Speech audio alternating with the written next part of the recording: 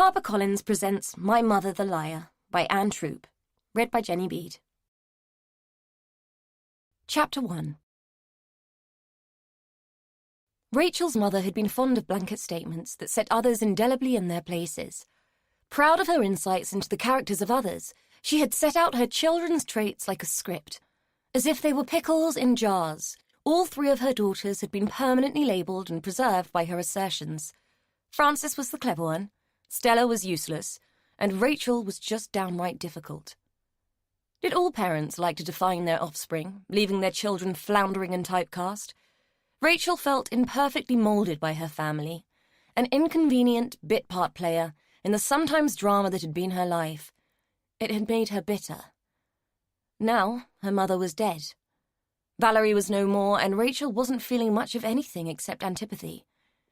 She would have known about Valerie's death weeks before, but she'd quietly ignored the first letter from Frances, knowing that it couldn't contain good news. The Porters didn't trade in good news.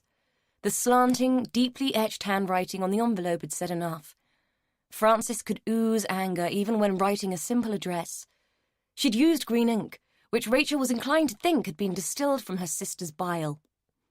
It had taken a second letter, containing the expected diatribe of accusations and sour grapes, to make Rachel finally take notice. She had already missed the funeral.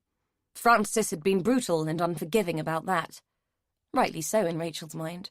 Missing your own mother's funeral was pretty shabby in anyone's book, even if your mother was Valerie Porter. She might not have gone back at all if she hadn't been required to assist with the application for probate. Without that, she'd have carried on burying her head in the sand and ignored them all forever. It was Valerie Porter's final revenge to force her to go back. When she was sitting on the train, when it was too late to turn back and take refuge again, she allowed herself to think about the consequences of going back, of what she'd have to face, who she'd have to face. There were people more dreadful than Frances who populated the past. While the train took her relentlessly towards home, she pulled out the second letter and reread Frances's words. I am patently aware that you still harbour resentment about the past. However, the house is a joint responsibility, and whatever grudges you still bear, I feel you should put them aside for once and show a little loyalty, Frances' letter baldly stated. Stella is nowhere to be found, and I've been left to deal with this alone. You have a legal obligation to carry out Mother's last wishes at least. I will expect to see you at the soonest opportunity. I shan't say at your convenience, because that would mean waiting forever. Rachel could imagine the gritted teeth and grim expression that had fueled those words. It had been a sense of stale guilt and obligation that got her to Paddington Station, plus curiosity and a strange, unpleasant yearning for something she couldn't define, which had made her get on the train. Since when had Frances ever needed anything from her? With every mile that took her closer to home, she felt an increasing sense of apprehension. Given the circumstance of her departure all those years ago, it was bizarre that Frances would contact her at all, let alone request her help. They both knew that there was no love lost between Valerie and Rachel. They hadn't spoken in years. The only logical conclusion she could draw was that her physical presence was needed to allow the sale of the house, because no connection between sisters, or mothers for that matter, would have driven Frances to write otherwise. Given that for most of Rachel's life Frances hadn't been able to bear being in the same room as her for more than a few minutes, there couldn't be any other reason. Frances wanted the money. Nothing else on earth would have forced her to make contact, not even the truth. That was something none of them could bring themselves to face. By the time Rachel arrived at the house, Frances had already sold everything of any remote value that Valerie hadn't, and had resorted to burning what was left on a large bonfire in the overgrown garden. Things that couldn't be burnt, like the ancient enamelled cooker that their grandmother had bought in 1959, and the 6 broken vacuum cleaners that had languished in the attic for years along with numerous other aged and dishevelled domestic items, were to be taken to the local tip by Sid, the man with a van, and his monosyllabic sidekick, Steve. Sid and Steve were cheap, available, and discreet. Frances valued discretion and economy above most things, including false sentiment. She showed none of that when greeting her sister, merely offered her a pair of rubber gloves and a black bag, and told her to pick a room, any room, and get on with it. Rachel received a warm welcome from Sid. The amiable Sid explained that he and Steve had been at the house for days, repeatedly loading the van and making trips to the local landfill site as Frances steadily forced the large old house to disgorge its contents and bare its mouldering soul. Rachel arrived with barely enough time to salvage Stella's meagre belongings from the purge, and only just managed to stop Steve feeding yet another box of books onto Frances's pyre. They were Stella's books, children's classics that Stella had kept from her own childhood and had read to Rachel during hers. Frances argued that if Stella had wanted the books, she would have taken them with her. Rachel shrugged and said that she was keeping them anyway. One of the rare pleasures of her childhood had been listening to Stella read those stories, so even if Stella didn't want them, she did. Besides, monstrous though Frances could be, what kind of person could burn books? Frances had been so eager to clear the house that she hadn't really left much that Rachel could do, except stand by and wonder at her sister's vigorous enthusiasm for incinerating every last stick the house had ever contained. It felt as if she were only there to witness the destruction. It was Frances's way of punishing her, she supposed. "I spent too many years being oppressed by all this junk," Frances yelled above the crackling bonfire, eyes blazing as bright as the fire as she watched the flames consume yet another chunk of their past. "It's liberating, don't you think?" Sid, standing next to Rachel, shook his head and said, "I dunno. Seems a shame, really. Could have got a few quid for some of that stuff on eBay." "Sacrilege," he added, bemused. He looked back at the house. Must really have been something in its day. They don't build them like that anymore. Rachel followed his gaze and looked back at the mock Tudor sprawl she'd once known as home.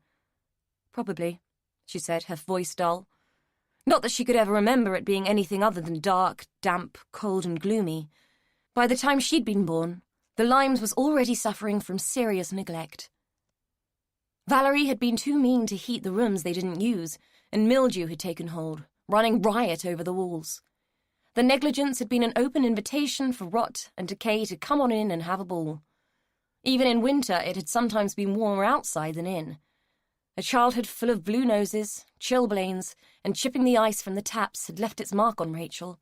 She still couldn't bear the cold. The house had 8 bedrooms. In Rachel's memory, only 4 had ever been regularly used. Of the 4 bathrooms, they had all shared one, and out of the study, drawing room, morning room, and reception room, they had only ever used the morning room, as it was close to the kitchen and easier to heat. The attics and cellars had been no-go zones for so long that she had almost forgotten they existed, other than as repositories for the things Valerie had been too lazy to throw away. As far as Rachel was concerned, the Limes was a mausoleum that housed a bitter past. If it had ever had a heyday, it was so far back in the midst of time, she would have to squint to imagine it. Much in the way that she needed to squint at Frances through the billowing smoke. She was prodding the fire with the end of a garden hoe, her eyes glinting and flickering with reflected flames, making her look like a reject from the legions of hell. The fire had brought out a demonic glee that made Rachel instinctively shudder, despite the heat that rolled across the neglected lawn. "Right, that's going nicely," Frances called. "Stephen, you come with me and we'll tackle the outbuildings, and Sydney, you can go with Rachel and make sure there's nothing of value left inside." A brief flicker of panic crossed Steve's face as he looked at Sid. Sid had quietly confided to Rachel that both men had fallen foul of Frances's imperious temper over the past few days, and it was considered the short straw if one of them had to work alongside her. "Come on, chop chop," she shouted, clapping her hands as if Steve was a refractory Pekingese. Rachel watched them go. "I suppose we better follow orders," she said to Sid, preparing herself to go back into the near-naked house. Free of its clutter, the house was even more cavernous than she remembered, all its strident objections to old age and infirmity amplified by the lack of furnishings. With nothing to soak up the sound and attract the eye, it looked bare and ashamed of itself. Rachel almost felt sorry for it. Nobody loved it, and she couldn't remember anybody ever having been happy there. As a home, its heart had been hollowed out by acrimony, and now it was being finished off by arch indifference. She and Sid ascended the stairs, the bare treads creaking in protest now that they had been stripped of carpet. They checked the bedrooms, finding them damp and empty, until they entered Valerie's room. Their mother's room had always been sacrosanct, an oasis of calm and solitude that Valerie had often retreated to, usually complaining of a headache and clutching a medicinal bottle of sherry. Rachel couldn't recall ever having been allowed inside, and it surprised her that she'd never thought it strange before that moment. Now only a few black sacks stood against the wall ready for Sid's next run to the tip. This first and final ingress into her mother's secret chamber, the room that had been the inner sanctum, the room that had been the container of Valerie's personal misery, was a frank disappointment for Rachel. As a child, she had often spied by squinting through the keyhole like a woebegone urchin, imagining that beyond the locked door lay another realm. The wardrobe in the corner might have been the entrance to another dimension, where Valerie existed differently and found the peace she had so often demanded before shutting the door against the needs of her family. Although in Rachel's imagination, the White Witch had always had much more of a resemblance to Valerie than had been entirely comfortable. Stella's books had stirred some lonely and uncomfortable memories. Though Valerie's presence still echoed in the hollow room, Rachel could not for the life of her imagine what peace of mind her mother had ever found from lying on the bed, staring drunkenly at the blousy roses scrambling across the wallpaper beneath the dust and cobwebs. Those keyhole-shaped memories had suggested something exotically different from the chilly, mildewed reality she now faced. The only piece of furniture not yet consigned to the tip or dispatched to be consumed by the flames of Frances's blaze was the wardrobe. Rachel walked over to it and touched its mirrored door, which opened with an ominous creak. She gave it a wry smile, unsurprised that it wasn't filled with fur coats and melting snow after all. "She said I could have that," Sid said, apparently afraid that Rachel might condemn it to the fire. "I was saving it for when we finished. That way I can put it on the van and take it straight home." The faintest aroma of mothballs belched out as she shut the door. "I'll lock it so it'll be easier to move. You should hang on to the key. They're always better when they still have their keys." The door was a little warped, and she had to shove it hard to make it fit properly, promptly dislodging the prized key in the process. "Bugger," she said. The key had bounced on the bare floorboards and hidden itself underneath the wardrobe. On hands and knees, Rachel peered into the murky spider graveyard that lay beneath. "I can't see it. I'll have to pull the bloody thing out." Sid obliged, and together they coaxed it into a reluctant slide across the wooden boards. As Rachel bent to retrieve the key, something prodded at the edges of her awareness. "I didn't know that was there," she murmured, standing up and looking at a door that had been hidden from view. "Built-in cupboard," Sid pronounced knowledgeably. "What do you need a wardrobe for if there's a built-in cupboard?" Rachel shrugged. "More junk for you to get rid of, I expect," she said, prizing open the cupboard door and cringing as the hinges squealed in protest. The cupboard was surprisingly empty given the rubbish that had always cluttered the rest of the house. A faint flurry of fetid air wafted into their faces as they peered into its dark recesses. On the lone shelf there stood a biscuit tin, and on the floor stood a metal box. Rachel took down the biscuit tin and levered off the lid. Various bits of paper and old photographs nestled there, mostly showing Frances as a young child. The papers proved to be old school reports, all describing Frances's attributes in glowing terms. Rachel couldn't recall Valerie keeping a record of either her or Stella's school records, though Frances probably would have burnt them if she had. As Rachel rifled through, it occurred to her that she had never seen a photograph of herself as a child anywhere in the house, probably because there weren't any to see. Under the photographs was a small red book, the type that had a tiny lock. She took it and the photographs and stuffed them into her back pocket. Maybe Frances would want them, maybe not. The rest she put back in the tin and threw the whole thing into one of the black sacks that flanked the room. Sid grabbed the metal box. "Bloody hell, this is heavy. Hey, perhaps we found the family jewels," he quipped. Rachel responded with a sardonic smile. The box was little bigger than a bread bin, but looked like it weighed a ton. Sid placed it at Rachel's feet, grunting with the effort. "Want to do the honours?" he asked. She shook her head, watching as Sid attempted to release the lid. Though the metal had been galvanized, some substance had affected it, causing rust to scab the edges and eat into the structure.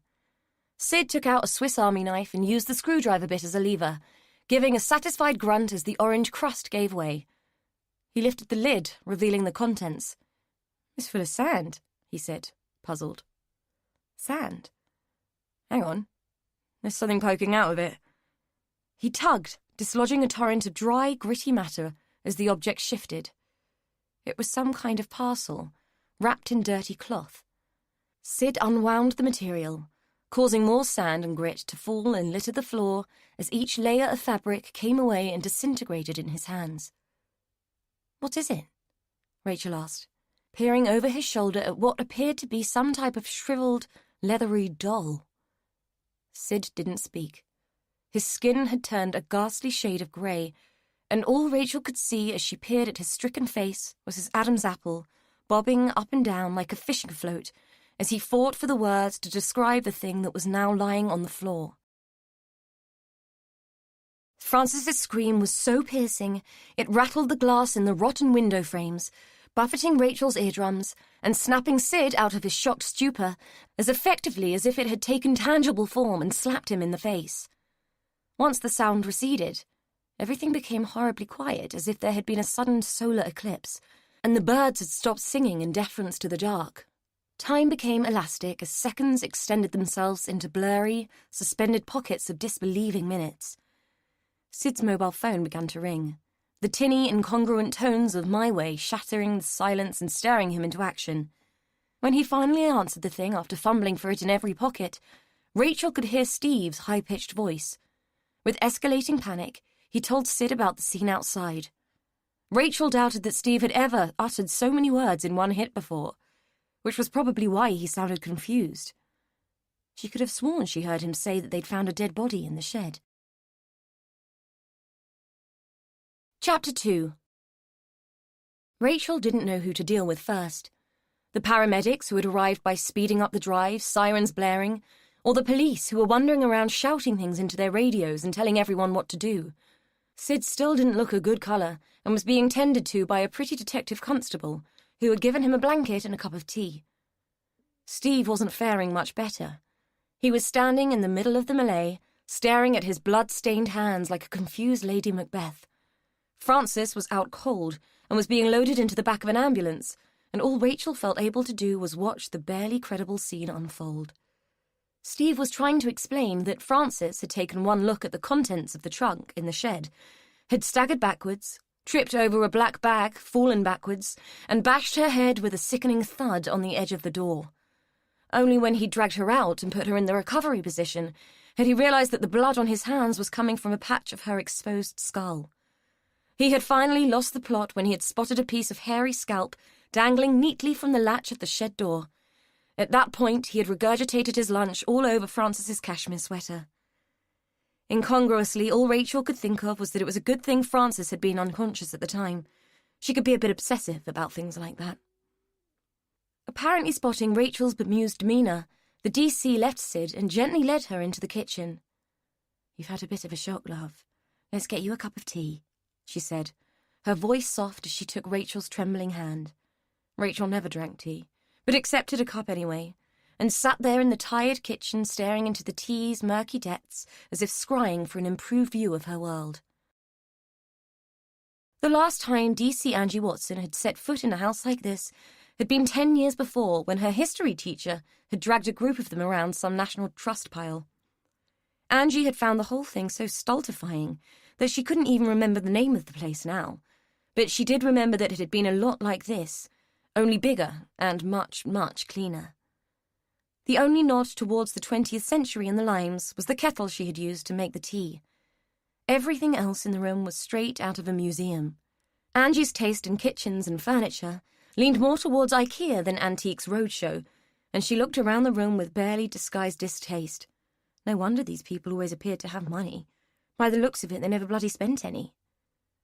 She had recently taken out a 10 grand bank loan and had used every penny of it to have a new kitchen put in. And if the look of this one was anything to go by, it would be money well spent. There was no way that she would ever stand at an old stone sink doing the washing up and dumping it on a wooden draining board, not when some genius had invented the dishwasher. Finished with critiquing the kitchen, she turned her attention to the woman at the table, who was trying to read her own tea leaves without realizing she had to drink the stuff first. Other than giving her name as Rachel Porter and her date of birth, she hadn't spoken since they'd arrived and had just stood there, staring at everyone as if she was a bit vacant. When they'd got the call, Angie hadn't expected to find herself babysitting a spaced-out, scruffy 40-year-old woman who didn't know what to do with a cup of tea other than stare at it. It was hardly the cutting edge of crime fighting, and for her first foray as a fully fledged DC, she found herself frankly disappointed. This case had all the flavour of Murder, She Wrote, rather than Criminal Minds. Not quite what Angie had had in mind when she'd joined the team.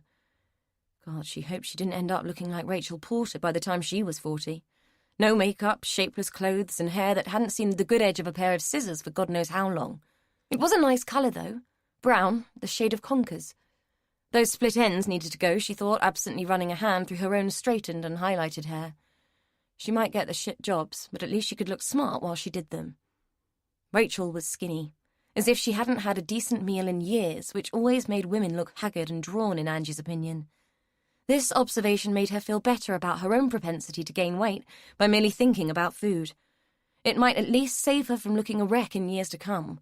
Christ, that was a shallow thought. She was on a case and thinking about the size of her arse in comparison to another woman's. She straightened up and tried to look professional. She supposed that she ought to try to get Rachel talking, but considering that Ratcliffe would be in here any minute, there didn't seem a lot of point. Might as well leave it to the boss to sort out. It was hardly as if she was going to crack the case in 5 minutes flat. Besides, looking at the state of Rachel Porter, the only thing she looked like she was capable of murdering was a good meal. As if on cue, D.S. Ratcliffe strode into the kitchen and sat down on a kitchen chair. Angie pretended not to notice his blush as the chair groaned under his weight. He was well built, her boss.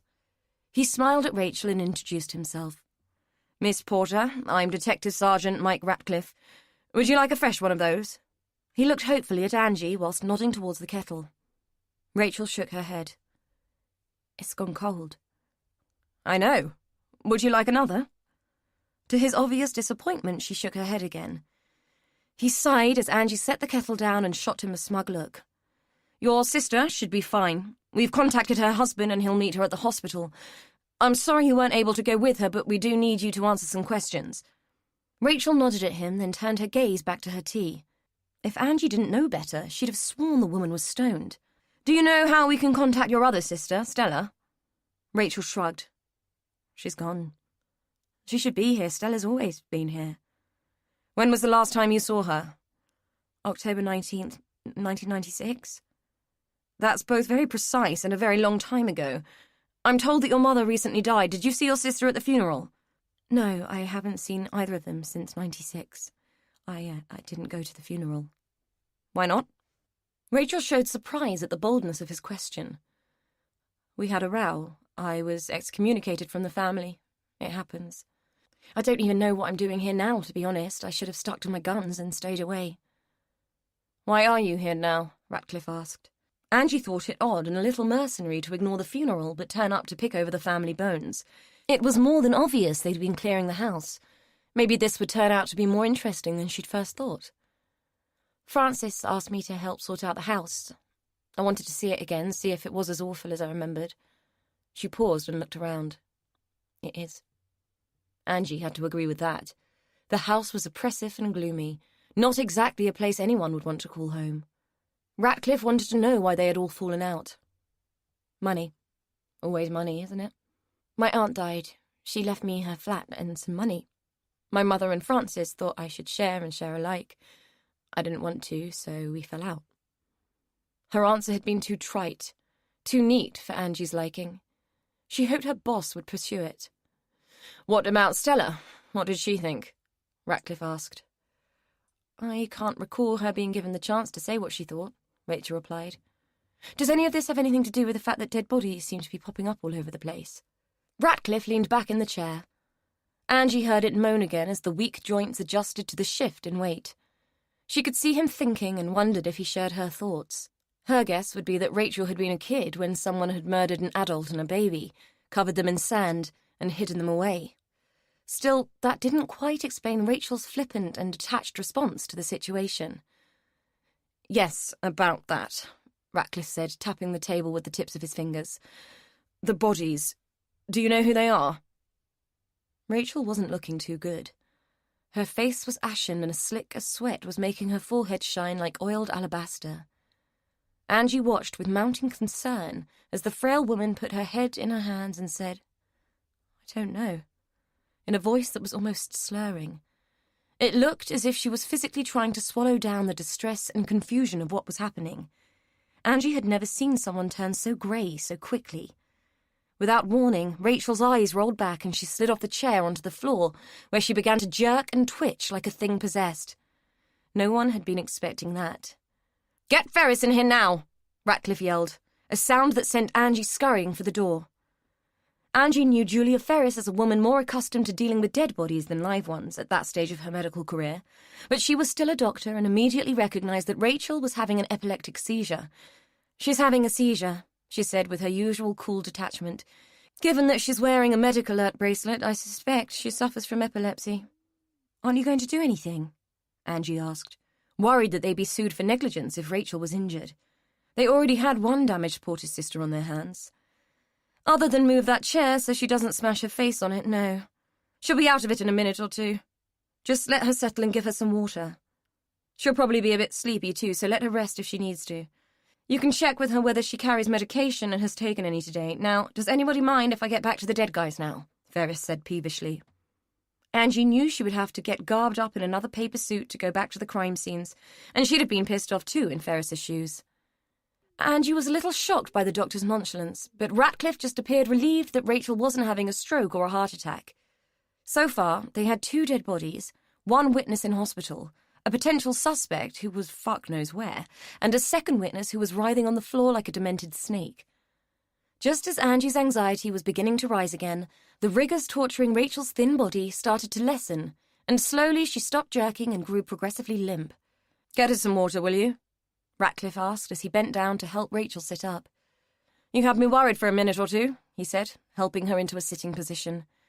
Angie watched as Rachel fought to compose herself, shame spreading across her features in the same way that urine had spread across her trousers during the fit. Angie couldn't help but feel for the woman. Rachel took the water and drank it down quickly. "Sorry, that one seemed to come out of nowhere," she said. "I haven't had a fit in ages." "Are you okay? Do you need anything? Can I get your medication?" Angie asked, her heart rate only just beginning to settle back to its normal pace after the drama.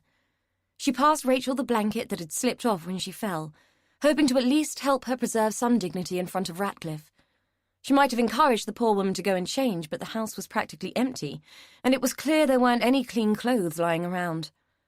Angie watched as Rachel wrapped the blanket around herself. "More water, please. I took my dose this morning," she said, still looking disorientated. Having drunk the second glass straight down, she explained that she suffered from epilepsy and had since she was a child.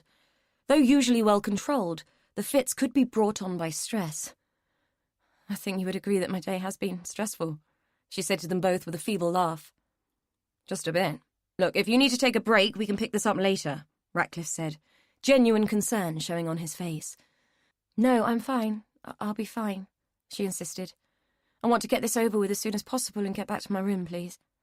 Ratcliffe looked as doubtful about that as Angie felt, but decided to press on. He helped Rachel back onto the chair and motioned to Angie to put the kettle on. "When your sister saw what was in the trunk in the shed, she called out before she fell. The young man out there said that she called out the name Roy. Does that mean anything to you?" Kettle in hand, Angie watched as Rachel blinked at him for a moment while she absorbed his words. "Roy? Roy was Stella's husband. Are you saying that's him in the shed?"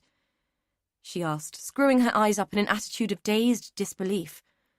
"Roy walked out on Stella 30 years ago, just upped and left. Said he was going out to buy cigarettes and never came back. It can't be him." She screwed her face up in what might be disbelief. With the state of her, it was hard to tell. "I'm sorry, but I think I'm having another one," she mumbled before she went down again. It was no good. By the time Rachel came out of the second fit, she was so exhausted they would have been hard-pressed to get her name out of her in any sensible form. The only reasonable thing they could do was get someone to drive her to the hotel she was staying at and call it a day. The only useful information they'd gained from the whole interview was gleaned from Rachel's parting words as she walked wearily out of the door. "By the way, if the body in the shed has a gold tooth, a canine, then it is Roy." Julia Ferris was in the yard discussing the logistics of moving the trunk, complete with sand and body, with the crime scene guys, when Ratcliffe and Angie approached her. "Does our victim have a gold tooth?" he he asked. Yeah, a canine. Why? Because I think I know who he is, and given that his wife is missing, I think I can make a conservative guess at who killed him. The deceased may well be one Roy Baxter, husband of the eldest Porter girl. Stella, Angie added for clarity. Ferris frowned. Doesn't mean she killed him, if it is him, which I admit is likely, but we don't actually know yet. What about the baby? Any ideas? Not a clue yet. Anyway, what's with the sand? I don't get it. Ferris stripped off the latex glove she had been wearing and wiped a powdery hand across her forehead. Whoever did this to them attempted a rudimentary form of mummification, by the looks of it. It's sharp sand, the kind builders use so it contains salt. Salt absorbs the moisture that bodies release as they decompose. It's also a good preservative. Whoever did this didn't do a bad job. The bodies are in pretty good nick. Angie suppressed a shudder. But why mummify them? Why not just dig a hole and bury them? Ferris shrugged. Could be anything. Keeping them as trophies, a la a serial killer maybe, or couldn't be bothered to dig the hole. Let's face it, it's a lot easier to tip sand in a box than it is to dig a grave deep enough to bury a body without risking being seen. Or the body being dug up by a curious dog or an over-enthusiastic gardener. Dunno. You tell me. There's one thing, mummified bodies don't smell so bad, it's why they don't decay. They don't attract flies and bugs, and so don't betray their presence so easily. Ratcliffe nodded thoughtfully. Gruesome, though. Implies a lot of thought. How long do you think they've been there? I'm not sure, but a fair few years. When did your Baxter guy disappear? Quite a long time ago, we think, Angie said. Hopefully the sisters would help them pinpoint the exact time period, and she and Ratcliffe might be able to corroborate it by finding other witnesses. Unfortunately, what the sisters hadn't helped with was the preservation of the crime scene and potential evidence. Anything that might have offered clues to what had happened had more than likely been burned or was now languishing somewhere on 10 acres of landfill site. The clearance guy, Sid, had been more than happy to tell them of Frances's enthusiasm in disposing of her family's belongings. Information that told Angie that Frances wasn't going to be an easy woman to deal with. So far, all they had managed to salvage were a few boxes of Stella's possessions, some kids' books, an old and seriously ugly wardrobe, and some bags of rubbish. With so little to go on, Angie suspected they weren't going to find out anything worth knowing anytime soon. Chapter 3. At 4:30 in the afternoon, when Rachel finally reached her hotel room, she could barely keep her eyes open and flopped, fully dressed, onto the bed. The next time she looked at the clock, it was 8:10. It wasn't until she opened the heavy curtains that she realized she was looking out of the window onto the beginnings of a bright new day, rather than on the quiet twilight she had been expecting. There were two things she liked most about hotels: the anonymity that was afforded by them, and the oodles of hot water that allowed a bath to be drawn in minutes. In the rare moments when she felt as though she might like to rejoin humanity, she would just book a room for the night and pretend she was a tourist. On a whim, she'd walk into a random hotel in London, get a room and spend the time there watching TV, ordering room service and having baths. For a night or two, she could make believe that she wasn't lonely, that she had purpose, that she had a life. It wasn't that Lila's flat didn't have a bath, it did. A huge, deep, claw-footed cast-iron thing that emptied the tank at 5 inches and chilled the water within seconds. Maintaining personal hygiene at the flat was a puritanical experience, akin to self-flagellation with cold water and rough towels. Having the option of a proper soak in hot water was more than a small pleasure. With this in her mind, she opened the taps in the beautifully modern bathroom, perched herself on the edge of her rented bath, and watched the steam rise with comforting anticipation. The epileptic fits of the day before had been an unpleasant surprise. It had been a long time since she'd had to face the humiliation of having a seizure in public, even longer since she'd experienced one so bad that she'd wet herself. The medication she took daily had kept them in check for years, and if she had one at all, it was when her defences were down and she allowed dark thoughts to run riot. More often than not, the fits were transient partial seizures, which to anyone else would look like daydreaming or drunkenness. A full-blown fit was so rare she could remember the exact day the last one had happened, but she didn't want to think about it. Dwelling on that period of her life was something she actively avoided, doing anything she could to distract herself. Coming back had brought some things way too close for comfort already, but questioning herself about why she had come in the first place was pointless. It didn't matter, she was where she was. What did matter was how soon she could get away. Soaking in the bath, she chose not to think about anything other than coffee and food.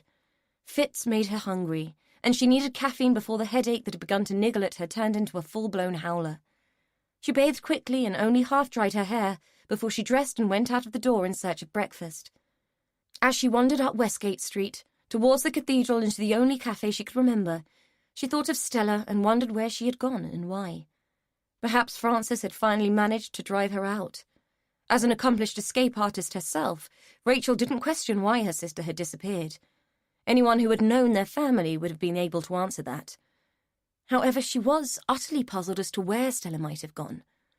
To the best of Rachel's knowledge, Stella had spent the last 19 years looking after Valerie. She didn't have friends or a social life or a bolt hole like the flat. She was hardly the type to reinvent herself in the way that Frances had. Besides, she was the quiet type. Timid, nervy, and not the sort of person who could disappear easily. She was probably avoiding Frances, a motivation that Rachel could entirely understand. Once inside Cafe Milano, she immediately experienced a rush of nostalgia. The place had hardly changed since the days when she and Stella had lingered over their milkshake and coffee, pretending for an hour or so that they didn't have to go home. She took a breath, filling her lungs with the scent of vanilla and fresh ground beans, smiling as she recalled that she had discovered Italian coffee in this place, long before the big chains had flooded the world with their skinny lattes and pretentious chai. There was a seat at the back, half hidden behind a bamboo screen, a perfect place to people-watch without being seen herself. She ordered coffee and a bacon roll, then sat back and looked around at the other customers, soaking in the normality of them and hoping it would rub off a little. Then she saw him, a tall man striding across the room. The way he moved was painfully, heart-stoppingly familiar, and the recognition sent a cold shard of fear slicing through her gut. He was heading straight for her, and her only escape was the bad wiring in her brain and the way it could opt out of trouble whenever it saw fit. He was sure this time. He had caught glimpses before, the turn of a head or the sound of laughter so painfully familiar that it induced a sensation of time grinding to a standstill. His heart flip-flopped and fluttered pointlessly like a moth battering at a light bulb. So many times over the years he'd found that it wasn't her after all, just some woman who thought he was a weirdo freak. Now he was holding up the queue at the cash point as he stared at the cafe door, 100% sure that Rachel had just walked through it. "You asking to be mugged?" a woman said aggressively, pushing in front of him so that she could get to the machine. Charlie had been so rapt by the realization that Rachel was back that he'd forgotten that he was standing in the middle of town with £100 in crisp 20s just sitting in his hand, looking ripe for the picking. "Arsehole," the woman hissed as he moved away, hastily pushing the money into his pocket, ready to launch himself across the road. He got as far as the cafe door before chickening out and turning towards the newsagents instead. If he were going to go in and confront her, he needed to gather his thoughts. He would buy a paper, something to hide behind when he pretended that his being there was just an accident. A lot was at stake. If he had any sense, he would walk away and make himself believe that he hadn't seen her at all. He would pretend it was the same as all the other times he'd felt a faint glimmer of hope, only to see it fade and die as soon as he'd called her name and been given an odd look by a complete stranger. As his mother would say, only one good thing had ever come from dealing with the Porter family, and that was Amy. Everything else that touched them always turned to shit. However, he'd been waiting a long time for this moment, and he was going to have his say now. The woman in the shop wanted to chat, and he just wasn't in the mood. "Comes to something, doesn't it?" she said with a cynical shake of her head. Charlie hated random statements. "Pardon?" "In the paper. Bodies. Here, right on our doorstep, and the woman who did it has gone missing. Not that they're saying that, but it's obvious, isn't it? If she's done a runner, she must have done it. Doesn't bear thinking about," she said, shuddering as she handed him his change. He didn't have a clue what she was talking about, but accepted his change with a tolerant smile and glanced down at the paper. His eyes were immediately drawn to the left-hand column on the front page. The names stood out like two nuns in a brothel. Porter and Baxter. He scanned the article and exhaled slowly. No wonder she was back. Rachel knew that he had come in looking for her. His movements were too purposeful for this to be a coincidence. She ought to have known that this would happen, but had stupidly hoped that she could avoid it. If the police hadn't insisted that she stick around, she would have been back in London by now instead of sitting around and wondering why fate was such a relentless bastard. Of course Charlie had aged, they both had. She just looked old. But on him, greying hair and lines around the eyes had enhanced the air of artless charm he'd always been blessed with. She watched helplessly as he ploughed an inexorable path through the crowded cafe towards her table. Had there been a back door, she would have bolted, but she was trapped. Stomach pitching and rolling, she could do nothing but wait for the moment she had been dreading for 19 years. He had spotted her easily. She was only half hidden behind the bamboo screen, and he was moving towards her like a guided missile. Pushing past the other customers, he made his way to her table and slapped a newspaper down in front of her. "I didn't think anything would bring you back until I read this. It's been a long time, Rachel," he said, his voice rank with bitterness. She forced herself to look down at the paper, the sea of words blurring underneath the stark headline, "Two Dead in Local House of Horror." Until that point, she had almost convinced herself that the events of the previous day had been a surreal nightmare, the kind that lurked and clung long after waking, the kind that left an unpleasant taint that was impossible to ignore. Every word of the headline sent a slug of reality into her brain. Each time a blurred sentence unravelled itself and landed in her grey matter, her senses began to fizz and pop like a damp firework until the whole thing short-circuited and she felt herself going down. The whole cafe held its breath as Rachel hit the floor. Even the hiss of the coffee machine halted for a second or two. As she'd fallen, she'd taken the tablecloth with her, dragging everything with it and sending a mesmerizing cascade of sugar skittering across the floor like a million microscopic diamonds, which were swiftly crushed under Charlie's feet as he rushed to move furniture out of the way. Someone shrieked as Rachel's body began to twitch and jerk, and almost everyone panicked as Charlie dropped to the floor and started to yank at Rachel's neck in an attempt to loosen her scarf. "Oh my God!" the waitress yelled, trying to pull him off. Charlie shouted and shrugged her off. "Get off me, you silly cow, and move the bloody tables out of the way. She's having a fit." All his old, familiar instincts had kicked in as soon as he'd seen the warning in Rachel's eyes, before they had glazed over and rolled back into her head like a couple of milk-white marbles. Adrenaline surged through his body as he struggled to loosen her scarf while trying to ignore the chattering voyeurs. The waitress was twittering on about calling an ambulance, but he told her no, even though she shrieked again as blood began to dribble from Rachel's contorted mouth. "She's bitten herself, it's nothing. She'll be fine in a minute. Just give her some space, will you, and tell those bloody people to stop gawping," he shouted. "Are you a doctor, then?" the terrified girl asked, only to have her question completely ignored. Rachel's body began to relax, and Charlie found himself trembling with relief. He hadn't had to deal with one of her seizures in a long, long time. He sat back, stretched out his legs, and pulled her limp, exhausted body into his lap, propping her head against his chest and stroking the damp hair away from her pallid face. He wasn't sure which one of them was more traumatized. "Can you get us some water, please?" he asked the shock waitress. The girl nodded and scurried off, briefly pausing to turn and ask, "Still or sparkling?" Charlie rolled his eyes. "Tap!" he said impatiently. The girl returned with the water and the proprietor of the cafe in her wake, a sensible-looking woman who offered to pull the screen across and give them some privacy. Charlie accepted gratefully and took the water, holding it to Rachel's mouth and making her drink, though she was still disorientated. The cafe woman ushered the waitress away. "Can I do anything? Should I check her bag, call a relative or something?" Charlie shook his head. "No, thanks, it's fine, I'll look after her."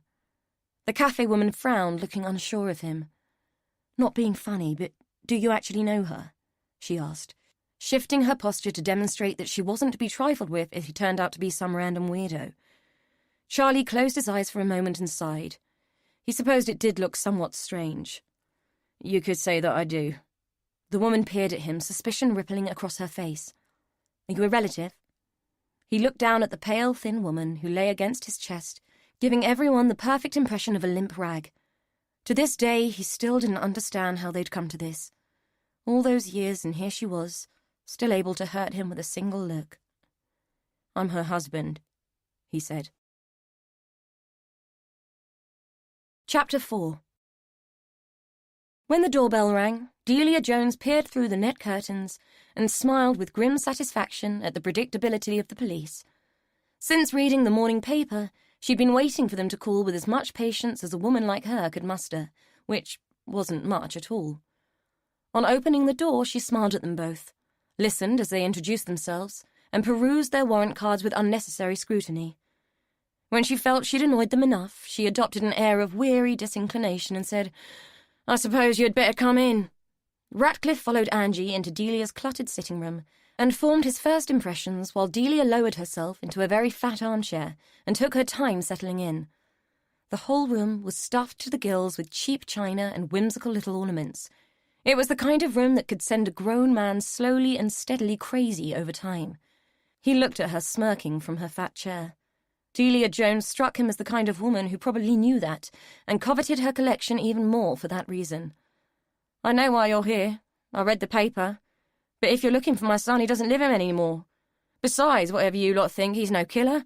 And Roy Baxter was alive and well long after he was locked up, so you'll be barking up the wrong tree anyway," Delia said, offering the statement with smug satisfaction. So she'd read the papers. Sometimes Ratcliffe hated reporters. They were way too quick off the mark with their speculation. He hadn't even had confirmation that the body was Roy Baxter yet, but the paper had got hold of the name and run the story anyway. "There is nothing that we are aware of that would link your son to this case, Mrs. Jones, but we will need to talk to him at some point. It's you we've come to see," he said. The team had run some checks back at the station and had been surprised to find that there had been another body found at the Limes 30 years before. That one had been fresh, though, not preserved in sand. Her body was still seeping blood when she was found complete with her killer, knife in hand, standing over her body. The victim was Patsy Jones, daughter-in-law of Delia. The case note stated that Patsy had been having an affair with Roy Baxter, an error in judgment that had led to her death. The murder had been committed by Delia's son, who had been found next to his dead wife holding the murder weapon, a kitchen knife, which he'd used to stab Patsy 4 times after he had bashed her over the head with a blunt object that had never been found or identified. It had been an open and shut case. Delia's son had served 10 years of a possible 15 and hadn't come to the attention of the police since. Delia was correct in saying that her son couldn't have had anything to do with at least one of the bodies found the day before, because he had been on remand when Roy Baxter had gone missing. For Ratcliffe, there was no obvious link between the 2 cases, other than the Limes appearing to be a popular venue for untimely and horrific deaths. But they did need to talk to Delia Jones. She had been the porter's cleaning woman 30 years before, and was likely to be one person who knew more about them than anyone else. Uniform had completed some preliminary door-to-door inquiries, and from the little information they had gathered, Angie and Ratcliffe had concluded that the Porter family were not neighbourly types. Of those people interviewed who were aware of their existence, most described them as eccentric, standoffish, and weird. The only real contact any of the neighbours had with them was on the odd occasion when someone had plucked up enough courage to complain about the run-down state of the house and the untamed jungle that may have at one time been a garden. All had been given short shrift and had not tried again. Consequently, the only person who might have any useful information on the family regarding the time that Roy Baxter had been a part of it was Delia Jones, an ornery old bird who was busy giving both he and Angie some seriously dirty looks. Scowling at him, she said, "What do you want to talk to me for? I didn't bloody kill him.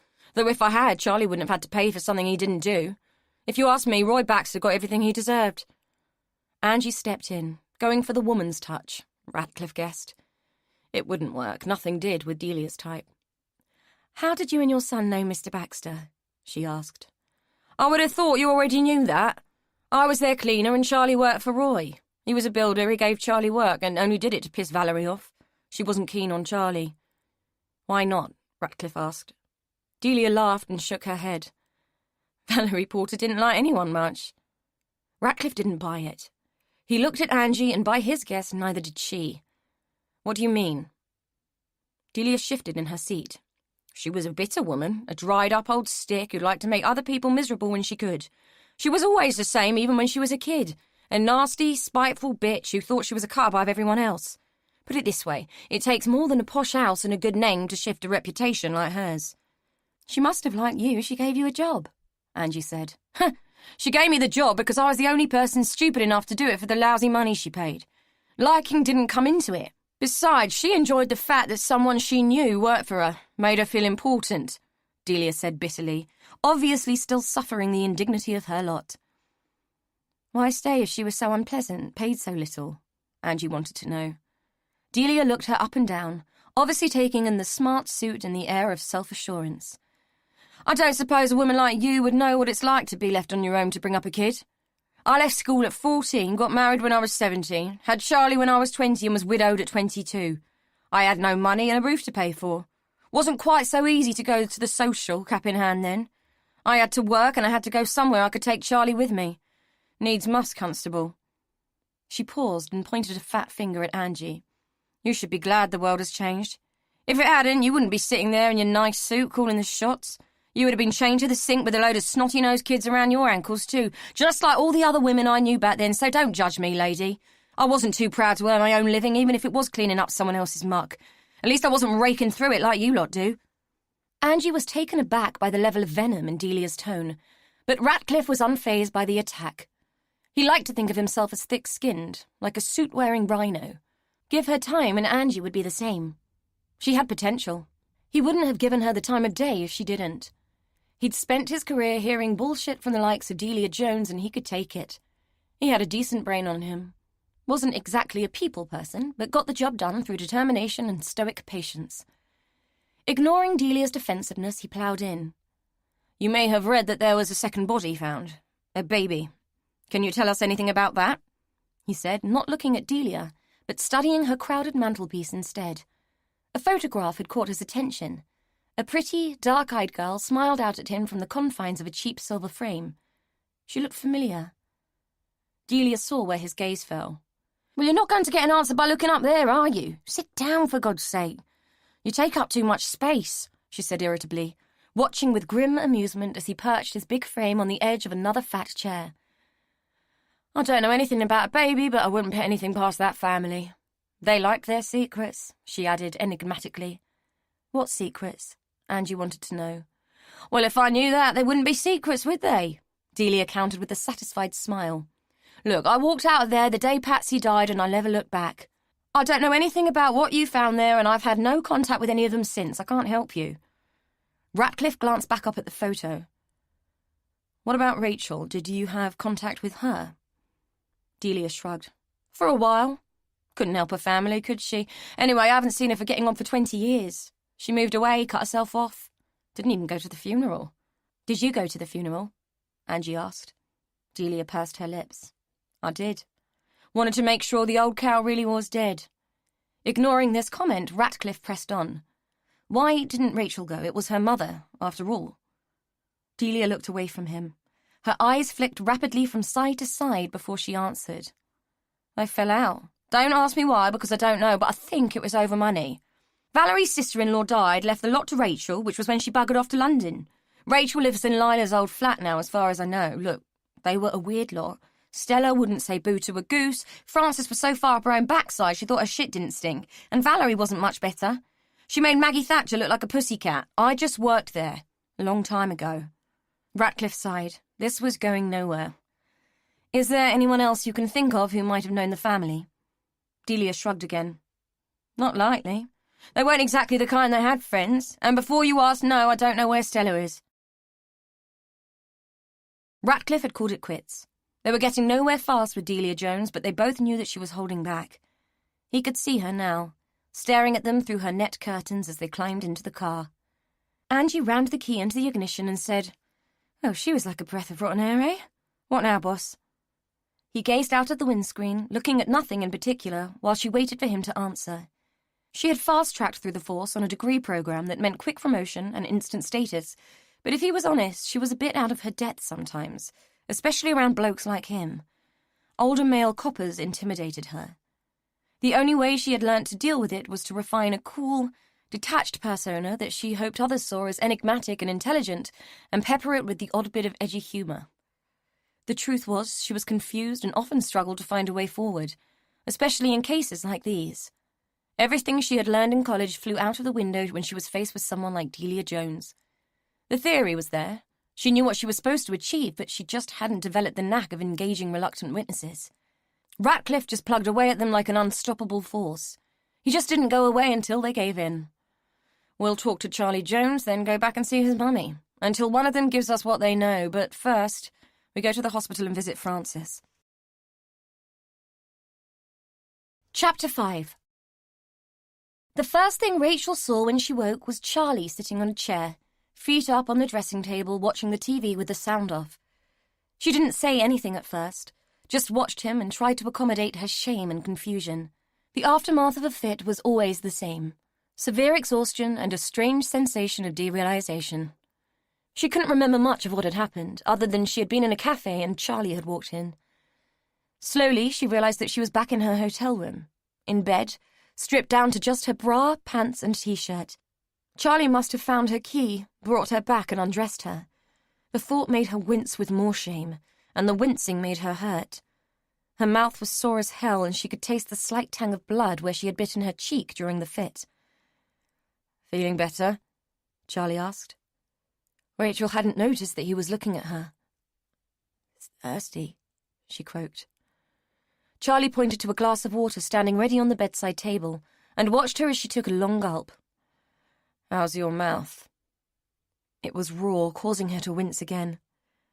"Painful," she said, flopping back against the pillows, unable to make her mind grasp the surreal situation. She felt like a damp sock. "Why are you here?"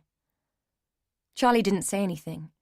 Instead, he took the glass and walked into the bathroom to refill it. By the time he came back into the bedroom, Rachel had gathered herself together and realized that she'd been pretty rude to the man who'd helped her. Though she could argue that he'd triggered the fit by turning up out of the blue and scaring her shitless. But then she'd turned up on him out of the blue too. "Thanks for helping me, but you didn't need to stay," she said. Charlie didn't speak, just sat back in the chair, regarding her with an inscrutable look on his face. Rachel was at a loss. It was as if she'd been placed under a microscope and had been found to be vulnerable and stupid. She'd never been able to stand pointed silences and fought to fill the gap. "How are you?" she asked, immediately feeling idiotic. Charlie gave a wry laugh and glanced heavenward before turning his gaze back to her and stating coolly, "Old, tired, bitter. Some things don't change, Rachel." "I'm sorry," was all she could say, directing the apology towards the room. It would have been impossible to look him in the eye and say it. Charlie was silent for a moment. "That was a bad fit." Rachel watched as he stood and turned towards the window to stare out onto the street below. Anything other than have to show his face to her, even though the ice had been shattered rather than broken. "They're not usually that bad, not these days, but you know how it is, they're stress-related. What with everything that happened yesterday and then seeing you, well..." She trailed off. He'd turned back to face her. His jaw was twitching the way it did when he was angry, tense and upset. It had always unnerved her. "So Roy got killed and stuffed in a box in the shed. What about the other one, Rachel? Has your family found an even more effective way of disposing of their unwanted children, rather than just abandon them without a word, kill them off and hide the bodies? Gruesome but efficient, I must say," he hissed through gritted teeth. Rachel had been bracing herself for this from the minute she saw him walk through the cafe door. She had spent nearly half her life avoiding this moment, because there was no way, no possible way, that she could tell him the truth of why she'd left him. She was saved from making any kind of response by the sound of a single, loud rap on the door. Ratcliffe had drawn a blank with Francis. The bang on the head had turned out to be worse than expected, and she was still in hospital. She had been placed into a medically induced coma while the doctors waited for the hematoma that was pressing on her brain to subside. They had no clear idea of when she would regain consciousness, so Ratcliffe had decided to question Rachel again during the wait.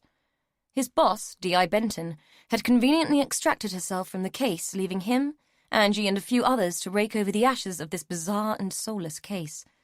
No one knew anything, and if they did, they weren't talking.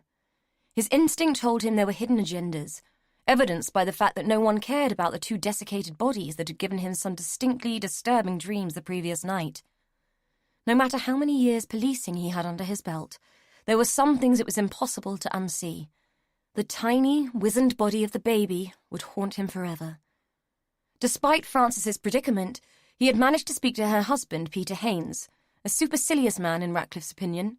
He had been far more concerned with the fact that his good name would be brought into question by the case than he had been about either his injured wife or the fact that 2 bodies had turned up at her former home. Ratcliffe had instinctively disliked the man and looked forward to dragging him into the station to make his statement in due course.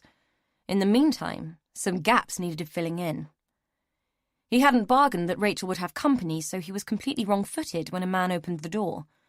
So much so that it took him a moment or two to realise that Rachel's visitor was none other than Charlie Jones.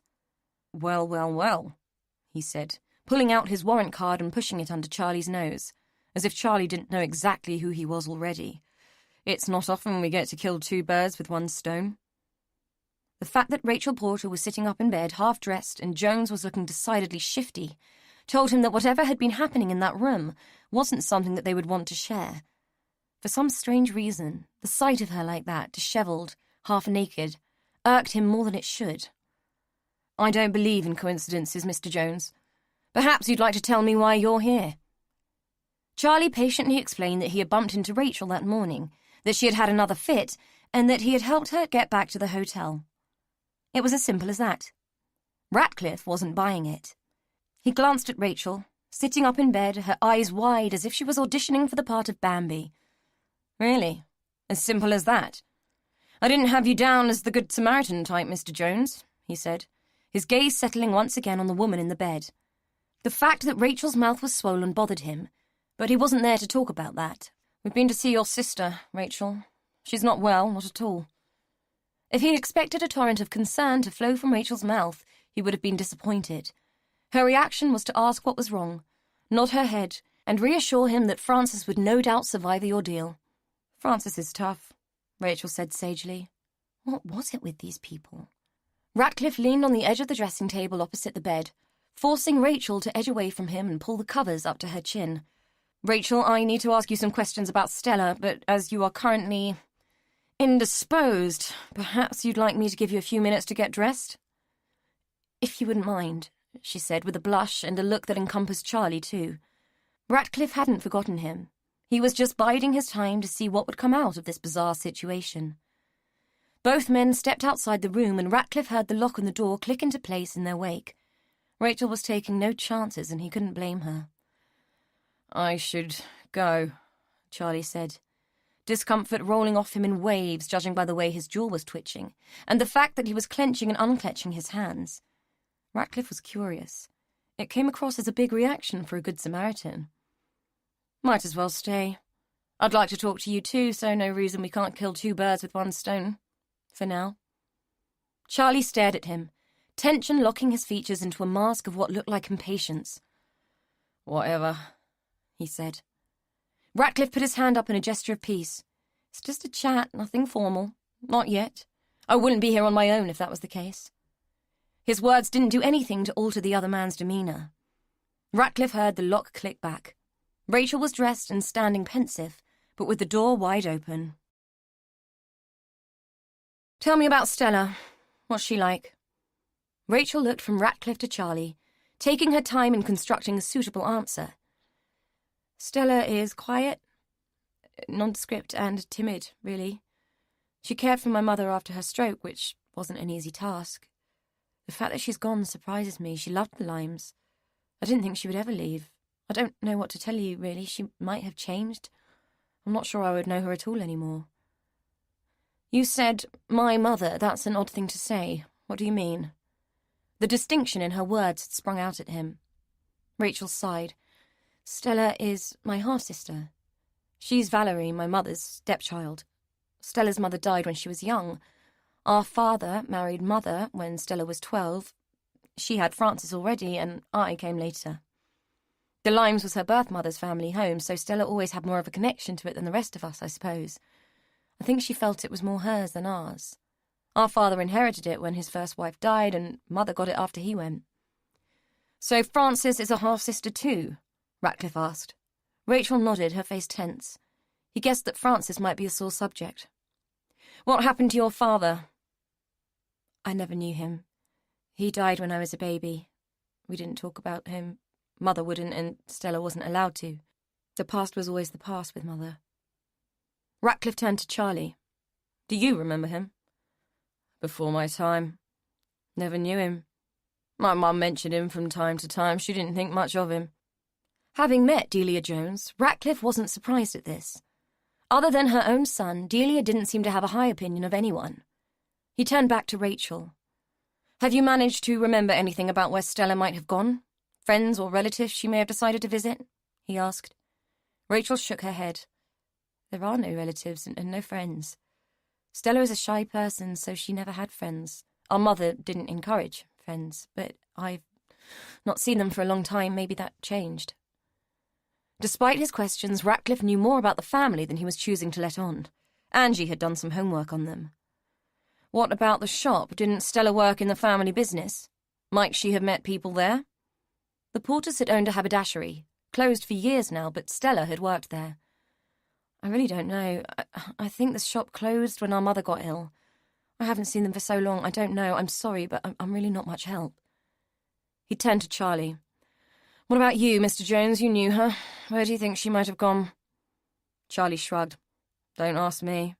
I haven't set eyes on her for 30 years. Neither did I want to. Sorry, Rach, but you know it's true.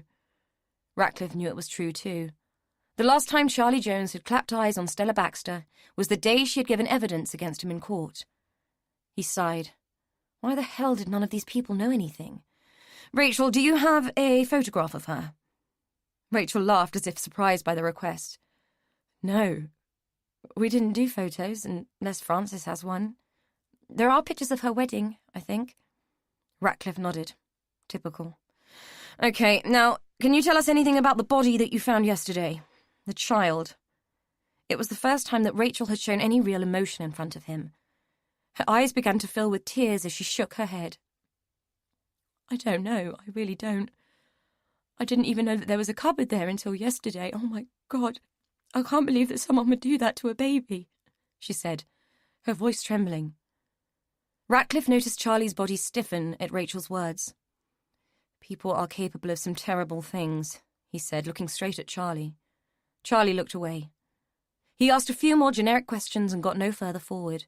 Whatever these two were hiding, he wasn't going to get it out of them in the casual confines of a hotel room. Sooner or later, he'd have to call them both in for a formal interview, put them under a bit more pressure. For now, they'd at least given him a few hints as to which direction those formal interviews would take. In Ratcliffe's mind, nothing was ever wasted. As he drove back to the station, he figured that there was no alternative but to get a picture of Stella and give it to the press as soon as possible. Someone would have seen her recently. All they had to do was pick her up when that someone came forward, and they would. They always did.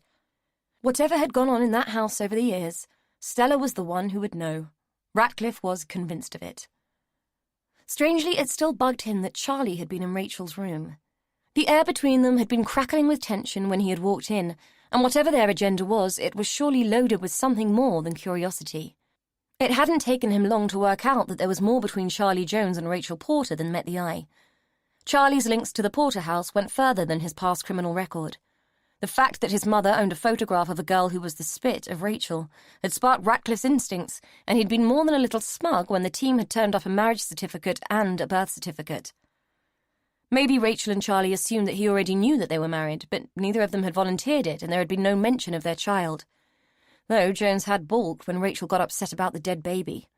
If Rachel was telling the truth about having left years before and having no contact, she had left her kid, too. She came across as a nice woman.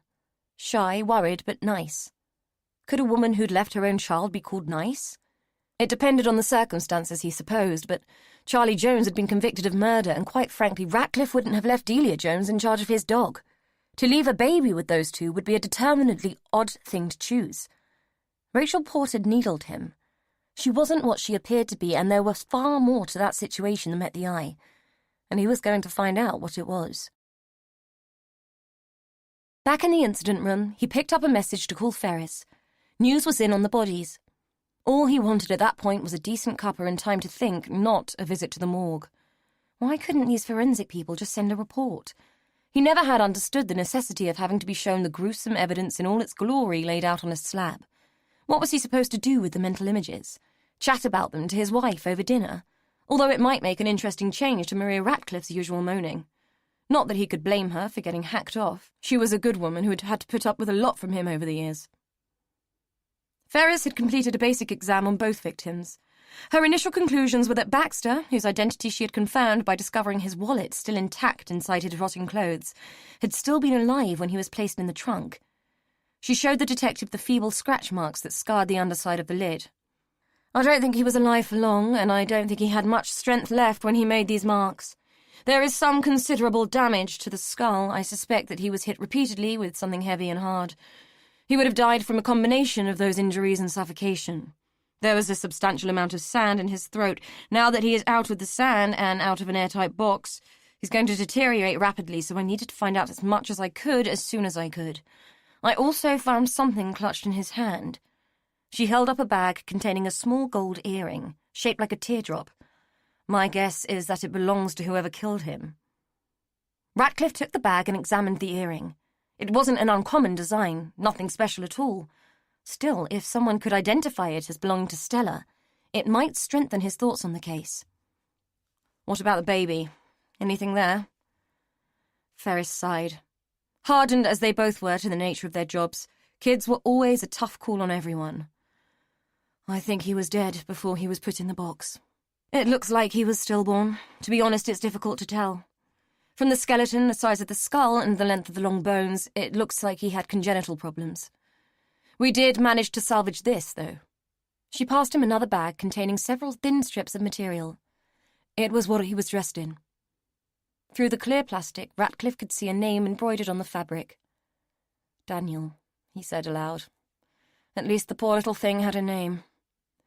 Anyway, I still have tests to do and should be getting more results in soon. I'll let you know as soon as anything comes in," Ferris said, bristling, as if she was far too busy to indulge in such mawkish sentiments. Ratcliffe was relieved to be outside and breathing air that didn't have the rancid aftertaste of decay. No matter how scrupulously clean Ferris's staff tried to be in there, the whole place still stank of death as far as he was concerned. He was puzzled by the assertion that Baxter had been alive when he had been stashed in the trunk. From what they did know about Stella, she was a tiny little thing. Baxter had been 6 foot tall, so how had such a small woman managed to manhandle someone that size into a great big trunk? His only conclusion was that she must have had help, which meant that someone else had known that the body was there. His money was on the mother, the dead and therefore perpetually silent Valerie. They had to find Stella, which meant he had a very good excuse to pay Francis's husband, Peter Haynes, another visit. Chapter 6. In Rachel's room, the atmosphere was thick with negativity.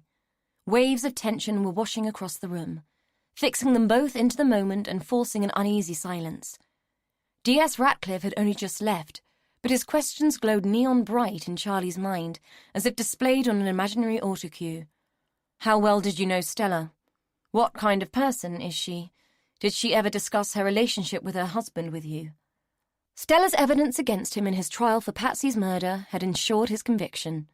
He had spent 10 years in prison because of Stella, the woman who had sworn on the Bible to tell the truth, the whole truth, and nothing but, as if anyone living in the limes even knew what the truth was. Yes, she had walked into the hallway that day and had been open-mouthed with horror to see him kneeling next to Patsy's body, though she had only seen what she wanted to see. She had assumed that because he held a knife in his hand, he was responsible. Charlie was a lot of things, but he'd never been a killer. In his mind's eye, he could see the wounds even now, great, savage rents spewing out torrents of blood. If he closed his eyes, it was still there, red pools of it blossoming on the tiles like a sea of overblown poppies. Blood and more blood soaking into his clothes, clinging to the knife, puddling around his knees, the acrid metallic tang of it still haunting his nose. Only one person had witnessed the truth of what happened that day. A 10-year-old kid who had epilepsy. A child who couldn't be believed. A child who, according to her mother, was a fantasist and a drama queen. The child of a woman who had despised Charlie for years. Valerie had described Rachel as a problem child to the police. A problem child with an inappropriate crush on an older man. Valerie had blamed herself, of course, telling them that it was her fault that Rachel followed Charlie around like a lapdog. As a witness, she had told the jury she hadn't realized it was a problem until Rachel was prepared to bend the truth for him and cover up his crime. To think that it had gone so far that her child was prepared to lie for him. Valerie had turned out an Oscar-winning performance as she told the 12 good citizens that she saw Rachel's weaknesses as an indictment of her own poor parenting. She had testified that Charlie was a devious and charming man, and she had no doubt he had coerced Rachel into falsely defending him. All Rachel had told them was that Charlie had pulled the knife out, not stuck it in, and that he had found Patsy there in the hall after she had been stabbed. The police had said that she would, wouldn't she? The child was terrified of Charlie Jones, so of course she would lie. The jury had shaken their heads at the picture Valerie had painted for them, and had looked at her with a mixture of pity and disdain. Perhaps that was where it all really began for Charlie. That single moment when he'd realised that the only person in the world who truly trusted him had been Rachel, a geeky 10-year-old kid. Now the adult Rachel watched Charlie warily. That muscle in his jaw was tensing. A bad sign that meant he was in a place where no one else was invited. It was difficult for Rachel to remember a time when she hadn't felt some form of love for him. An image of Charlie's smile was one of her oldest memories. Charlie had never brushed her off, never told her to go away, never told her to be quiet and stop pestering. Back then he had been like a big brother, 14 years her senior and awe-inspiringly estimable in her eyes. When Delia was working in the house, Charlie could often be found in the garden, hacking at the undergrowth in a vain attempt to abate its creeping bid for dominance. Then, in later years, when he had begun working for Roy and had started to bring the lascivious Patsy with him to the limes, he had always, without fail, spared time to say something nice to Rachel. What a pitiful little kid she must have been, so grateful for such meagre crumbs and hero-worshipping the cleaner's boy because he had been kind. Frances had been the one with the real crush, but Charlie either hadn't seen the look she gave him or hadn't noticed the effort she made. Frances had even tried to emulate Patsy, by plastering on makeup and cutting off her skirts, until Valerie had slapped her face and called her a slut. She had backed off then, and had treated Charlie with condescending contempt ever since. His conviction for the murder Rachel knew he hadn't committed had made Valerie's day. Rachel had been the first one into the hall the day Patsy died. She had raced away from Stella, running up the drive and into the house, panting for breath, cheeks rosy from the chill winter air. The hall had been strangely silent, as if time was holding its breath as she had hung her scarf and coat on the hall stand. Only when she had turned towards the kitchen had her mouth sagged open and her feet turned to lead. Patsy had been lying on the floor in a crumpled, bloody heap, a blood-streaked bubble of spit popping on her lipstick-slicked mouth as the life ebbed out of her. Rachel had been transfixed, rooted to the spot. When Charlie had strolled into the hall from the kitchen, immediately issuing a guttural, almost primeval cry at the sight of his broken wife, he had thrown himself down onto the floor, instinctively pulling the knife from her chest, staring in horror as a pool of blood crept silently, still warm towards his knees. Though she could picture it vividly, Rachel couldn't remember how many minutes the old grandfather clock had marked before Stella walked through the door and something other than death had begun to happen. It had felt like an eon. Charlie maintained that he had walked into the back of the house, having come from the park, using the small gate that gave the residents of the Limes private access. However, there were no witnesses. The prosecution postulated that Charlie could have been in the house for any amount of time. No one else was in, so no one could corroborate his story. No one except Rachel, but her evidence was inadmissible and at best purely circumstantial. 10-year-old children were not reliable witnesses. Rachel knew Charlie hadn't stabbed Patsy. She had heard that cry. It echoed in her memory like the sound of nails being dragged slowly down a blackboard, a screeching, penetrating sound that made every fibre of her being sing with pain. Most of all, it was the memory of the hollow devastation in his eyes that assured her of his innocence both then and now. If she told him now, told him the true reason she had walked away from him and Amy, she would see that look again. Not just the shadow of it reflected back at her when she looked into his eyes, but a full-blown recreation of the moment his world had fallen apart for the first time.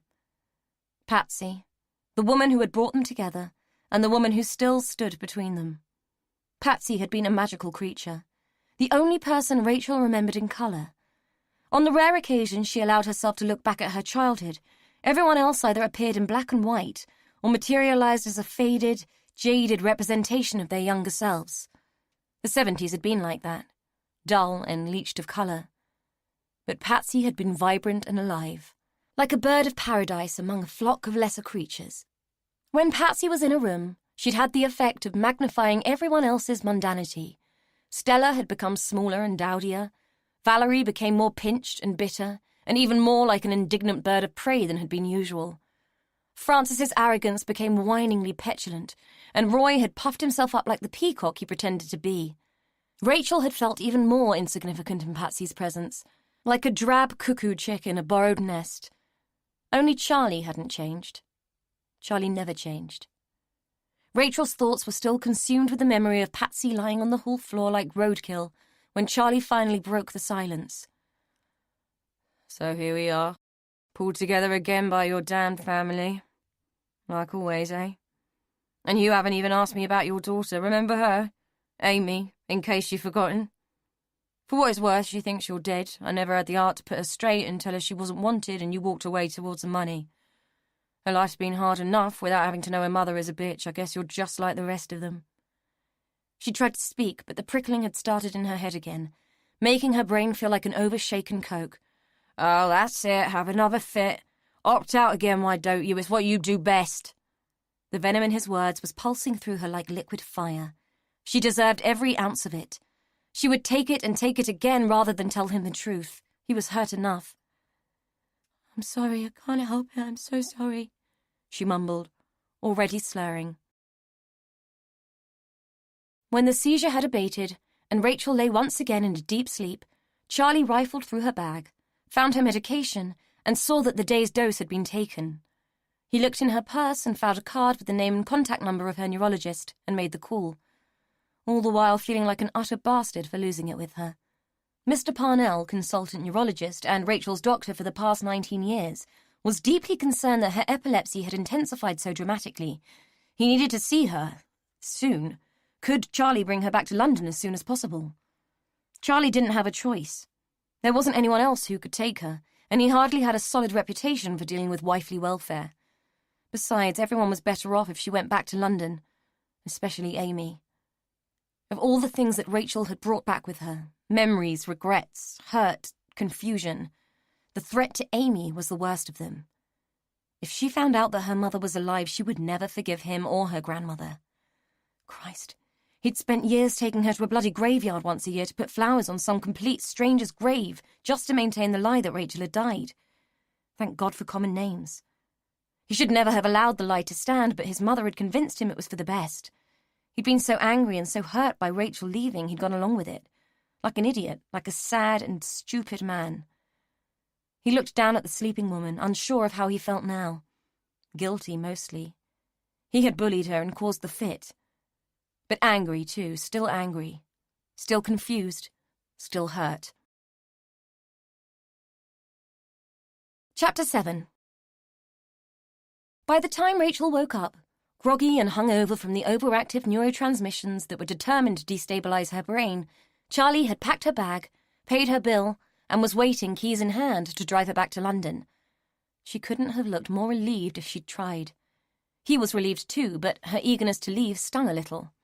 Damn his bloody head. His thoughts were making no sense.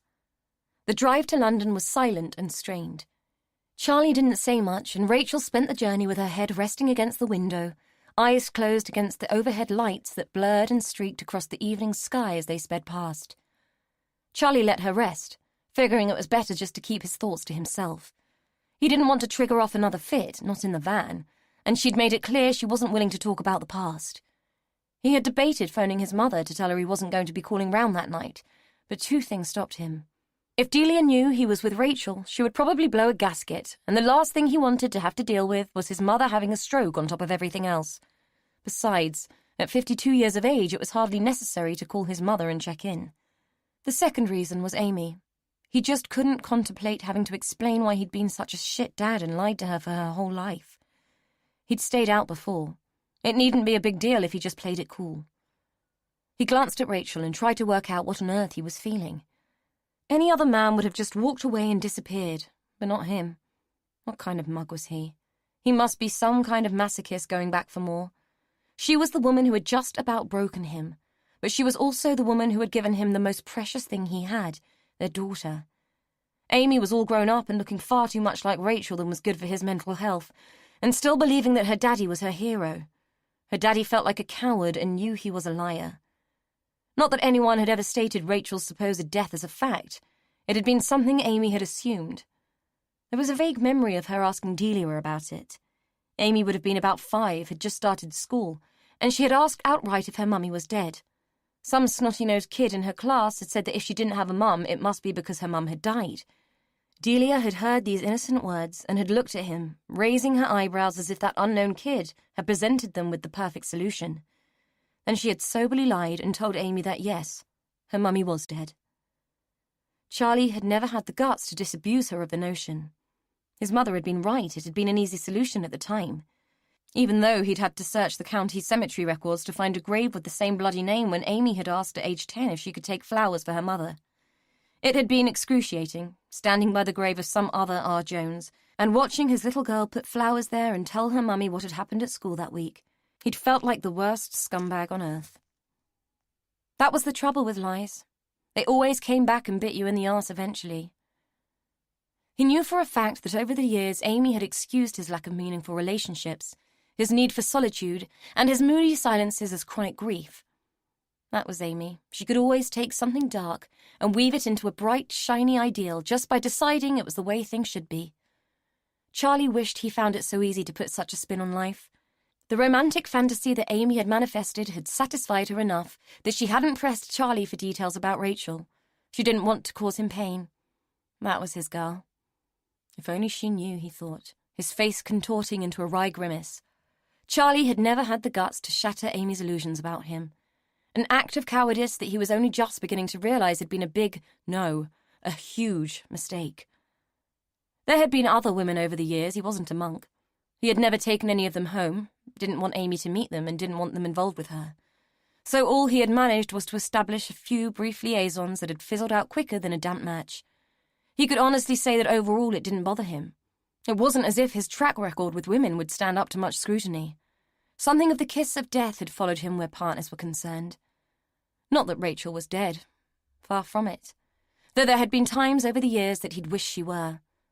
How much simpler it would have been just to grieve her loss in the same way he had grieved Patsy, but from behind the bars of a different kind of prison. Then again, his relationship with Patsy had been much simpler. She had been another one, a woman who couldn't take him as he was, but at least Patsy hadn't felt the need to save him from himself like most women did. Why did they always have a desire to save him when the only thing he'd ever needed saving from was them? Patsy had wanted many things, money mostly. It had taken her death for him to realize that she'd never wanted him at all. Rachel was the only one who had ever accepted him unchanged, or so he'd thought at the time. That was why hers had been the biggest betrayal of them all. He almost laughed aloud, stopping himself before he disturbed Rachel. Any chance that anyone had of saving him was so far in the past they'd need a TARDIS to get to it. Perhaps what those women had always said would prove to be true after all. He would die a lonely old man. If Amy ever found out about Rachel, he was certain of it. Rachel pretended to sleep, trying desperately to relax so that she would look more convincing to Charlie. Anything to avoid having to talk to him. All she wanted to do was to get back to the flat, Lila's flat. Then she could shut the past out again and go back to the half-life where she had hidden safely for years. An impossible feat now that the biggest part of her past was sitting right next to her, about to invade the only sanctuary she had. What would he make of her existence? Maybe he would be shocked to see the way she lived, just a wistful ghost haunting another woman's life. Nothing in the flat had been changed since the day Lila had died. Not a thing. Even the dust just recirculated and settled back exactly where it had come from. Lila's clothes still hung in the wardrobe.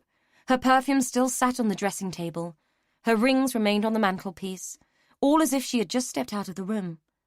The furniture was exactly as Lila had placed it, still hiding the bald spots on the rugs and covering the stains. Rachel had preserved it all. Like a more sanitary Miss Havisham, she had conserved Lila's existence in an eternal tableau of fond memories.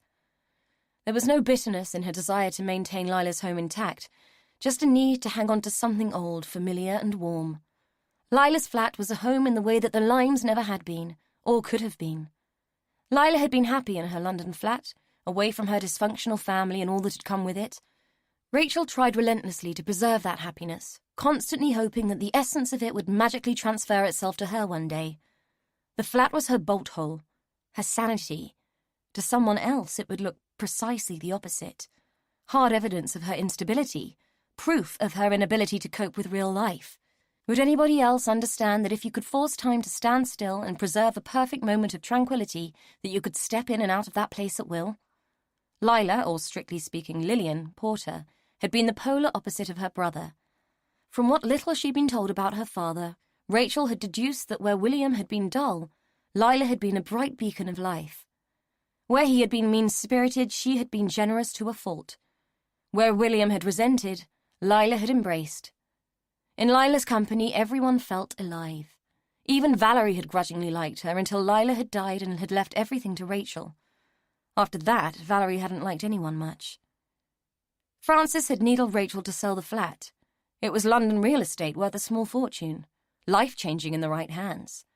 Valerie hadn't thought that Rachel's were remotely the right hands. Rachel had measured wealth differently and had hung on to the flat even though her decision had been one of the issues that had permanently damaged the family ties. The other issue she still couldn't and wouldn't talk about.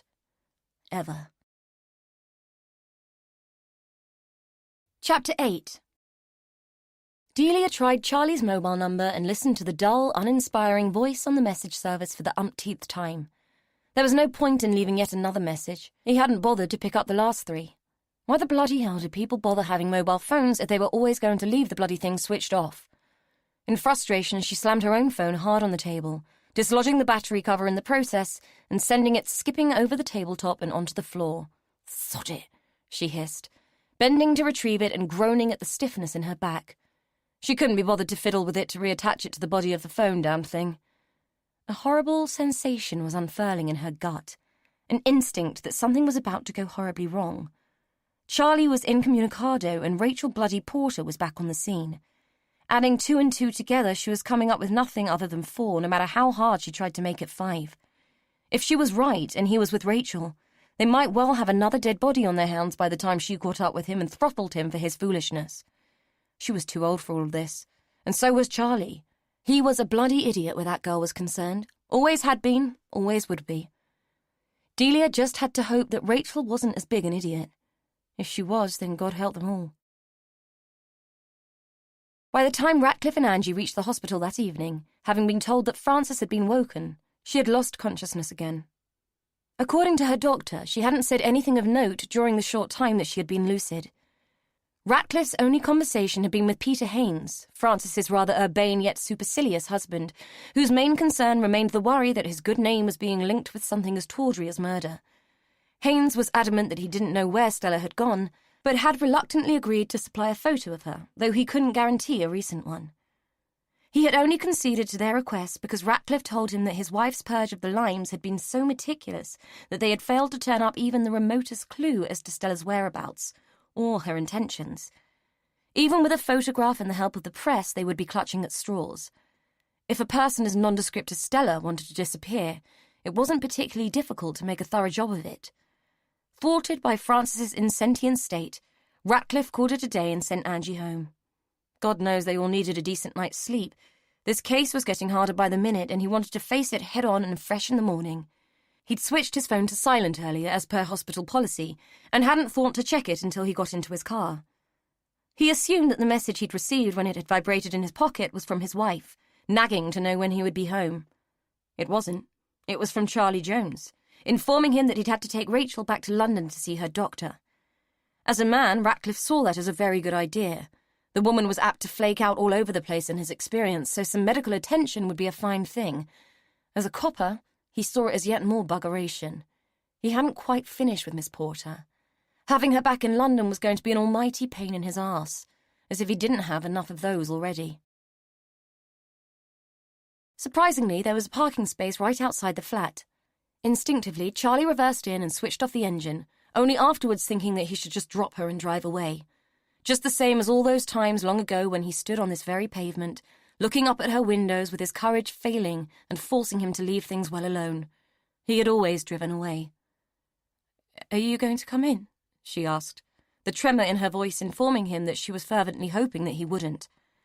Out of stubbornness, he didn't even bother to reply, just got out of the van and followed her up the steps into the building. Inside the flat, he remained silent as the wraith of Lila Porter wrapped itself around him like a stale smell. The past felt almost tangible, and he had the sensation that he was being ripped backwards through time. That nothing had materially changed in the place was weird. That Rachel had never bothered to change it was stranger still. In resistance to his reaction, he tried to put a positive spin on it and thought of Amy. How she would love this place. She would see it as a giant dressing-up box where she could pretend she was someone else entirely. She had always told him that her ultimate fantasy would be to travel back in time. It seemed that her mother had achieved it. Rachel hovered in the kitchen doorway, showing her reluctance to allow him further into her domain. "I can do coffee if you don't mind it black." Charlie glanced around again, glimpsing her existence, finding it wanting and dusty and faded. "Okay." He followed her into the kitchen and sat at the table under the window, keeping her in his line of sight but maintaining a safe distance while he watched her fumble with the kettle. "So what do you do with yourself, then? Are you working?" he asked, as if they were old acquaintances who had just bumped into each other. He felt as banal as the question had sounded. She poured water in the cups and shook her head. "No." "What do you do with yourself, then?" he pressed as she put the cups onto saucers and placed the whole paraphernalia on a tray just to bring it the few yards to the table. Just like her mother would have done, anything to keep up appearances. She put the tray down, immediately silencing the rattling china that had been so effectively serenading her anxiety. "I read a lot, walk, watch the world go by. Time passes, I don't notice it much." He picked up his cup, its dainty fragility looking incongruous in his calloused hand. It almost made him smile. "I half expected to find Stella here." Rachel hovered, seemingly reluctant to pick up her own cup. He noticed that her hands were still trembling. She gave a wry smile and shook her head. She would never come here. Lila scared her. She had too much life for Stella. That a woman long dead yet still so tangibly present had the ability to dismay the living in such an assiduous way scared him a little too. "You know I said that Amy thinks you're dead. She thinks that our relationship is sad and romantic and that I'm tortured by unrequited love and grief." He laughed, the sound of it full of scorn. "I've never had the heart to put her straight. And neither should you. Whatever happens, she needs to be kept out of this." "I suppose it's better for her to think that she was left by someone who didn't choose to go," she said quietly. "But it's going to be hard to stop her reading papers or watching the news. I can't be responsible for that, but she'll never find out from me." Charlie couldn't help it. The bitterness of what Rachel had done had been burning a hole in his gut for years. That she could talk to him so calmly about it just felt like an insult heaped upon injury. "Better than knowing that your own mother dumped you without a word, yeah, I'd say so. Anything would be better than that," he said with potent bitterness, because the truth of her words illustrated a threat that neither of them could control. Lila's kitchen clock ticked loudly, marking the moments that the ugliness of it all hung in the air between them. "Better than knowing why," she said finally. He gripped the cup, almost crushing it in an effort not to hurl it at the wall and watch the jagged shards flail her as they fell. "What about me? I'm not a little girl who needs to be protected from life's shit, Rachel," he hissed, watching her wince at the suppressed violence of his contained rage and not caring. "Don't you think I deserve to know why?" "I didn't love you. I didn't want her. I made a mistake." Even though she closed her eyes when she said it, unable to look him in the eyes, her words sliced at him like a razor, sharp and sure. The extent of the damage would be delayed by the swiftness of the cut, but he would feel it and it would hit bone. He stood, moved towards her slowly, every step an exercise in measured control. He felt drunk, surreal, and incapable of coherent thought.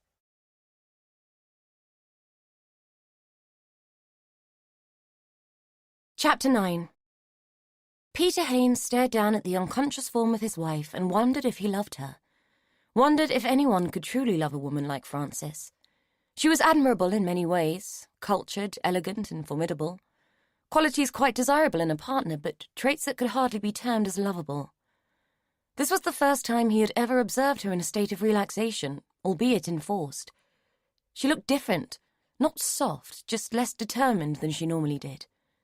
It was a strange experience to see a woman you had shared a bed with, shared a life with, transformed into a stranger because of a bump on the head. Quite disturbing, really. Before this, he had always felt proud of her as a wife. She represented him well, even though she could be a little strenuous in her opinions at times, even though her proprietary efficiency was a little forced. She was a good wife, faithful but passionless, Her emotions ran cold and set like stone, only ever emerging as grit-toothed sound bites, and only then when necessary to keep up appearances.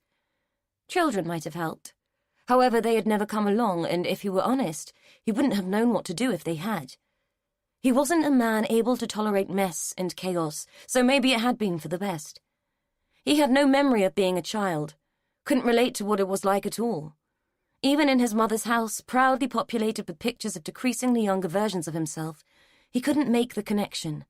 Just felt slightly embarrassed by the tight-lipped, two-dimensional boy that he saw staring back at him from the photographs. Sometimes he was sure that he'd been born old. Despite all that, the one thing he had never, ever anticipated was the prospect of being associated with scandal. Part of the reason that he had chosen Frances for a wife was because her background was good. Her family were a little odd, but of good pedigree, or so he had been led to believe. Never would he have contemplated that they could be capable of the level of depravity that was splashed all over the newspapers. It had come as a shock. In some respects, his other recent discovery had been a greater shock. When Valerie had died, both he and Frances had been relieved. Not only were they free of an unlikable burden, they also stood to inherit a share of the limes. Initially, he had held out hope that Valerie had made a will, cutting out Rachel and favouring Frances above Stella. Typically, she had not. He had assumed that the process of probate would be lengthy but at least straightforward. He'd been wrong. A complication had emerged already. Not only had Valerie not left a will, neither had William, and to top that, there was no evidence that William Porter was actually dead. When Peter had heard from the solicitor that no death certificate was in evidence, he had been incredulous until he had discovered that there was no grave either. No funeral had taken place, no notice had been in the papers. William Porter had simply disappeared into the ether. The only will that had ever decreed ownership of the house was that made by Stella's birth mother. Technically, William still owned the property. For Peter, it was a nightmare situation. One that was costing him £85 an hour every time their solicitor even thought about resolving it. If just one of the bodies found had been William, it would have been far more simple. Distasteful, but simple. Now that he thought about it, the whole thing had been a sham. In selecting him as a husband, Frances had achieved respectability and had managed to disguise herself and her family so that they couldn't be recognised for what they were. He'd been duped. All his assumptions now proved wrong. Stella, the single most ineffectual example of the human condition he'd ever encountered, had been someone to be pitied. Valerie, with all her apparent pride in Frances, had been nothing but guise and guile, all designed to ensnare him and link him to a family of felons and sycophants. As for Rachel, he'd been fortunate enough to never have met her. From what he'd heard, it had been a lucky escape. He couldn't even bear to look at Frances, lying there seeming so peaceful and oblivious. She had nothing worse than a head wound while his whole life had been torn apart by her lies. In a fit of pique and disgust, he took the flowers he had bought for her and ran them into the waste-bin. He was a decent man, a good man, honourable and upright. He hadn't been equipped for this deceit. Without a backward glance at his wife, he stalked from the ward.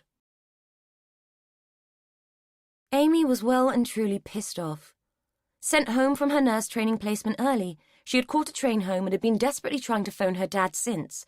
Only he wasn't answering his phone, and now she would have to catch a bus from the station. She hated buses, especially late buses. They were full of drunks, gobshites, and people with hygiene problems.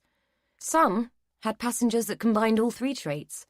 They were the ones who always wanted to sit next to Amy. She had never come home to an empty house, had never been turned down when she had asked for a lift, had never opened the fridge and found it empty of food. Dad was always there, always had been. And now he wasn't. She was more annoyed with him than she wanted to admit.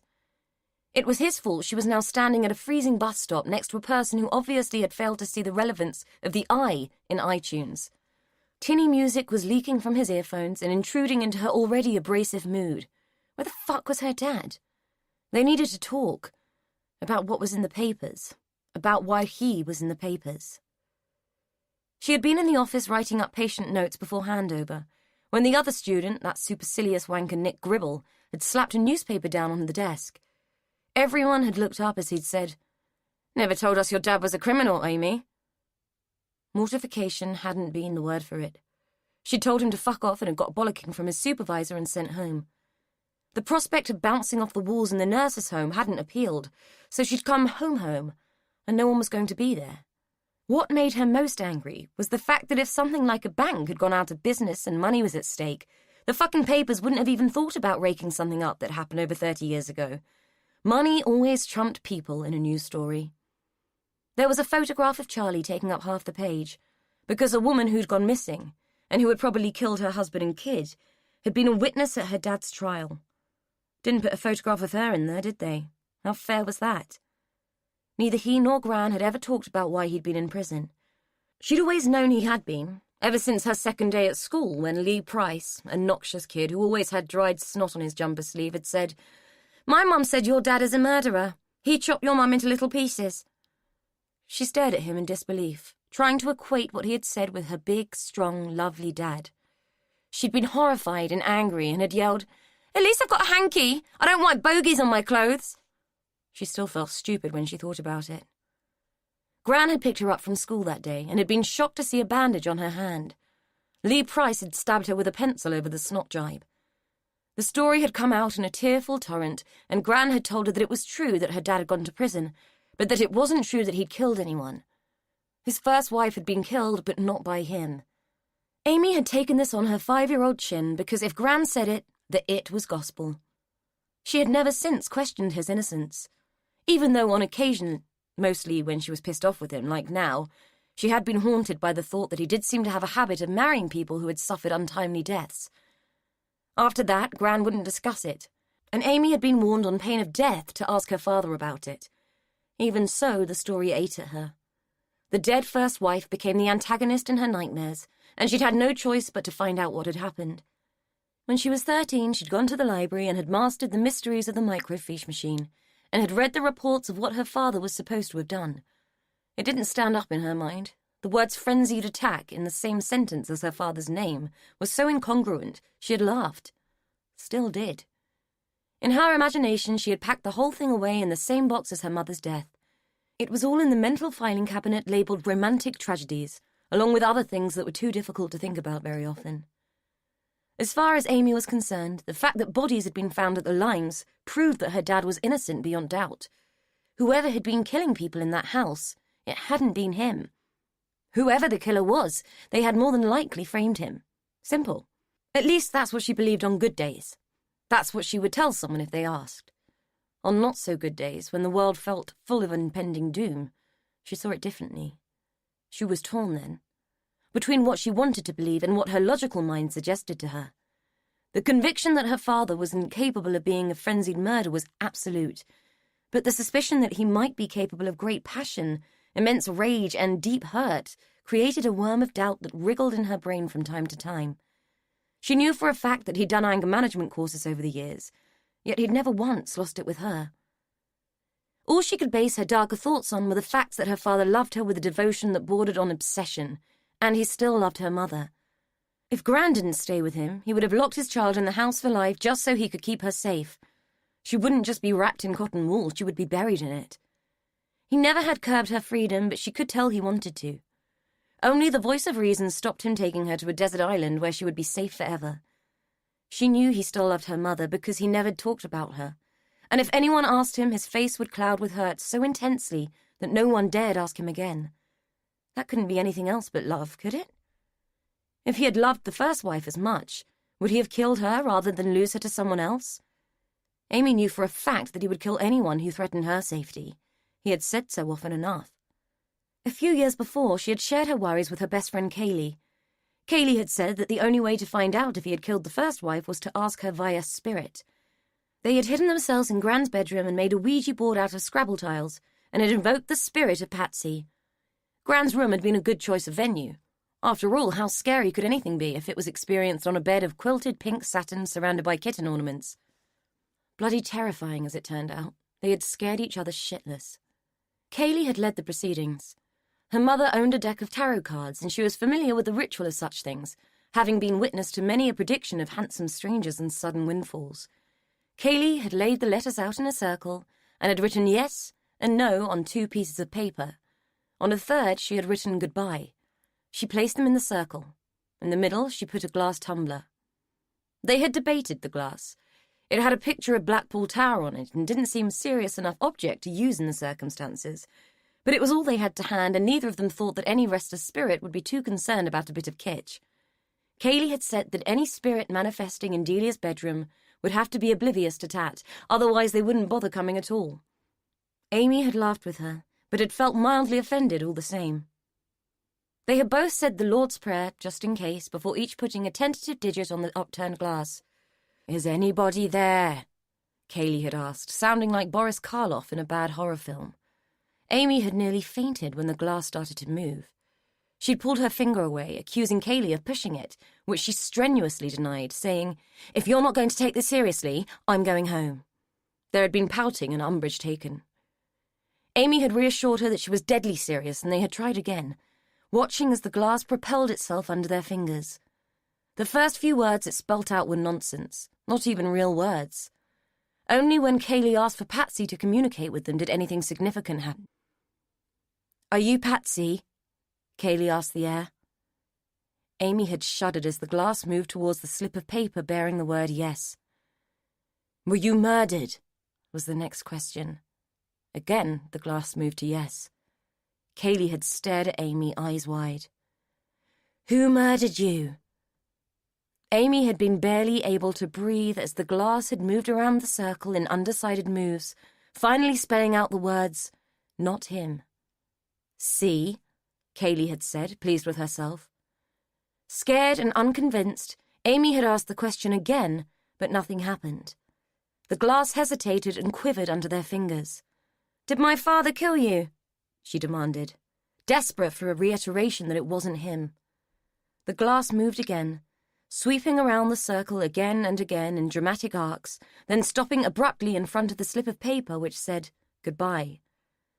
Unnerved by the experience, they had scooped the letters back into their little bag and shoved them back in the Scrabble box. They screwed up the notes Kaylee had written and threw them into the bin.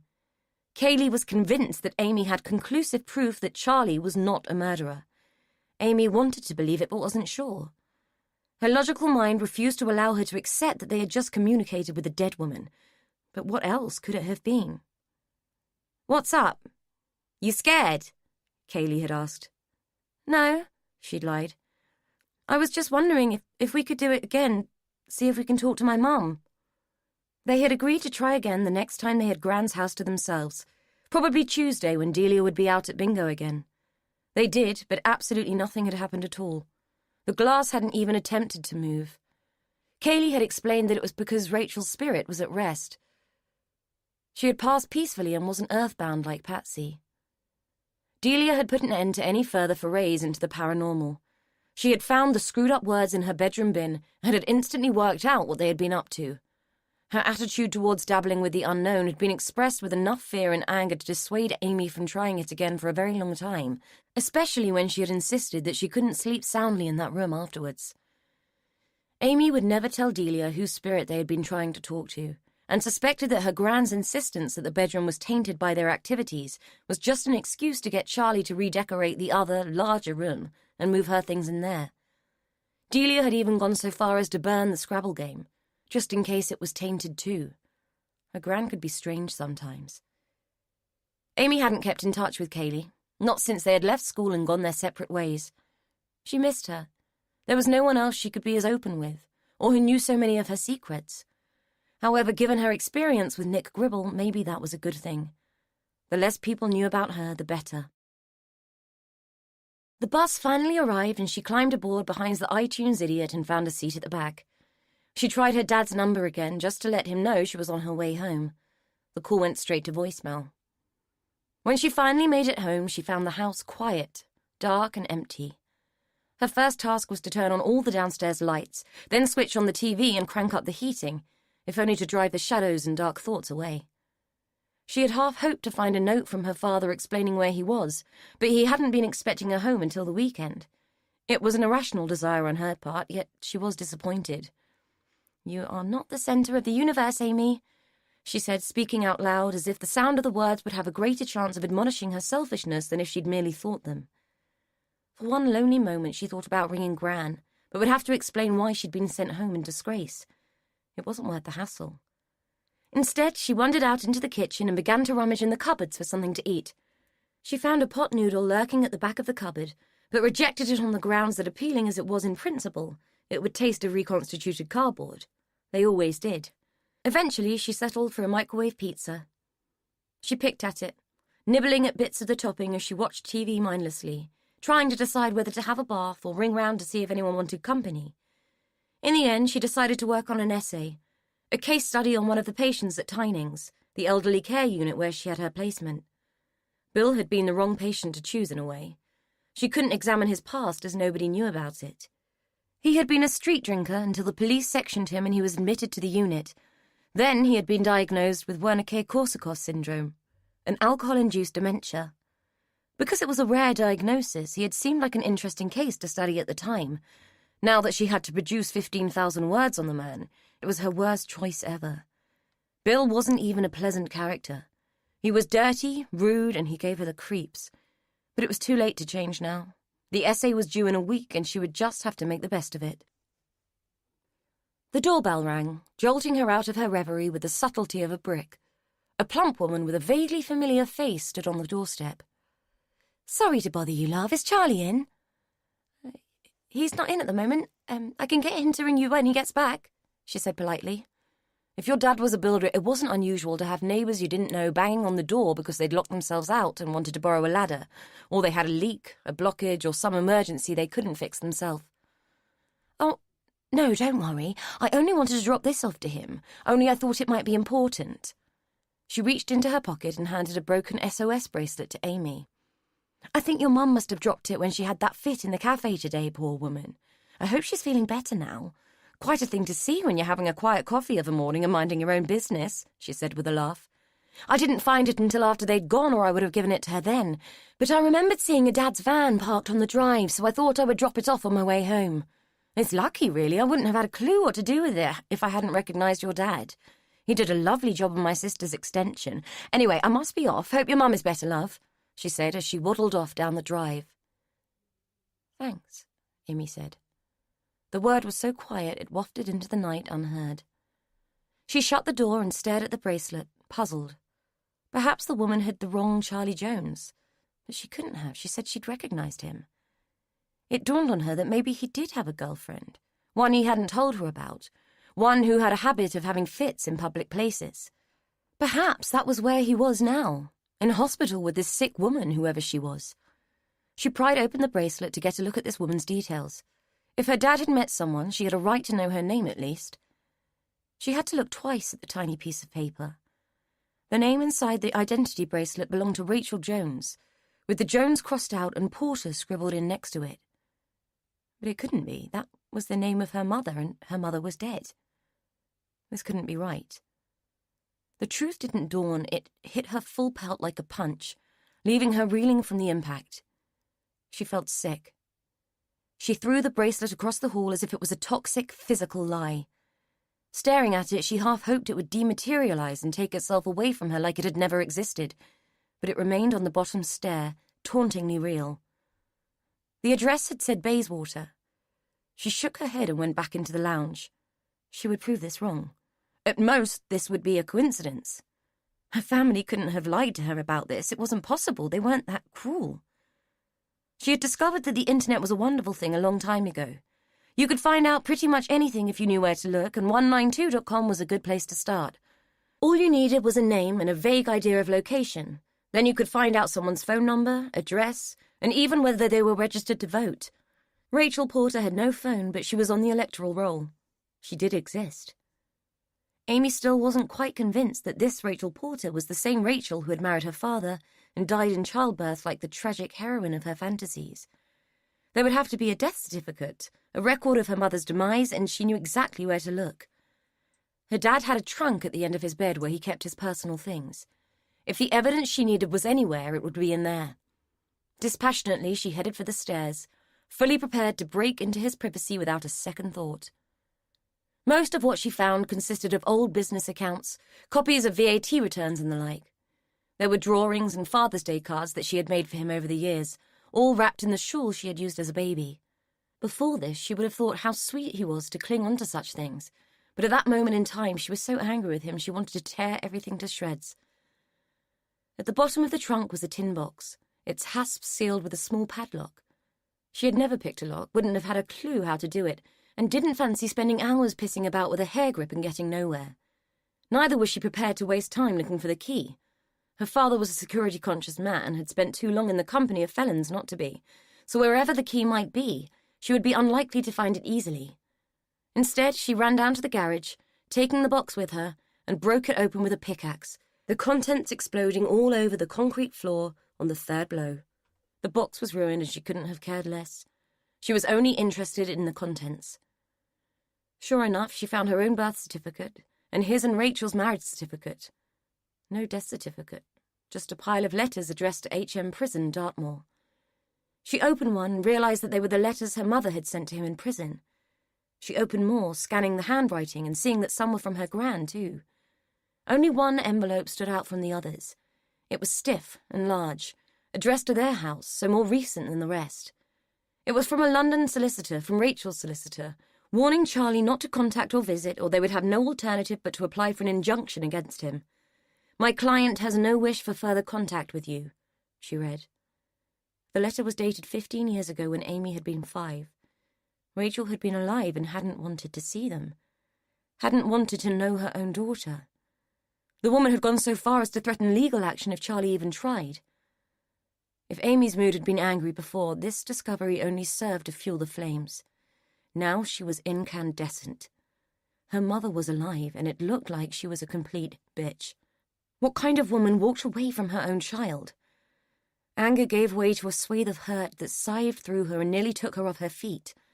Mind-reeling, she tried to absorb what it all meant, what it said about her, Amy, the child her mother didn't want. The sensation of abject sorrow was too much to bear, and she had to shut the feeling away and cling onto the anger. Not that she knew who it was for yet. The mother she'd believed was dead, her father for the lie, or her gran. But you didn't get angry with Gran. Life wasn't worth living if you got on her wrong side. As much as she was loving and kind, she could turn, and when she turned nasty. No, Gran wasn't the one she could run to, not about this. Not about anything that challenged her cosy world. Now that she had locked the emotions down, she could be rational and work out what she needed to do, because she had to do something. Rachel's address was etched into her mind. It was simple. She would go there and confront the woman who had faked her own death to abandon her family. Amy wanted to know why, and she wanted to know now. Back in the house, it took only moments to look up train times and find that if she was quick, she could be on a train in 45 minutes and in London an hour and a half after that. She took the letters and stuffed them in her backpack. She also took her father's secret stash of cash, £500 rolled up and secured with an elastic band and kept hidden in a piece of spare waste pipe in the back of the sink unit cupboard. He thought she didn't know about this, but she had watched him many a time unscrew the dummy pipe and store his money. He owed her for all this, so she wasn't going to feel bad about taking it. As she headed across the sitting room towards the door, she looked towards the mantelpiece and saw the photograph of her father holding her. She had been about 4 and was sitting on his shoulders, and they were both grinning at the camera. It was a mutual favourite picture, and she couldn't remember a time when it hadn't been on display somewhere in the house. The sight of it stirred the feeling she was trying so hard to suppress. She picked up the picture and hurled it against the wall, wincing as the image shattered, littering the floor with tiny shards of glass. She was sick of it. It wasn't real. None of it had been real. Not this house, not her dad, not this life. For good measure, she followed the picture with the plate of cold pizza, watching in satisfaction as it slid slowly down the wall, leaving a trail of cold, congealed gunk in its wake. Satisfied, she stalked from the house, slamming the front door so hard that the glass pane at the top cracked from the impact. Chapter 10. For a moment or two, Rachel thought that Charlie might hit her. She would have let him.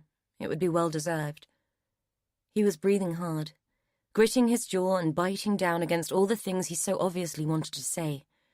He was clenching his fists, and it looked to Rachel as if he was barely stopping himself from tearing the place apart and leaving her life in as many tatters as she'd once left his. She watched him, warily, fighting the urge to shift away from him and run for the door. "Tell me about Amy. What's she like? And I know I don't deserve to know." The desire to know something of her child fought gamely with her fear of his anger, and she hoped that thoughts of Amy would divert his brewing rage. He sighed, the tension rapidly ebbing away, leaving him deflated, exhausted, done. Shaking his head as if to fling off the last shreds of his temper, he said, "She's like you to look at." Rachel was disappointed at this. She didn't want her daughter to be anything like her. She wanted to hear that Amy was brave, intelligent, capable, and full of life. Does she have friends? Is she happy? She's happy enough. She's at college, training to be a nurse. There are plenty of friends, no boyfriends, or at least none that I know of, not that she would tell me. She's a good kid. You always were good at scaring off unwanted boyfriends, she said, a sad smile turning up the corners of her mouth. He jammed his hands in his pockets and gritted his teeth again. Let's not attempt small talk, eh? She saw that he knew exactly what she was talking about. With a look telling her that he was in no mood for gentle reminiscing, he walked away from her, out into the hallway and into the sitting room. Lila's presence in the flat was stronger than Rachel's, even though Lila had been dead for 20 years. Rachel watched him come under the spell as he touched the spines of her books, peered at photographs and breathed in the scent of the undead past. He still wore his wedding ring. She hadn't kept hers. She'd left it behind on Delia's kitchen table the day she'd left. It was a bid to help him to hate her, help him move on, have a life. Nevertheless, here he was, waiting for her to tell him the truth. It wasn't going to happen. The truth was a story no one should ever have to know. But she owed him something, and she needed him to leave and never come back. After I had Amy, the fits got worse. You know that. I was scared I would hurt her, drop her, harm her, I don't know, but I couldn't cope. I thought she would be better off without me. You both would. I was a liability, she said, unable to look at his face. Charlie didn't say anything for a moment, just looked at her, standing in her mausoleum of a flat, looking like some gawky kid and expecting him to believe everything she said. She ought to have known him better than that, but she'd had to try. He shook his head and gave a wry laugh. Bullshit. Rachel was floundering. She needed him to leave. Look, you only married me because I was pregnant with Amy, then you realised you couldn't even leave me on my own with her. What kind of life was that for any of us? I was grateful you took me on, but I grew up and realised it was never going to work. That's it. It's all there is to say. You should thank me. I did us all a favour. Charlie's jaw fell in disbelief. Christ. You're just like the rest of them. What is this, the Porter curse or something? He shouted, throwing his hands into the air. She flinched away from him, which only served to make him even angrier. He strode towards the door. Do us both a real favour, Rachel. Don't come back, not ever. Okay. Rachel winced as the door slammed. One of Lila's bone china plates wobbled and fell off the dresser, smashing irretrievably on the kitchen floor. When she was sure Charlie wasn't coming back, she bent to pick up the pieces, struggling to breathe as the knot of pain in her chest started to unravel, releasing 19 years of grief and anguish as it unfurled. The pain of it made her gasp. She grasped one of the slivers of broken china, squeezing it hard, hoping that the sharp, cutting sensation would cancel out the choking emotional agony. White light shot through her brain as the pain hit, shorting out the capacity for further thought as an almighty seizure took hold and brought her down. Charlie gunned the van, screeching away from the building like a man possessed, and frightening the living crap out of a gang of drunks who were serenading the neighbourhood on their way home. He didn't care if the police pulled him over. He didn't care if he lost control and went crashing into the nearest lamppost. All he knew at that moment was that Rachel was right. She had done them all a favour. His temper was still white-hot when he reached the M4. Amy's train had come to a complete standstill, literally grinding to a halt in what appeared to be the middle of nowhere. All she could see when she tried to peer out of the window was her own face staring back at her, the glass a mirror in the pitch-black night. The carriage was almost empty, just a few passengers staring at each other and shrugging with confusion at the delay. Amy had 2 seats to herself and was glad she wasn't opposite anyone who might want to engage her in conversation. Just in case, she stared at the floor in a deliberate attempt to avoid potential eye contact. Had the station shop been open, she would have bought a magazine and hidden behind that, but everything had been closed when she got there. Even her ticket had come out of a machine. Hers was the last train, so not even a buffet car. She was stuck. Then she remembered the letters. Fate had presented her with an opportunity to look through them before she got to London. Knowledge was power, and if she intended to confront her mother, a little power wouldn't go amiss. She rummaged in her bag for the bundle of letters just as an announcement came over the speakers, telling them all that there was a delay up ahead and that the train would be moving again as soon as they could resolve the problem. She opened the first letter to the chorus of grumblings and sighs from her fellow passengers. To her disappointment, the letter was from her gran, but its contents were quite interesting. Rachel comes to see me most days, calls in after school. I can't say I blame her not wanting to go home to those nutcases, although she seems a bit brighter now Roy has gone. I still can't get over that, him just up and leaving like he did. I thought he would hang in there until the bitter end. Still, given what he was up to with poor Patsy, I can't say I'm sorry he's gone, even though it should be him behind bars and not you. Anyway, little Rachel sends her love, poor kid. The rest of the letter was of no interest to Amy, just her gran wittering on about the price of meat and what colour she was going to paint the lounge. Some things never changed. The date was interesting, though. 14th of April, 1978. She pulled out the marriage certificate and checked Rachel's date of birth. When the letter was written, her mother would have been 11 years old. Until this point, Amy hadn't known that her mother was one of the Porter family. She hadn't connected the dots and hadn't realised that Rachel had been entangled with what had happened to Charlie. How stupid she'd been. Never asking any questions, just blithely going through life thinking that everything was just tragic and lovely, and that everyone in it was fundamentally okay. All this time and she'd not even been curious. What the hell was that about? Was she an idiot? She tore open the next letter, this time dated 1979, and scanned the page looking for a mention of Rachel in the mundane ramblings of her grand scrawl. Rachel still visits. She's growing up fast, and I don't suppose you would even recognise her now. Still, she sends her love, always asks after you. And so they went on, letter after letter, marking the years of her father's incarceration with nothing more than a few flimsy pages. Rachel was made to sound wonderful, a girl who blossomed over the years, who was sweet, charming, and kind. This Rachel did not sound like the type of person who would abandon her child. Wonderful, lovely Rachel growing up delightful despite her monster family.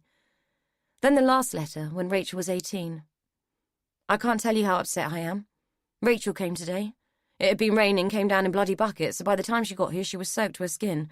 Well, I don't think I've ever seen anyone that wet, so, like you do, I got her to strip off her wet things.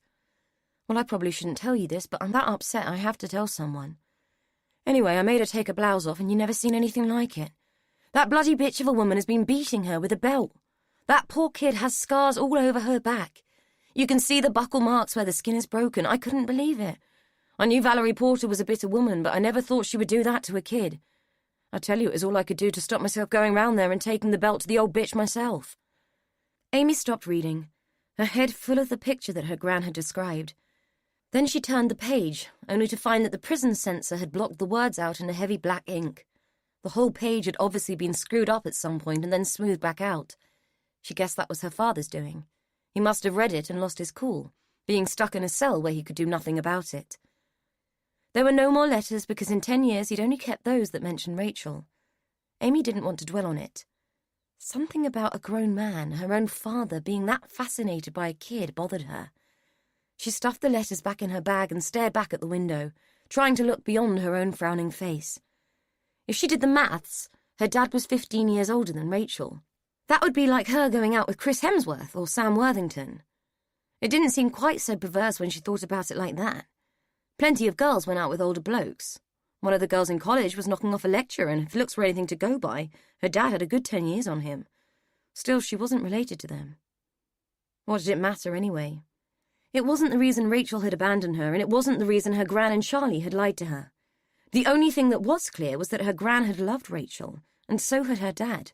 So God knows what had gone so wrong that they would rather pretend she was dead. As soon as the damn train got moving, she would be closer to finding out what it was, straight from the horse's mouth. Chapter 11. Mary Hammond sat down, sighed heavily, and kicked off her shoes under the desk. If time were on her side, she'd get a glance at the morning paper before the day shift got in. Although she would be lucky. The patients had been buzzing all night. God knows what got into them all sometimes. One would start, then the rest had to get on the bandwagon too. When she'd taken the job as night sister on the unit, she'd hoped it would be an easy ride, but this lot were like night owls, perking up as soon as the sun went down. Lunatic was the right word, all lively when the moon was out. She had only just managed to get Bill Smith back in his bed, and to manage that she'd had to ply him with Ovaltine and force a couple of sleeping tablets down his neck. Something was upsetting him. Usually he was the least of her worries on nights, but referring to his nose, she saw that he hadn't been much better during the day lately either. What with that and the students kicking off at each other, things weren't particularly rosy in the workplace. That was one thing about regular nights. No snot-nosed students to deal with. She'd met the lad Nick, who was a bit of an arsehole in her opinion. Thought he was God's gift to nursing and had all the answers, she thought with a smug smile on her face. Give him a couple of years and he'd know the score. There were no cures in this game. She'd met kids like him before. Secretly, they'd wanted to be doctors but hadn't made the grade or didn't have the stamina. So they'd try their hands at nursing, throw their weight about and call the shots.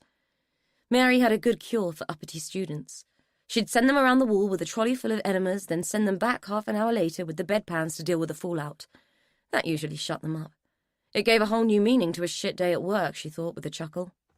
The girl student, Amy, was all right. Worked hard and she was willing to learn. What a shame that she was the one sent home. No one would have missed the cocky boy. Christ, her back was aching. If she'd changed one wet bed that night, she'd changed a dozen. What with that and Bill wandering up and down all night babbling rubbish, she'd just about had enough. Stroll on home time.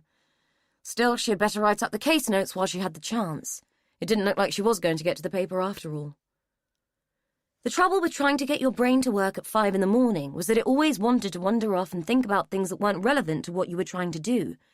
Despite the fact that he was now securely in his bed, Bill Smith kept on walking into her head. She could remember the first time she had ever met him on the day he'd arrived at the unit. He had been a street drinker, living for years in doorways and derelict hovels. He had stunk to high heaven and was as mad as a box of frogs. The official diagnosis was of Wernicke-Korsakoff syndrome, but the thing that had always puzzled everyone was his voice. Regardless of the content of his bizarre ramblings, his voice had the cultured lilt of an educated man. It jarred on Mary's world-view that an educated person should end up on the streets. She was of the liberal persuasion that a good education cured all social ills. The police had brought him in. He was sectioned because he posed a risk to both himself and others, having acquired the habit of launching himself in front of oncoming cars and occasionally harassing young women, believing them to be his relatives. It was Mary's impression that the police had been hoping that one of the cars would have finished him off and solved their problem, but fate had not chosen to dispose of Bill so neatly. So the NHS was stuck with him. The man with no past and certainly no future. A mystery. So much so that they weren't even sure that Bill Smith was an accurate name. The William bit was right. He'd responded to that, but the Smith part had been adopted by the police as a convenient way of filling in all the boxes on the paperwork. Bill had been with them for 5 years now. The scourge of the unit, constantly disturbed by thoughts he couldn't articulate, constantly offensive to those who tried to care for him. Sometimes, Mary thought, we keep people alive for far too long. With a long sigh, she completed the last of the entries in the notes, writing that her patients had slept well, had their bowels open +++, had a disturbed night, PRN meds had been administered, and so on. It was all so unerringly routine, she wondered why she bothered. She might as well have had a rubber stamp made for all the originality in her nightly entries. All was quiet in the unit, so she finally took a look at last night's late edition of the paper. She was curious to see if there was anything more about the murders that had caught everyone's attention. Always fascinated by the macabre, she scanned the pages looking for something new.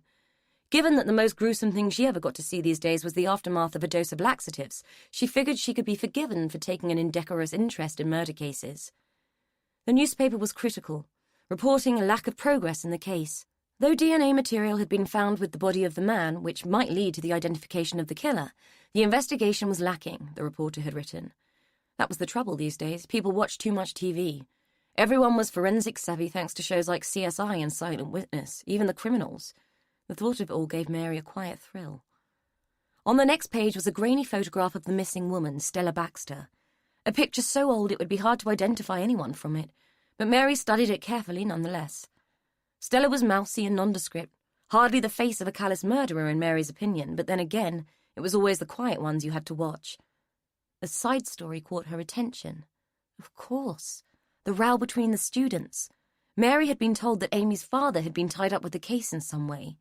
She couldn't believe that such a juicy morsel of scandal had escaped her attention. Just went to show how tired she was. There was a small picture of the house where the bodies had been found. The paper was calling it the House of Horror. Too right. If walls had ears, that place would be screaming out loud. Some places just attracted misery and devastation. She should know. She had started her nurse training in one of the old asylums. 700 beds, all full of mad, sad, and bad people, shut away in a red brick Victorian monstrosity. There had been a motto carved in stone over the main door. She couldn't remember exactly what it had said now, but in her memory it was always, "Abandon hope, all ye who enter here." It gave her a shudder to think of it now, that building, all those corridors and dark corners, all those rooms that had soaked up the torment of their inhabitants over the years. There was no doubt in her mind that buildings had an influence on people, and that place, the Limes, had a particularly malevolent one. She had to feel sorry for Amy, though. Couldn't have been nice finding out your own father was a killer. No wonder the kid had chosen psychiatry as a career. She was probably desperate to stay on the right side of the sanity fence. She glanced at the clock. Nearly time for the day shift to arrive. Reluctantly, she eased on her shoes, ready to make her final round of the night. Chapter 12. Amy's train had been stuck for hours. So long, in fact, that the other passengers gave a small cheer when it finally started moving again. She had overheard that some idiot had driven a van off the motorway and had rolled it down a bank onto the railway line. The driver was dead, so it had taken a ridiculous amount of time to clear the line. Amy barely registered the awful news about the van and its driver. She was so numb. All she wanted to do was get to London and sort her own mess out. She didn't even bother to look out of the window as the train pulled slowly past the charred and battered mess of the white builder's van. By the time the train reached Paddington, she was starving and knackered. So much so she didn't know which to deal with first. Something about the crashed van was niggling at her conscience. She had been so absorbed in her own dilemma she hadn't considered that someone had lost their life that night. In the cold morning light, that fact injected some perspective into her own situation, and she found herself alone in the huge station, feeling more than a little foolish and like a nasty, selfish bitch for not considering what had happened to the van driver. This wasn't the person she wanted to be. Then again, she hadn't thought she was living a lie, hadn't considered that the people who were supposed to care about her most had hidden something so earth-shattering from her. Perhaps this was what secrets and lies did, they made you mean. Well, she was there now. She might as well go and get some answers. Mike Ratcliffe got to the office early that day. Stella's picture had been published in the late edition of yesterday's papers and was all over the morning news. Today he was going to get a result. He was sure of it. Ferris had come through with more forensic evidence. Strands of hair had been found clutched in Roy Baxter's desiccated hand, still in good enough condition for them to get some decent DNA from it. Once Stella had been located, all he needed to do was tie up a few loose ends and close the case. Sorted, he thought with satisfaction. Frances Haynes had regained consciousness too, but was still not fit for interview. She remained in hospital, heavily sedated until the swelling around her brain subsided. Ratcliffe had to pity her, really. Nutclase family and a cold fish husband, not a lot there to motivate her to pull through. Still, he fervently hoped she would. She was his only hope of finally making some sense out of this odd case. He still needed to find out about the baby, Daniel. Even though it didn't appear that the child had been murdered, someone had concealed the body and someone needed to answer for it. Pondering this issue, he rifled through the papers on his desk. DC Angie Watson had come up with some interesting stuff on the Porter clan. On seeing the copy of Charlie and Rachel's marriage certificate, Ratcliffe thought that perhaps there was some nobility in Charlie Jones after all. Must be if he'd made an honest woman of Rachel. He'd married her when she was pregnant with their kid. The whole thing must have stuck badly in her family's throat, though. The youngest daughter marrying a convicted murderer, having his child. He had never quite believed Rachel's story of a row over money, so the undesirable marriage and the pregnancy gave him a much better idea of why she had been rejected by her family. Strange that she would come back after the mother's death, though. Still, the prospect of an inheritance brought all sorts out of the woodwork. He found himself quite disappointed in her, much to his puzzlement. Angie had also managed to unearth the fact that there was no record of William Porter's death. Not that it had any bearing on the Baxter case. Porter had been long gone by the time Roy Baxter was killed. But if they could find him, he might know something about the dead baby. However, that wasn't a priority, which in a way was a relief. Tracking down people who didn't want to be found was a tedious process at the best of times. He put the documents to one side, a little guilty that he had made Angie trawl through the process of finding them when they had shed so little light on the case. It had kept her busy and out of his hair for the day. Not that he minded working with her, she was a good kid, just a little overzealous sometimes. Still, with Stella's picture out there, he was upbeat and positive.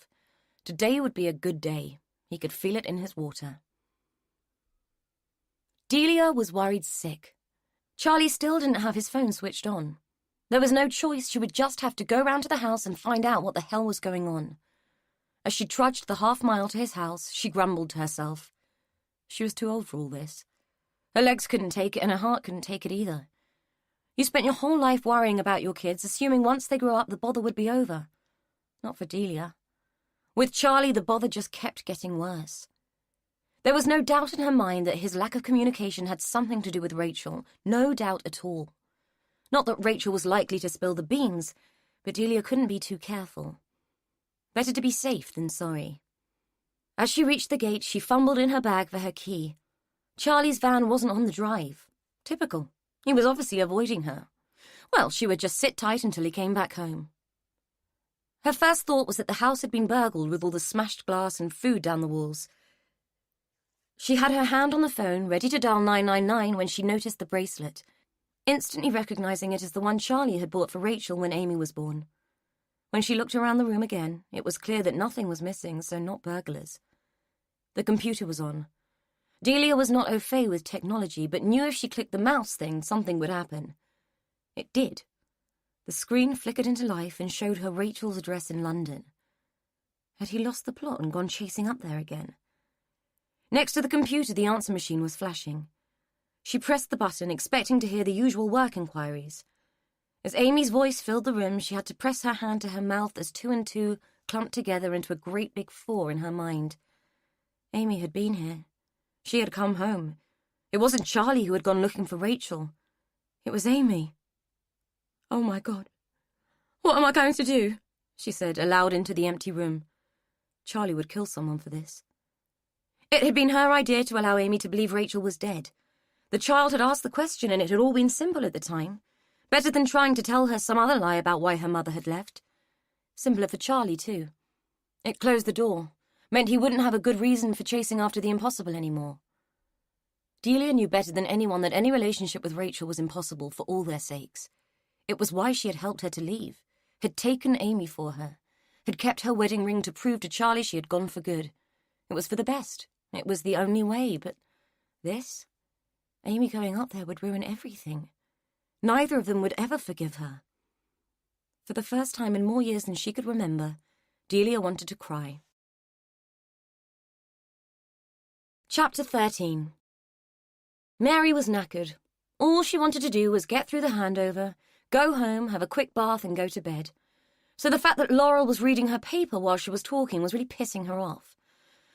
"So," she said loudly, "Bill had a really unsettled night. I gave him Zopiclone PRN, and he's been settled since. Am I boring you, Laurel?" Laurel was frowning. She must have heard Mary speak, but apparently hadn't registered that the words were aimed at her. The sudden silence drew her attention. "Huh?" Everyone was looking at her. Sorry, just something in the paper caught my eye.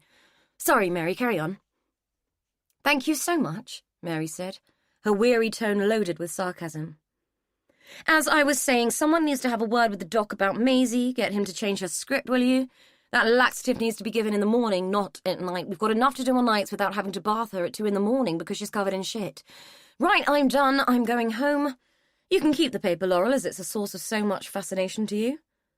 Laurel was frowning. "Sorry, it's just this photo. Here, Morrison, do you reckon it looks like that woman who's been visiting Bill?" She threw the paper to her colleague, while Mary impatiently struggled into her coat. "Could be. Difficult to say, this is an old photo, but there is a vague resemblance. To be honest, I haven't paid too much attention to her." The others crowded round him, peering over his shoulder at the picture of Stella. The consensus was that Stella Baxter, wanted for questioning over her husband's murder, was Bill Smith's mystery visitor. Mary took her coat off. Knackered or not, she wasn't going home until this little drama had been resolved. "I'll call the head of nursing, hand it over to him, and you lot, not a word about this to anyone till we know what we've got to do." Something was nudging at the edges of Charlie's consciousness, hauling him up from under the thick blanket of sleep he was so warmly wrapped in. He opened one eye, wincing against the sharp intrusion of light and shielding himself from it with his hand. Someone was banging on the window. Everything in him revolted against the requirement to move, but he needed the banging to stop. Fumbling, he wound down the window and squinted out. "Bloody hell, mate, I was beginning to think you died in your sleep. You okay?" the stranger said, sounding far livelier than anyone had a right to at that time of the morning. Charlie squeezed his eyes shut, as if the action would make it easier for him to open them again and face the day. "Sorry to wake you, mate, but you're on my pitch. I need to get the snack bar set up," the man said, giving a vague wave to the patch of lay-by where Charlie had parked. "Shit, sorry. Give me a minute and I'll shift," Charlie said, shaking himself awake and trying to ignore the cramping stiffness that was threatening to cripple his movements. "Any chance of a cup of tea when you get set up?" he called. His mouth felt like the bottom of a budgie's cage. He fumbled for the keys, then used the side of his hand to clear the condensation from the inside of the windscreen, hoping that his senses would gather themselves into some semblance of reactivity. He was exhausted. Bad sleep was almost worse than no sleep. He had given the trip up as a bad job as soon as the motorway signs had started to say accident ahead.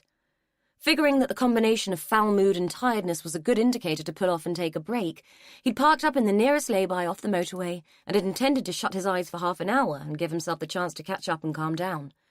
He hadn't expected that he would still be there in the morning. He must look like hell. Yesterday alone had aged him 10 years. With the salt and pepper stubble that had invaded his face overnight, he must look like an absolute wreck. No wonder he had been mistaken for a corpse. Right then he needed a pee more than anything else, so he shunted the van forward a few yards, got out and made good use of the grass verge. It took 10 minutes to get his tea. A strange, strong orange concoction only available from roadside snack bars, but fundamentally life-giving to a knackered, desperate man. "Nasty accident last night a few miles up. Van ended up on the railway line, caused a 5-car pile-up on the motorway. I reckon you made a wise move keeping in your van, mate," the snack bar man said as he laid out fatty strips of bacon on a greasy, unsavoury-looking griddle. "Bacon bap to go with that." Charlie shook his head. The man shrugged and threw a handful of cheap sausages into a deep fat fryer. The sight of it made Charlie's stomach lurch. "So what's up then? You in the doghouse with the missus? What did you do to deserve that then?" the man quipped. Charlie put his empty mug on the counter. "Nothing much, just married her in the first place." The man laughed heartily, pointing a fish slice at Charlie as he bellowed, "That's a good one, that. I like it." Charlie smiled and moved away from the van just as a lorry pulled into the lay-by. He needed to get home, have a shower, do some work, and get Rachel out of his head for a few hours.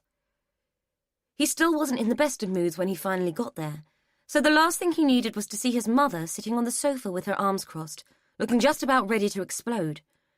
Neither was he too chuffed to see half his belongings strewn across the floor, not to mention the remains of God knows what stuck to the wall.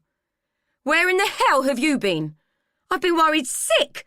Delia yelled before he'd even had a chance to put his keys down.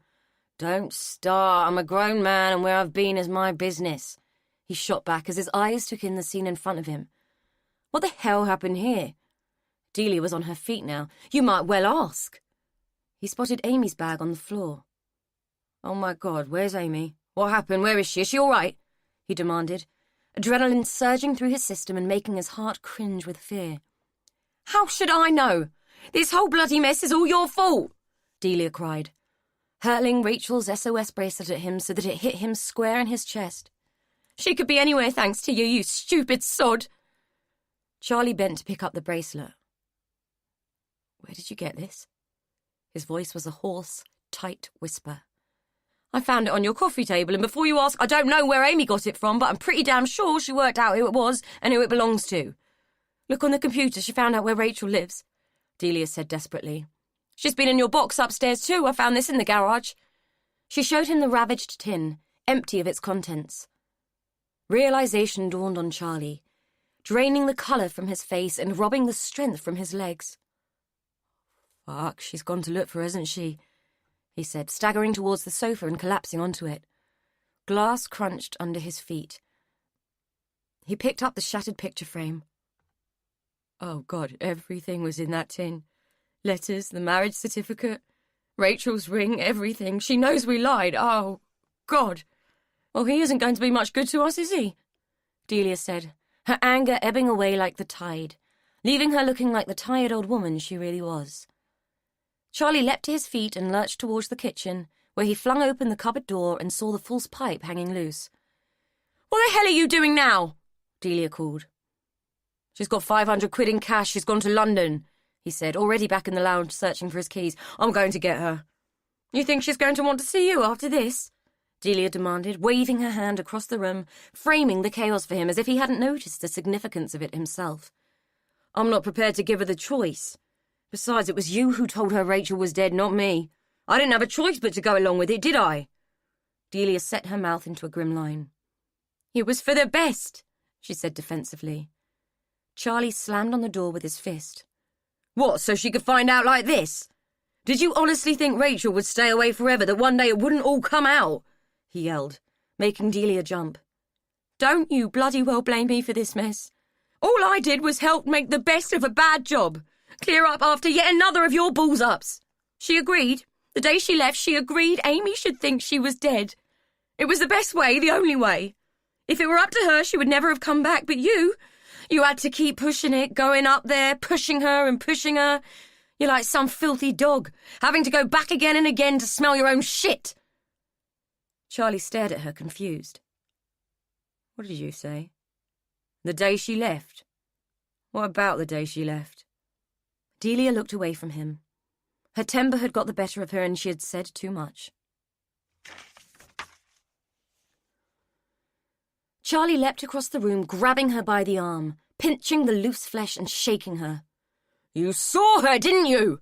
He yelled. Delia closed her eyes and tried to pull away from him. He dropped her arm and turned away from her, a look of disgust on his face. He clutched at his head as if it were a bomb about to explode. 19 years, Mum. 19 years you've let me believe that she dumped my daughter on your doorstep and walked away. Why would you do that? Why would you let me despise her for something she didn't do? You talked to her, you saw her, and you let her go. He was shaking his head in anguish. Delia couldn't answer him. Grief and regret were overwhelming her, causing her whole body to tremble. Her world was falling apart and she didn't know what to do to stop it. I'm sorry. So sorry, was all she could say. Tell me what happened, Charlie demanded through gritted teeth. Delia shook her head, having to hug herself to stop the shaking. I didn't know what else to do. She came round with Amy and she was in such a state, she was in bits. She told me to tell you she'd abandoned her. She knew you would never let her go if you didn't have a reason to hate her. Damn right I wouldn't have let her go. She and Amy were everything to me, my whole world. We would have been okay, we would have coped. Once I got her away from that damn family, she wouldn't have had the fits anyway, you know that. She was always all right when she was away from them. I know she was scared, but we would have been okay. So what was it, Mum? Did she come to you for help? Did you talk her out of staying, so damn glad to see the back of her that you persuaded her to go? Tell me how it was. Tell me what you thought was better about letting her go and destroying our lives. He spat. She had never seen him so angry. Delia was in bits herself now. Everything she had tried so hard to hold together was slipping away. Amy had run away and her son could do nothing but look at her with hate in his eyes. All she had ever done was do her best to protect him, protect all of them. That day there had been no choice. To tell him the truth would have destroyed him completely. What she had done had been the lesser evil, the choice with the least collateral damage attached. He needed to know that. He needed to hear the facts, and then he would know that she had never done anything other than shelter him and Amy. She took a breath. All right. I'll tell you how it was, but you're not going to like what you hear, so we'd better both sit down and pull ourselves together. Charlie dropped heavily into a chair and stared at her, waiting, his jaw twitching with rage. Delia lowered herself wearily onto the sofa. Yes, you can look at me like that and blame me for everything that's gone wrong for you. Why change the habit of a lifetime? Always someone else, isn't it? Everyone always out to get you, aren't they? Well, son, did it ever occur to you that this whole vile mess all comes back to you? She looked at the expression on his face. Yes, Charlie Jones, you. And believe me, it is a vile mess too. She paused. As for Rachel, I loved that girl like she was my own. I would never have hurt her, not in a million years. But you hurt her deeper than anyone ever could have, and you didn't even know it because you were so wrapped up in yourself.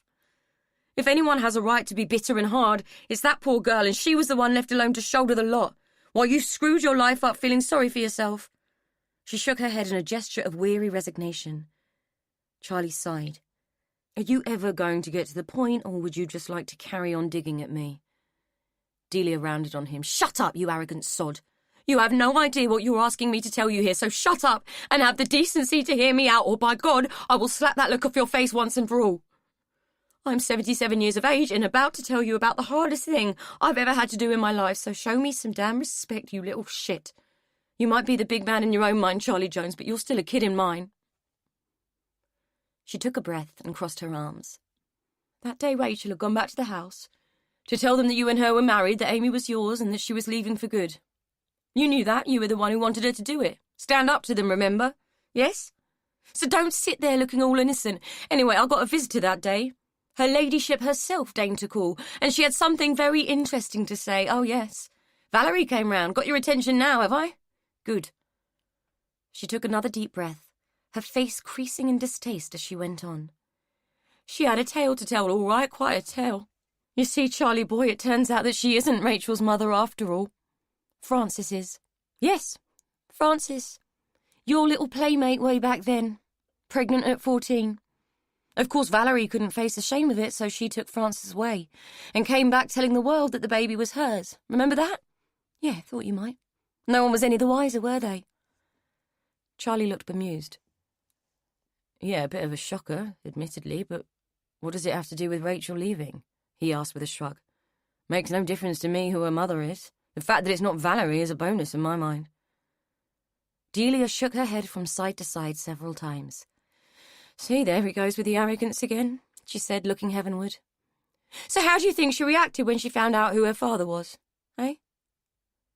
What the hell are you on about, Mum? Get to the point, will you? He said, his tone laden with exasperation. Delia stood up. She didn't want to be sitting down when she said the next words.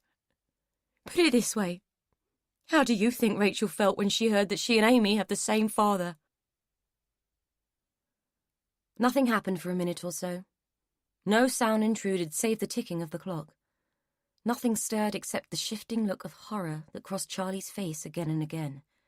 His stomach erupted, sending a torrent of thick, yellow bile up into his throat until he had no choice but to spew it out onto the carpet, until he was empty and there was nothing but spasms of pain in his gut.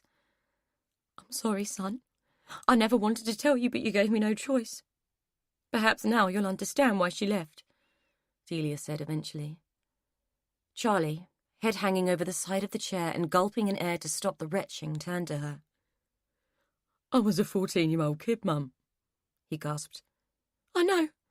Doesn't make it any less the truth, she said sadly, a look of extrinsic shame on her face.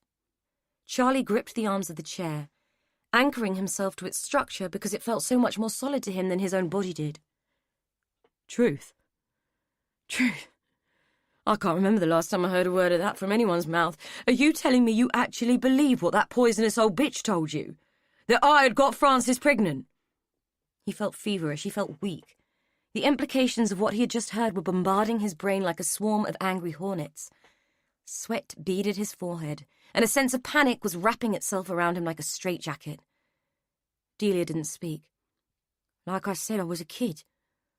14. He was running it through his head, the past, going over it again and again, just to make sure he had it right. Could he have forgotten something like that? Could a man forget his first sexual experience? No. Without a doubt, no. It never happened. She was lying. If you want to know the truth, Patsy was the first, and I didn't meet her until I was 17. Christ, at 14 he had barely discovered that you could do anything else but piss through it. Delia just stood there, blinking like a dumb animal caught in the beam of a torch. He started to laugh in a dull, almost baying howl. It's ironic, isn't it? You never believed I was capable of murder. You stood by me through all of that. But ask if a man is capable of keeping it in his pants and you don't believe a word of it. Thanks, Mother. Thanks a lot. No one would lie about that. Surely, Delia said, seemingly not even to him, but to the ether as if it could give her a more convincing answer. They lied about murder, why not that? Charlie reasoned, still bitter. Then he roared in frustration. How many years of my life does that family want? How many pounds of my flesh? Delia started to shudder again. She looked defeated, and he could see every one of her years hanging off her bones like lead weights. In that moment he could feel nothing but disgust for her. He stood up, watching her flinch away from him as he moved across the room.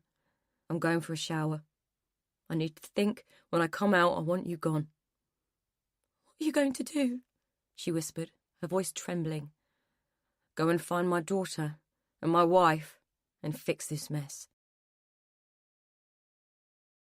Chapter 14.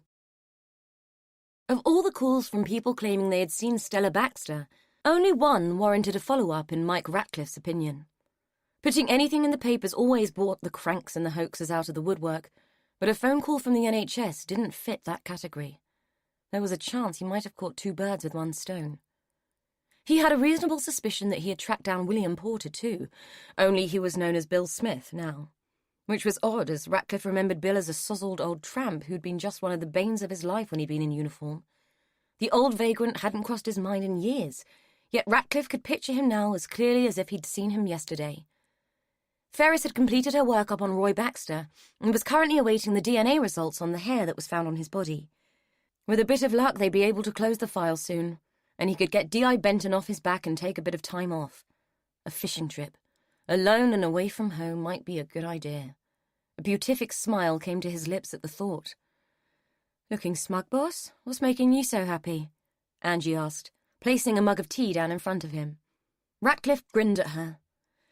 "Nothing more gratifying than a plan coming together, Ange. We all sorted for this afternoon?" "All ready to go. Apparently our woman always visits at 2 o'clock. We'll be in place well before then. We need to set off from here by 10, at the latest." Ratcliffe leaned forward and rubbed his hands together in fervent anticipation. "Bring it on, D.C. Watson, bring it on." "I contacted Roy Baxter's sister about the body being released for burial," Angie said, perching on the edge of his desk and then standing again quickly when he raised his eyebrows at her. "And?" "Didn't want to know.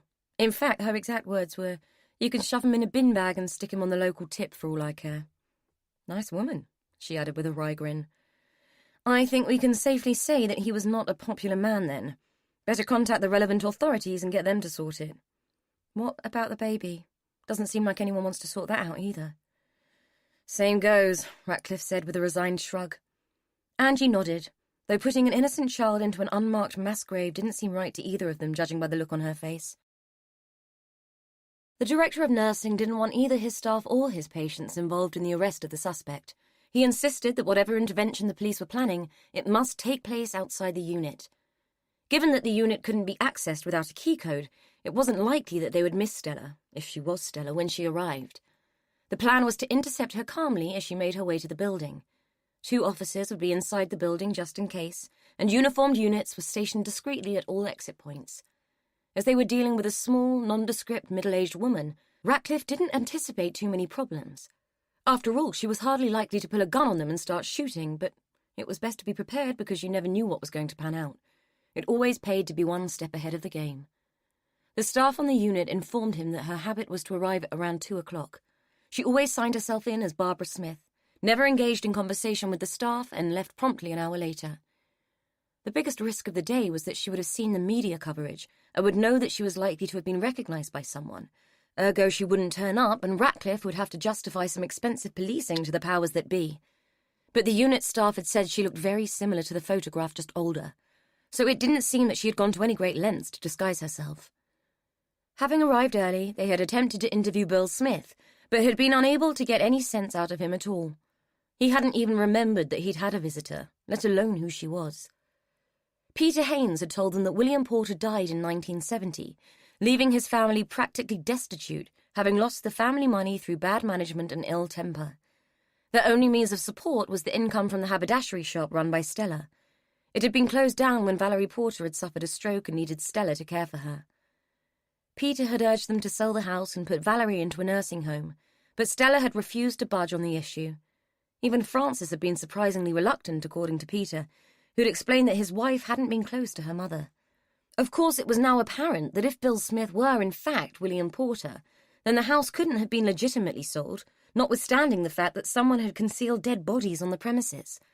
Given that information, Ratcliffe felt he could safely conclude that Stella knew her father was still alive. Had she bolted from the house after Valerie's death because she knew the game was finally up? Sitting there in the car park, waiting for his first glimpse of her, Ratcliffe was impatient for answers. "Do you know what I don't get? Angie said as they scanned the area. How come no one ever questioned that Baxter or Porter had disappeared? Ratcliffe thought it was a fair point and something he had been giving a good deal of thought to. Well, the way I see it is that someone would have to give a shit about you to notice you were gone. As we've established, there are no friends, no relatives who give a damn, no work colleagues, not even a bloody milkman, hence no one to notice and no one to make a report. Porter was a recluse and Baxter was a bastard, so it was good riddance to Baxter. And Porter who? No one missed him, except Stella. He knew Angie had to agree. She had done most of the interviews with the neighbours and had the misfortune of meeting Baxter's sister, Maureen. None of the neighbours could remember William Porter, as all of them had moved in after 1970. Besides, not many of those big detached houses were private homes anymore. Not many people could afford them. The house next door had been a dentist surgery for the past 30 years. The house opposite had been converted into bedsits in the 1980s and had an ever-shifting population, most of whom were too busy trying to avoid the landlord to be paying any attention to anyone else. Another was a bail hostel, one a residential home for the elderly, another owned by an elderly woman who had fallen foul of Valerie Porter somewhere back in the annals of history, and as a result had stoically ignored her existence ever since.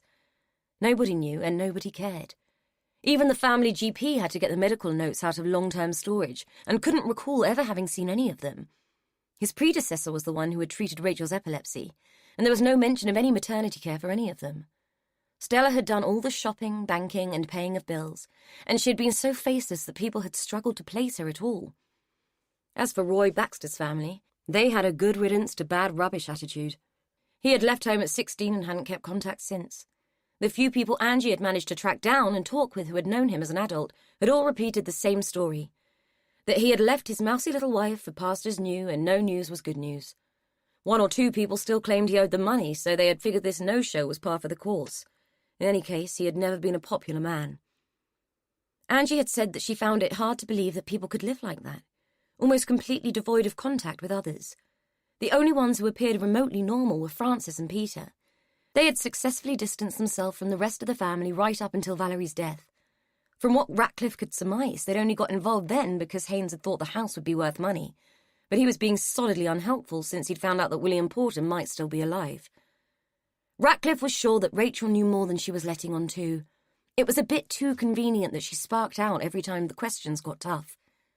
The radio crackled into life, breaking into his thoughts. One of the other units had spotted Stella Baxter. "Come on, kid, we're on," he said to Angie, as he launched himself out of the car ready to intercept Bill Smith's mystery visitor. Chapter 15. By rights, Charlie shouldn't have been driving. He was knackered and probably more distracted than he would have been if he'd downed a bottle of scotch before getting in the van. Sick of trying to work out how he felt, he had mentally extracted himself from the emotional melee and was busy trying to work out how many bricks he would need to build a one extension on the back of a 3-bed semi. Anything to rein in his thoughts. He would have recited his 12 times table out loud if he thought it might help. Memory was playing tricks on him. He knew that he had never touched Francis, yet now it had been suggested to him. The vision of it kept nudging at him, insistently inviting him to give it credence. Could he have? Did he? Had he blocked it out? No one would lie about such a thing. They had to think it for a reason. Unable to accept that anyone could indict him like that, his mind could only make sense of it by trying to make it real. But it wasn't. He knew it for a fact. Patsy had been the first and an event in his life that he would always remember. So indelibly was the humiliation of it carved on his psyche. Oh, sure, she'd been sympathetic when he'd only managed to last 2 minutes, but he would never forget the sly smile that had gone with it, or the sigh of tolerance when she had told him it was okay. No, his mind could play as many tricks as it liked. He had never touched Francis Porter. Not that she hadn't wanted him to. In fact, he distinctly recalled her calling him a filthy cretin when he turned her down. She had treated him with the utmost contempt ever since. She and Valerie were bloody twin souls. To the best of his knowledge, the only child he had ever fathered was Amy. Although the marriage to Patsy had only come about because she'd claimed to be pregnant, no wonder his mother had been so ready to believe the Porters. Patsy's baby had never materialized. She had claimed a miscarriage. He'd pitied her at the time, married for only a month and losing their baby. Hindsight had often made him question whether there ever had been a baby at all, or whether she'd just wanted a ring on her finger as an excuse to leave home. Her mother had died years before, and Patsy hated being her father's skivvy and having to be nice to his frequent, ever-changing girlfriends. Maybe she'd just wanted a home and a family of her own, just not with him, it seemed. He had known when Patsy died that she was going to leave him. That knowledge had been one of the things that had sealed his fate that day, that and being stupid enough to pull the knife out of her. The papers had called it a crime of passion, but he'd be hard-pressed to remember any passion in their relationship. From the minute they got married, she treated him like an inconvenient stray dog. Her affair with Roy Baxter had probably started at the wedding reception, but Roy had been his boss, and back then, Charlie hadn't had the balls to challenge it. In fact, he'd been relieved when she told him she was leaving. Patsy had let him off the hook. Marrying her had been a huge mistake, and he'd known it before the cake had been cut. Not that anyone had wanted to believe that. Being found next to her body with a knife in his hand had obscured any objective views. Patsy had been beautiful, and he'd been in awe of her. He'd mistaken it for love, but not for long. Not everything that glitters is gold, and Patsy had been pure brass. There was only one woman he genuinely loved, and he had brought her nothing but misery. He didn't even want to imagine what it must have been like for her all these years, having to believe that disgusting lie. Even thinking about it made him want to rage and roar and break the world. It must have been like 10 kinds of hell for Rachel. She would have blamed herself, sucked up the responsibility of it and worn it like a hair shirt. The whole woebegone Miss Havisham setup in the flat began to make sense. It was her idea of penance. Change nothing, affect nothing. He had spent all these years feeling so sorry for himself he'd forgotten to wonder what it might have been like for her. Why had she believed them? Why had she listened to a word Valerie said? A memory of her sprang into his mind. She'd had her back to him, her flesh bare, the light from the bedside lamp washing over her skin, highlighting the scars left by Valerie's weapon of choice, a thin leather belt. Of course Rachel had believed it. She would have been too afraid not to. The only time in his life he had ever felt capable of cold-blooded murder was the day he had first set eyes on those marks. If Valerie had been standing in front of him at that moment, he could swear now that he'd have ripped her heart out with his bare hands and spat in the hole he'd left. He had not long been out of prison, a few weeks at most, paroled to his mother's house. On the walk from his weekly visit to the probation office, it had started to rain so heavily that he'd had to shelter in an alley. As he'd waited for the downpour to ease, he'd spotted Rachel, running up the road with her boyfriend in tow. He hadn't taken to the boyfriend, had him down as an obnoxious little shit the first time he clapped eyes on him. The kid had been yelling at Rachel to hurry up, dragging her along the road, yanking at her arm. She'd stumbled, gone down on her knees, and the arsehole had lost the plot with her. Hauling her to her feet, the little shit had screamed obscenities into her face and had shaken her like a rag doll. She had started to seize.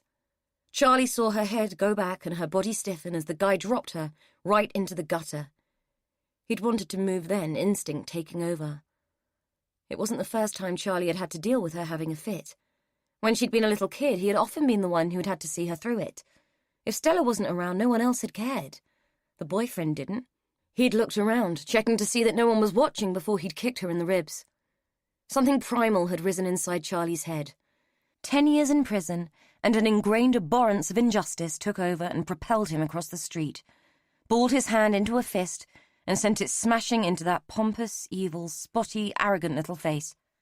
The kid had gone down like a sack of shit, and Charlie had warned him with his fist an inch from his busted nose that if he ever went near Rachel again, he, Charlie Jones, the convicted killer, would personally rip his head off and crap down the hole. The kid had threatened him with the police. Charlie had said, "Bring it on, kid. I've already done one stretch for murder, another won't make much difference." If it hadn't been so wet from the rain, he could have sworn that the kid had pissed himself. All those long, boring days inside with not much else to do other than fool around in the prison gym had made him twice the man he had been in every sense. The kid had been scared witless and had scurried away like the rat he was. Rachel had been a mess. She had cracked her head on the curb when she fell and was covered in muck and God knows what else from the wet gutter. She was fuzzy after the fit, and he'd had to pretty much carry her back to his mum's house. Delia had been out at the time, so he'd had no choice but to try to sort her out himself. He probably should have taken her to A&E, but reality had kicked in and he'd started to feel panicky about hitting the kid and the prospect of being arrested again. Rachel had been in shock, teeth chattering, unable to speak, unable to look at him properly. He'd run her a bath. She'd been filthy and freezing, her clothes soaked. She'd sat in that bath for an age. Probably would have stayed in there if he hadn't knocked on the door, bringing a towel and some dry clothes. He'd given her an old T-shirt and a pair of jogging trousers of his own. The only alternative had been one of Delia's frilly dressing gowns. It hadn't been an occasion for frills. When she'd come out of the bathroom, he'd asked her to show him where the kid had kicked her. She was moving awkwardly, and he reckoned she had a busted rib. She'd sat on the edge of his bed and lifted up the top. Purple spots of bruising had already started to pepper her skin. He'd told her they should strap her ribs, so he'd dosed her with paracetamol and ripped up an old sheet for long bandages. He'd had to strap his own ribs a few times over the years, so he knew what he was doing. She couldn't hold the T-shirt up, it hurt too much, so he'd helped her to ease it off, looking away as she blushed and tried to cover her breasts. He'd told her to turn around and lift her arm. It was then that he first saw the scars. His mother had written to him ages before and told him that Valerie had hit her, but he thought Delia had been exaggerating. She had a habit of it, making the nice too nice and the dramas into crises. Rachel's scars were old, but still red and raised where they hadn't healed well. He'd touched one and she'd flinched away from it, gasping in pain from her injured ribs. He'd strapped her up and helped her put the T-shirt back on. Then he'd made her get into the bed and he'd brought her a cup of tea. The memory was so vivid he felt as though he could step back into it as if his recall was a time machine. "Why did she do it?" he'd asked. Rachel had looked at the wall when she answered, her damp hair hanging in strands and covering her face. "Because I wouldn't shut up about you. I kept telling them you hadn't hurt Patsy, but no one would listen. She said if I didn't shut up about it, she would shut me up so she'd get the belt. But the scars, she must have nearly killed you." She hadn't said anything more for a long time. She'd just sipped at her tea. She rubbed salt in when they got infected. He hadn't been able to believe what he'd heard. The thought of the pain she must have been in still made him feel nauseous, all because she defended him when nobody else would. He remembered wanting to cry at that moment. Rachel had noticed and told him she was sorry for upsetting him. The irony of it had made him laugh. Then she'd put her arm around him and laid her head on his shoulder, and he'd pulled her onto his lap and started to rock her because he couldn't think of anything else to do. It had begun there, on that day, when he'd first realized she wasn't a little girl anymore. Nothing happened between them, not then, anyway, but he'd thought about it. She'd been in his bed, curled up against him, her face tensing every now and again with the passing flicker of bad dreams. It was a woman's body that he'd held, but he couldn't shake off the memories of the little girl. He'd felt bad, perverse, warped even, and he'd wondered if the years inside had twisted him in some way, as if the essence of immorality that pervaded the prison air had seeped into his being and left him diseased. When she'd woken up, he'd fed her toast and made her drink more tea, and had asked about the boyfriend. "Mother likes him. She approves. His father is a bank manager," she'd said, as if it explained everything. She'd said they had met in the shop where Rachel had been working with Stella since leaving school. He'd been okay at first, given her excuse to be away from the house sometimes. She'd welcomed that. Charlie had wanted to know when the violence had started. "You know me, I get things wrong. I annoy people," she'd said with a shrug, as if it were normal to be beaten up. What had she got wrong that day? She wouldn't agree to sell Lila's flat and hand over the money. The boy, Simon, had asked her to marry him and she'd said no. Everybody had been annoyed. Charlie had liked Lila, not least because she had always been kind to Rachel. The only person in the family who had ever given her a break, in fact. Lila had died a month before from several cancers that she'd kept a secret until they had finally consumed her. Lila had lived a vivacious single life well away from her extended family. She had never settled for marriage, preferring the company and support of other women's husbands from what Charlie knew. Given her background, Charlie didn't blame her.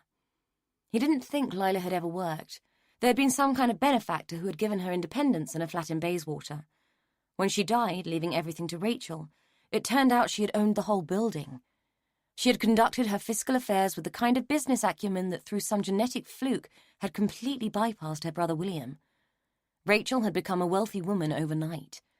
Valerie had nearly succumbed to an apoplectic fit when she'd heard the news and had immediately challenged the will.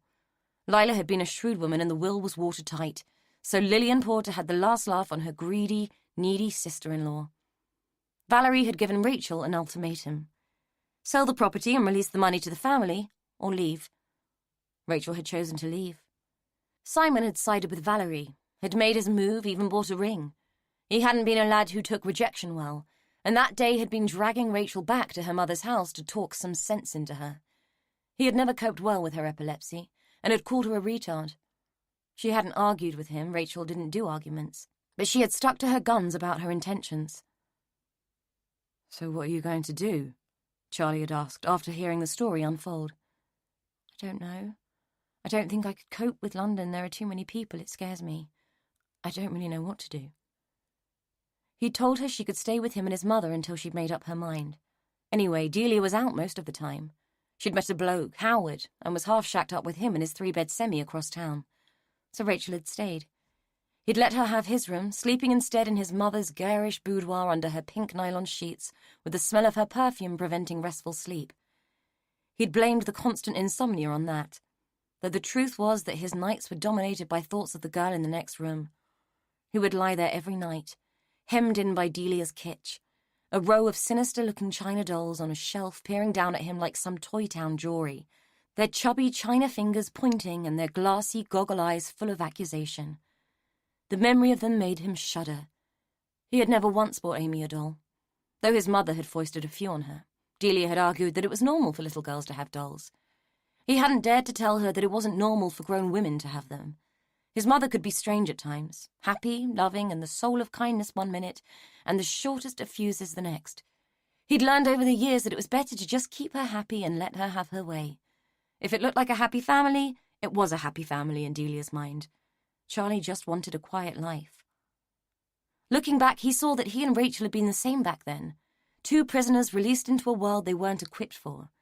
They had naturally gravitated towards each other, finding comforting traits of institutionalized behavior that felt less gauche and less insane if they stuck together.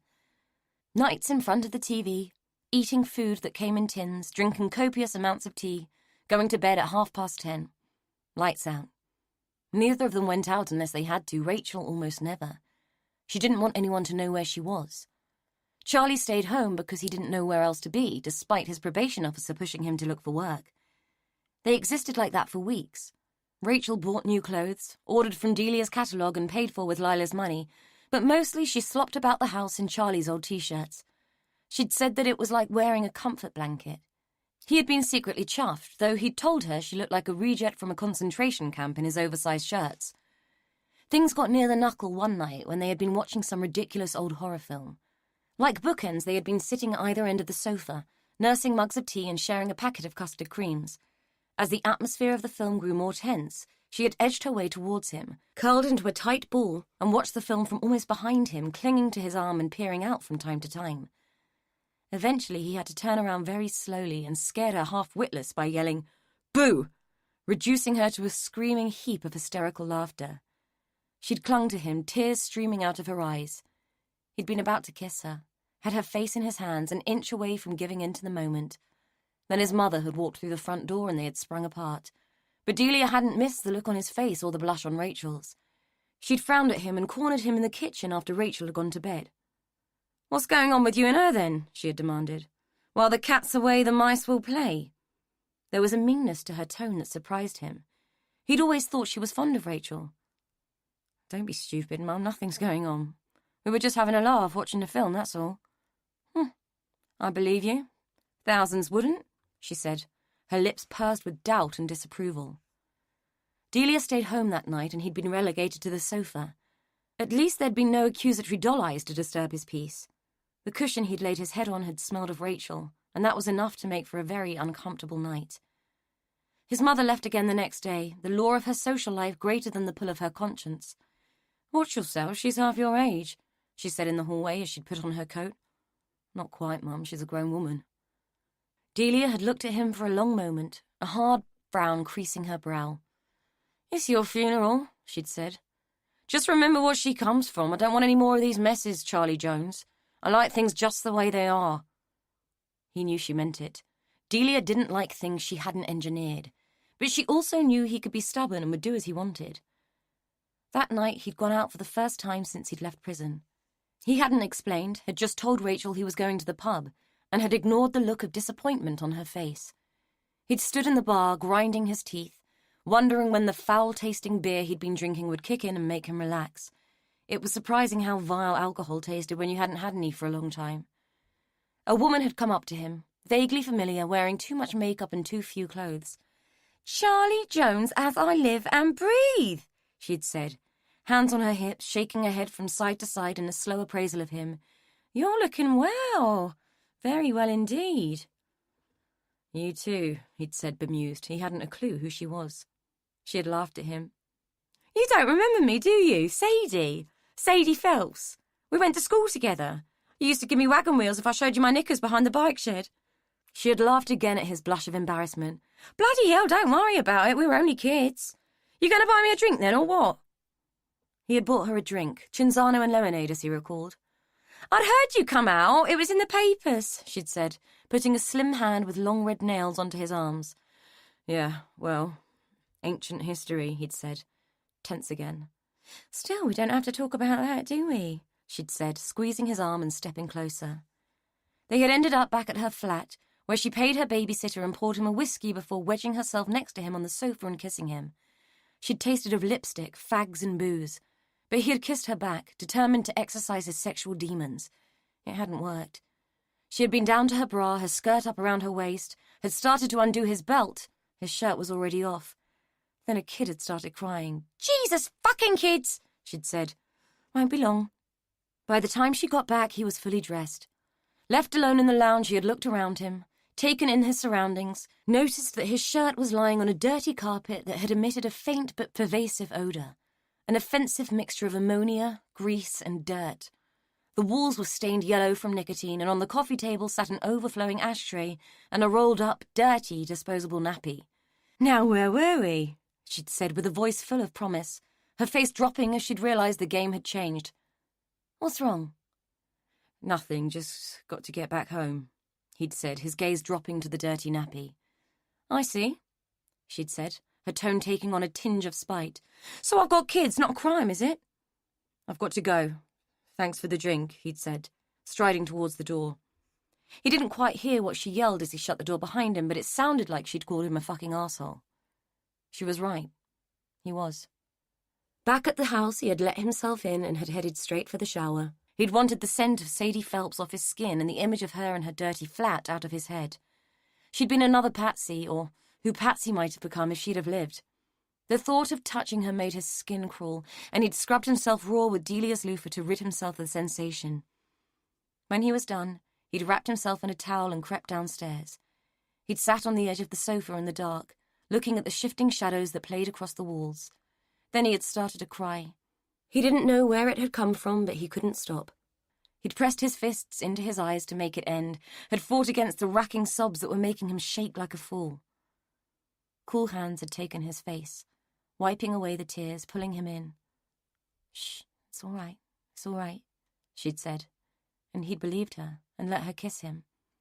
He'd kissed her back and had completely forgotten himself.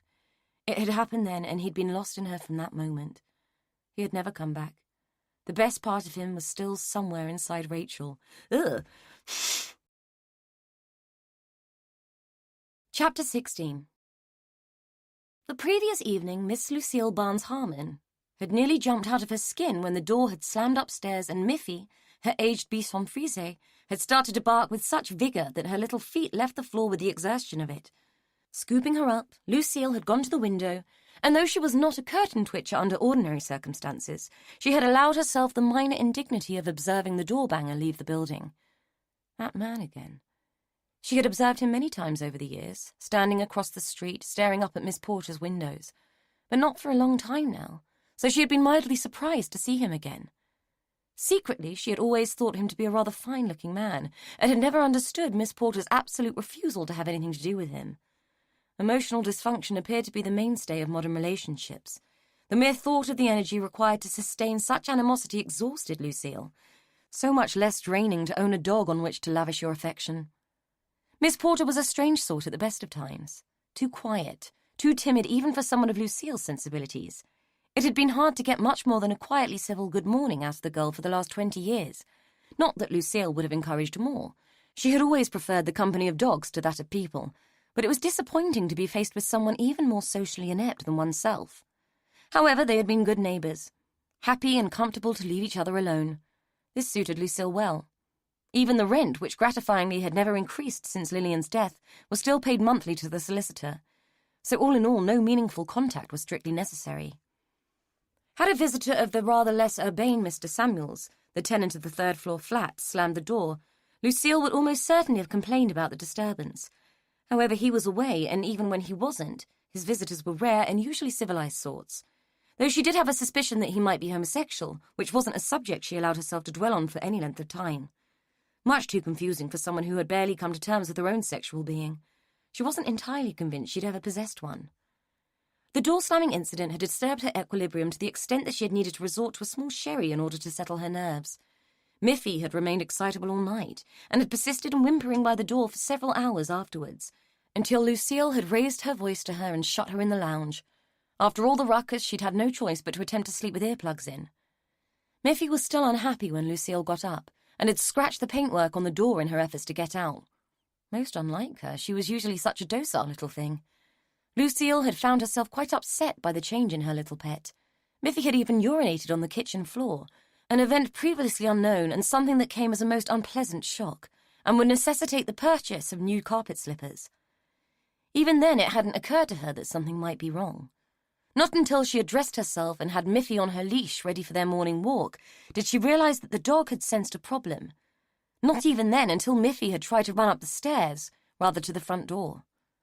In a fit of relief that her mistress had finally acknowledged her distress, Miffy had pulled herself free of Lucille's grip and hurtled up the stairs, trailing her lead, barking and whimpering in the most annoying turns.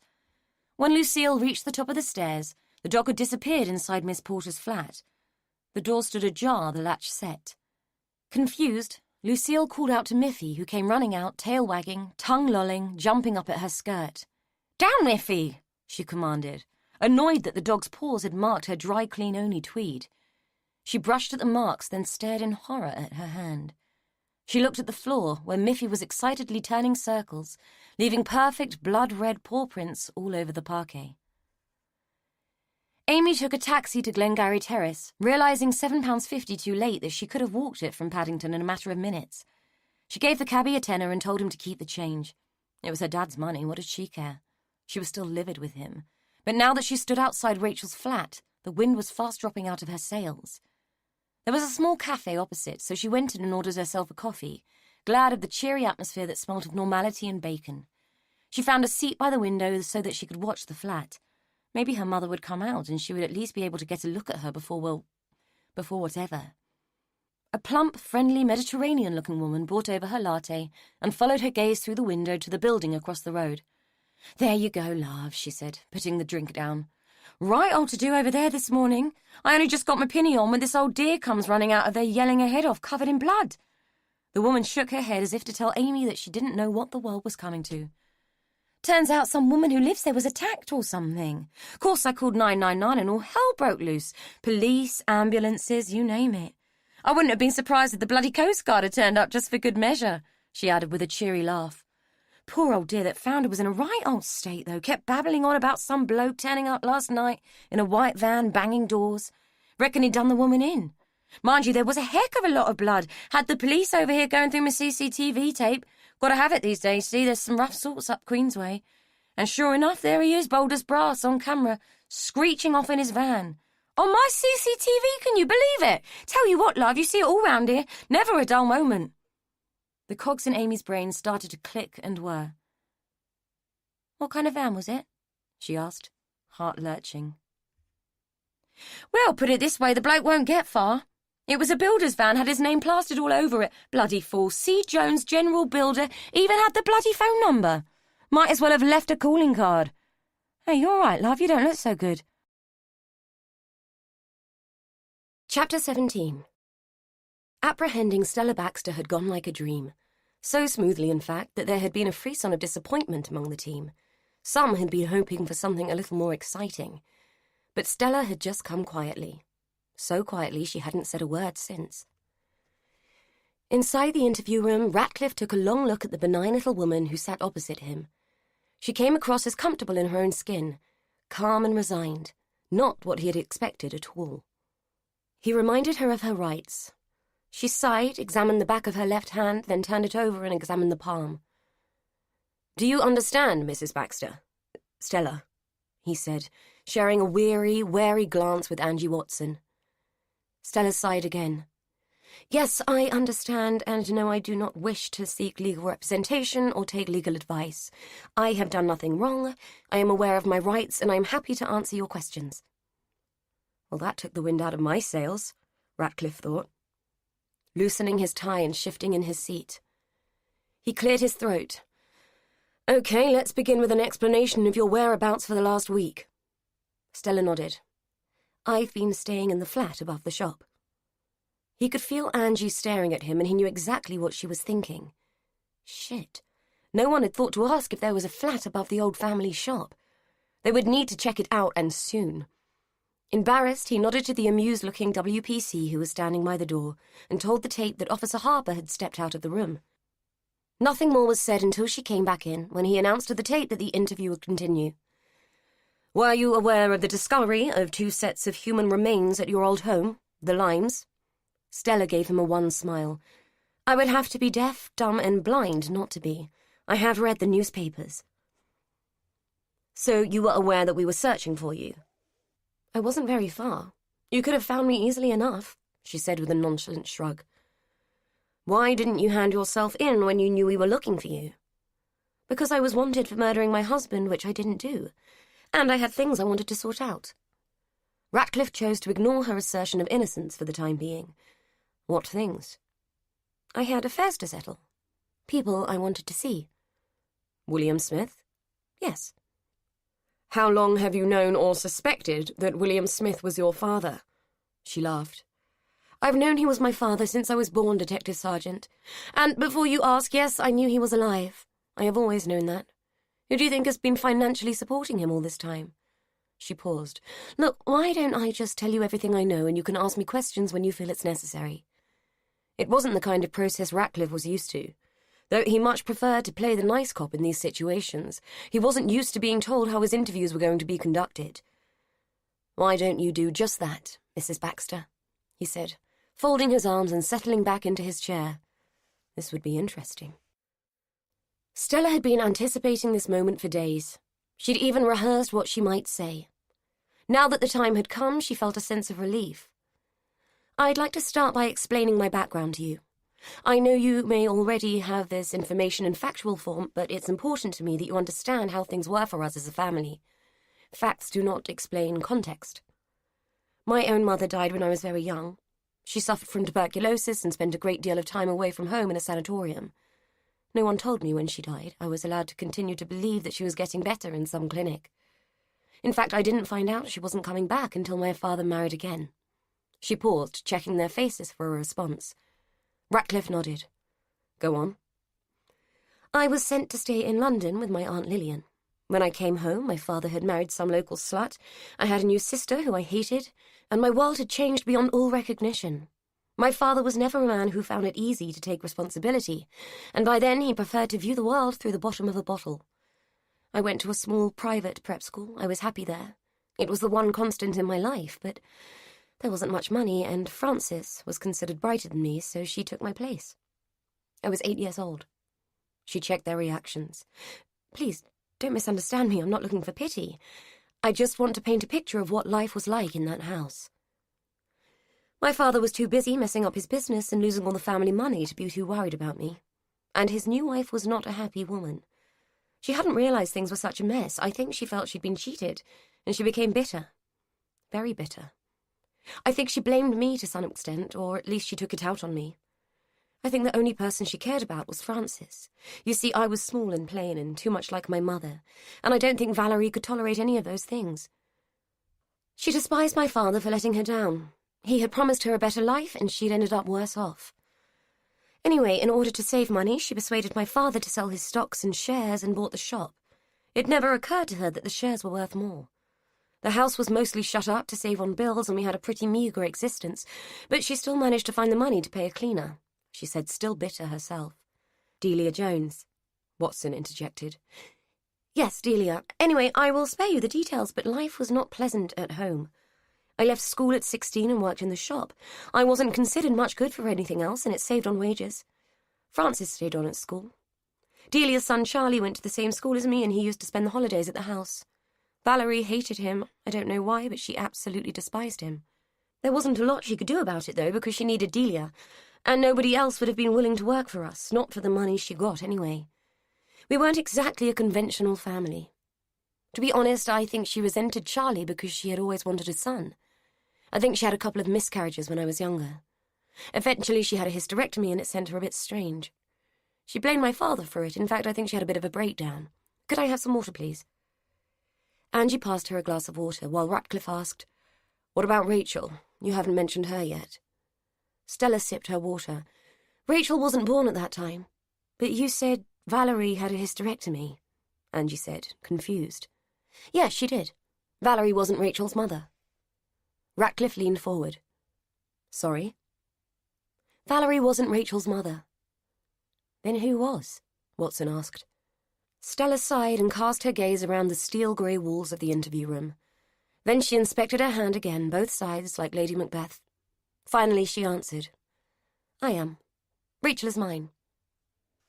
Mike Ratcliffe and Angie Watson were sitting in his car outside her house, trying to come to terms with one of the oddest days either of them had ever experienced.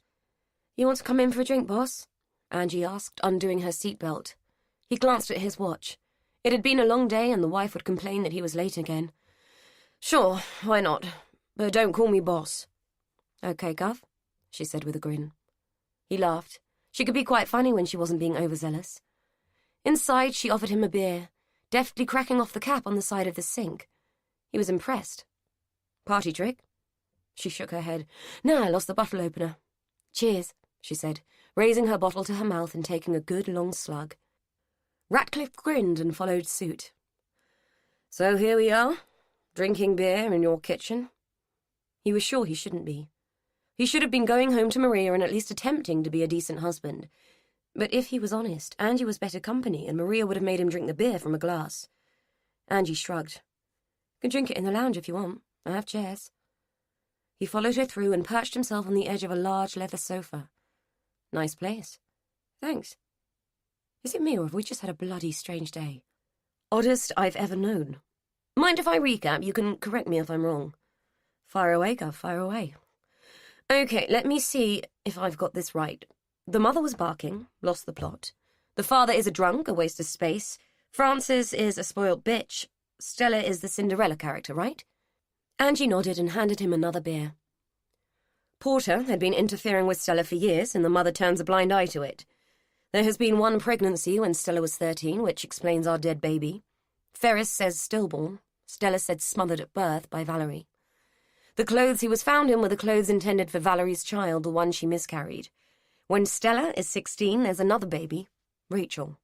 Stella leaves school, ends up working in the shop behind the scenes so no one knows she's pregnant, and the stepmother, takes the kid on and passes her off as her own. Have I got this right?" "That's the way I heard it, boss," Angie said with a shudder. "Right, so Valerie's had enough of the old man's shenanigans when she finds out he's having a go at Francis, so she boots him out and pretends he's dead. But Stella looks out for him, gives him money, takes him food, lets him live in the flat above the shop until he takes to the streets. By the way, we have some explaining to do to D.I. Benton about the fact we missed the flat above the shop. She is not going to like that one bit." "Fuck Benton, we did our best. What I don't get is how Stella could look after the guy when he'd done that to her. Her own father, for Christ's sake, makes me want to vomit," Angie said, with another shudder. She had seen the man in the psychiatric unit, a filthy old drunk.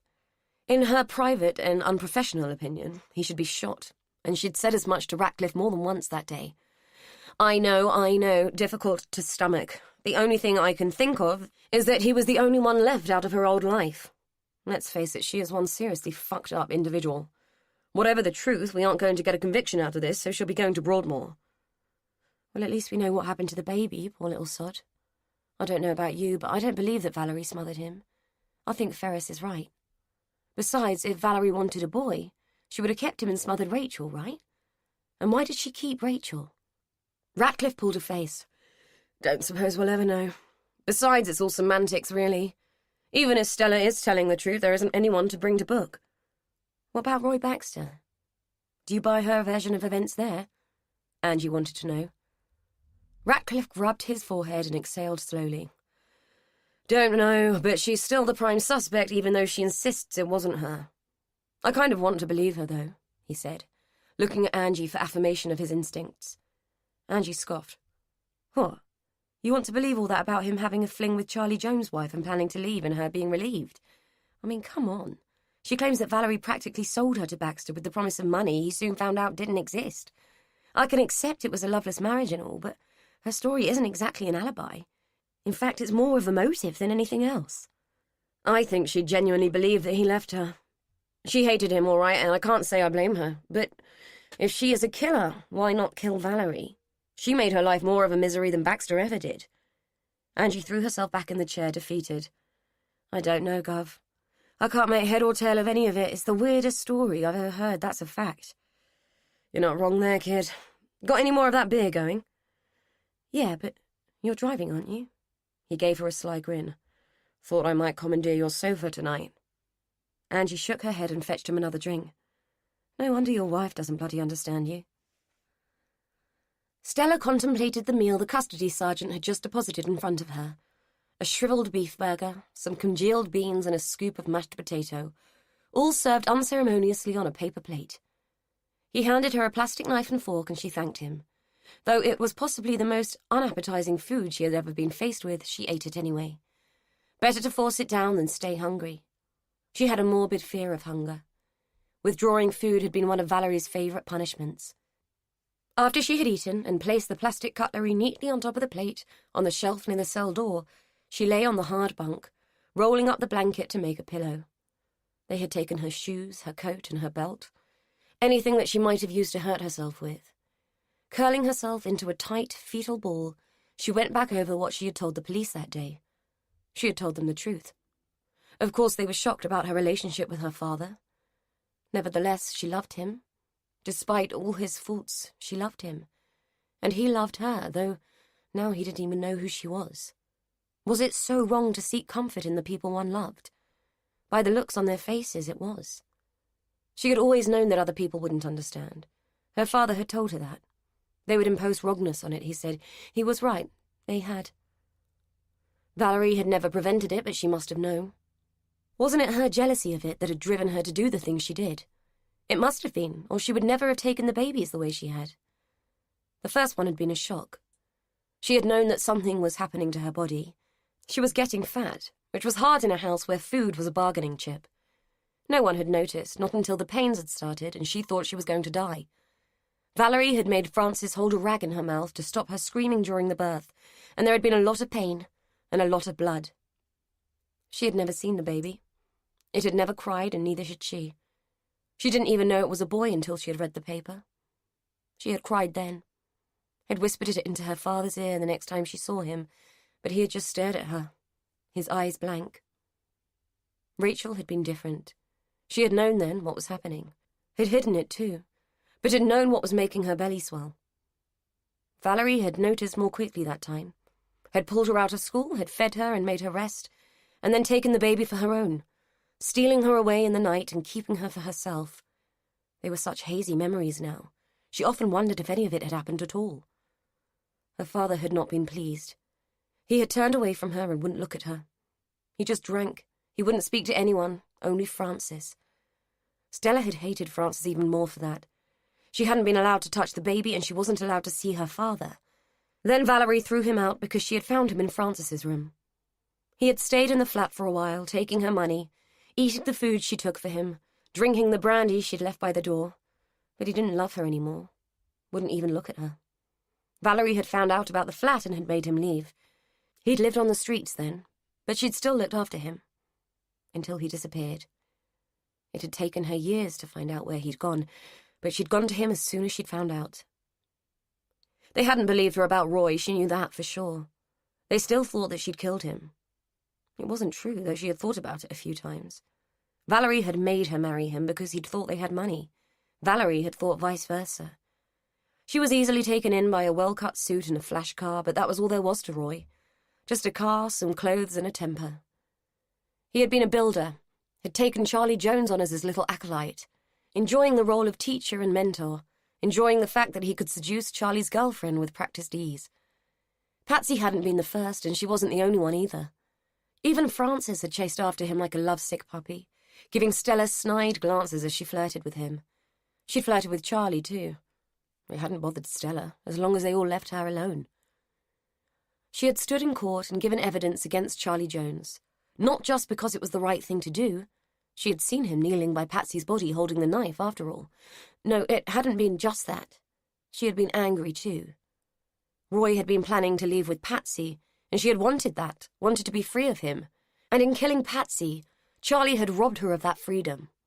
It was only fair that she played her part in robbing him of his. Only fair.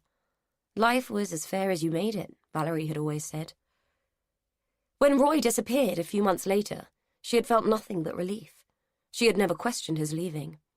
In the weeks after Patsy's death, he had been a mess, showing a depth of grief that had surprised her. She hadn't realized he was capable of love, or the kind of cruelty the loss of it had brought out in him. When he had gone, the space he'd occupied in their lives had closed subtly and succinctly. It was as if he had never existed. No one talked about him, and no one grieved his absence, not even Frances, who had been his biggest fan. Life had consisted of the shop, of home, of Rachel, of keeping her father alive, of tolerating Valerie, of avoiding Frances whenever possible, of being civil to Frances's pompous fiancé Peter, and being rude to Rachel's nasty little boyfriend. Then Lila had died. Valerie had smelled money, and Rachel had run away. It had broke her heart when she found out that Rachel had married Charlie Jones and that she would never see her again. It was only a few years ago that she had found out what Valerie had done to drive Rachel away.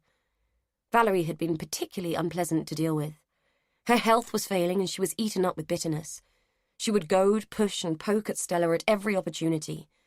The best strategy with Valerie was never to bite, never to acknowledge the sting of her words. Stella had tried to walk away that day, but Valerie liked to win and had played her trump card, spewing out the lie she had told that had sent Rachel away. Then she had laughed in Stella's face. She could see Valerie now in her mind's eye, cackling like a witch, head thrown back, showing her rotten yellow teeth, pointing her skinny, crooked finger and crowing. It had felt like a piece of elastic had snapped in her brain. A sharp, painful twang that had released her from the quiet reason she had always known. Something unfamiliar and liberating had sent her across the room towards that hideous, gaping hole of a mouth. It had forced her to pick up a cushion and press it with all her might against the source of that torturous noise. She had kept it there until the skinny arms had stopped clawing at her and had sagged to the old woman's sides. Only then did she take the cushion away so that she could spit in the face that had caused her so much misery. Valerie hadn't died, but she'd had a stroke. Her face had collapsed in a horror mask of shock and disbelief. Stella had watched dispassionately as her tormentor had fought to get out of the chair, her face creasing with confusion as her body and her voice refused to do her bidding. When she was sure that Valerie wasn't going to regain her speech, Stella had called an ambulance. It was a day later, she thought. She couldn't be sure. She had spent such a long time watching. She hadn't told the police about the cushion or the lie, just that Valerie had a stroke and that she had closed the shop to care for her. And care for her she had in that mouldering old house. Just the two of them. Valerie silent at last with just her own thoughts for company. Stella at peace with her world, though it was decaying around her ears. It was surprising how little money two people could survive on, especially when Valerie ate so little. Just porridge, twice a day, every day. Cheap and nutritious. At least that had been what Valerie had told Stella when she'd fed it to her as a child. If you economized on one person, the other could have more. Stella had whatever she wanted and ate it in front of Valerie. She had learned a lot from Valerie over the years. Everything she knew about looking after those less fortunate than herself had come from her stepmother's example. Valerie had died all on her own. Another stroke. And Stella had been free for a little while. She had walked out of the house the day of the funeral, after Frances and Peter had left. She knew there would be trouble as soon as Peter found out there would be no inheritance, not then anyway. There had been no reason to stay. So she had gone to the flat and sought out her father to tell him the good news. Then her face had been in the newspaper. She had read the article and come to the quiet conclusion that there was no peace for the wicked. After all, hadn't her whole life been just such a cliché? Ratcliffe lay on Angie's sofa, zipped uncomfortably into a too-warm sleeping bag and wearing just his underpants. He had phoned Maria and left a message telling her he would not be home that night. She was used to it. So used to it she didn't even bother to stay home and wait for him anymore. God knows where she was when he'd rung. Probably at some Pilates class or at her book group. After the day he'd had, even Angie's sofa had more appeal than a night in front of the TV with a microwave meal in his own company. Even when Maria did come home, she would just shake her head at him over the mess he'd made, then take herself off up to bed in the spare room where she would spend the night banging on the wall to interrupt his snoring. He didn't know why he stayed, really, or why she did, for that matter. He guessed that neither of them had anywhere better to be. Either that or it didn't occur to them to look. He didn't want to think about Maria anymore. He always felt so guilty when he did. He turned his thoughts back to the case. When he thought about the Porter clan, he figured he ought to count himself lucky. His lackluster marriage was a walk in the park compared to that melting pot of iniquity. The story that Stella had told beggared belief and left him in a difficult situation. She had accused her father of incest, but the man was old and sick, hardly able to withstand arrest, let alone trial. Besides, though she had made the claim, she didn't see it as the real crime of her past. In Stella's mind, Valerie had been the real abuser. The whole business left a sour taste in Ratcliffe's mouth, and for the first time since he had worked for her, he had to concur that his boss's instincts about this case had been good. D.I. Benton had steered well clear of it. However, Stella still hadn't confessed to the murder of her husband. They couldn't legitimately hold her much longer without charging her, so either way, confession or not, he would have to charge her the next day. He glanced up at the clock and saw that it was already the next day. Chapter 18. Amy sat on the steps of the building where her mother lived, aware that the woman in the cafe was sending surreptitious glances at her from across the road. In less than 24 hours, everything that Amy had ever been certain of had turned on its head, and she didn't know what to do. The door behind her clicked open and a small, elderly woman made her way down the steps, towing an excitable little dog. She gave Amy a disapproving glance as she passed. "Come along, Miffy.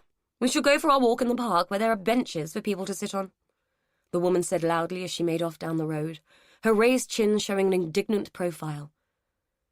Amy glanced backwards and noticed that the door was still easing shut. Without thinking, she hurtled up the steps and caught it a fraction of a second before it closed. Without looking behind her, she slipped quietly into the building and found herself in a large hallway. The house was immensely quiet after the busy rush of the London street, and now that she was inside, she was undecided about her next move. She walked along the silent passageway, noting the number of the first door. Her mother's flat must be upstairs. Like a thief, she made her way up the stairs, expecting that at any moment someone would leap out and start yelling at her. But the hushed house presented no unpleasant surprises, except for the dried blood on the landing floor, smeared and dirty from many feet. The door to her mother's flat stood ajar. A thin strip of crime scene tape had been stuck across the doorframe, as if it would actually keep anyone out. Checking once more to be sure that some silent, stealthy witness wasn't observing her, Amy ducked under the tape and walked into the flat. Opposite the front door was a kitchen, the floor of which was thickly covered in trampled, congealing blood.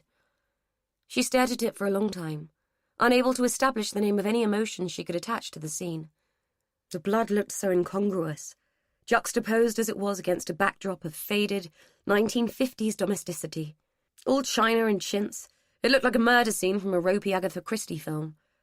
It occurred to her that a pool of blood on the floor would never look congruent, no matter what the setting. She wandered through to the sitting room, which was furnished like a Rococo boudoir. Everything was ornate, all scrolled and fussy, and not what she'd expected at all. It painted a picture of some femme fatale, dressed to kill and sporting a martini. There was even a cocktail cabinet to prove the point. It wasn't the picture of her mother that she'd had in her mind all these years. From the 1 or 2 photos she had ever seen, Rachel did not look like someone who would drape fringed silk shawls over lampshades. This didn't fit. She was trying to imagine her father here last night attacking her mother. It just didn't fit. Though her heart told her he couldn't have done it, logic told her he must have. Rachel had been attacked. He had been here, and his van was on CCTV. And it hadn't been the first time. A butterfly of fear unfurled its wings in her gut and fluttered painfully through her chest. No one was who they pretended to be. Not him. Not the mother who was supposed to be dead, not her grandmother. If they weren't who they were supposed to be, who was she? So, she was the child of a violent misogynist and a nostalgia-freak hooker, plus the grandchild of a liar. The thought made her want to laugh and cry at the same time. She put her hand across her mouth to stifle a sob and sank down miserably onto a faded chaise longue. She didn't hear Charlie come into the room. "Amy?" The sound of his voice sent a frisson of panic through her.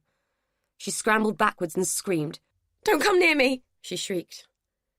He stepped towards her, confused. "Amy, what's going on? What happened? Where's Rachel? Are you all right?" She wedged herself into the corner of the chaise, shaking. "You tell me. You're the one who was here last night. You're the one who attacked her." Charlie's face contorted into a mask of confusion. "What? Look, I know you're upset, but I can explain." Amy stared at him in disbelief. "I don't want to hear it. There's blood all over the place, and you want me to listen to you explain. You've lost the plot." Her voice was wavering. Charlie opened his mouth to speak, but didn't get the chance. At least 4 policemen had run into the flat, bawling at him to get down on the floor. Amy watched as he just stood there for a moment, blinking at her, until the mechanical click of a taser being primed brought him to his senses and he dropped to his knees. The look on his face broke her heart. She found herself dissolving into the worst kind of hysteria, blubbing like an idiot, covering her head with her hands and curling herself into a pathetic little ball on the chaise longue as her father was dragged out of the flat in handcuffs and loaded into the back of a police van. He was calling her name over and over, and it was like being slashed with a sharp blade.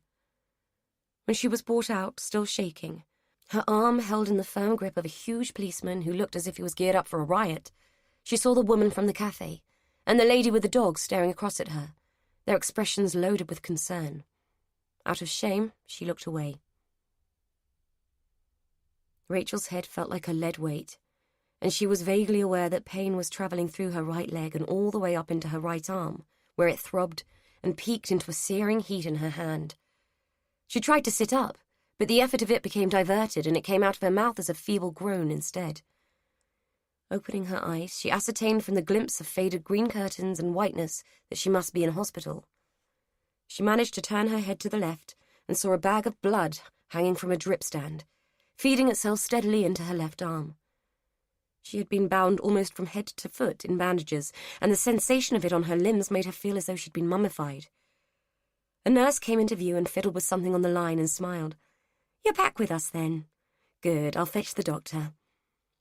A few minutes later, a balding middle-aged man wearing baggy scrubs appeared at her bedside, gave her a transient, insipid smile, and began to flick through a brown folder.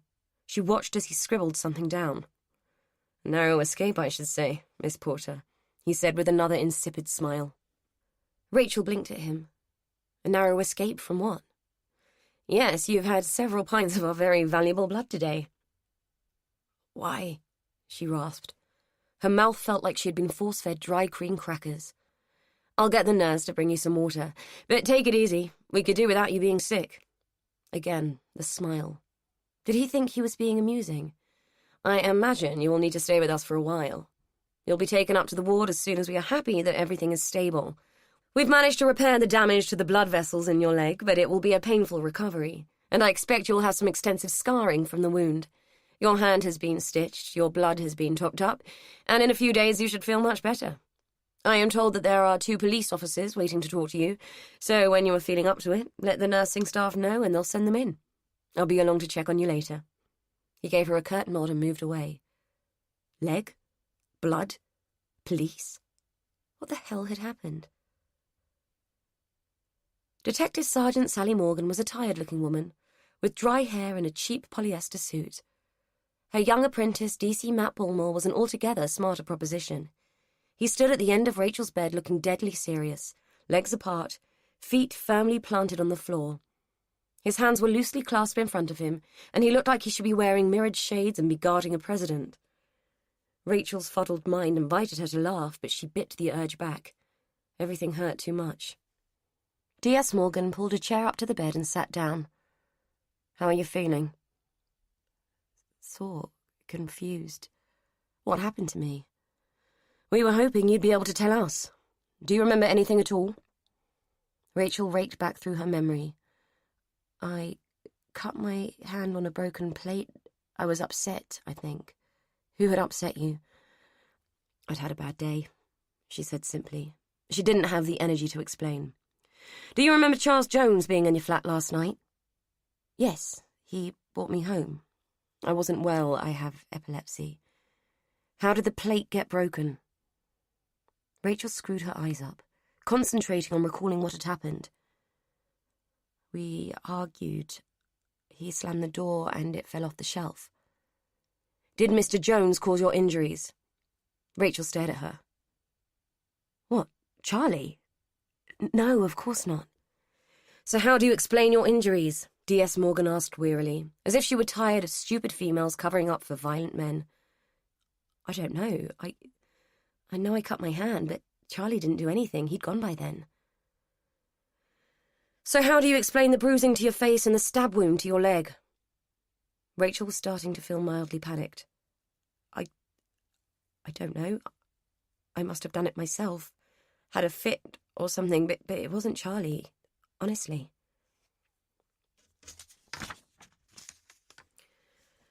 How can you be sure? It would be difficult to inflict those kinds of injuries on yourself. You are aware that Mr. Jones has a history of violent attacks on women. She made it sound like he was some kind of serial rapist. What exactly is the nature of your current relationship with Mr. Jones? She pressed. We are married, but have been separated for a long time. Our records show that you took an injunction out against Mr. Jones some time ago on grounds of harassment. That injunction had a power of arrest attached. It would appear that you have some fear of your husband. Oh, God, this was turning into a nightmare. It wasn't like that. It wasn't for violence. Charlie has never hurt me, she said, beginning to panic. How could she possibly explain this without opening a whole can of worms? Why would you take an injunction out against someone who posed no risk to you? Rachel was floundering, but was saved from answering by Mr. FBI's phone ringing. He left the ward to take the call, beckoning to D.S. Morgan to follow. While they were gone, she tried to gather her scrambled thoughts. There had to be a simple solution to this. D.S. Morgan and Mr. FBI came back into the ward and placed himself back by her bed. Mr. FBI stationed at the end, Morgan in a chair. Right, where were we? Morgan said, looking moderately annoyed. If I state that I was not attacked by Charlie, you can't do anything, can you? Rachel asked. Morgan sighed and then leaned forward, clasping her hands together and resting her forearms on her knees. She looked at Rachel from beneath her frizzy fringe. I'm afraid that's not the case anymore. If we have grounds to believe that Mr. Jones caused your injuries, we can prosecute him with or without your testimony. Domestic violence is a serious matter. Besides, I have just been informed that Mr. Jones has been taken into custody. He was witness breaking into your flat a few hours ago. I don't believe you, Rachel said instinctively. D.S. Morgan raised an eyebrow and glanced at Mr. FBI. Nevertheless, Mr. Jones is currently sitting in a cell awaiting an interview. It would help if we could understand exactly what happened last night. Rachel tried desperately to stop her thoughts from spitting and popping like fireworks, determined that the tingling sensation that fizzed through her nerves would not result in a fit. The last thing she could remember seeing was Mr. FBI's face contorting as her eyes started to roll back into her head. Chapter 19. Amy had never cried so much in her life. Before this, there had never been much to cry about. It made her realize how cushioned she had been by her family and just how much Charlie and Delia had done to protect her from everything that might hurt her. As a consequence, she had just wandered blithely through her life, expecting it to be a smooth ride. Now that she was sitting in a side room in the police station, being fed cheap coffee and handed rough tissues by a female PC who looked as if she would rather be sticking pins in her eyes than babysitting an overwrought girl, Amy realized that she had been spoilt. Her burgeoning resentment told her that they had protected themselves more than they had ever cushioned her. Look at her now, fallen at the first hurdle. Another female PC came into the room and whispered something to Amy's sentinel. Your dad's being released without charge, she said coolly, when the other had left the room, her tone indicating that she would like to charge them both with wasting police time. Can I see him? I'll take you through to reception and you can wait for him there. Amy gave a tear-stained smile. Thanks. She received a grudging nod in return. When Charlie finally came through the security door, he looked like he had aged 10 years in the last 24 hours. Amy was shocked. He had always looked good for his age. To see him like this, unshaven, exhausted, defeated, felt like a smack in the face. Dad? He didn't speak to her, just closed his eyes for a moment and took in a deep, deep breath. Outside, he walked ahead of her. He had never done that, never ignored her before. She didn't like it. "Dad, where are you going?" He didn't stop walking, just spoke to her over his shoulder. "To get the van." He stuck his hand out and flagged down a passing taxi. He didn't even hold the door for her, so she had to scramble in after him like an afterthought. Inside, she looked at him tentatively, genuinely afraid of him for the first time. She had never known him like this. He laid his head on the back of the seat, closed his eyes, and let out the long breath he had taken a few minutes before. "Dad?" she said, the tears threatening her composure yet again.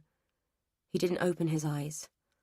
"Look, Amy, I know you're upset and confused, but I can't talk to you now. I'm sorry. I haven't slept in 24 hours. I've had a pretty shit day, and to be honest with you, I just need you to give me a break for a bit, okay? We'll talk about it later, promise. For now, just a bit of peace, eh?" He had never spoken to her like that, not once. She had always been his little princess, and it came as a jolt to find that he wasn't putting her first for once. She bit her lip and tried not to start bawling again. He didn't speak to her for the rest of the journey, just kept his eyes shut the whole time. Once back outside Rachel's flat, she was surprised to see him feeding the parking meter, instead of getting into the van. It already had a ticket on it, but he ripped it off the windscreen and put it in his pocket. Then he stalked around the corner and walked into the first hotel he came to and booked a room. She wouldn't have said it was seedy.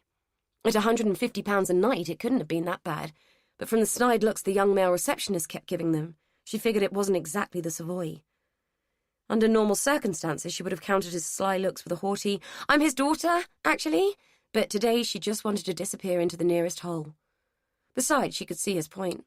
An older bloke, looking a bit rough around the edges, booking one room with a young woman in tow. It would have looked bad to most people. The receptionist returned Charlie's credit card and glanced self-importantly over the counter. "Any bags, sir?" he asked with barely disguised disdain. Charlie didn't bother to reply, just snatched the keycard out of his hand and stalked towards the lift, Amy following shamefaced in his wake. Inside the room, Charlie took off his jacket and threw it onto the chair. Then he took off his boots and flung them unceremoniously onto the floor. "I need to sleep. I can't think straight. Wake me up in 4 hours, and if you can't wake me, go and shove some more money in that damn meter, will you?" With that, he lay on the bed and turned his back to her. He was snoring within seconds. Amy sat on the chair for a few minutes, listening to the rise and fall of his breathing. She had never felt this bad in her life. Ringing Gran was a thought, but knew she would only end up dealing with Delia's misery over the whole thing. There were her mates, of course, but they would have too many questions. The same ones she had, so what would be the point? The only person she needed right now was the man on the bed doing a fantastic impression of a foghorn. But even if he was awake, he didn't want to talk to her. In a way, she couldn't blame him. All her shrieking when the police had turned up hadn't exactly helped the situation. They were half convinced he had tried to attack her, and by the looks of him now, they hadn't given him an easy time of it. Not that they had beaten him up or anything, but they dragged him into the back of a van as if he was a sack of potatoes. They had cuffed him, too. She shouldn't have gone off like that, but the whole scene in the flat had freaked her out, what with the blood everywhere and the news that Rachel had been taken to hospital. It had taken some talking to convince the police that he hadn't hurt her, and even to persuade them that she was his daughter. Fortunately, she remembered that she had her birth certificate in her bag, along with the letters and the marriage certificate. Only when she'd shown them that had they believed she hadn't been the victim of something terrible. They'd grilled her about what she was doing in the flat and why she thought he'd come back. She couldn't answer for him, but told him she'd guessed he'd come to find her. But that only made sense in the context of her having run off to find her mother in the first place. One of them had said that if the whole tale had been a plot on EastEnders, they would never have screened it. They were probably right. There was no way she could sit there for the next 4 hours doing nothing. Her head would explode. She was knackered herself, but any chance of sleep was impossible. Notwithstanding the questions that were whirling around in her head, the snoring alone would have stopped Rip Van Winkle from nodding off. There was only one thing she could do. Finish what she had started and go to find her mother. Just in case he should wake up, she left him a note. "Gone to find Rachel. I'll be back, don't worry. Kiss."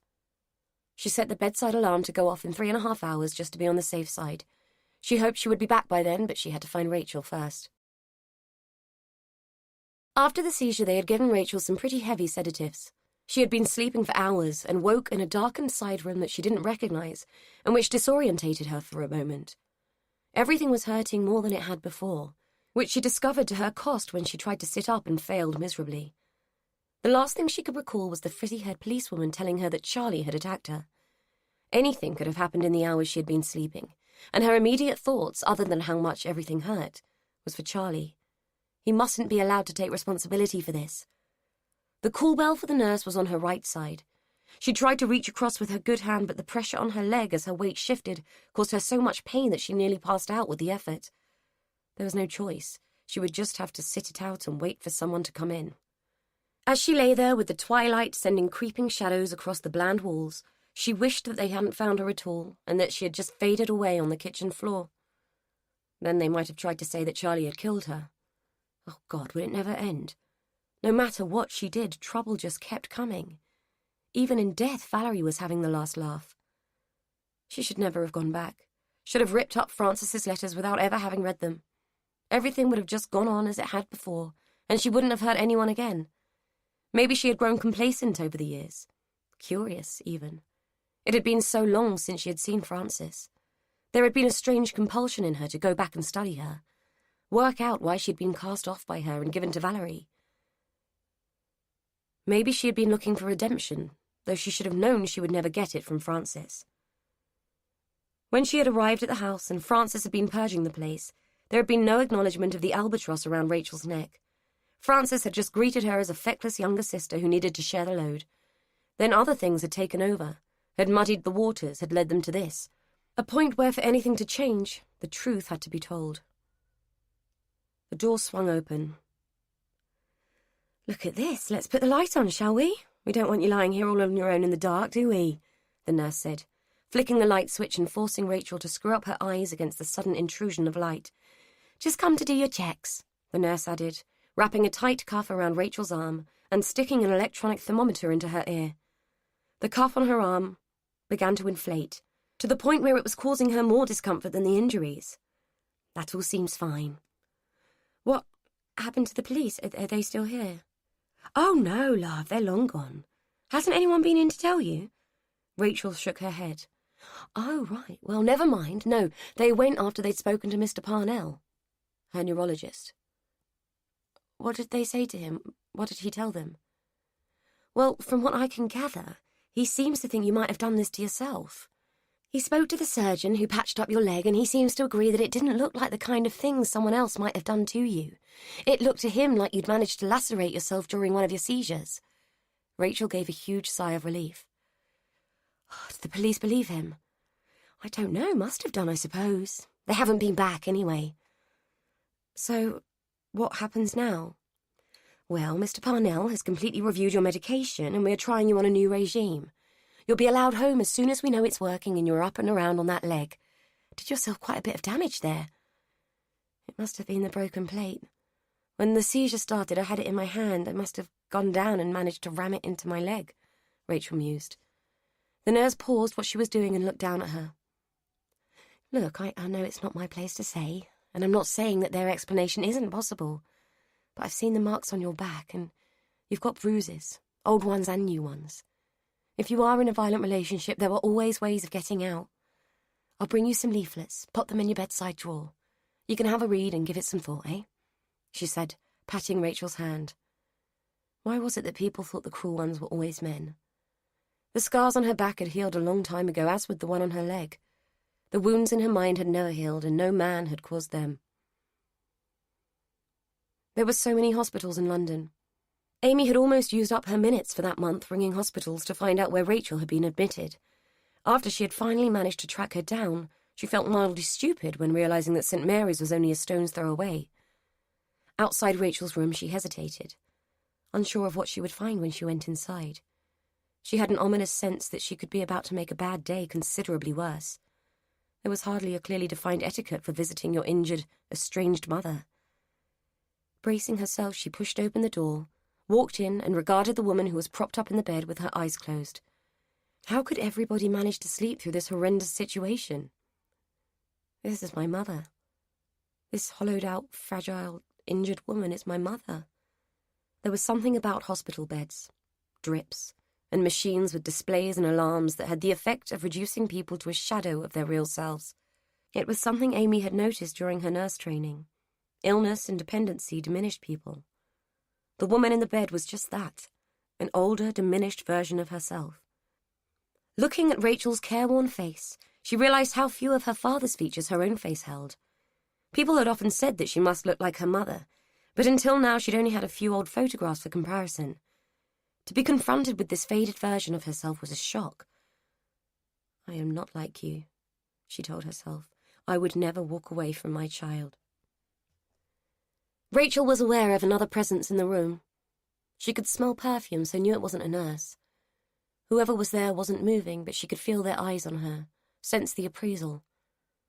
She opened her eyes and turned her head towards the visitor. "Amy." The girl looked surprised. "You know who I am?" At a disadvantage, Rachel tried to prop herself up further, but her left hand was hampered by the drip. "Of course," she said breathlessly, finally managing to find purchase on the crisp sheets by using her elbows. She knew that this might happen one day. On good days, she had fantasized about it, a wonderful reunion where the past had no meaning. On most days, the bad days, she had dreaded it. "They told me you were dead," Amy said, still standing, her bag held in front of her like a shield, as if Rachel might leap out of the bed and do something untoward. "I know. They arrested my dad today. They thought he attacked you." "Yes, that the police came. He didn't do anything. Is he all right?" "Like you care." Rachel looked down at her bandaged hands, at the tube that was still slowly dripping blood back into her body. It was hard to imagine why people would go to such lengths to keep her alive. If she were a dog, they would have let her die. "They let him go," Amy said finally. "I went to your flat. Someone found your bracelet. I found out you were still alive and I went to your flat." Rachel closed her eyes, trying to imagine what her home must look like to someone like Amy, an ordinary girl with a normal life. "It was my aunt's flat." "What kind of person lives like that? Surrounded by all that junk?" Amy said spitefully. "Does it matter how I live?" "It explains a lot. Tells me what kind of person you are. It tells me you don't care." "Care about what? Who I am, where I live, how I live?" "I don't," Rachel thought. But she couldn't say that. She owed this child, her child, more. "I never got around to changing it," she said, knowing that it sounded lame. Amy moved to the end of the bed, braver now that she knew Rachel wasn't going to fight back. "Why did you come back? If you hadn't come back, none of this would have happened," she said, gripping the bed rail, her knuckles white. "My mother died. There were things to sort out. I'm sorry, I never meant you to find out about me like this." Rachel saw the girl's emotions shift a little, thrown off by the revelation of a death. "Well, I'm sorry about your mum." "Don't be. No one else is. She wasn't much of a mother. It seems to be a family trait," Rachel said with a wry laugh. Amy looked defeated, as if she had expected something quite different to this. She looked incredibly sad, and it tore at Rachel's already bruised heart. There was a chair by the bed. Amy dragged herself over to it and flopped down. "I don't know why I'm here. I don't know what I expected to find. I want to hate you, but look at you lying there looking like you've been hit by a truck. I don't know what I'm supposed to feel." Rachel regarded her daughter and denied herself the rush of regret that would threaten them both, Amy most of all. "You want to know why I left? Well, this is why," she said, indicating her battered body. "Last night I had a seizure. I had a piece of broken china in my hand. I managed to mutilate my own leg, and I didn't have any control over it. Imagine someone capable of that in charge of a baby. What might have happened to you if I'd stayed?" Amy shook her head. "No, that's not it. You had help. My gran, Dad, they would have helped you. No, it's more than that." Rachel plucked at the cotton blanket, ignoring the discomfort in her hand from the big needle that insistently dripped life into her veins. "It's hard to explain because I don't know how much you know about your dad's past." "If you mean that he was in prison for bumping off his first wife, yeah, I know," Amy said dryly. "Right, well, what you might not know, because he doesn't talk about it, or didn't used to, was that I was there when Patsy was found. I saw what happened, and I know your dad didn't do it." "So why did he go to prison then?" Amy demanded, looking surprised that the subject had got in this direction. Rachel sighed. "It's complicated. I was only 10 when it happened. I was a kid who had fits and no one believed me. See, your dad had the knife in his hand. I was the one who had witnessed him find Patsy like that. She had been having an affair with my sister's husband, so he had a motive. Lots of people gave evidence against him, my family included. Look, I know he was innocent. Anyone who actually knows him would say the same. I know, but that's not what I'm trying to say. I'm trying to explain the background. We got together not long after he came out. I suppose we gravitated towards each other, like we were the only friendly faces each other could see. I'd stayed in touch with your gran, and she was a good friend. My family aren't decent people. Yeah, I gathered. I read the papers. Quite. Anyway, I was lonely and unhappy. So was your dad, so we just drifted together for the wrong reasons. I doubt it would ever have worked, and for the reasons I've given you, I couldn't take you with me. I thought the only option I had was to leave, for good, and give you all a chance of a decent life. My family would never have left us alone. It's difficult for me to explain to you what they were like, but they knew I'd been left some money, and they would never have left us alone until they got hold of it. I'm not saying I did the right thing, but I did what I thought was right at the time, Rachel explained. Knowing that elements of it were true, but as an explanation, it was so full of holes it could give a colander a run for its money. At best, it would leave Amy despising her, but not asking her to say any more. So you came into money and buggered off, leaving your family behind, and you want me to believe it was a noble gesture, Amy said, already on her feet. I don't know why I came here. I wish I could just wipe out the last few days and have gone on thinking you were dead. Well, I hope you enjoyed your freedom, because I can tell you now that none of us have. My dad never got over you leaving us, never. He doesn't trust anyone anymore, not even me now, because of you. You did that to him. She was shouting now. Rachel looked towards the door, afraid that the staff would hear. So thanks a lot, you selfish cow. Take a good look before I go, because you won't be setting eyes on any of us again, I promise you that, Amy yelled, barging towards the door and pushing past an astonished nurse who had come to see what the problem was. What was all that about? Are you all right? The nurse asked, peering down the corridor to observe the girl's hasty flight. I'm okay, it's okay. She's just a bit overwrought, that's all, Rachel said, still shaking and desperately trying to hang on to her senses. The nurse fussed with her bedding and pulled up her pillows. You're telling me? We could hear the shouting at the other end of the ward. Are you sure you're all right? Rachel nodded. Just tired. The nurse frowned. Okay, well, we'll be round with the medication in a minute. I'll get someone to bring you a cup of tea, too, then you can get some rest. Rachel gave her a weak smile and sank back onto her pillows. It was all for the best, really. Better that Amy despise her than know the truth. Even so, it had been harder to do than she had thought. One of the hardest, other than walking away in the first place. If she could get out of the damn bed, she would do that now, walk away. Make her way down to the embankment, stand on a bridge and contemplate throwing herself into the Thames. It had been a favourite pastime over the years, Blackfriars Bridge at 5 a.m. always being the favourite. But the fact that Amy already thought she was dead had always stopped her. That and the thought of the poor person who would find her body. The same with the underground, an overdose, hanging, all of it. She had weighed the options so many times. Someone would always have to suffer for her actions. There had never been an easy way out. Chapter 20. Charlie was roused from a deep, deep sleep by the screeching insistence of an alarm he hadn't set. For a moment he had forgotten where he was, the sight of the unfamiliar surroundings catching him off guard and bringing him instantly upright on the bed and instinctively alert. Irritated, he fumbled with the alarm in a vain attempt to switch it off, eventually resorting to pulling the plug out of the wall. Though his brain told him he was awake, his body didn't seem to want to follow suit. Still exhausted, he rubbed his face and looked around the room. His mind was telling him that something important was missing. He fumbled in his thoughts for what it could be. Amy.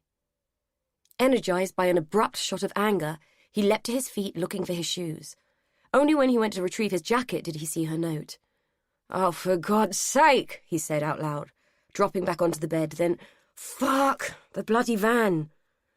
What was it with kids that they could never just do what they were told? Why did they always think that they could go one better with their insatiable need for instant gratification? He was still champing on his temper when he reached the van, figuring he had better move it before it was clamped or towed away. While fumbling for his keys, he realized that he was being watched. Someone was peering at him from behind a net curtain in the flat below Rachel's. He could hear a dog frantically barking from somewhere inside. He gave the voyeur a wan smile and a half-hearted wave. Immediately, the curtain was dropped and the face disappeared. Shrugging, he got into the van and drove it around the block until he found an empty parking space. Then he went back to the flats and rang the doorbell. Anyone else who owned a building in London would have had some kind of security system fitted, but not Rachel.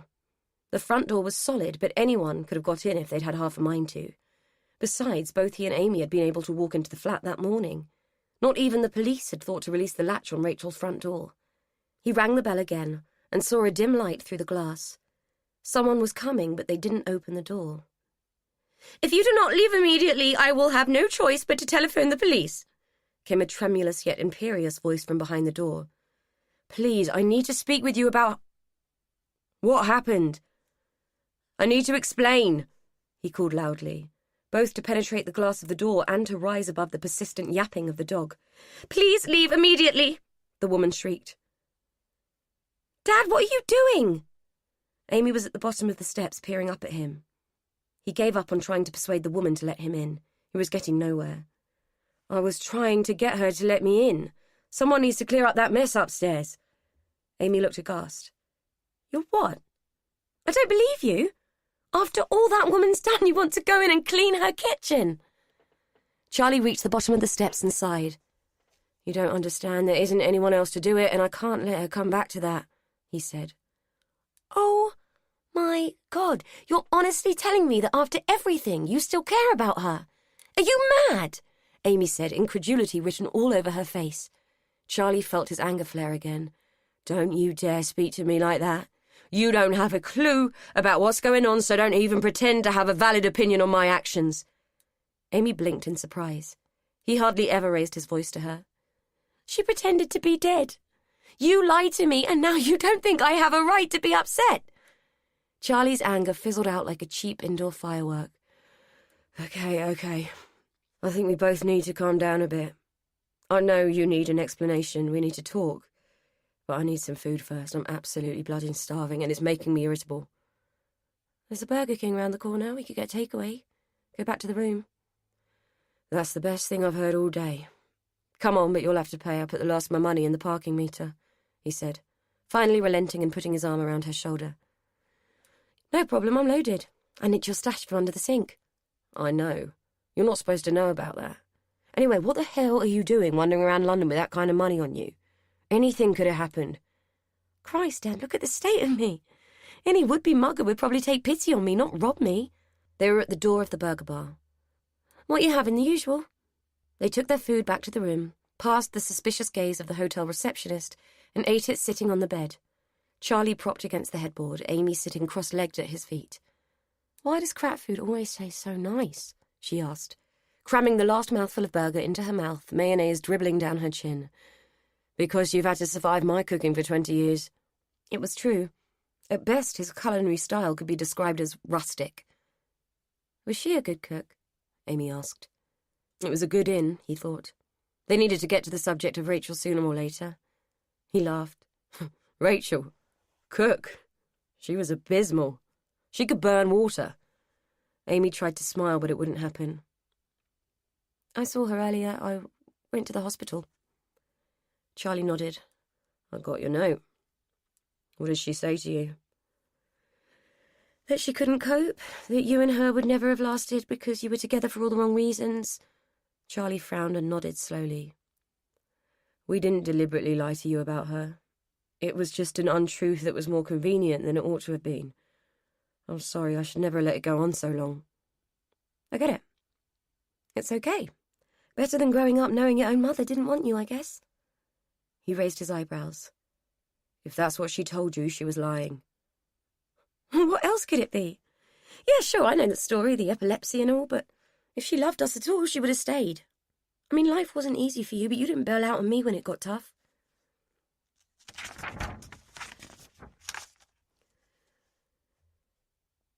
You're wrong. She left because she did love us, believe me. You don't know her. She would never have gone if she hadn't had a really good reason to think it was for the best. He didn't want to tell her the truth, but he couldn't see another way. If he lied, she would hate Rachel forever, and that wasn't fair. If he told the truth, he would open up a whole new wound full of confusion and hurt. Lies had brought them to this. The truth might hurt, but at least there was a chance. What possible excuse could anyone have for doing something so selfish? Amy asked, her tone heavy with derision. Charlie exhaled slowly and leaned forward. A pretty good one, as it happens. And I only found out about it myself this morning, so don't fly off the handle with me and think I've been keeping things from you again. It's kind of hard for me to tell you this because there is a lot of history behind it, but bear with me, okay? He told her what Delia had told him that morning, and watched as a melee of emotions clashed on her face, twisting her features into 100 kinds of shock. Oh my God! That's disgusting! No, it's worse than that. I can't find a word for it. It's evil! She was tumbling over her reactions and stumbling over her words. How? Why would anyone do that? Lie about something so awful? What was wrong with that woman that she would say something so vile? No wonder she went back after the bitch died. Probably checking that the coffin lid was nailed shut just in case. She gasped as the true horror of what she'd been told started to take hold. That's just sick. It's twisted. It's foul. Well, given what they've just found in the house, it's not surprising. Even I didn't think Valerie Porter was capable of something like that, and I've seen her at her worst, Charlie said, unsure of whether he had his own mind around the implications of it. Dad, don't take this the wrong way, but it's not true, is it? No, it's not true, I swear. But doesn't it give you some idea of how fragile she was that she believed it? Rachel had been kicked when she was down, was still being kicked now. Amy put her hand to her mouth. Oh, Dad, I was really, really horrible to her today. Really spiteful. A sob caught in her throat. Charlie reached out and patted her knee. It'll be okay. She can handle awful, she's used to it. It's nice she can't handle. She told me that you two only got together because of circumstances. Is that true? No, I don't think so. Not for me, anyway. I loved her. I still do. I always have, and I probably always will. Whatever else happened, you came out of it, and I wouldn't change that for anything. God, Dad, don't go soppy on me. I'm really trying not to cry here. Charlie ruffled her hair and she batted him away. Seriously, though, you have to tell her the truth. You can't let her go on believing that filth. Christ, if it'd been me, I think I'd have topped myself. He shook his head. Not Rachel. She would think it was selfish to do that. No, she will have just sucked it up and carried it on her own. Though his tone was casual, the pain of his statement was so acute it sent an agonizing tremor of distress right through his heart. So much so it skipped a beat or two.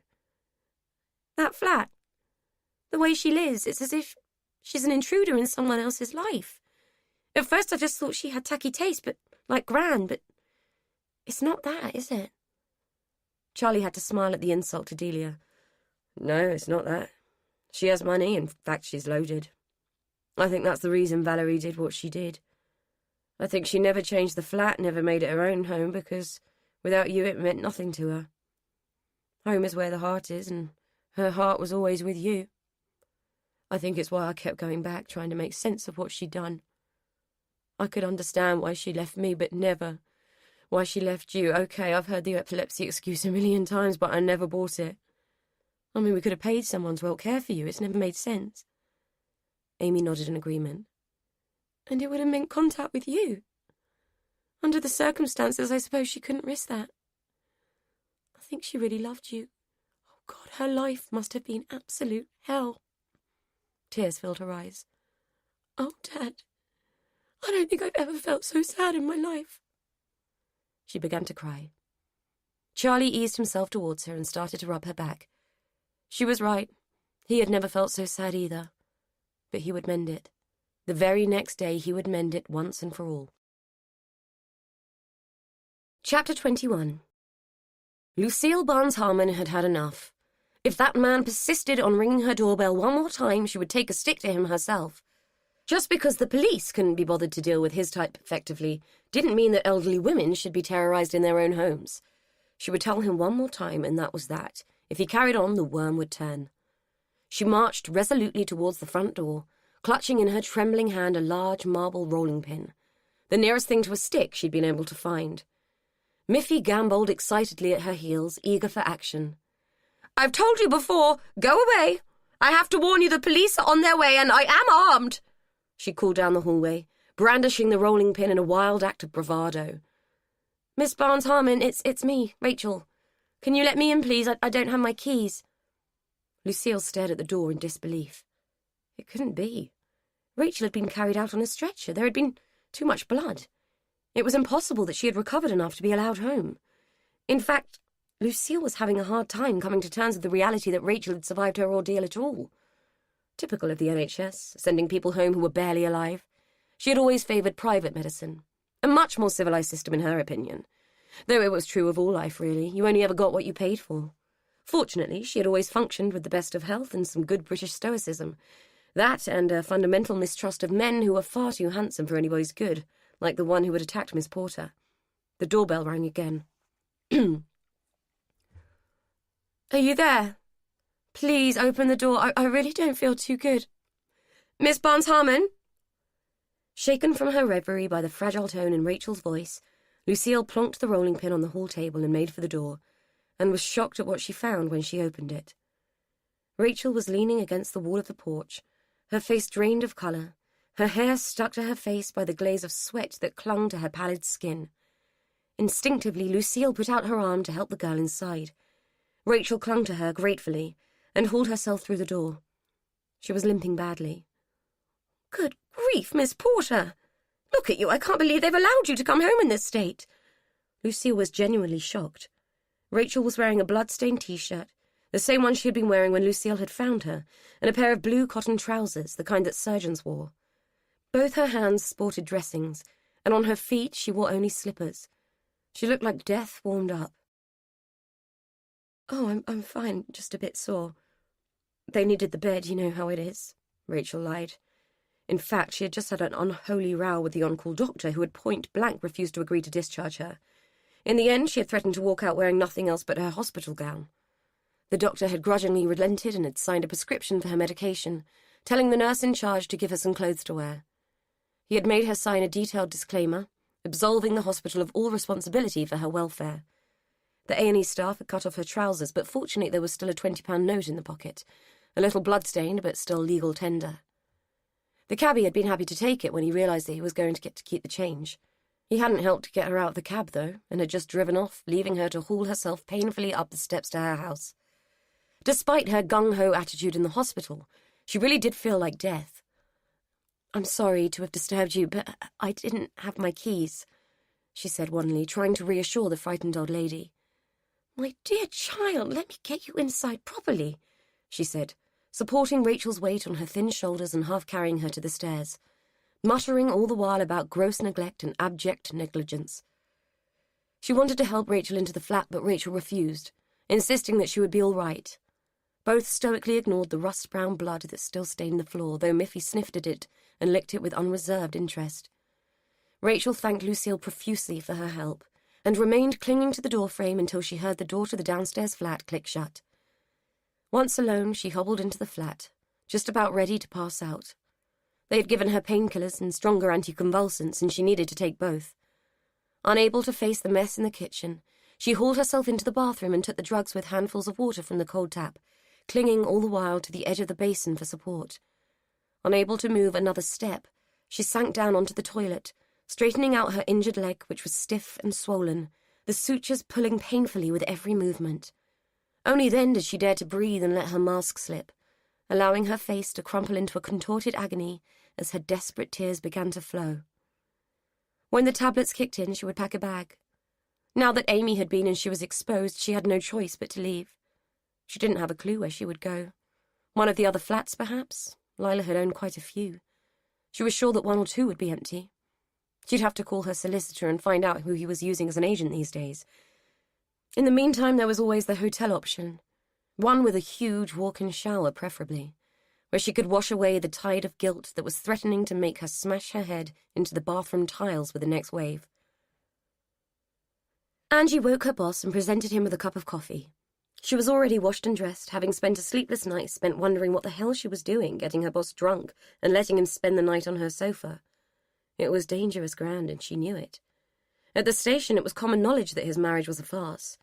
Angie had never met his wife, but he had heard on the grapevine that the woman was a harridan. But it wasn't an excuse for letting him stay. Not that there was anything in it other than a bit of mutual liking, but it wouldn't look good if anyone at work found out. The thing was, she did like him. He was a decent bloke and a good copper, even if he was a bit burnt out. This case had taken it out of them both. Stella Baxter's interview had run like a bad film plot. Wicked stepmothers, incest, insanity, the lot. It left them with the possibility that they wouldn't get a prosecution based on the suspect's blatant instability. To be honest, she would be glad when the whole thing was done and dusted. Then they could go back to dealing with normal felons, the type who didn't sleep with their fathers and hoard mummified corpses. There's a new toothbrush in the cupboard in the bathroom and some razors and shaving gel on the shelf. That's if you don't mind smelling of mountain flowers instead of Old Spice, she called from the kitchen, determined to avoid seeing Ratcliffe in his underpants. Once she heard him unzip the sleeping bag and stumble up the stairs, she went into the lounge and removed all traces of his presence. Folding up the bedding, throwing out the beer bottles, spraying the room with air freshener. No evidence here, she thought quietly, as she heard him empty the sink and flush the toilet. They drove in together, but Ratcliffe dropped her off a street away from the station, just so they could arrive at the office separately. The cold light of day had filtered some sense into him, too. There was a message on her desk from the hospital. Francis Haynes was fully conscious. Also, a message from the Met. Charlie Jones had been arrested the day before for a suspected attack on Rachel Porter. She was in hospital and he had been released without charge. Angie showed Ratcliffe the messages, adding, "What the hell is it with these people?" Ratcliffe had said nothing. He was too busy trying to get an extension on the length of time they could hold Stella Baxter without charge, and he was trying to get a psych report done on her. In the meantime, he told Angie to grab one of the other officers and get down to the hospital to get a statement from Francis Haynes. Angie took one look at Francis, propped up regally in her hospital bed, and decided that she didn't like her. There was something gratingly theatrical in the woman's pose that smacked of someone milking their disadvantaged position to the max. As Angie sat down, Francis gamely struggled up on her pillows and asked her for a glass of water, which she grudgingly poured and waited patiently for her to drink, watching with mounting irritation as the woman fell back onto her pillows with a wan sigh and said, "I'm not sure how much I'll be able to tell you. It's all such a blur." "We just need a statement of what happened on that day," Angie repeated, reluctant to engage in whatever game Francis Hayes wanted her to play. The woman gave a stifled sob, holding her hand over her mouth and waving her apology at Angie. Angie and the other officer exchanged glances. "I'm sorry, it's all just so terribly upsetting, but I'll do my best. Right, here goes," she said, taking an exaggerated breath. "I was at my former family home, clearing it after my mother's recent death. My sister, Rachel, was inside the house, and I was outside with one of the men I had employed to help. Having done the bulk of the work in the house, I decided to tackle the outbuildings. I knew it was going to be a long job, as no one had been in them for years. I went in first and started to hand things out to the man. Eventually I uncovered a large tin trunk. Assuming that it was full of old junk, I asked my helper to pull it out and assist me to open it. We were surprised to find that it was extremely heavy. It's difficult to recall what happened next. It's still all quite a blur, I'm afraid, but I know we managed to get the lid up. All I can remember is seeing a hand. A human hand. I think it was then that I must have staggered backwards and hit my head on the door. That's it. That's all I remember," she said with an apologetic smile. Angie waited until her colleague had finished writing and handed over the paperwork, and then she read Francis's words back to her, asked her to read it, and then asked her if it was an accurate account of the events on that day. Francis agreed that it was, and put her signature to the page. "Is that all?" she asked. "Yes, thank you," Angie said, getting to her feet. "We'll be in touch if there's anything else we need from you. I'm sure we'll have more questions." "Well, that's all there is to tell, I'm afraid. My husband tells me you found Stella. How is she?" Francis said, a pained expression on her face. "Mrs. Baxter is currently helping us with our inquiries," Angie said, a little more curtly than perhaps she should have. "But how is she bearing up? She's never been a terribly capable sort, if you know what I mean. I must admit I find it hard to believe my own sister capable of such a thing," she said, stifling another sob. "I'm afraid I'm unable to discuss the details of the case at this stage. We'll be in touch, Mrs. Haynes." With that, she turned to leave, not even bothering to say goodbye. Back in the car, she turned to her colleague. "What did you make of that, then?" He shrugged. "Not for me to speculate, really, but I reckon it was worth at least a BAFTA, if not an Oscar." "Yeah, that's exactly what I thought too," Angie said, wondering how a woman who had been in a coma for 3 days could have rehearsed a statement so thoroughly, when the subject of her account had been the discovery of her deceased brother-in-law, crudely mummified in a tin trunk. Back at the office, she compared Francis's statement with the one taken from the workman Steve Budd on the day the bodies had been discovered. They tied up, except for the fact that Steve had reported that Francis had called out the word "Roy" when the trunk had been opened, just before she had knocked herself senseless. What DC Angie Watson wanted to know was how Francis could have identified her brother-in-law from the mere sight of a mummified hand. The finding of an intact wallet in the presence of a gold canine tooth had identified Roy Baxter's body. From the glimpse that Angie got of his remains, the only thing she could have identified him on that day would have been a man-sized piece of beef jerky. Where was Ratcliffe? They needed to talk. Ratcliffe was once again standing in Julia Ferris's office, hovering in the doorway as usual, ever reluctant to venture into the domain of the dead. "You wanted to see me?" Julia peered at him over her glasses and treated him to an amused smile. "I did indeed. I have some interesting news for you." She picked up a small plastic jar and swirled the contents. Ratcliffe could see something unpleasant floating in the liquid. No doubt it was some body part that had been pickled by Dr. Death. His face betraying his revulsion, he asked, "What is it?" Julia smiled, looking at the sample fondly. "It's a piece of skin. Well, scalp, actually. I recovered it from the shed door at the Limes. It's from Francis Haynes." Ratcliffe was nonplussed, and... She looked as if she was savouring the moment. Making him come down and look at things that revolted him was one of her favourite pastimes. He was sure that it amused her to see him squirm. At a guess, he'd say it was because she'd found out his nickname for her and was enjoying the punishment. "I tested it. The DNA matches with the hair that was found on Baxter, gene for gene, so to speak," she said, waiting for him to react. "I only ran the test for the sake of being thorough. After all, we were looking for Stella Baxter's DNA, but I ran her sample and there is no match."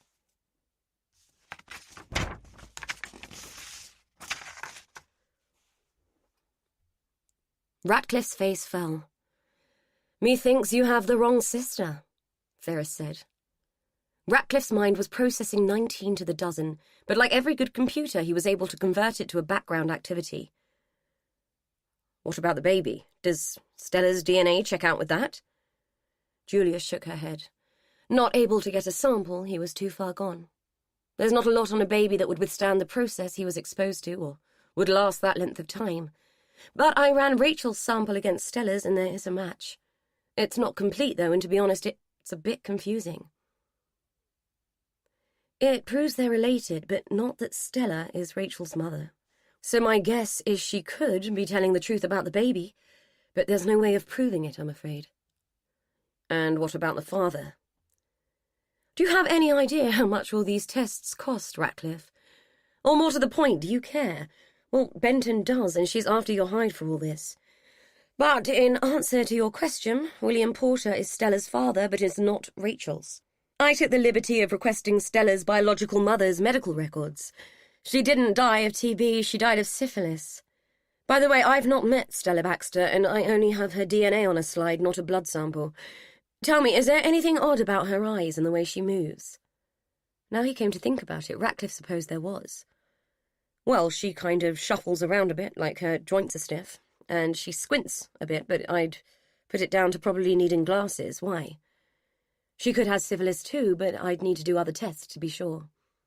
She's 56 years old. Surely it would have come to light by now. Julia shook her head. Not necessarily. She could have inherited a latent tertiary form of the disease from her mother, which can take up to 50 years to manifest symptoms. If her joints and her eyes are affected, my opinion would be that it has been slowly taking over for some time now. Are there any personality changes? I don't know about changes, but she's fucking barking, if that's any help. Not really, it's a rather subjective view, Ratcliffe. Julia said scornfully. Surely Porter would have it too, so how come he's not being treated for it? Well, I pulled his records too, just to square the circle. He was a street drinker, I believe, and there is a rather tenuous diagnosis of Wernicke-Korsakoff syndrome. Put it this way, I would stake a bit of money on the fact that it's not WKS at all, but the late stages of latent syphilis.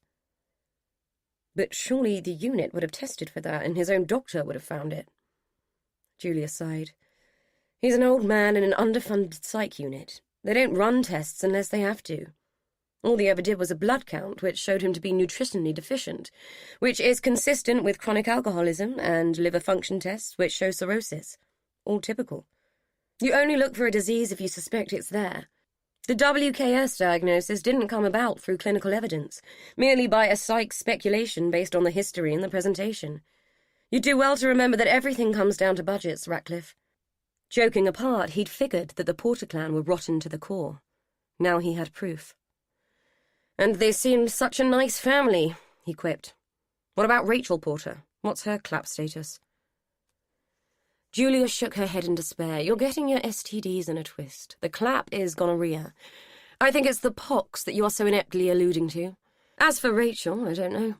It's unlikely because, despite Stella's claims, there's not enough evidence to suggest that they're mother and daughter. Ratcliffe noticed that she was still holding the jar that contained a piece of Francis Haynes' scalp, waving it around as she spoke. There was no doubt about it. Julia Ferris profoundly unnerved him. So if Stella or Valerie weren't Rachel's mother, who was? Well, I'm sure you've got better things to do than get a lecture in sexual health and semantics from me, Ferris said, turning to her desk and starting to rifle through the mound of files and papers that were strewn there.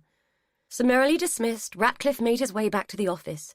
He needed to get Angie and go and see Francis Haynes, but most of all he needed to stay out of Benton's way until the case was resolved. He barreled into Angie just as she turned the same corner from the opposite direction, knocking the file she was carrying out of her hand. "Been looking for you," he said breathlessly as she scrabbled on the floor to retrieve the contents of the file. "Funny you should say that," she said, looking unamused by the fact that he just stood there watching as she grovelled on the floor. By the time he'd cottoned on, she'd picked everything up. "Yeah, been to see Ferris." He explained what Ferris had told him. "Funny you should say that," she repeated, handing him the file he had made her drop. Her statement doesn't add up. She knew it was Baxter in the trunk, but at that point only his hand was showing. "Right, I think we need to go and see her, don't you?" "Do we need a warrant?" "Probably, but that would involve Benton," he said pensively. "Oh, yeah, I meant to tell you. She's on the warpath." For a moment, Ratcliffe toyed with the idea of arresting Francis without a warrant so that he could avoid his boss. However, that move could have implications. He had no doubt that her snide husband would have a lawyer in there quicker than he could blink. He had no choice. He had to do things by the book. He had to go and see Benton. After wiping the floor with him for wasting time and resources, an approach that he particularly resented as it came from someone who looked young enough to be his daughter, and in terms of years of experience on the job was practically a fetus in comparison to him, Benton finally agreed to authorize a warrant. She wanted the case closed, she wanted it off her desk, and she wanted his head on a plate if it didn't happen soon. By the time he got out of her office, all Ratcliffe wanted was a cup of tea, a good rant, and a change of career. While waiting for the warrant to come through, he fantasized about winning the lottery and telling Benton exactly where she could shove her bright, shiny, fast-track degree. The image in his head involved a distinct lack of sunshine and an unmentionable act involving a certain orifice. By the time he'd finished his tea, he felt better. Much better. Chapter 22. Charlie had slept badly. His neck was stiff and his back crunched like it was made of gravel when he tried to move. Amy was still curled up comfortably in the double bed, emitting gentle, girlish snores. Charlie had spent the night wedged into a small tub chair, with his feet up on the bed and only his jacket to cover him. He was getting too old for all this. The clock told him it was time to move the van again. He woke Amy and told her he would be back soon and to meet him in the breakfast room. After moving the van a few spaces and feeding yet more money into a parking meter, he found his phone, switched it on and dialed his mother's number. She picked up on the third ring. "Charlie? Is that you?" She sounded worried, even a bit frightened. "Yeah, it's me," he said. the full extent of how guilty he felt making him sag against the van. "Look, I'm sorry about what I said yesterday." "It's all right, love. You had every right to be angry, but you understand why I kept quiet, don't you?" He guessed he did, but it still irked him that she had believed it. Yeah, we'll talk about it another time, okay?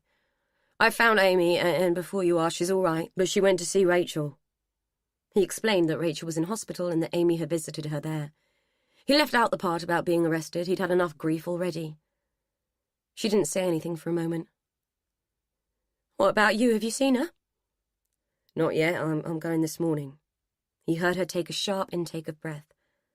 "I have to tell her, Ma, you know that." "Think about it, Charlie. She's lived with that knowledge for nigh on 20 years. It ruined her life. She lost you, she lost Amy, she lost everything. How do you think she's going to take it? It could tip her over the edge. Imagine what it would have been like for you if you'd had to live with that knowledge for all that time. It would have driven you mad. Don't you think it would be better to leave things just as they are?" Her words stymied him for a moment. He had been so clear about her need to hear the truth, about his need to set things straight. Maybe his mother had a point. He knew from personal experience the damage that could be done by a lie. He had spent 10 years in prison as an innocent man over lies. How much worse would it have been if he'd have spent those years thinking he had committed a crime, enduring the knowledge of it, and then had found out it had all been a mistake? His mother was right. He would have gone out of his mind. Would the truth make Rachel's life easier or worse? "Okay, Ma, I take your point. I'll think on it. We'll be home later. Oh, by the way, would you clean up the mess in the house? I don't want Amy to feel bad when she gets home." "Okay, love, I will. Be careful, won't you? Don't do anything stupid." Charlie took a walk around the block. He needed to think. Last night, when he'd been trying to get off to sleep in that damned chair, he had indulged himself in some vague fantasy that once he told Rachel the truth, everything would be all right. "And we would all live happily ever after," he said aloud, to the surprise of a passing jogger, who gave him a wary look and an extra-wide berth. Perhaps the kindest thing to do would be to leave Rachel alone. If he saw her at all, he could tell her that it was over, that he wouldn't ever bother her again. Perhaps she would find more peace in that. Perhaps it was his turn to carry the load and protect her. Though the thought of it made his heart feel hollow. Over breakfast, he tried to explain it to Amy. "You are joking, right?" she said, aghast, a piece of toast half buttered in her hand. "You can't do that. You have to tell her the truth." Charlie propped his head in his hands to contain his frustration. "You've seen the state of her, how she lives because of this. What if she can't take it? What if it's the final straw?" "And what about the truth setting you free?" Amy argued, the toast still suspended mid-air. "Do you really think it's up to you to choose who gets to know the truth and who doesn't? Isn't that playing God?" "I'm only trying to protect her from more harm, Amy." "Yeah, and that's what she thought she was doing for you. Look where it got her. And you, for that matter." "What do you mean?" he said, taking his head out of his hands. "Well, it's like 20 years ago someone hit the pause button on both your lives. You both spent all this time going through the motions, neither of you actually living. You just exist. All because of that terrible lie. You don't have a choice. You have to tell her," Amy said, waving her toast as if it were the gavel that would decide the matter. "When did you get to be so wise?" he asked, amused. "I watch a lot of old Dr. Phil," she said with a cheeky smile. "Seriously, though, she has to know. If you don't tell her, I will," she threatened, pointing at him with the toast. Charlie threw his hands up. Okay, I get it, I'll tell her." But he didn't have a clue how. "Now, will you please do something with that bloody toast before you have my eye out?" He smiled as he said it, but he was faking. There was nothing to smile about. They walked to the hospital. Amy had agreed to wait in reception and sit tight while he saw Rachel. She told him to take his time and kissed him on the cheek for luck. He wished he had her conviction that he was doing the right thing. Amy had told him which room to go to, but when he reached it, the bed was empty and freshly made. He went to the nurse's station and asked for Rachel, irritated that the woman behind the desk didn't even look up at him when he spoke. "Rachel Porter? Oh, she discharged herself last night," the woman said, continuing to tap away at her keyboard. "Pardon?" Charlie said. "She discharged herself. She's not here. Now, if you don't mind. He did mind. He minded a lot. So much so that she threatened to call security if he didn't calm down. He calmed down and asked to speak to a doctor. The woman grudgingly paged the senior house officer, who grudgingly arrived 20 minutes later, and equally grudgingly repeated what Charlie already knew. Rachel had discharged herself against medical advice. He knew the extent of her injuries since the police had taken great delight in describing them in graphic detail when they had believed he had inflicted them. Charlie couldn't believe she would do something so stupid. Then again, she was a woman who believed she had married her own father and given birth to her sister, hardly the recipe for a strong streak of self-preservation. He ran down the stairs, too impatient to wait for the lift. He was puffed out when he reached the bottom. As he approached Amy, she looked up at him, her expression hopeful. "How did it go? Is she okay?" "She's gone," he said breathlessly, bending forward, hands on his knees to support the effort of getting his words out. "She discharged herself last night." Amy was horrified. She had seen the state that Rachel was in. "Oh my God, we have to find her. Make her come back." Charlie nodded, dragging air into his lungs as if he could store it up. Given the reception he'd got from the downstairs neighbour the night before, Charlie decided to loiter around the corner while Amy went up to the house. She had agreed to ring him once she got inside the building, so she could let him in without the old biddy calling the police again. When Amy finally rang, he was practically at the door before he could answer, but her words halted him instantly. "She's not here, she's gone. She got into a taxi about an hour ago with a bag. The old lady doesn't know where, but she said she looked really ill. What are we going to do?" Charlie didn't have a clue. Chapter 23. Stella was curled up on her hard bunk, her back to the door. She had been staring for a long time at a small sample of graffiti that someone had managed to carve into the wall, with some implement of destruction that the custody sergeant had missed. Someone had left those words for her, she was sure. It was a message, just like the others. For some time now there had been signs, small communications from a higher power. Even here in the police station they were everywhere.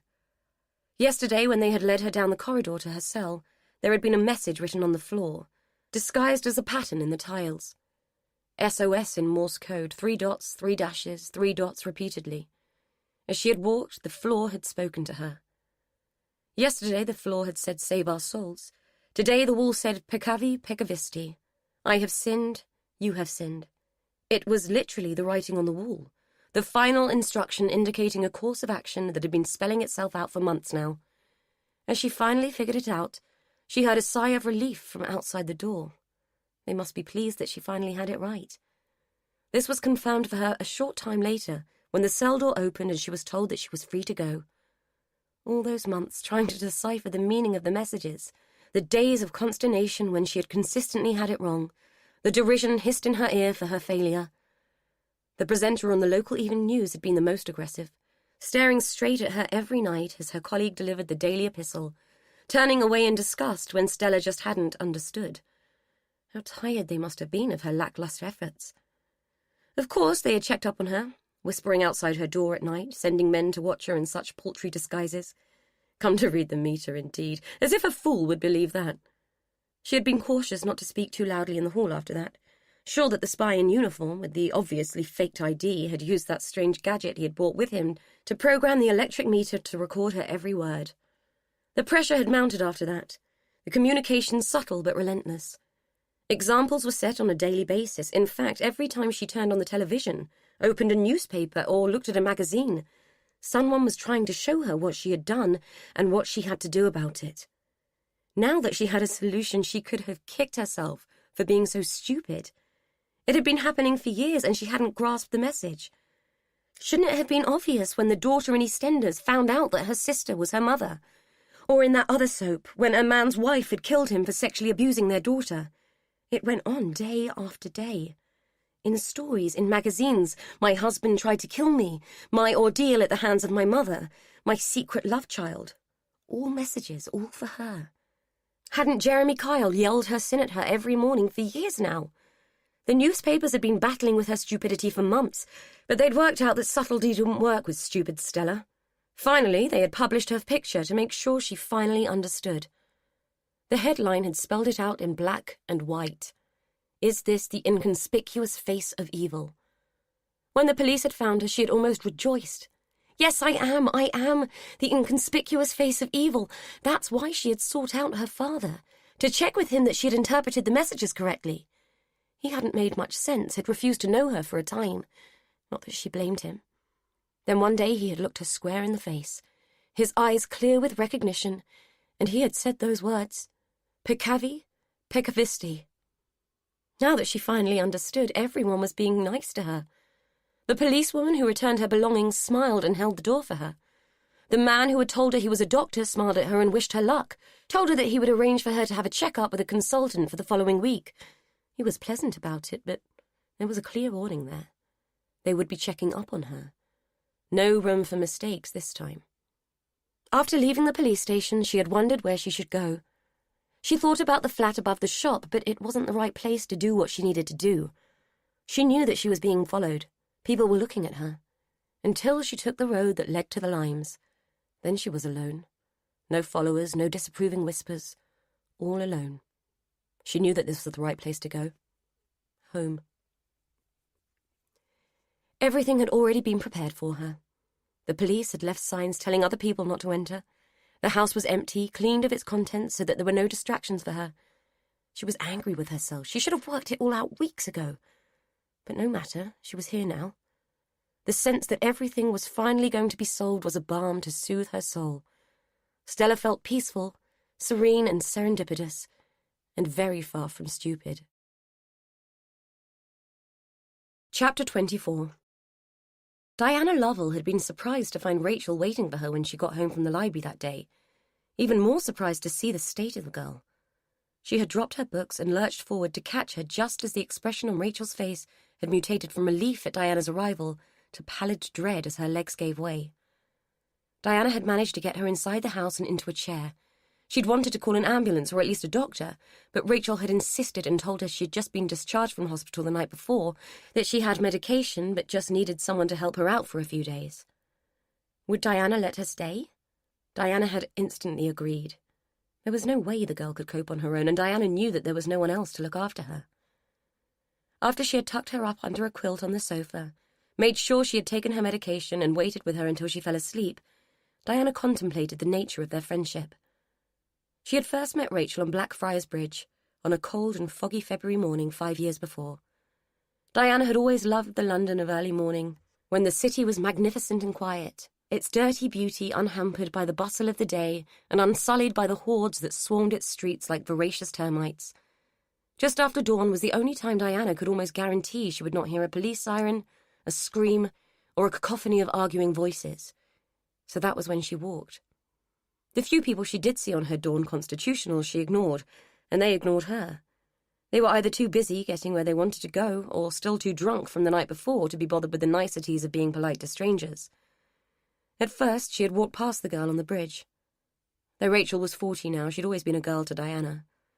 Something had drawn her back, as if an invisible thread had caught onto her clothes and halted her progress.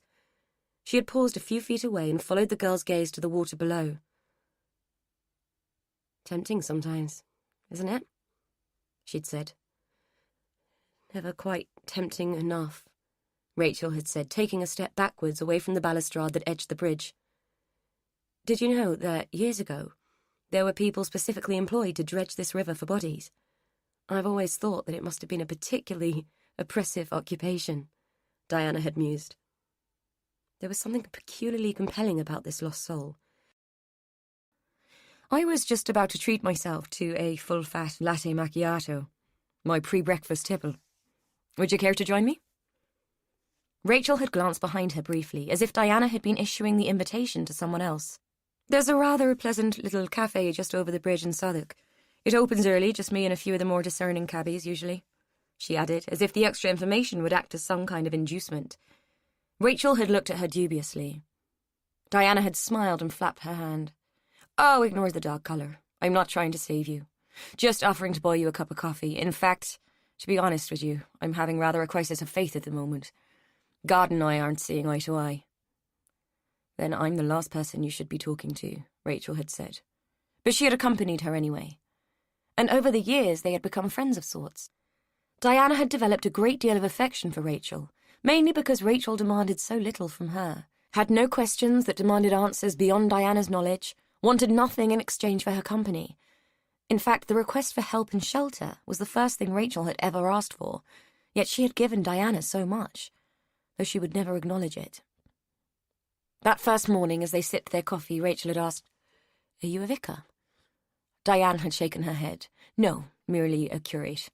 A part-timer, I'm afraid, though I am sometimes trusted to collect the hymn books," she'd quipped. Rachel had given her half a smile. "What about you?" Diana had asked, hoping that it sounded casual.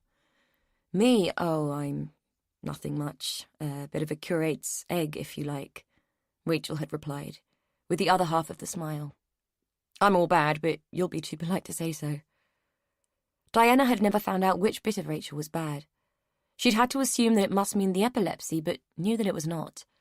Rachel held a belief that she was inherently bad, but always refused to explain her conviction. The girl was not a talker, and that was part of her appeal.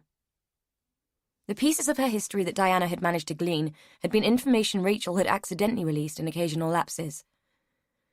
The rest of Diana's impressions were the profits of guesswork, that and an innate talent for jigsaw puzzles. Though Rachel was the type of puzzle where there were so many pieces missing that only a vague impression of the finished article could be formed, Diana had assembled enough of the picture to establish that there had been a difficult childhood, an early trauma, and a bad relationship. She had the shapes but no detail. It both frustrated and intrigued her. In her experience, Rachel had always been unstintingly generous, almost single-handedly funding the women's centre that Diana ran. In fact, she had been there supporting the centre from its original inception. The idea had been needling away at Diana's conscience way before she met Rachel. In her role as curate of an impoverished parish in the East End, she had hoped to be able to provide something more than a poorly attended service on a Sunday. She had wanted to be active in the community and give something to the people, particularly the women.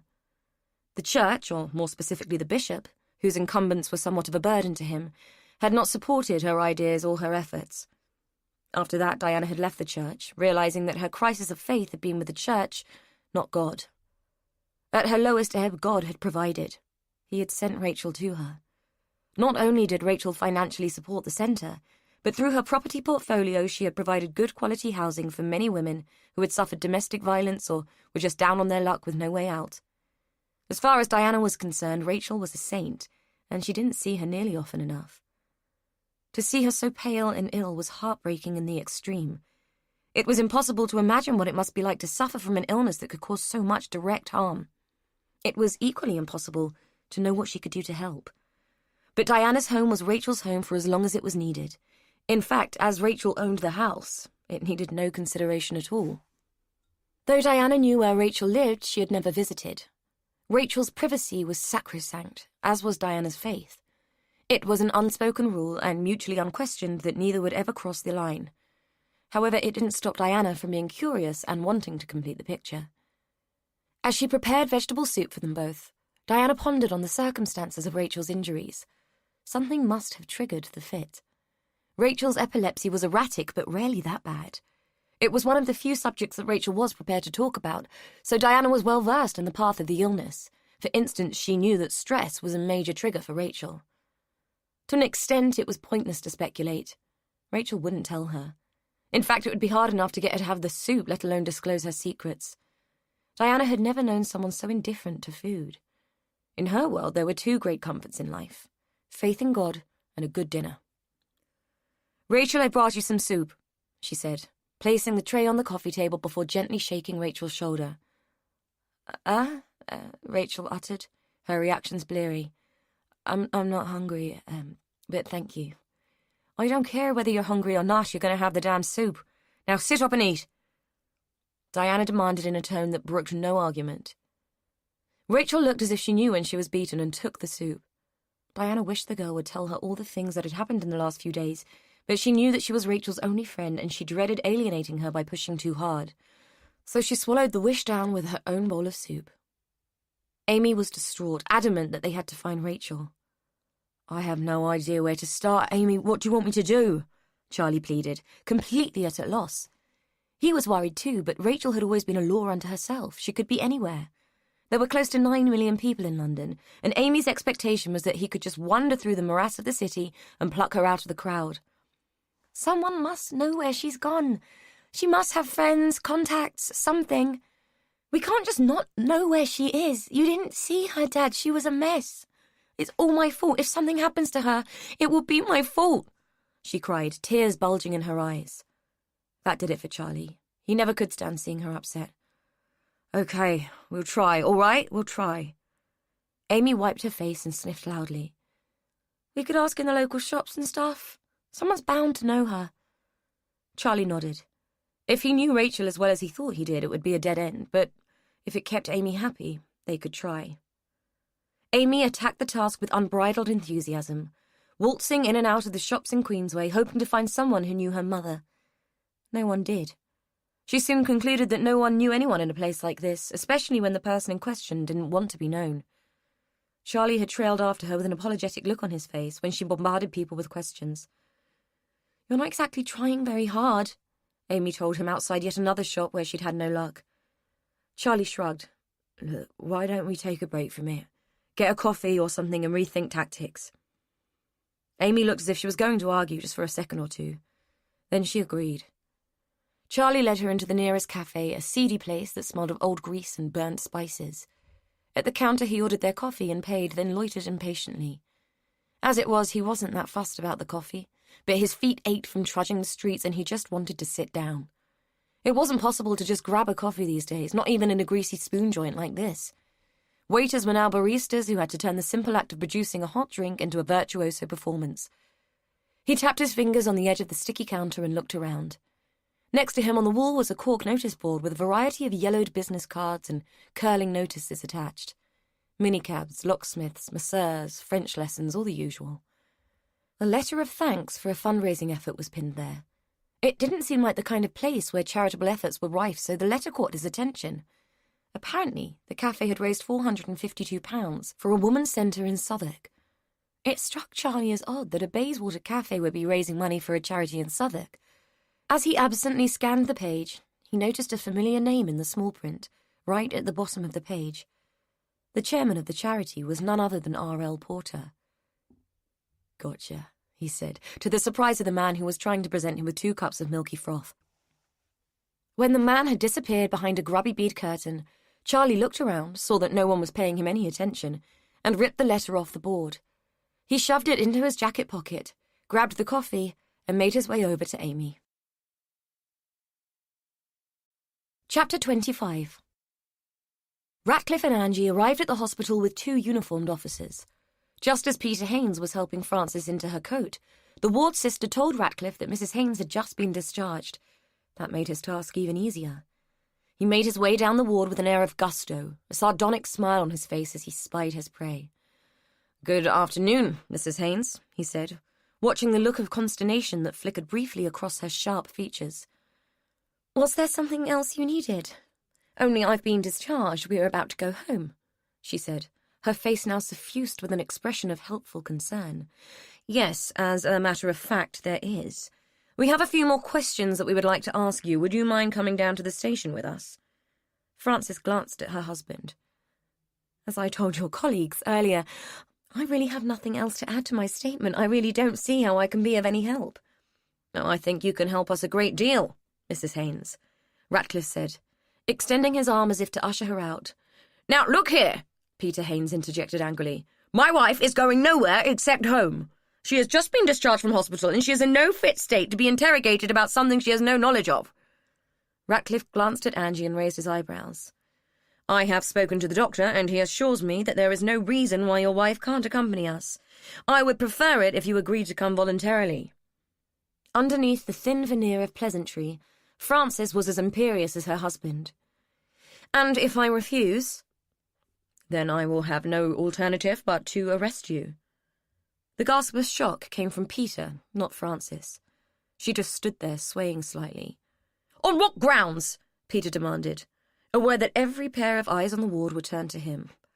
"I think we should discuss that outside. Don't you, sir?" Ratcliffe said, banking on the fact that Peter Haynes was a man who liked to keep up appearances. Peter looked around him. People were staring, whispering. He swallowed and turned to his wife.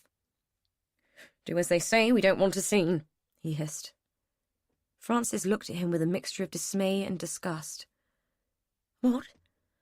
"Just go before this turns into a debacle.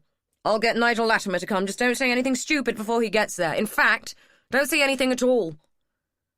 "But I haven't done anything, Peter," she said. "That doesn't matter. Just don't say anything until I get there." With that, he left, leaving his wife to face the music alone. "This way, Mrs. Haynes," Ratcliffe said, indicating the direction in which her husband had just fled.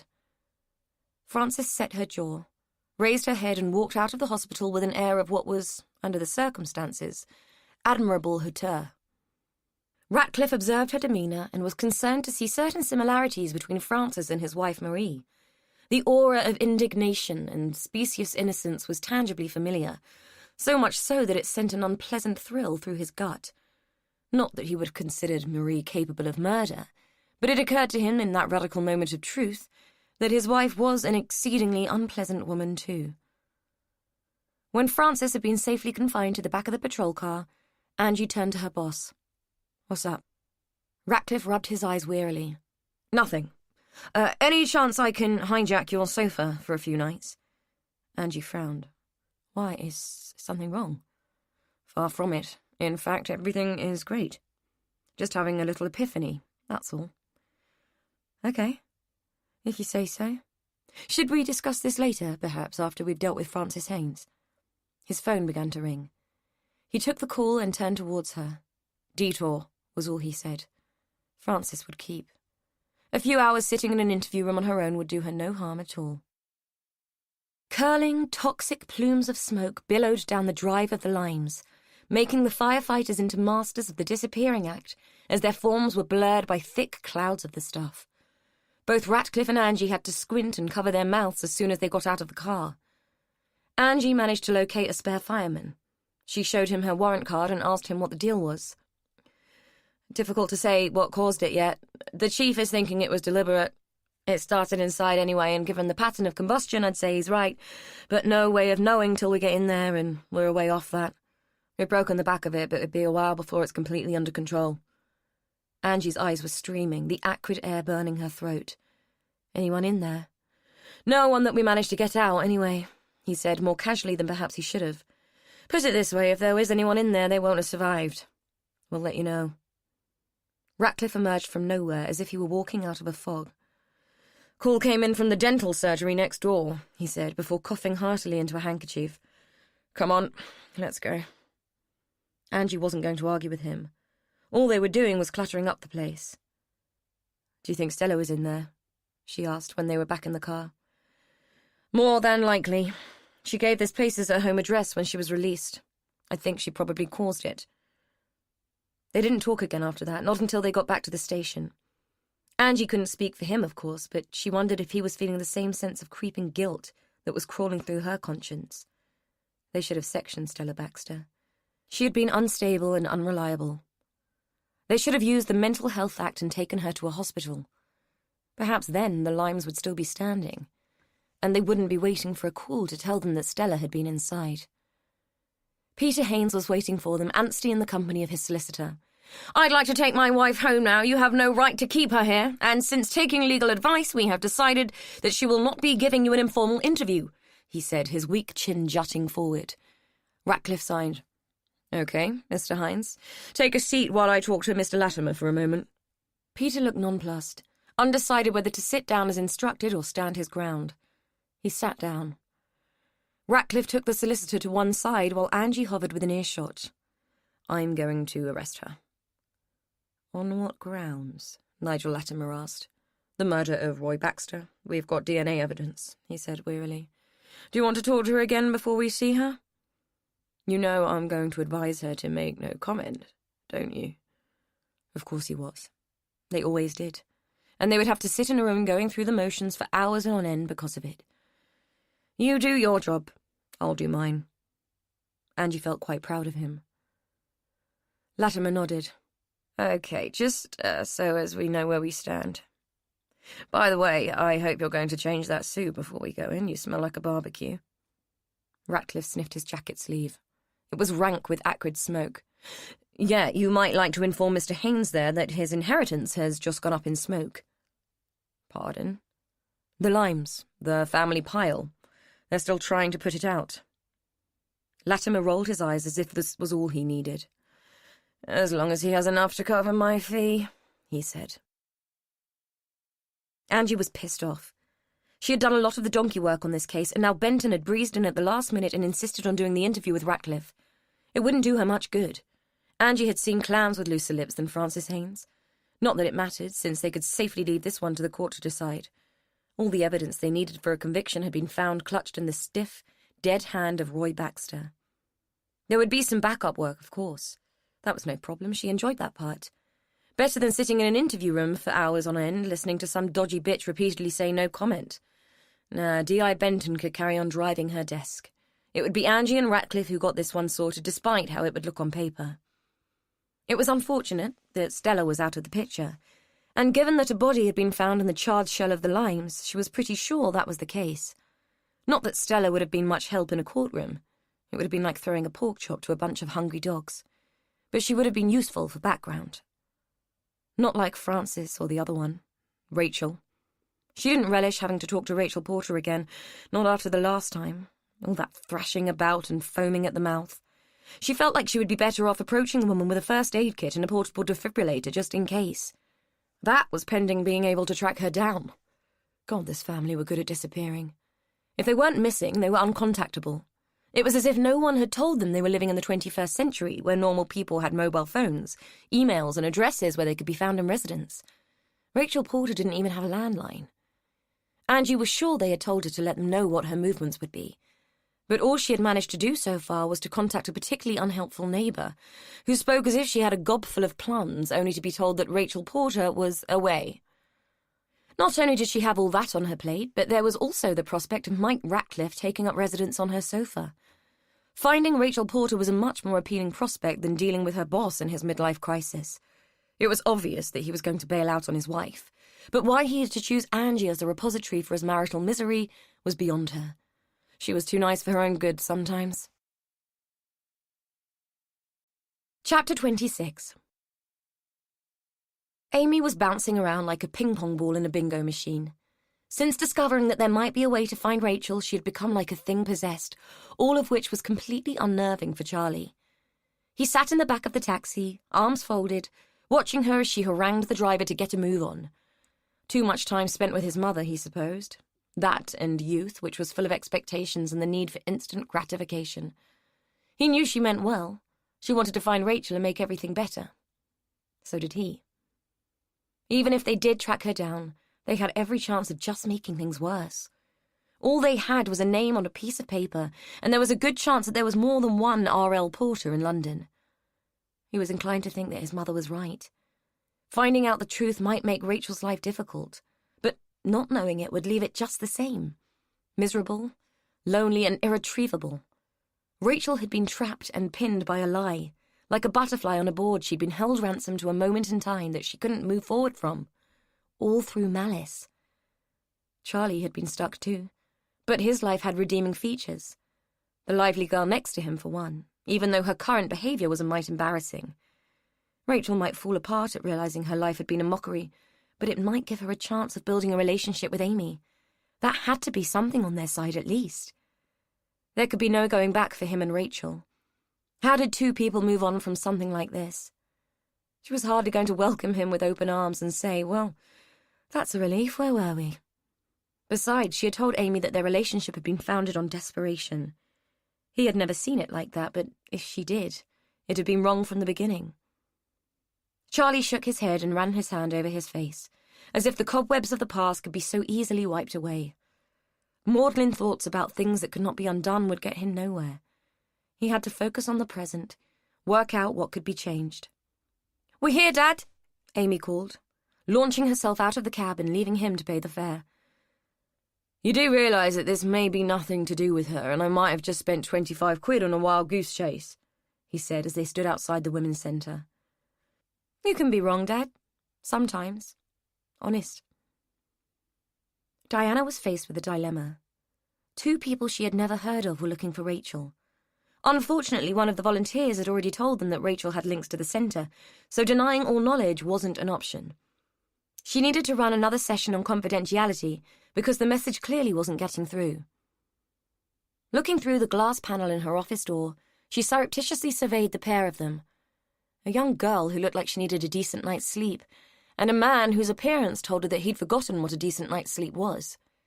From his manner, he came across as pensive and unwilling to give anything away. Not the usual type of man who turned up at the centre. They were usually demanding their rights and shouting the odds. The lack of bluster made her wary. Bracing herself, she walked into the office.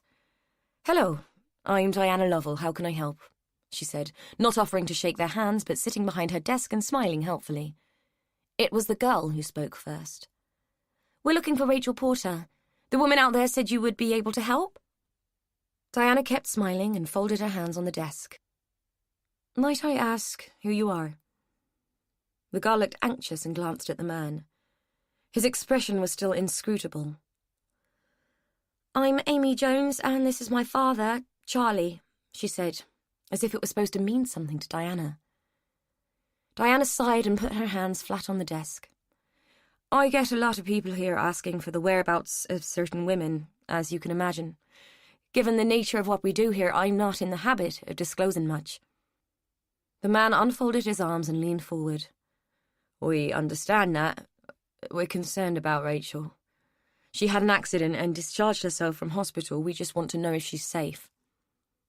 "I'm sorry, Mr. Jones, but I don't know you from Adam. Even if I did know you're Rachel, I wouldn't be able to discuss anything with you." "But the woman out there said that you did know her," the girl said, showing her distress. "I'm sorry, but I can't really help you," Diana said, starting to rise. "You don't understand. This is really important," the girl cried. Diana felt sorry for her. She was genuinely upset, but what could Diana do? Charlie Jones put a hand on his daughter's arm. "It's okay, Amy, don't get upset. We're putting Miss Lovell in a very difficult situation here," he said reasonably. "I realise that you might not be able to talk to us about this, but that doesn't prevent you from listening, does it?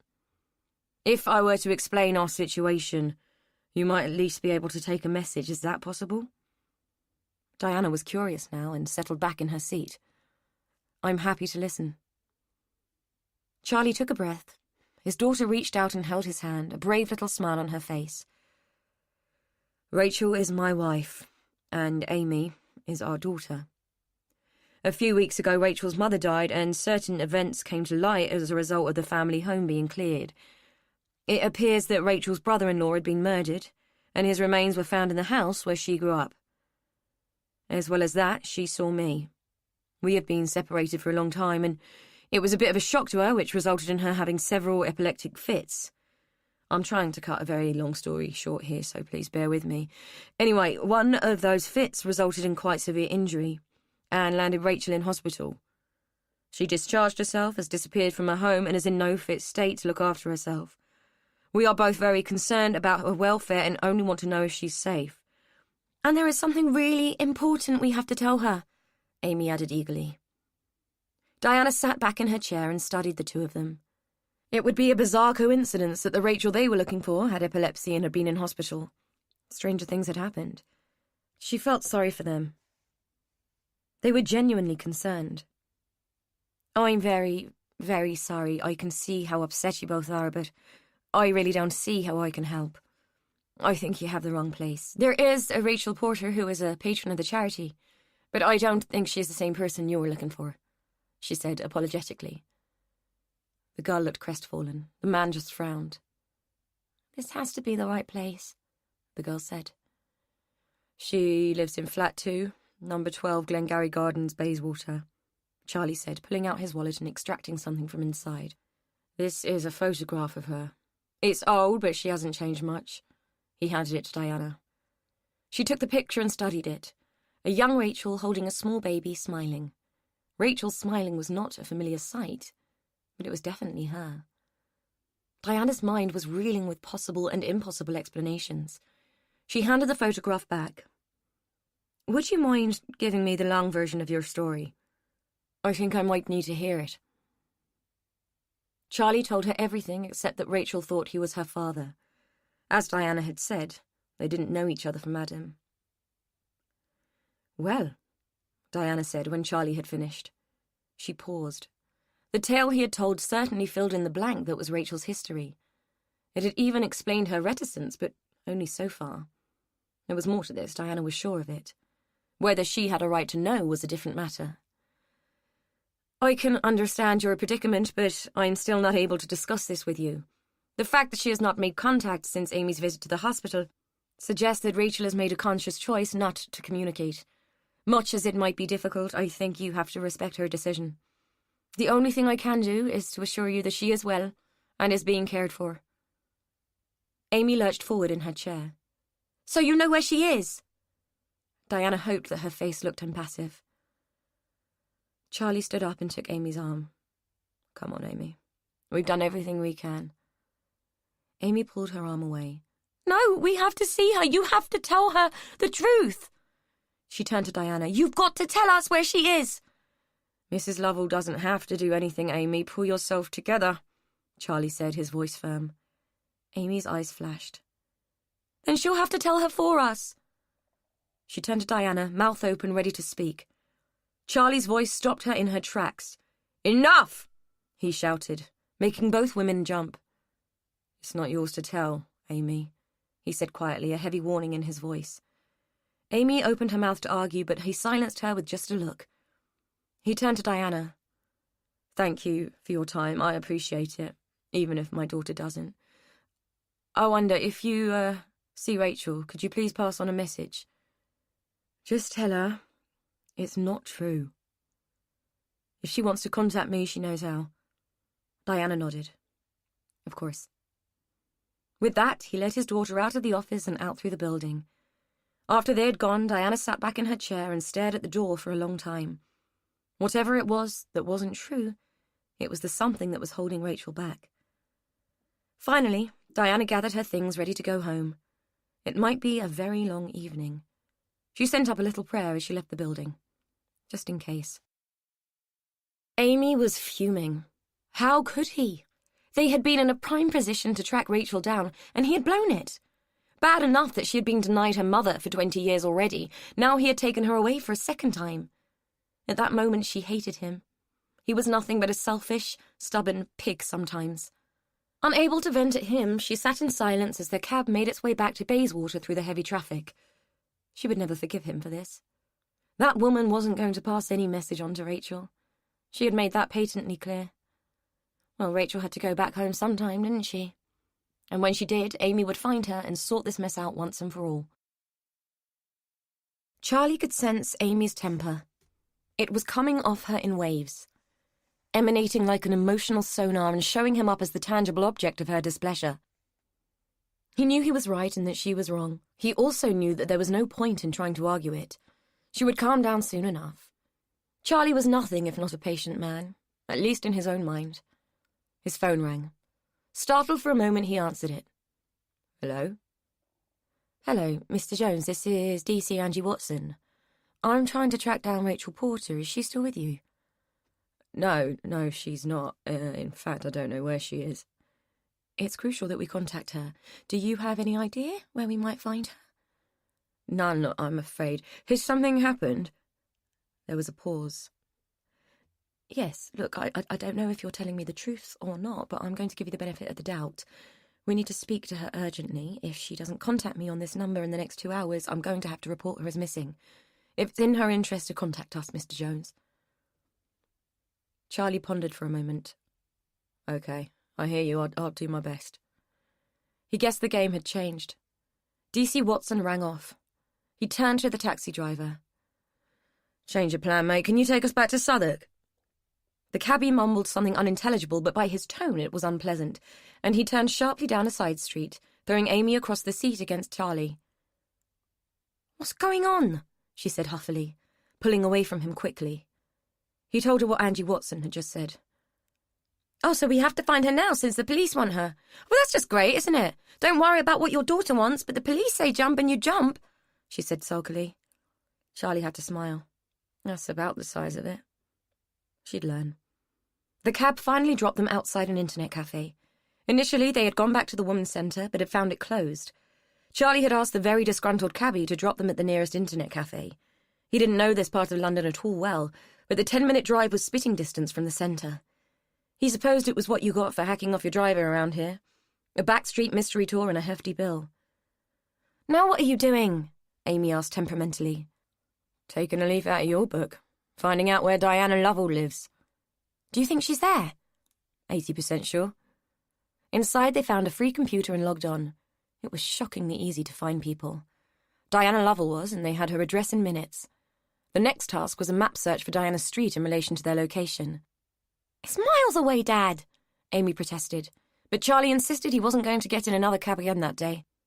Besides, he was starving and wasn't going anywhere else with an empty stomach. The offerings in the internet cafe were none too appealing, so Amy went to pay for their session while Charlie went outside to suss out a decent place to eat. While she was waiting for the man behind the counter to work out what they owed, she glanced up at the TV he had been watching. 24-hour Sky News. There was no sound, just a reporter standing in front of a burned-out house, firemen still wandering around in the background. People in white paper suits and blue plastic shoe covers could be seen in the distance, but it was the moving headline that caught her attention. Further tragedy at the Limes. She handed over the money to the man, telling him to keep the change. Outside, Charlie had beaten her to it. He was standing outside the newsagent's next door, staring at the latest news that was scrawled in black marker pen behind the mesh of the A-board outside. This one was more graphic. Another gruesome death in House of Horror. He held a newspaper in his hand, a late edition hot off the press. Now they knew why the police wanted to speak to Rachel so urgently. Amy scanned the article over his shoulder. It told them nothing except that the house had been burned down, a body had been found, and that Francis had been arrested in a shocking twist. "Who do you think it was in the fire?" "Stella," Charlie said unequivocally. A shiver had run down his spine when he had spotted the headline. It had triggered a memory long buried. A passing comment made years ago after a particularly vitriolic exchange between Valerie and Roy. They had been arguing about the house as usual. Roy had wanted her to mortgage it and release the equity. She had refused. Stella had been caught between them as usual. Charlie had been hovering in the kitchen, keeping out of the way when Stella had come in. She had walked over to the sink and gripped its porcelain edge, her knuckles white from the effort. He had asked her if she was all right. "One day I'm going to take a torch to this place, with me in it. Then neither of them will have it," she had said. He'd laughed at the time and told her he wouldn't blame her. Diana let herself into the house quietly, closing the front door with the merest hint of a click. She hoped that Rachel would be sleeping or at least getting some badly needed rest. In the hallway, she hung up her coat and debated how she would approach the subject of her visitors that day. It would expose Rachel, peel away her defences, and Diana didn't know where that would leave them. Didn't know if their relationship could stand that level of knowledge. She was half tempted to say nothing, but an economy of truth was equal to a lie. Diana never lied. A single episode of a soap opera told you all you needed to know about the injurious nature of lies. "I didn't hear you come in. Want a cup of tea?" Rachel's voice startled her. "Oh, I thought you might be asleep. In fact, why are you in the kitchen when you should be resting?" she said, her maternal switch instantly flicking into the on position. "Because I'm feeling a lot better. Go and sit down, I'll make the tea." "And how are you going to carry it, Hopalong?" Rachel looked down at her duff leg and smiled. "Fair point. I'll make it you carry it." Diana followed her into the kitchen and watched pensively as Rachel limped about. "How was the centre? Manic, as usual?" Rachel asked as she set out 2 mugs. "Might as well get straight to the point." "Not too bad, actually. I had a couple of unusual visitors." "Yeah?" She waited until Rachel had put the kettle down. She didn't want a scald added to her list of injuries. "Charlie and Amy Jones. They were looking for you." Rachel paused, a spoonful of sugar suspended in midair. "Did you tell them I was here?" "Of course not. But they were worried about you."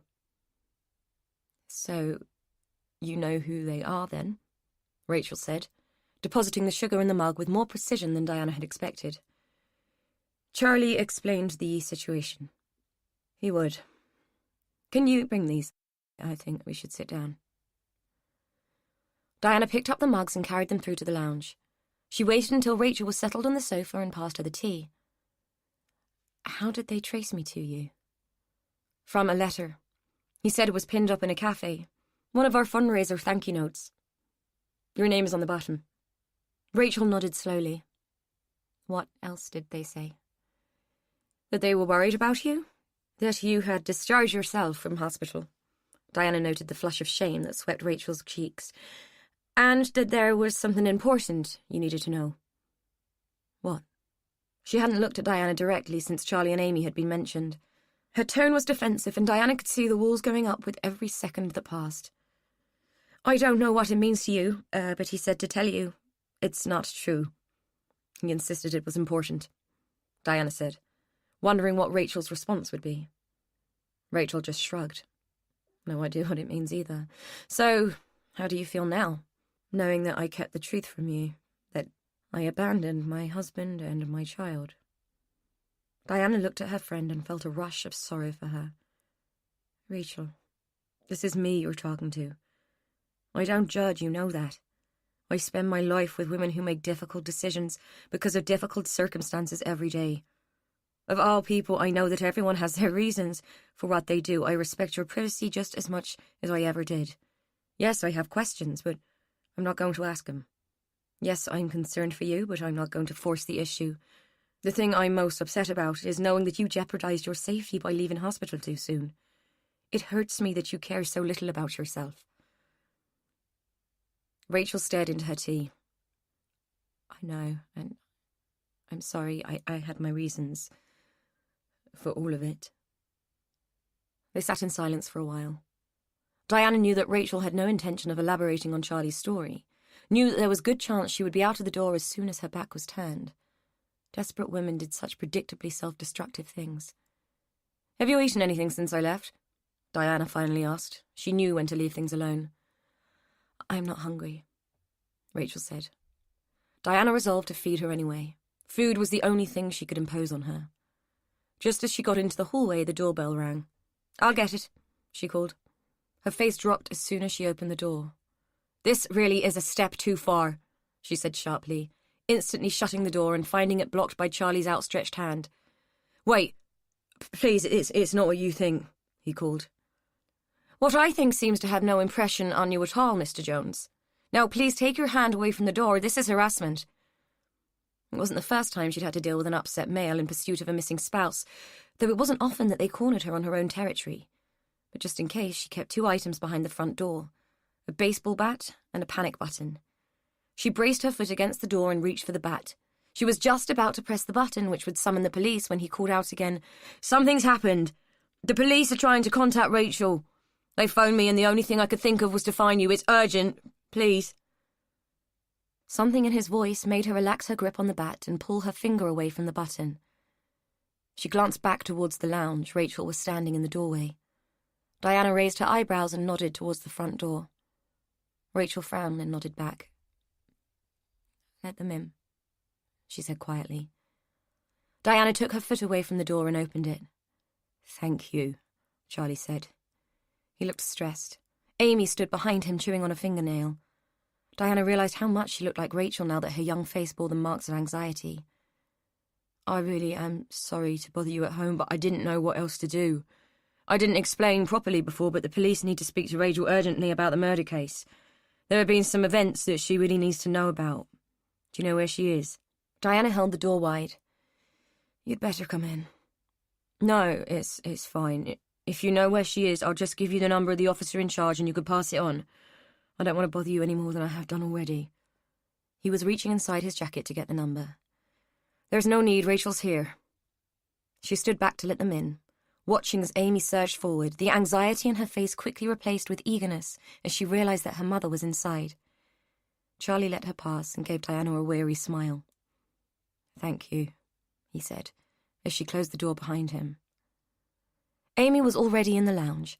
She ran up to Rachel and flung her arms around her neck, nearly knocking her off her already unsteady feet.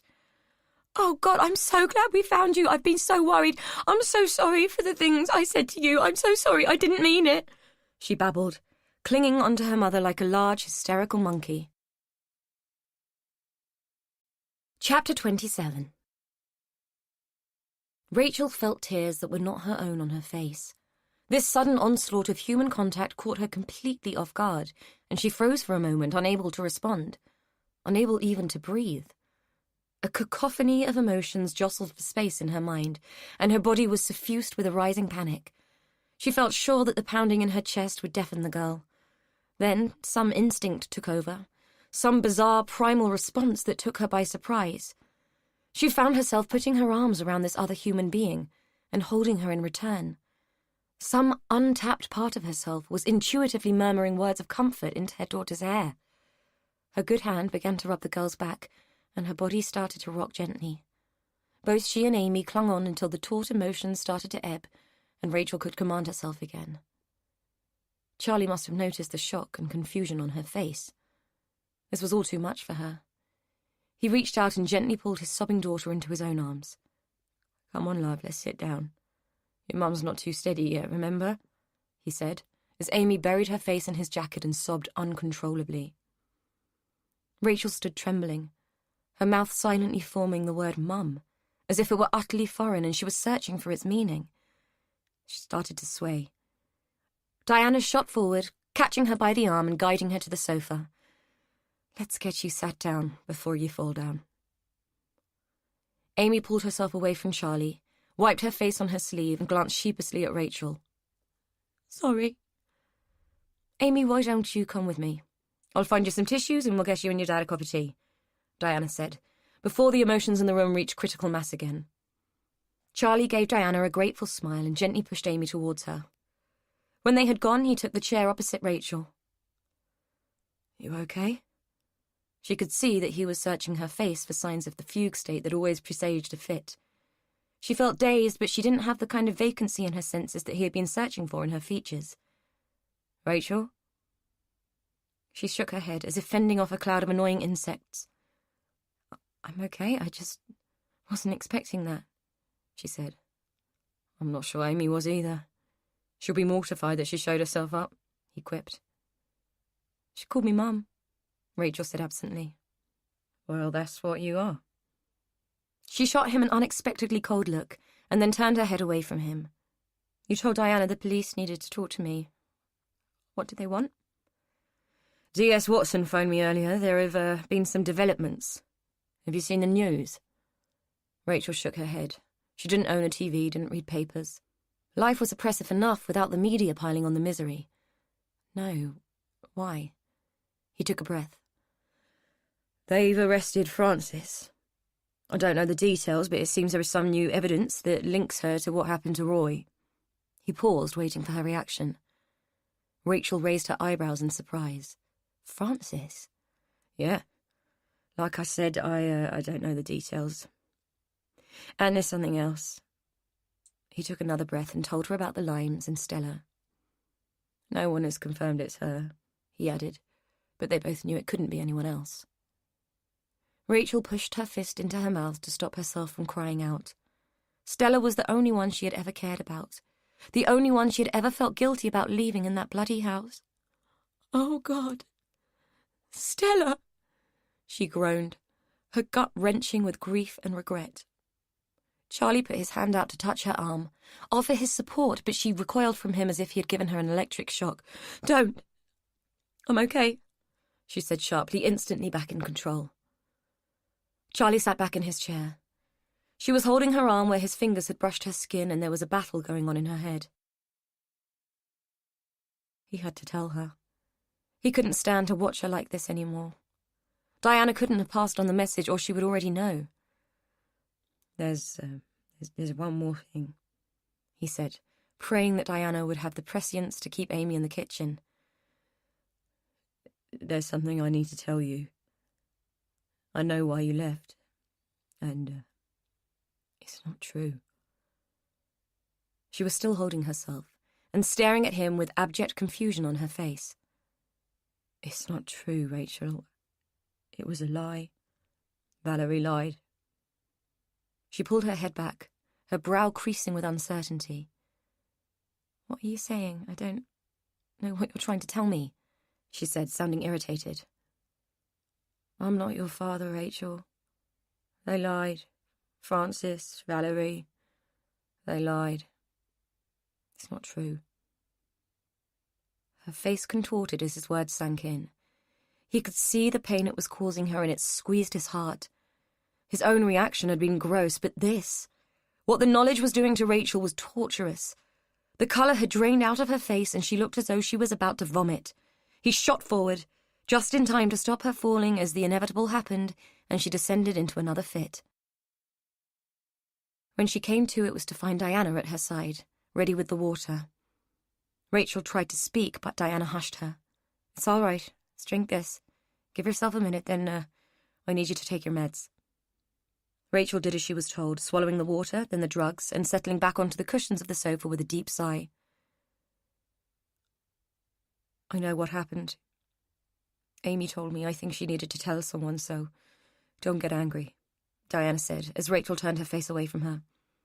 "You have an awful lot to come to terms with now, but it can wait. No one is expecting anything of you right now. Except the police, I'm afraid. They're insisting that you go back." Rachel knew that she had to, but she could handle that. "It's fine, I'll get the train," she mumbled, trying to sit up, aware that she was utterly drained of energy. She didn't think she could make it to the front door, let alone to the station. "Don't be absurd. You have just had a massive fit, and I have just spent God knows how long arguing with some uppity little madam in the police station, trying to convince her that you're in no fit state to go anywhere. But since when has the police been reasonable? Anyway, the upshot is that Charlie is going to drive you there, and Amy and I are going to get a train. They've gone to get his van now." She put her hand up to silence the protest that Rachel was about to make. "No arguments. It's all arranged. The safest way to get you there is with Charlie. He knows exactly what to do if you have another seizure. Amy and I are going by train, and we will meet you at Charlie's house when you get there. We are both going to stay there until the police are done with you. One of us will be with you, whatever happens. You can protest all you like, but this is how it's going to be, so like it or lump it," Diana stated. She was being deliberately obtuse, but for all the right reasons. Rachel flopped back on the cushions again, too weak and too tired to argue. She didn't care what any of them did. She just needed to close her eyes. The nightmares of sleep were preferable to the ones she had to face if she stayed awake. Rachel was bundled uncomfortably into Charlie's van, wrapped in a blanket and nursing a hot water bottle and a thermos full of soup. Diana was a great believer in soup as a salve for the savage soul. She was tired and confused, her mind flicking between shock over Francis's arrest, grief for Stella, and the unutterable truth of her existence for the past 20 years. She didn't want to think about any of it. She just wanted to shut her mind down completely and zone out from reality. Now that she had been told she had to stay with Charlie and Amy while the police completed their inquiries, there was no escape from any of it. She would have cried, but all capacity to weep had escaped her a long time ago. The reactions she should have been having had gathered themselves into a big knot of misery which choked out everything else except one question. Why? Her childhood had been full of acrimony and dysfunction, a poverty of spirit that had sapped everything. But to tell a lie of such vitriolic magnitude, to have so much hatred of something, to find the will to invent such a monstrous perjury was inconceivable to her.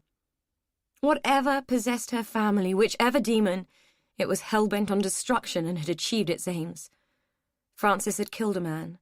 Stella had committed suicide in the worst possible way, and they had all ruined Rachel's life irretrievably. All because Valerie Porter had been disappointed with her lot in life. Hard to believe. Rachel could only conclude that something much more malign was at work in their lives. It occurred to her that Stella must have thought the same thing. That maybe burning down the house was her solution to end it.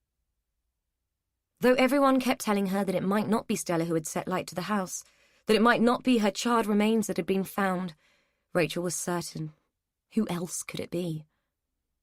Everyone else who had been touched by the malevolent force that ruled their lives was accounted for. Amy and Charlie were with her. Francis was in a cell somewhere, and Valerie, Roy, and Patsy were dead. Only Delia remained, a woman who had done her best and believed just as strongly as Rachel had. Over the years, Rachel had lost count of the times that she had relived those moments in Delia's kitchen, when she had been told of Valerie's visit and heard what had been said. The pivotal moment, when everything had toppled the wrong way and drowned them all in the fallout. Charlie glanced across at her. "Are you okay?" he asked, knowing what a ridiculous question it was, but not knowing what else to say. Everything he said, everything he did, diminished her even more. It was painful to watch. All he got in response was a weary nod. He didn't know what else he expected from her. Part of him felt that if anything else happened, she would just disappear before his eyes, fade out in a blink, finally consumed by it all. Maybe when this nightmare was over, she could pick up the pieces and move on. She had Amy now. She had him too, if she wanted. He didn't think she would. Bizarrely, that fact still hurt, after all these years of living with it. Even in the light of the truth, she would think that too much damage had been done. The worst part was that she would be able to walk out of his life even more effectively this time around. Once everything had been resolved, there would be no more reason for her to stay. Chapter 28. Delia Jones wasn't happy. She wasn't happy at all. She had just put the phone down after a call from Amy and had been informed that Charlie was on his way back, and he had Rachel with him. That could mean only one thing. Trouble. The news that Francis had been arrested was a bit of a shock. Delia hadn't anticipated that, expecting that Stella would be firmly in the frame for what had happened to Roy. Just went to prove what came up when a shoddy job was done. Still, there wasn't much else she could do about it now. It had been a long day. She was tired and she was getting too old for all of this. Whatever was going to happen next would have to wait until tomorrow. Besides, she had visitors. She needed to turn down the beds in the spare room and spit on a few bloody graves. Rachel slept pretty much all the way back, only waking when Charlie pulled up onto the drive. It was twilight and the house was in shadow. Not that she would have recognised it anyway. The house had been bought long after she left. They'd lived with Delia. It looked nice, a family home. "I don't know if this is such a good idea," she said to Charlie as he opened the van door ready to help her out. "What do you propose as an alternative? You're in no fit state to go to a hotel and you don't have anyone else you can stay with," he said, shouldering her weight as she clambered out. "Come on, we can argue about it inside." The leg was agony. It felt as if it was on fire. 2.5 hours of complete immobility has rendered it almost useless, and she struggled to let it take her weight. Inside, Charlie led her to the sofa and lowered her down. "I think we should take a look at that. When did you last change the dressing?" She hadn't. In fact, she didn't even know how bad it was. There hadn't been a chance to look. She waved him away. "Christ, Rachel, are you absolutely determined to kill yourself through self-neglect?" he snapped. "Take your trousers off. Let me see." She hesitated for a moment, then saw the look in his face. She had almost forgotten that things had changed, that she didn't have to be wary of him anymore. She undid her trousers and slowly peeled them down, revealing a large dressing, soaked through with watery blood and pus from the wound. Charlie winced. "Stay there, put your leg up. I'll be back in a minute." Rachel hauled her leg onto the sofa. She could feel the stitches pulling with every move. The whole rigmarole made her cringe against the pain, not to mention how stupid she felt lying there in just her knickers. Charlie came back in with a towel, a bowl of warm water, and a first aid kit. "Always prepared? Were you ever in the Scouts?" she said in a feeble attempt to bring some humour into the situation. He smiled as he fed the towel underneath her leg. "I'm always prepared where you're concerned. In fact, I'm half tempted to arrange for an ambulance to be on standby. Brace yourself, this is going to hurt." The dressing was welded to her skin. He soaked it and pulled it away millimetre by millimetre. It hurt like a bastard, but Rachel refused to make a sound. Underneath the dressing, the skin was red and hot, swelling around the stitches and oozing an unpleasant yellow-green gunge. She grimaced as he began to clean it, wondering how the hell she had managed to give herself a 6-inch, jagged gash that had obviously gone deep. Imagining what she must have done to herself made her feel queasy. A shard of thin china, gripped in a rigid hand, repeatedly gouging and stabbing as the fit took hold. It didn't bear thinking about. Few things that had happened in recent days did. After he had cleaned and dressed her leg, he took her hand and redressed that. The cut there wasn't nearly so bad. "Better?" he asked when he'd finished. "Yes, thanks," she said, starting to sit up. "Whoa, where do you think you're going? You stay right there and don't put any more strain on that leg or those stitches are going to burst. The scar is going to be bad enough as it is." Rachel didn't care about the scar. "Can you at least give me a blanket, then?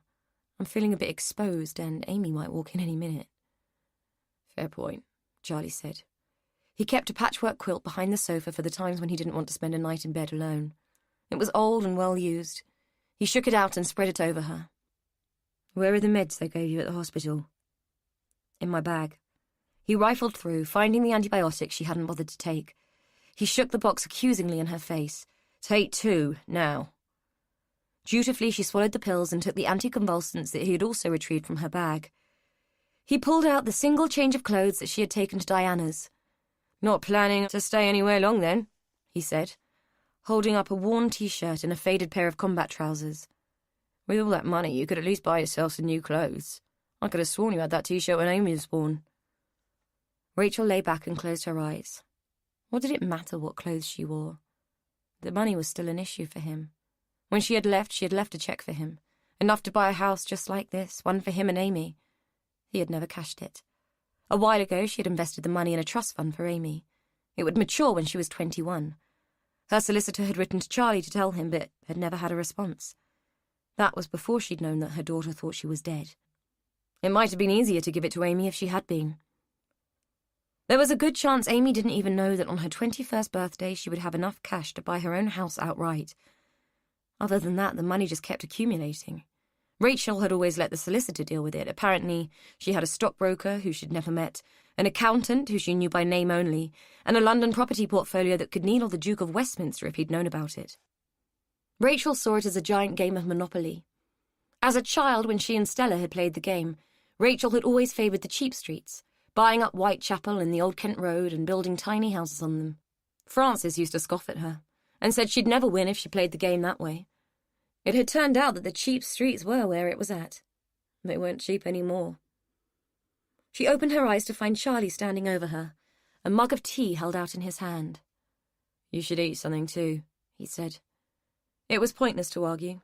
Even her diet was to be dictated. As long as it's not bloody soup, I feel like I'm awash with it. I never did like soup much. She didn't like tea either, but drank it anyway. He made her a sandwich. The bread was dry, so was the cheese, but she ate it just to keep him happy. This is a nice house. Very homey, she said. It's a house. Amy does the choosing of things, I just pay for it. You know she's going to get the money on her birthday. He didn't speak, but picked up her plate and took it into the kitchen. That bridge could be crossed some other time. His phone rang. He went out into the hall to answer it, shutting the door behind him so that she couldn't hear what was being said. While he was gone, Rachel looked around the room. On the mantelpiece there was a photo of him and a tiny Amy. The glass was missing, and she didn't want to look at it for long because it was opening a chasm in her heart and she was afraid that she would fall into it. He made her jump when she came back into the room. She wasn't used to all this movement.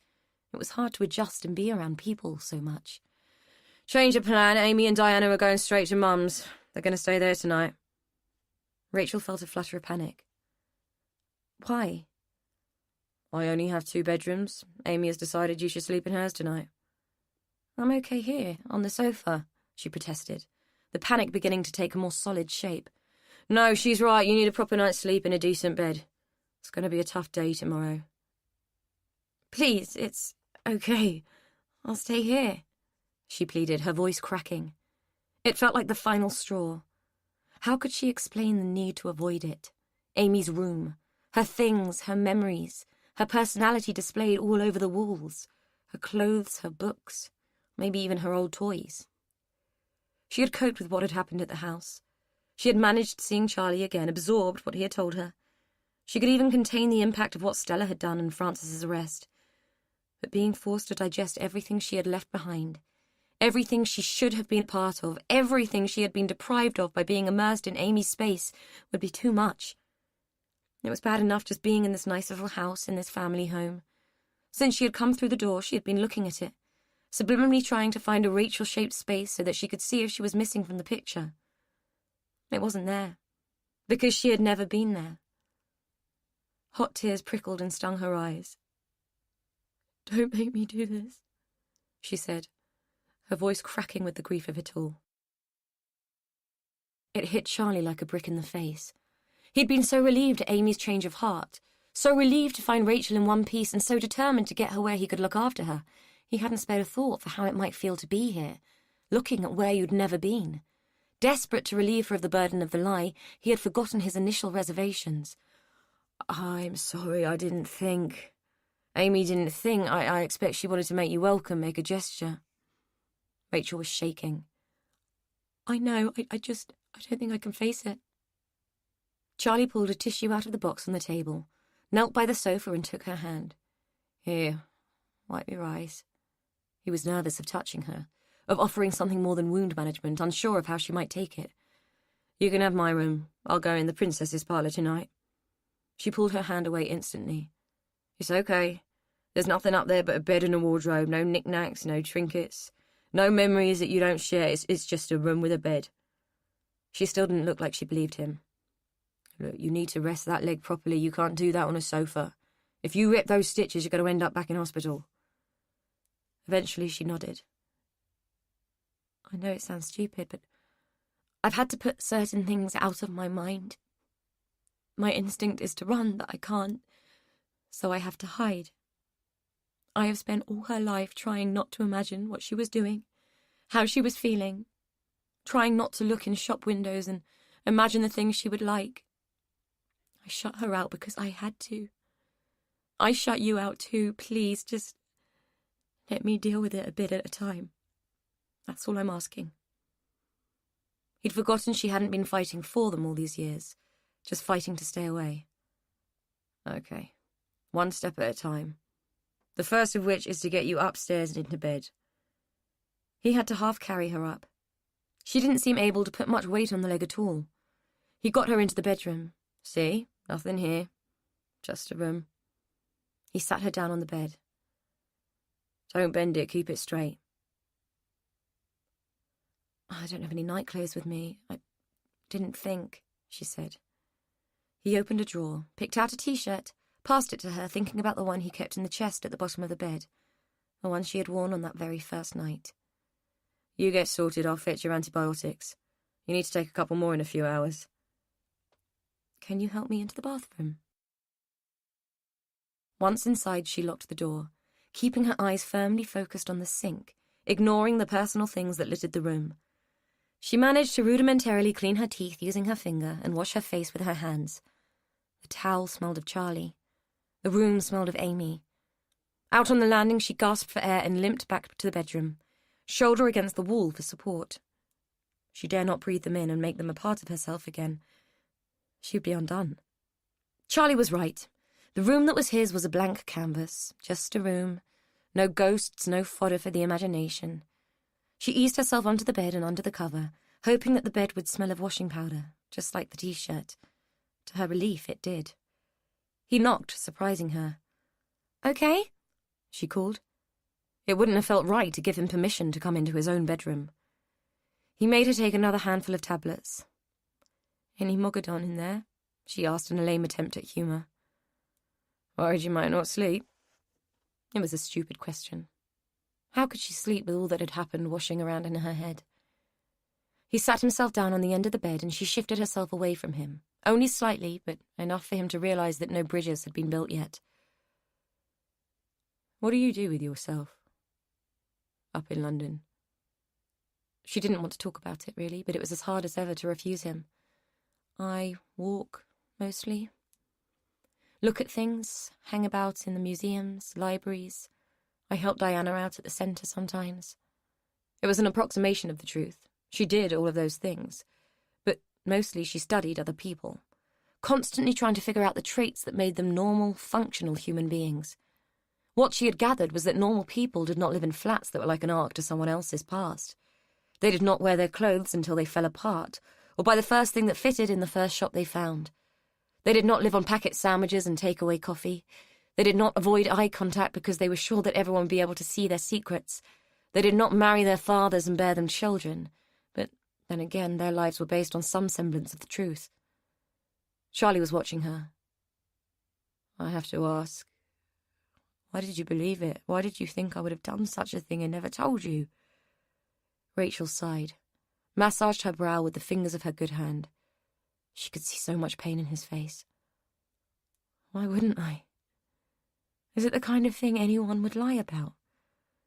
And would you really have told me you'd slept with my sister? Don't think I haven't been over it a million times, but no one's mother, even a pretend mother, would lie about a thing like that. More specifically, his mother would never lie a thing about that. Valerie might have, but not Delia. Delia cared. Charlie got it. Even now, she still believed that Valerie wouldn't have stooped that low. He supposed he could understand. His own mother had believed it, enough to keep it from him all that time, and she'd known Valerie better than any of them. I'm so sorry, Charlie. I was in an impossible situation. I couldn't stay. I couldn't take Amy. I knew how much you loved us. The only thing I could think of was to protect you from it and give you at least something that you could build a future with.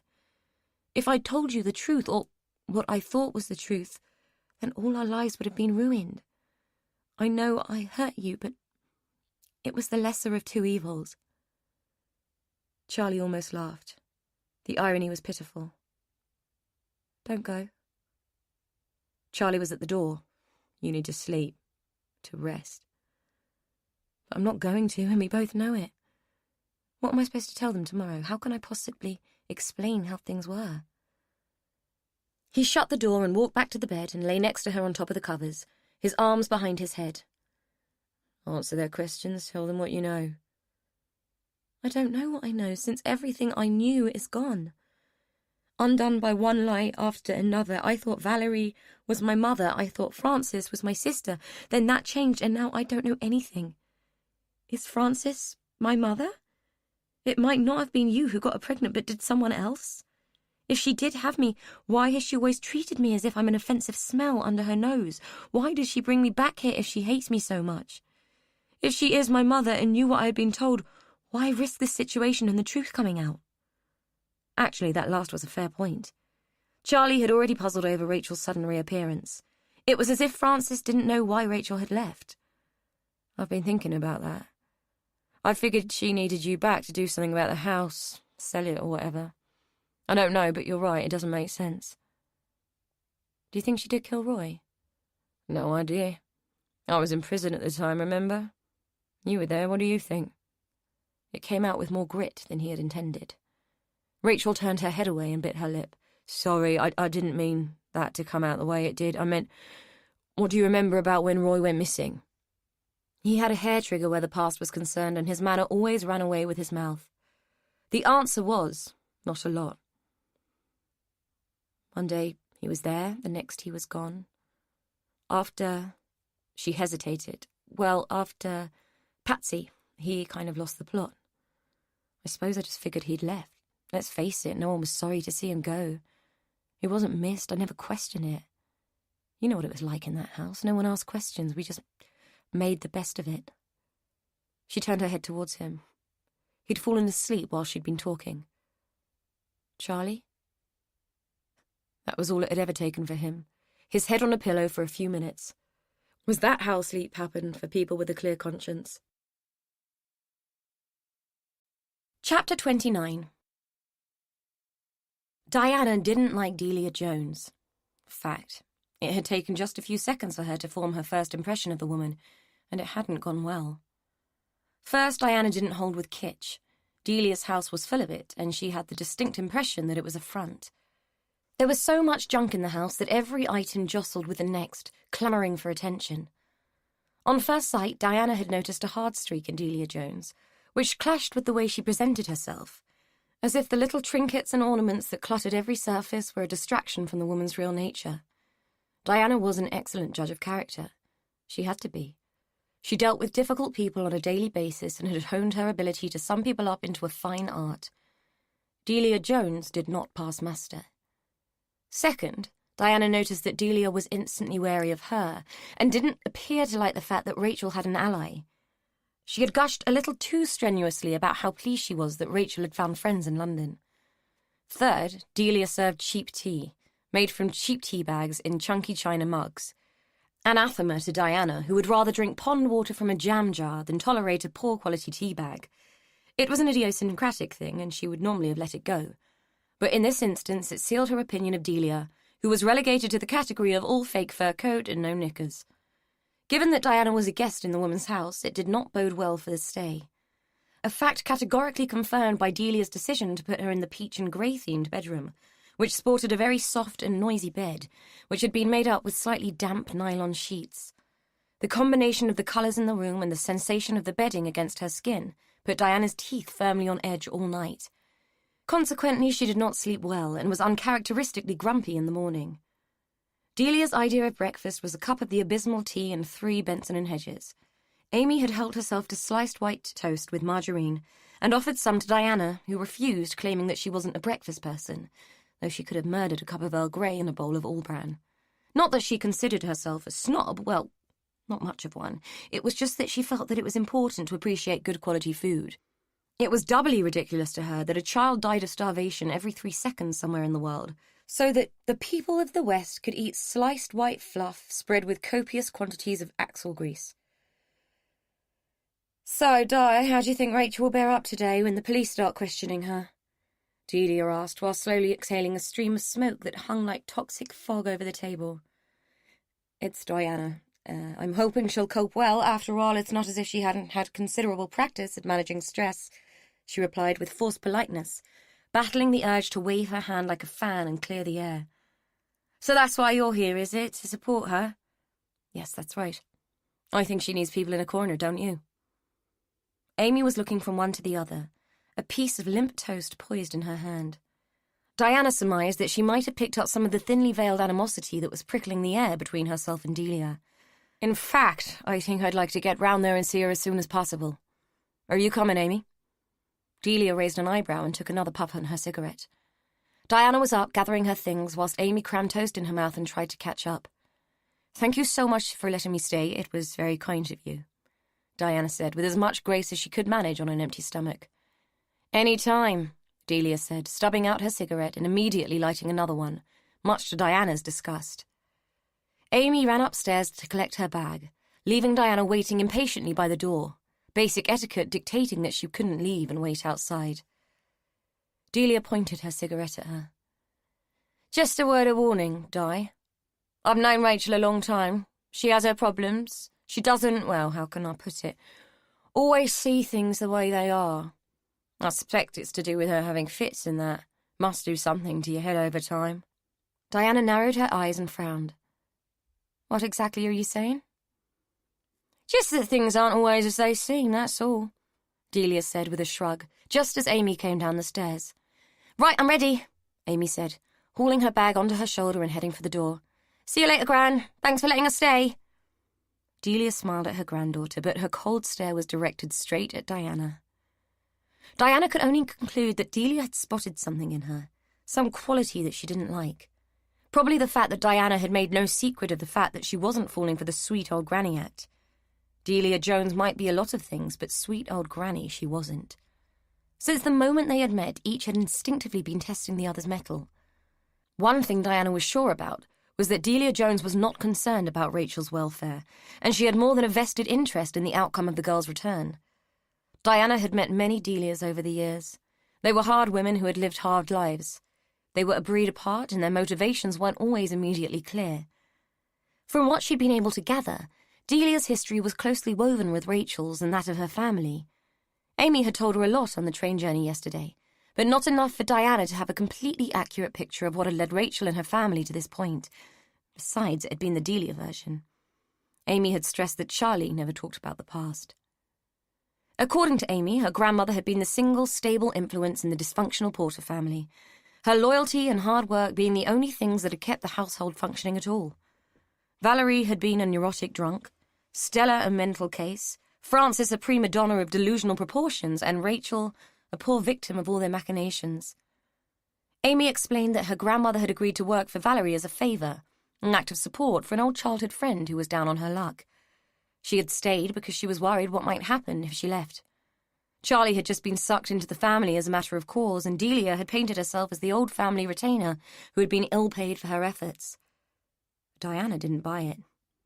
There was much more to Delia Jones's involvement with the Porters than can be explained by a glib memoir recounted to a loyal grandchild. For instance, why on earth had Delia maintained links with the family after Charlie's conviction? Surely no amount of loyalty to an old friend or concern for Rachel could have withstood the betrayal of her own child. Then there was Charlie. Diana had developed good instincts about dangerous men. She had dealt with the fallout of domestic violence for enough years to spot an arsehole a mile off. Charlie was not a dangerous man. Definitely not a killer, though she was reserving judgment on whether or not he was an arsehole. No, there was something very dark at the centre of this situation. If only for Rachel's sake, Diana was going to find out what it was. D.S. Ratcliffe and D.C. Watson got out of the car and approached the two uniformed officers who stood outside the haberdashery shop that belonged to the Porter family. A strip of crime scene tape fluttered delicately across the open doorway. The smell of petrol was overwhelming. "So," Ratcliffe said, holding his hand over his mouth. He never had been able to stand the smell of petrol. "Attempted arson attack by the looks of it, sir. Someone poured petrol through the letterbox, but the fire never took hold. It seems there might have been a water leak of some kind recently. Everything that side of the door was too wet to burn, so the fire just fizzled out. Lucky, really," one of the officers volunteered. Angie pointed up to a CCTV camera that was aimed directly at the doorway. "Anything on that?"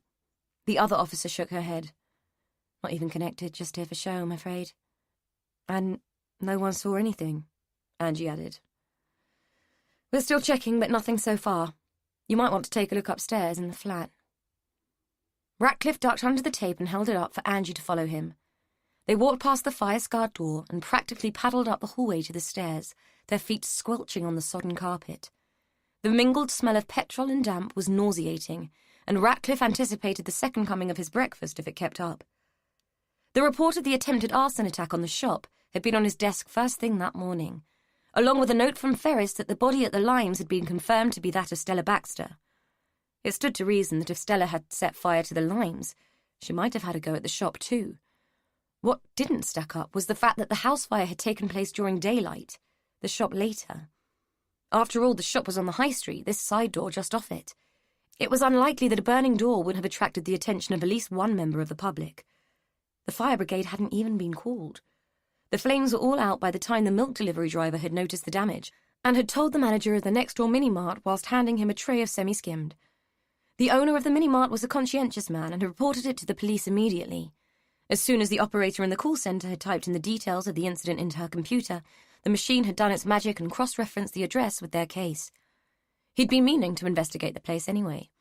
It just pissed him off that incidents kept happening before he'd had a chance to look into things. It made him seem incompetent. He was beginning to think that someone involved with the Porter mess had it in for him. Wondering what other little surprises were in store for him that day, he led the way upstairs to the flat above the shop, where a couple of sockos were already busy about their work, looking like diligent, white-clad gnomes. At first glance, the sitting room looked like a typical crack house. Filthy, squalid, neglected, vile. But there was no drug paraphernalia. "What's the deal?" Ratcliffe asked one of the sockos. "Not much. Looks like somebody's been in residence fairly recently. We've found traces of food that aren't too old. Also some women's clothes." "Stella?" Angie asked. Ratcliffe nodded. "That would be my guess." He stepped carefully across the room and glanced into a rancid kitchen full of mouse droppings and the fetid remains of meals recently eaten, all mixed and mingled with the wrappings the food had come in. It made him want to gag. Angie had gone towards the bedroom. He heard her gasp. "Come and have a look at this," she called. Ratcliffe joined her, and neither of them spoke as they looked around the room. It had been decorated as a nursery. Lambs and ducklings gambolled across the walls on a pastel-coloured background. A crib, draped with lace and frills, sat in the middle of the room next to a nursing chair. A cobwebbed mobile dangled forlornly from the ceiling. Everything was damp and mouldering, so that the little yellow ducks had a green tinge to their feathers, and the lambs already had a smattering of mint sauce. It would have been just sad, a depressing little scene, one to tug at the heartstrings, if it hadn't been for the dolls. There were hundreds of dolls, naked, mutilated dolls. They sat around the walls, all their little china and plastic hands pointing into the room towards the nursing chair, their little fingers extended, accusing, pleading, beckoning. It was difficult to tell. Angie shuddered. "Look at their eyes." Ratcliffe was looking. The room was dim, but he could see well enough to tell that every eye in every little head had been poked out. A countless battalion of sightless, sinister little effigies surrounded them. Revulsion rippled across his senses. Jesus! It was the only word he could think of, and he wasn't sure if it was a reaction or a plea. Angie shivered again. "Do you think Stella did this because of the dead baby?" she asked. God knows. Maybe it's ghoulish, though. That was one word for it, Ratcliffe thought. He could think of others. Macabre, grisly, gruesome, morbid, ghastly. The list went on. "Shall we get out of here now?" he said. It was going to be hard enough to shake off this little tableau without having it permanently engraved on his mind. Hold on, there's something else. Angie pulled a small mag light out of her pocket and aimed the beam at the chest of one of the dolls. Its empty eye sockets looked even more menacing, half lit by the thin beam of light.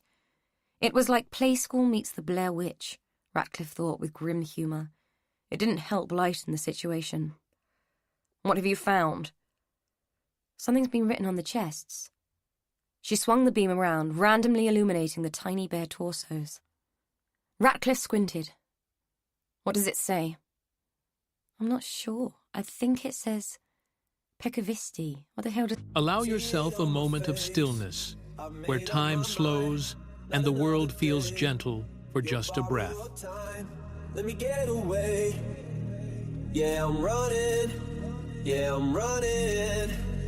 So love me or leave me, I'm standing alone.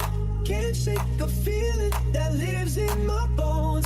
Lie to me, tell me you wish you could, but nothing you gave me is worth what you took. 'Cause I won't love, I won't love, I won't love, I won't love. 'Cause I won't love, I won't love, I won't love, I won't love.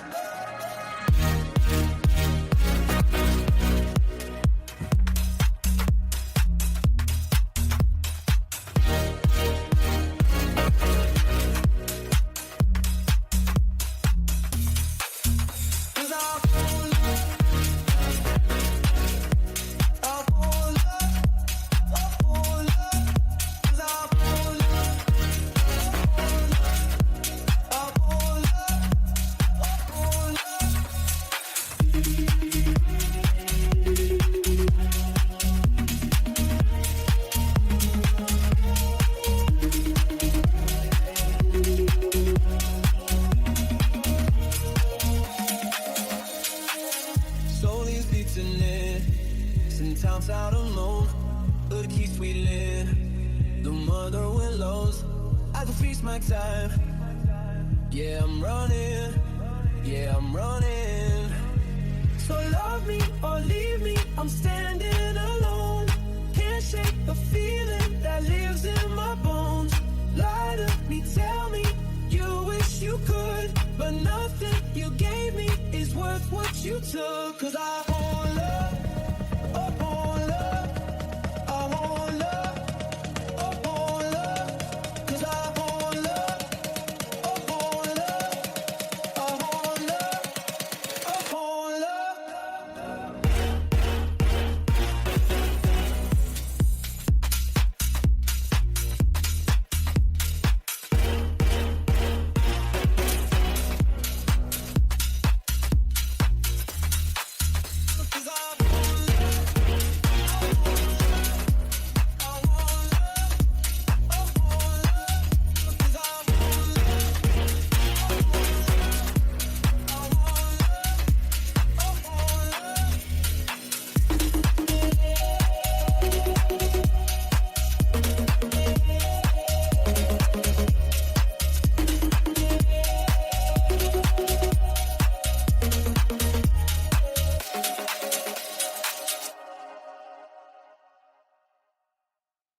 What does that mean?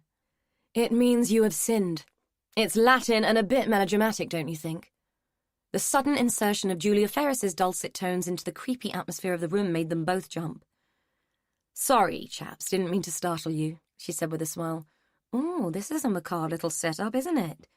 She had gloves on and was suited and booted for the occasion. She picked up one of the dolls and turned it over carefully. As she tilted it, a plaintive little voice wailed from its rosebud mouth. "Mama." "Nice touch," Julia said, placing it back on the floor in its original position. "I take it you got my message. We have a positive ID on our crispy critter. It is Stella Baxter. Ratcliffe nodded. Yeah, I think she must have tried to burn this place too. Looking around, he wished she hadn't. The scene would be far more palatable as a pile of charred wood and molten plastic. I doubt it. Ratcliffe turned to face Julia. Eh? Stella was dead before the fire started. No smoke in her lungs. If the chair in the middle of the room had not been part of a potential crime scene, Ratcliffe would have plopped down into it and held his head in his hands in a fit of despair. Would this never end? How did she die? It looks like she was strangled. Her hyoid bone was broken. It's a typical indication of strangulation, Julia said casually. Great, Ratcliffe said, gritting his teeth. Now he had to look for another murderer who was also a pyromaniac. Given Frances's propensity for burning potential evidence, he would have pointed the finger at her, but she had been in a cell at the time of the fire. Rachel and Charlie had been in London. Peter Haynes, Angie suggested, as if she could see his train of thought. Doubt he would have the gumption, but he was pissed off when we arrested his wife. I suppose we have to go and ask some questions, though. D.I. Benton was so not going to like this. Chapter 30. I'm surprised your gran didn't want to come with us today, Diana said, as she and Amy made their way up Charlie's drive. Oh, yeah, she said she had a visit planned. Some old friend in hospital she had to go and see. She'll be round later. Gran wouldn't miss out on a drama if she can help it. Amy laughed, fishing in her pocket for her house key. Hello, it's me. Anybody up yet? Amy called from the hallway. The house was still in darkness, the curtains drawn. Probably having a lie-in. He hasn't had a decent kip in days, she said, by way of explanation to Diana. He's getting too old for all this excitement. She pulled back the curtains and let the daylight flood in. Now that the gloom was lifted, Diana was glad to see that Charlie had not inherited his mother's proclivity for surrounding herself with tacky clutter. His home was clean and modern, not a frill or a flounce in sight. She could breathe easy. Somewhere up above, she heard the creak of floorboards. Amy's voice had woken both Rachel and Charlie with a start. Charlie was shocked to see that the bedside clock said 9:30. They were both shocked to find out that she had been holding his left hand, while his right arm had been draped across her chest. He pulled away from her as if her stunned gaze were an electric current. Sorry, he said hastily, jumping up from the bed and scurrying to the door. Hi, love, put the kettle on, will you? I'll go and wake Rachel, he lied, making a big show of knocking on the door he was holding. Once he was sure the coast was clear, he stumbled to the bathroom and splashed cold water onto his stubbled face. The towel smelled vaguely of Rachel. Rachel lay in the bed, her right side chilled by the absence of Charlie's body heat. Conversely, her leg was throbbing and hot. In fact, her whole left side felt as if it were on fire. She didn't feel good. Charlie had left her tablets on the bedside table, so she took 2 of everything just to be sure. Then she painfully inched her leg out of the bed. She was defeated by the mere thought of trying to get dressed, so instead helped herself to Charlie's dressing gown, which was hanging on the back of the door. Getting downstairs was a slow and painful process, and mostly involved putting her body weight on the banister and swinging the duff leg onto the stair below before gritting her teeth and making it bear her weight for a second or two. By the time she reached the bottom, she was flushed in the face and exhausted. The night's sleep may as well not have happened for all the good it had done. The look on Diana's face as she entered the lounge, red-faced and wearing Charlie's clothes, told her that Diana thought her state was down to entirely different reasons than fever and tiredness, but she felt too lousy to bother explaining herself. She eased herself onto the sofa and took the coffee that Diana held out for her with grateful relief. Charlie and Amy were in the kitchen. Rachel could hear his mobile phone ringing above the noise of the cupboards being open and shut, and to her surprise, he came in and offered her the phone. For you. D.S. Ratcliffe. Hesitating for a moment, she took the phone. She had been dreading this. Hello? Everyone's eyes were on her as she listened to the detective. Finally, she handed the phone back to Charlie. I'm not sure how you turn it off, she said in a voice that sounded too weak and too thin to be her own. Is everything all right? Diana asked, leaning forward. They've had confirmation that it was Stella who was in the house. Apparently it's more complicated than that. Other things have come up. He wouldn't tell me on the phone, but he's coming here later. Apparently I'm not to go anywhere. Just as well, looking at the state of you. In fact, I don't think you should leave that sofa today, Charlie said, pressing his hand to her forehead and looking concerned. "I'm fine, don't fuss," she said, batting him away. We'll see. Look, Amy and I are going shopping. There's barely any food in the house and we need milk desperately. We won't be long." Amy had hung back, quiet after yesterday's outburst, almost shy, in fact. Rachel gave her a tentative smile and was pleased to have it returned. "I have to go with him, or we could be living on pot noodles for a week," Amy said. Rachel wanted to laugh, but it hurt. After they had gone, Diana turned to her. "So what did the detective really say?" Rachel was surprised. Diana had never questioned her before. "Like I said, he wants to talk to me sometime today. He wouldn't say much over the phone." "But what do you think?" "Look, Rachel, your sister was killed in a fire. Your other sister has been arrested for murder. Your mother died a few weeks ago. Your long-lost husband and daughter have just popped out of the woodwork, and people aren't who you thought they were. Need I go on?" "When you put it all together like that, it's a pretty abysmal catalogue of disasters," Rachel said with a wry smile. Diana nodded vigorously, the expression on her face exaggerated by her raised eyebrows. "Yes, it is. It's a bloody mess. And you're sitting there showing less reaction than someone who has just been told that the post will be late today." Rachel sighed. She didn't feel well. Diana was right, she should be reacting differently, but she was looking at it all as if she were at one end of a long tunnel, and the cataclysmic mess that threatened to engulf her was at the other. She explained this to Diana and added, "So, do you suggest that I rush to meet it head-on?" Diana looked guilty for pushing the matter. "No, of course not. I suppose I'm just a bit shell-shocked by it all. I forget you've been living with a lot of these issues for a long time, though I don't know how you've managed it. I think you've been remarkably strong." Denial is a wonderful thing, Rachel thought to herself. "Anyway, let's change the subject. How did you get on at Delia's last night?" Diana grimaced. "Let's put it this way. I don't think we're likely to become lifelong friends anytime soon." Rachel smiled. "Was she a bit rough and ready for you?" "She can be rather blunt, but she means well. Without Delia, I think we might have all fallen apart a lot sooner. God knows what her reasons were, but she kept the family ticking for a long time. We have a lot to be grateful to her for." "Why was she so loyal to your family?" Rachel shrugged. "I don't really know, other than she had links with my mother that went back to childhood. There was some bond there. She was more loyal than she needed to be, I know that much. Mother treated her like a skivvy. Yet she carried on her involvement with Joel even after what happened to Charlie." "Yeah, but don't ask me to explain it. It's impossible enough to make sense of my family as it is." Now her hand was beginning to throb too. "Do you mind if we don't do any more questions? I think I might be getting enough of that when the police turn up." It was uncharacteristically rude of her, but that tunnel was getting shorter with every word. "Of course. You should rest. You look a bit peaky, to be honest," Diana said, worried that she had added to her friend's stress. She had come here to support her, not increase her burden. However, Rachel's state of calm in the face of so much trauma was quite worrying. The dam had to give way sometime, and she felt she needed to be there when it did. As for Delia Jones, it was clear that no one else had the same reservations about the woman. Still, they all knew Delia a damn sight better than she did, and perhaps she would be wise to reserve judgment. In the meantime, she needed more tea, and Rachel needed rest. Quietly, she left the room to take advantage of Charlie's decent tea bags and the peace and quiet of his uncluttered kitchen. Ratcliffe could feel the beginnings of a headache. His left eye felt twitchy, and white light zigzagged around the periphery of his vision. Peter Haynes had a cast-iron alibi for the fire. He had been home at the time, but not alone. His sister and her husband had been with him, and could account for his every move since he had left the police station after Francis's arrest. If Ratcliffe had judged Peter as imperious, his sister turned out to be the high priestess of pomposity. She and her husband made Francis and Peter look positively accommodating in comparison. Ratcliffe was just glad he didn't have to interview the Haynes parents. He didn't think his will could have stood it. Those two had definitely learned their high-handedness from someone. One thing that had been abundantly clear from their meeting was that Peter Haynes had no intention of standing by his wife.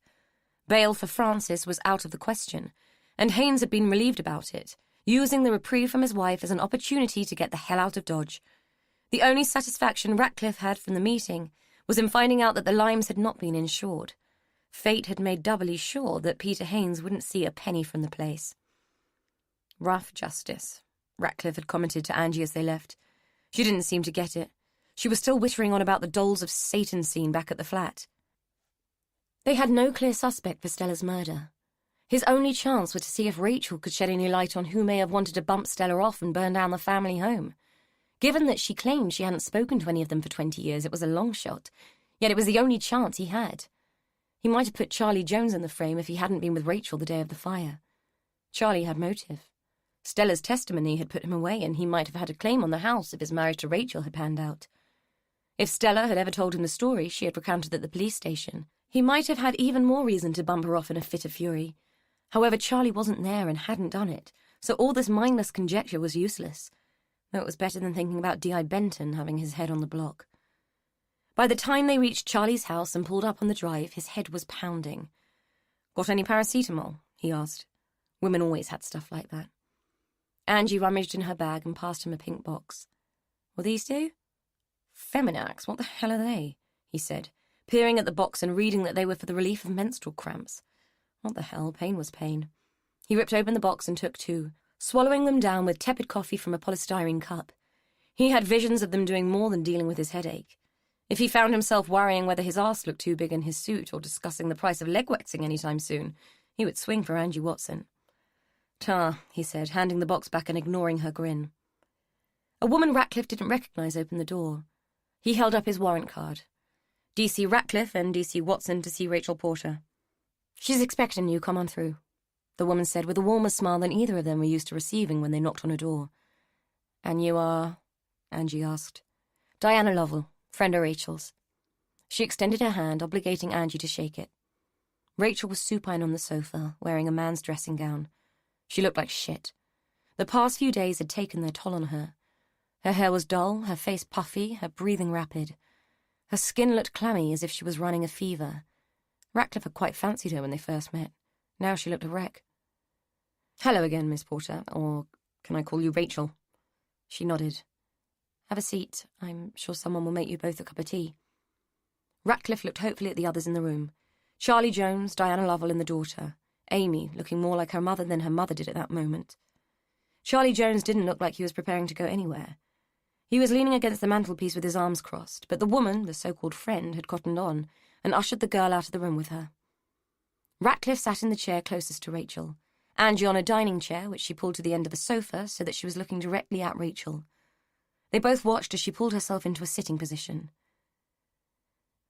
"I'm afraid we have some more bad news for you, Rachel," Ratcliffe said, the vice that was gripping his head loosening a bit. That girly stuff was quite good, he noted. "I have been told by our pathologist today that Stella didn't die as a result of the fire. It would appear that she was dead before the fire started." He was fully expecting Rachel to descend into a seizure at that point, and had been bracing himself for it. But she didn't. Instead, the red flush in her cheeks began to recede, leaving an ashen grey in its wake. Within moments, she looked like a statue that had been carved from dirty wax. "Are you all right?" he asked. She didn't speak for a moment, just closed her eyes. Charlie stepped forward, but she waved him away. "It's all right, I'm not going to have a fit. It seems that new medication won't let me. If she didn't die in the fire, how did she die?" Ratcliffe explained that they suspected that she had been strangled. "By who? Who would do that?" Rachel asked, clutching her own throat as if she could remember what it felt like to have someone's hands around it. Ratcliffe glanced at Charlie, who looked suitably shocked. "That's what we don't know. Is there anyone you know of who might have held a grudge against Stella, or who she might have had cause to be afraid of?" To his surprise, Rachel laughed, albeit weakly. "Sorry, it's just that Stella was frightened of everyone. But the only 3 people who might have borne her any ill will are all accounted for. You have Francis, Roy is dead, and so is my mother. Other than that, she didn't know anyone. Well, to the best of my knowledge anyway, but that's years out of date, as I told you before." "Why would she have been afraid of those particular people?" "They were her family," Angie interjected. "Where do you want me to start? My mother despised her, thought her weak and pointless, just used her as an unpaid maid. Francis followed suit, ashamed to be related to her, and as for Roy, he resented her. Felt he had married her under false pretenses. Well, once he found out we didn't have any money anyway. I remember he was quite abusive to her. It was pretty unpleasant." She said all this with her eyes closed, as if she were keeping the memories at bay. Given what Ratcliffe already knew about her family life, he didn't blame her. What about your relationship with her? How was that? Her face creased, and she put her hand up to her mouth as if to stifle a cry. It was the first crack he'd seen in her too calm demeanour. "Sorry," she said, her voice cracking. "I'm having difficulty taking all this in." Charlie stepped forward again as if he intended to comfort her, but he appeared to think better of it and went back to brooding near the fireplace. "Sorry," Rachel said again. "In answer to your question, our relationship was as good as was possible under the circumstances. Stella was the one who looked after me, took me to school, fed me, read to me, put me to bed. She was kind. It was a rare thing in our house, an odd thing. I don't think I was as kind to her as she was to me." Ratcliffe and Angie exchanged glances. "In what way weren't you kind?" he asked. I didn't really know how to respond to her affection. It was a bit alien, more frightening in some ways than the others were. I don't know, it's difficult to explain. And of course I left her there when I went to London. I shouldn't have done that." "Why did you leave her behind?" Angie asked. Ratcliffe felt it was more out of simple curiosity than the chance that her answer might take them forward. Rachel pointed at Charlie. "I still blamed her for testifying against Charlie. She knew as well as I did that he didn't kill Patsy." It was a difficult moment, awkward. Ratcliffe didn't want things to digress into a discussion on whether Charlie Jones had been wrongfully convicted of his first wife's murder. That's understandable under the circumstances. "So you can't think of anyone who might have a motive to harm her?" Rachel shook her head. "Have you ever been inside the flat above the shop?" She looked puzzled. "The flat? Not for years. Not since I was little. Why?" "Well, someone attempted to burn that down as well. We were called there this morning," Ratcliffe said, watching puzzlement transmute into complete confusion on her face. "Can you describe the flat to us as you remember it?" Angie asked. "God, it's a long time ago. Typical flat, really. I think it was used mostly for storage. But there had been a squatter, some old tramp. So it was locked up and left. I think there was a bit of furniture in the sitting room. Stella used to have her lunch break up there sometimes. But it was pretty grim, as I recall. She stopped going up there after the tramp, I think. Sorry, it's all a bit vague." "Did you ever go into the bedroom there?" Ratcliffe wanted to know. "I don't think so. Why?" "We think someone might have been using the place quite recently. Do you know who had keys to the shop and the flat?" "There was just one set that Stella used. She worked in the shop. I did too, for a little while." "And you didn't go into the flat while you worked at the shop?" "No, like I said, no one did after the tramp. It was always locked up." "Would you say that Stella had strange preoccupations at all? Anything you might have found odd in her behaviour?" Ratcliffe asked. "I think we were all a bit odd. It's a family trait. She was very quiet, timid, I suppose. It's hard to say. None of us is exactly normal, are we?" Both Angie and Ratcliffe had to concede this was true. At that point, Diana came in with a tray of tea and handed out the mugs.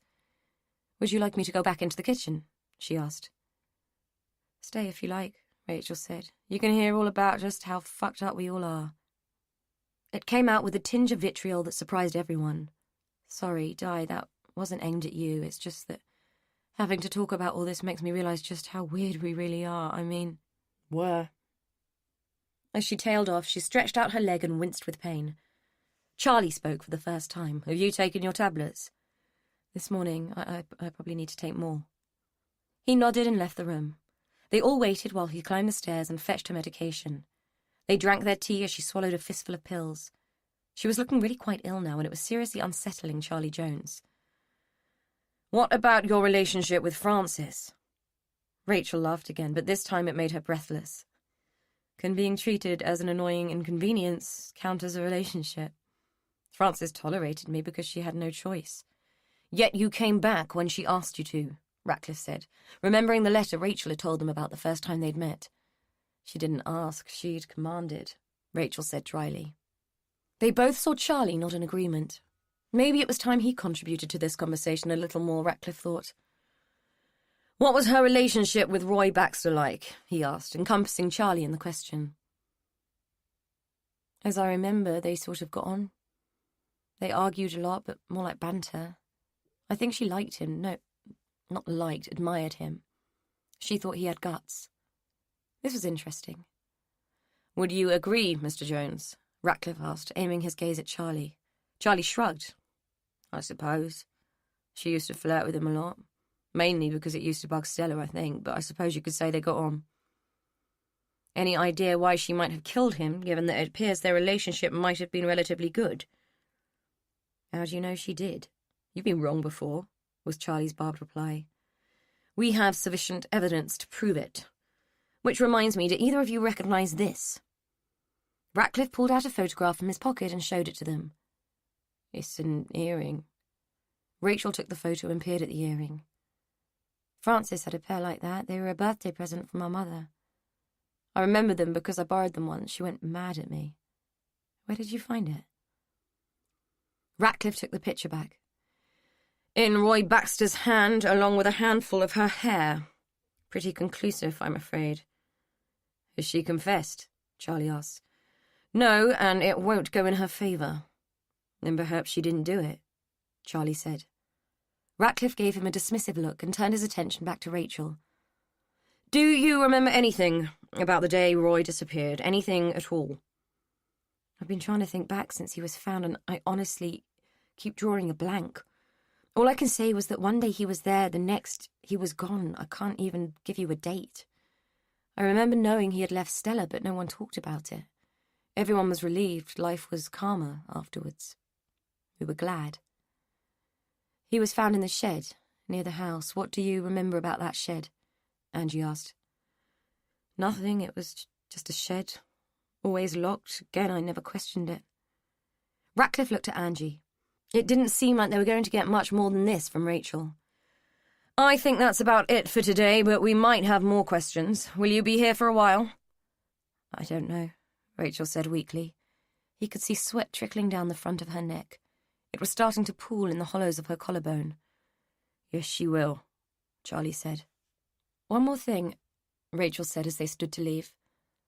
"The baby, you haven't said anything about the baby." Ratcliffe sighed. "Still a bit of a mystery, I'm afraid. We do know that he was stillborn, so no one is suspected of murdering him. Someone could be charged with concealing the body, but we suspect that either your mother or Stella was responsible for that, and obviously we have no way of proving it and no one to pursue for a crime. The body will be released for burial at some point. Would you like us to let you know?" She nodded. She had found him. She would deal with it. Back in the car, when they had pulled off the drive and were a little way down the road, Angie asked, "Why didn't you tell her about Stella? About her claims of being her mother? Don't you think she has a right to know?" Ratcliffe had put a lot of thought into this one. "Yeah, I do, but not yet. You saw the state of her. I don't think she's up to hearing that she's the product of incest right at this moment, do you? Besides, Ferris said there's no clear evidence of it. Stella could, but might not be, her birth mother. But Rachel's got to know, sometime, if it's true. My plan is to let her get her head around this little lot, then call her into the station. I think we'll let Dr. Ferris explain that one. It's her bag, not ours." Angie shot him a wry smile. "She'll love you for that." Ratcliffe just shrugged. "Got any more of those Femi things? They're pretty good." After they had gone, Diana busied herself by tidying up the tea things. She was good at knowing when to leave well alone. Charlie looked pensive and uncomfortable, not surprising given his history with the police. Amy had explained it to her while they had made the tea, protesting his innocence more than was necessary. Now he was rooting about in the freezer, muttering about making a meal for them all. Diana offered to do the cooking, and he took her up on the offer with visible relief. He was about to go back into the lounge when Diana caught his arm and shook her head, pointing surreptitiously into the other room. Through the half-open door they could see Amy sitting with Rachel in what appeared to be a comfortable silence. A good sign in Diana's book. "Leave them to it. You could peel some potatoes if you like," she said. Charlie nodded and started to run water into the sink. Diane smiled and passed him the peeler.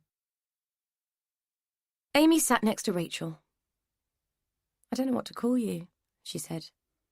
Rachel looked up at her child, who was not a child, but a younger, better version of herself. "What do you mean?" She knew exactly what Amy meant, but didn't have a solution. She figured she was lucky that the girl was talking to her at all.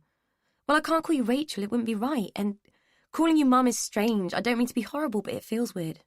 You're not being horrible, I understand. I don't know what to suggest, but I won't object to Rachel if it feels more comfortable. Okay. Can I get you anything? You look really tired. Do you want a blanket?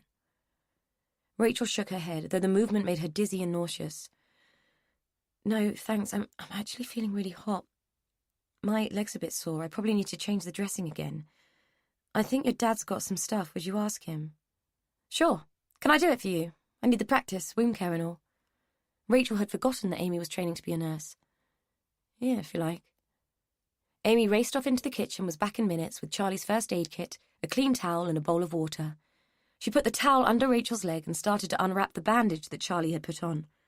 Strictly speaking, I should be using a sterile dressing pack, but we'll have to make do with what we have, she said, carefully peeling the old dressing away from Rachel's leg.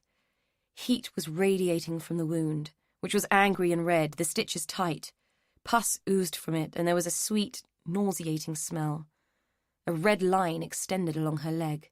The inflammation was spreaded. She knew enough to realize that this was a bad sign. Just going to check your pulse rate and breathing. Might as well go the whole hog as I'm here, Amy said, gently grasping Rachel's wrist and measuring her pulse against the ticking of the clock. Rachel already knew it was far too fast, as was her breathing, which was shallow and rapid. She was hot. Too hot. How do you feel? Amy asked. The girl wasn't daft. Rachel could see that she was worried. Pretty lousy, if I'm honest, Rachel said with a thin smile. Okay, I'm just going to go and get something from the kitchen. I won't be long. Amy shut the door behind her quietly. Her dad was at the sink. Diana was peeling carrots next to him. Dad, it's Rachel. She's running a temperature.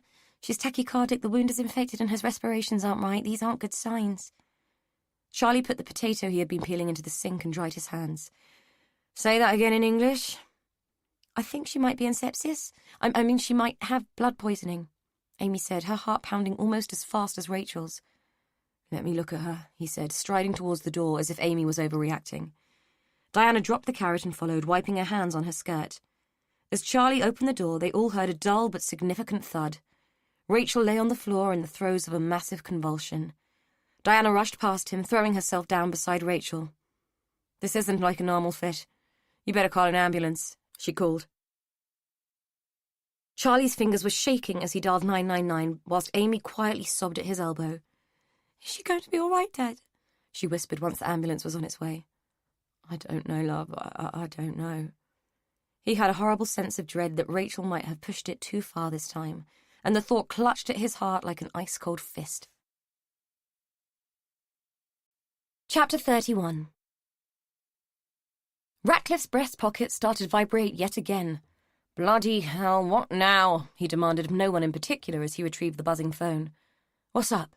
Angie asked as they paused their walk across the car park outside the station. Ratcliffe put the phone back in his pocket. Rachel Porter is in hospital, in the ICU in critical condition, apparently. Blood poisoning from her leg injury, he said dully. Angie took a breath. Bloody silly cow. What is it with these people? She had just about had a gutful of the Porter family. They were a bloody nightmare. She couldn't stand self-effacing people like Rachel Porter. Did they honestly think they were being brave and stoic in the face of adversity? Bullshit. They were the most selfish types of all. Half of them killed themselves with self-neglect and left everyone else to pick up the pieces. The other half sucked the rest of the population dry. Shame the whole family hadn't been in that bloody house when it went up in flames. I need a drink, Ratcliffe said. You coming? Does a bear shit in the woods? She said through gritted teeth. When they reached the pub, Ratcliffe sat moodily staring into his pint, and she had to wonder why he'd bothered to ask her to go with him. He wasn't with it. His mind was elsewhere, still on the case, she suspected. Come on, share, she said, waving her hand in front of his face to break his trance. He sat back and let out a long, slow breath. Just thinking that we've missed something. We should at least have a suspect, and we don't have a clue. That room in the flat. Do you think Stella did it? Like some kind of weird guilt trip thing over the incest and having a child? I suppose it fits. I mean, you saw her. She was hardly sane. Are any of them? Was Angie's cynical response. What's bugging me is that if she didn't set fire to the flat, who did and why? My guess is that someone else knows the room exists and that person didn't want it found. But that person is also getting sloppy. The fire didn't take, the room has been seen. It stands to reason that it's the same person who killed Stella then, doesn't it? She said. It did stand to reason, but she wasn't entirely sure how or what their motive might be. So what did Stella know that this person didn't want her to talk about? What's in that room that might give the game away, and who haven't we talked to that we should have? Always the same, more questions than answers. Well, we've got Frances Haynes for Roy Baxter. She isn't talking and it's not helping her, so it can't be to do with what happened to him, so it must be to do with what happened to the baby, given what was in that room. But why isn't Frances Haynes talking? Ratcliffe asked, finally taking a large slug of beer. Thank God. Angie was down to the watery dregs of a melting ice cube in her glass. Another, she said, now that he had less than half a pint. She stood to go to the bar. Obviously, she's not talking because she doesn't want to land herself in the shit even deeper, she added. It didn't take long to be served. The bar was quiet and the barmaid wasn't the chatty type. Mind you, they never were when it came to other women in Angie's experience. When she got back, Ratcliffe looked pensive again. Maybe you're right, maybe not. What if she's not talking because she doesn't want to land someone else in the shit? What do you mean? Baxter had half her DNA in his hand and her earring, which has now been positively ID'd. She was glad she'd bought double. She had a feeling she might need it. Well, I've been thinking about that, and I think we've been in too much of a hurry to nail someone for this and get it over and done with. Yes, Baxter had her hair in his hand and the earring, but he was bashed over the head with something from behind. Did he reach behind him and grab her while she hit him, or could it be that he attacked her and got hit from behind by someone else? Are you suggesting she might be innocent? He shook his head. He had a mouthful of beer. Far from it, I think she's in it up to her neck. For instance, I'm pretty certain she knew exactly where that body was and intended to find it that day with a witness. If she hadn't found him, someone else would have, and she would have instantly been in the frame. She knew Stella was barking, and I'll bet she figured that Stella would take the rap and she would be off the hook. But wouldn't she have got rid of the forensic evidence first? Angie reasoned. That guy has been in there for 20-odd years. Back then, the only police show on telly was bloody Z-cars. The public barely understood fingerprinting, let alone DNA analysis. I doubt it even occurred to her that there would be any forensic evidence, and even if it did, I doubt she thought it would have survived. It wasn't an unreasonable thought, Angie concurred. So we're back to Stella or the mother as suspects then? Which is pointless because they're both dead and we can't prove it. No, we're not. You just said it, they're both dead. And Frances may be covering for someone who is very much alive. If the killer was dead, she could tell us any cock-and-bull story and we'd have to buy it. And the worst she might be facing is a charge for aiding and abetting or concealing the crime. But you're suggesting she is worried enough to face a life sentence rather than tell us what actually happened. He drained his glass. Or I'm talking shit and she did do it. Either way, there's a story there and we need to hear it. Otherwise, this one is going to bug me for the rest of my days. But who's left in the frame? Rachel? She was only a kid at the time. It's not impossible, but I don't think she did it. Though I do think she might know more than she thinks she does. What, like a buried memory or something? She didn't really believe in such things, but it was a thought. Maybe. But we're not going to get that out of her anytime soon. There has to be someone else in the picture, someone else connected to the family that we don't know about yet, Ratcliffe said. So who can we talk to who might know? There's only one option. Delia Jones. Charlie came back into the waiting room. Amy had finally stopped crying and appeared to be dozing on a grubby sofa that dominated one wall of the tiny room. Diana was sitting with Rachel and had stayed with her while he'd gone outside to phone his mother and tell her what had happened. He'd had to explain to her that it didn't look good, that the doctors wouldn't speculate on an outcome, and that a nurse had warned him that 2/3 of the people who were hospitalized for septic shock died. He had told his mother that he was prepared for the worst. Delia hadn't said much, and he had taken her silence as an indication of her shock at this turn of events. She had offered to come to the hospital, but he had told her not to bother. Rachel was out of it, hooked up to a ton of machines that were monitoring her life source in a detached and frightening way. There was nothing anyone could do except wait and see if her body had enough strength left in it to fight the battle. He had his doubts. Even if her body did, he wasn't sure her mind would want to wage war on this never-ending tide of misfortune. He was awash with coffee. It felt like he had done nothing but imbibe gallons of the stuff in the last few hours. Sit with Rachel, get frustrated, go out, drink coffee, calm down, go back and sit with Rachel. It was a caffeine-fueled nightmare on constant loop, and it was all his fault. He should have taken her straight back to hospital as soon as he'd found out she'd discharged herself. He'd said that to the doctor, but had been told that it might not have been the best thing at all. The leg infection had been caused by MRSA, and the chances were she'd picked that up at the first hospital. There had been some mention of amputating her leg. If they could stabilise her, that was. It didn't bear thinking about. Elton John's greatest hits were playing in the background.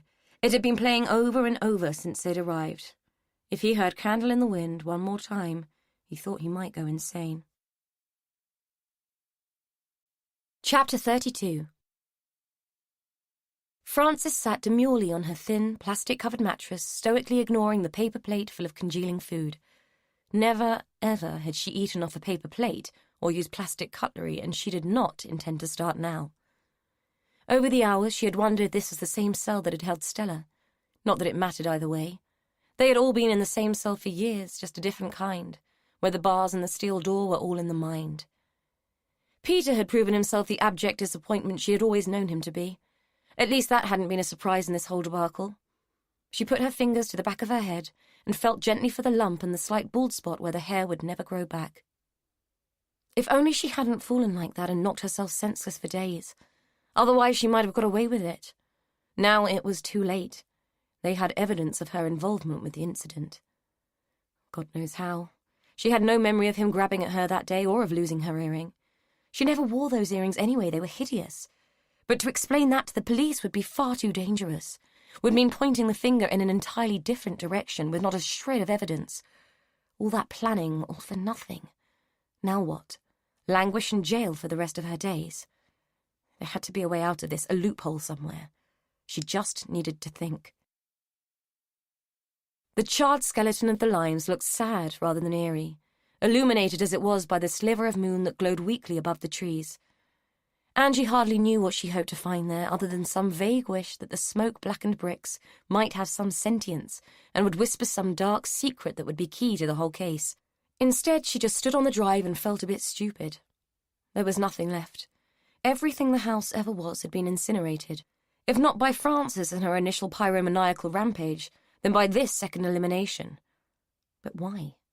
She agreed with Ratcliffe. There had always been another person in the loop, someone they had completely overlooked. The discovery of an unmissed, unmourned body so many years after death wasn't much of a deal. Just find the culprit, throw the book at them, job done.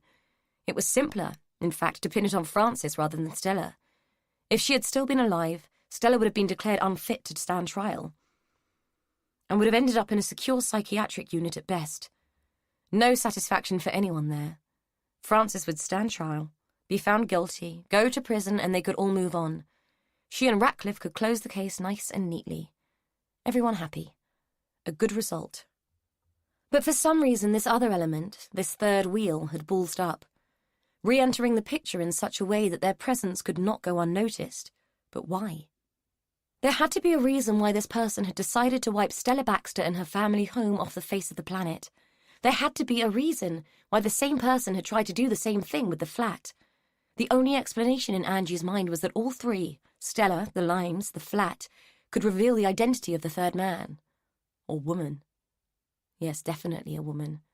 Angie's instincts told her that the whole miserable affair had a woman's touch running all the way through it. Nothing was simple. The things that had happened were cruel, devious, and designed for lasting effect. Men didn't hold on to bodies, they disposed of them. They buried them in woods, or pushed them into rivers and cars, or put them under tons of concrete. They didn't make cured ham out of them and keep them in the shed. Male killers might keep trophies, but not whole cadavers. A recent experience with a friend had set her mind on this course. Her friend had found out that her husband was having an affair. She had packed his belongings into bin bags, dumped them outside on collection day, and had then gone on to carve the word arsehole into the bonnet of his prized possession, his car. Not only had her friend wanted to destroy her husband's most valued things, she had wanted him to know she had done it. She had wanted him to feel the effects of her fury and relish his distress as a souvenir. Whoever had been at work in the Porter family had wanted the same, had wanted to see them suffer, and had wanted them to know the source of it. Not only that, they wanted to be sure the Porters were embroiled in it enough themselves to never be able to point the finger. Angie had once had a debate with her brother. She had been involved in a case where a paedophile had abducted a child. They had caught the man after the damage had been done. Her brother had said that if he were the child's father, he would have found a way to kill the man and would not have turned a hair. Angie had argued that if she were not constrained by the law, she would lock him up forever and personally make every day of his life hell, and she would make sure he stayed alive to experience it. Women are much more cruel beasts, she had explained. Men like to put the sinners out of their misery. Women liked misery to put out the sin. The more she applied all this to the porters, the more she saw a woman's touch. Taking a small torch out of her bag, she made her way into the ruined building, completely ignoring the no-entry signs that the fire service had liberally scattered about. The torch beam brought small areas of destruction into sharp focus. The water that had been used to put out the blaze had been almost as damaging as the fire itself. What the flames hadn't consumed, the blast from the hoses had washed away, finishing the demolition job. A portion of wall had fallen and bits of sodden wallpaper still clung to damp shards of plaster. She shone the torch over it, the last evidence that this ruin had once been a home. The water had washed away some of the soot, and she could still see the ghost of a pattern underneath the grime. There was something else there, part of a word. She stepped closer, almost losing her footing on the rubble. All she could make out were the letters S and U, then the top half of another that may have been an E or an F. The paper below was gone. As she searched around, there were other fragments, but exactly that, just fragments. Nothing complete, no way of divining the meaning. However, something had been written on the walls, and the fire may have been started to make sure that no one ever read it. Either what the fire hadn't destroyed had been washed away, or it had disintegrated as the structure of the building had collapsed in on itself. Nevertheless, she took photographs on her phone of the fragments she had found, and resolved to get someone there the next day to salvage what they could. It wasn't a lot, but it was something. A reason why Stella might have died. Ratcliffe had to go and break the news to Frances Haynes about her sisters.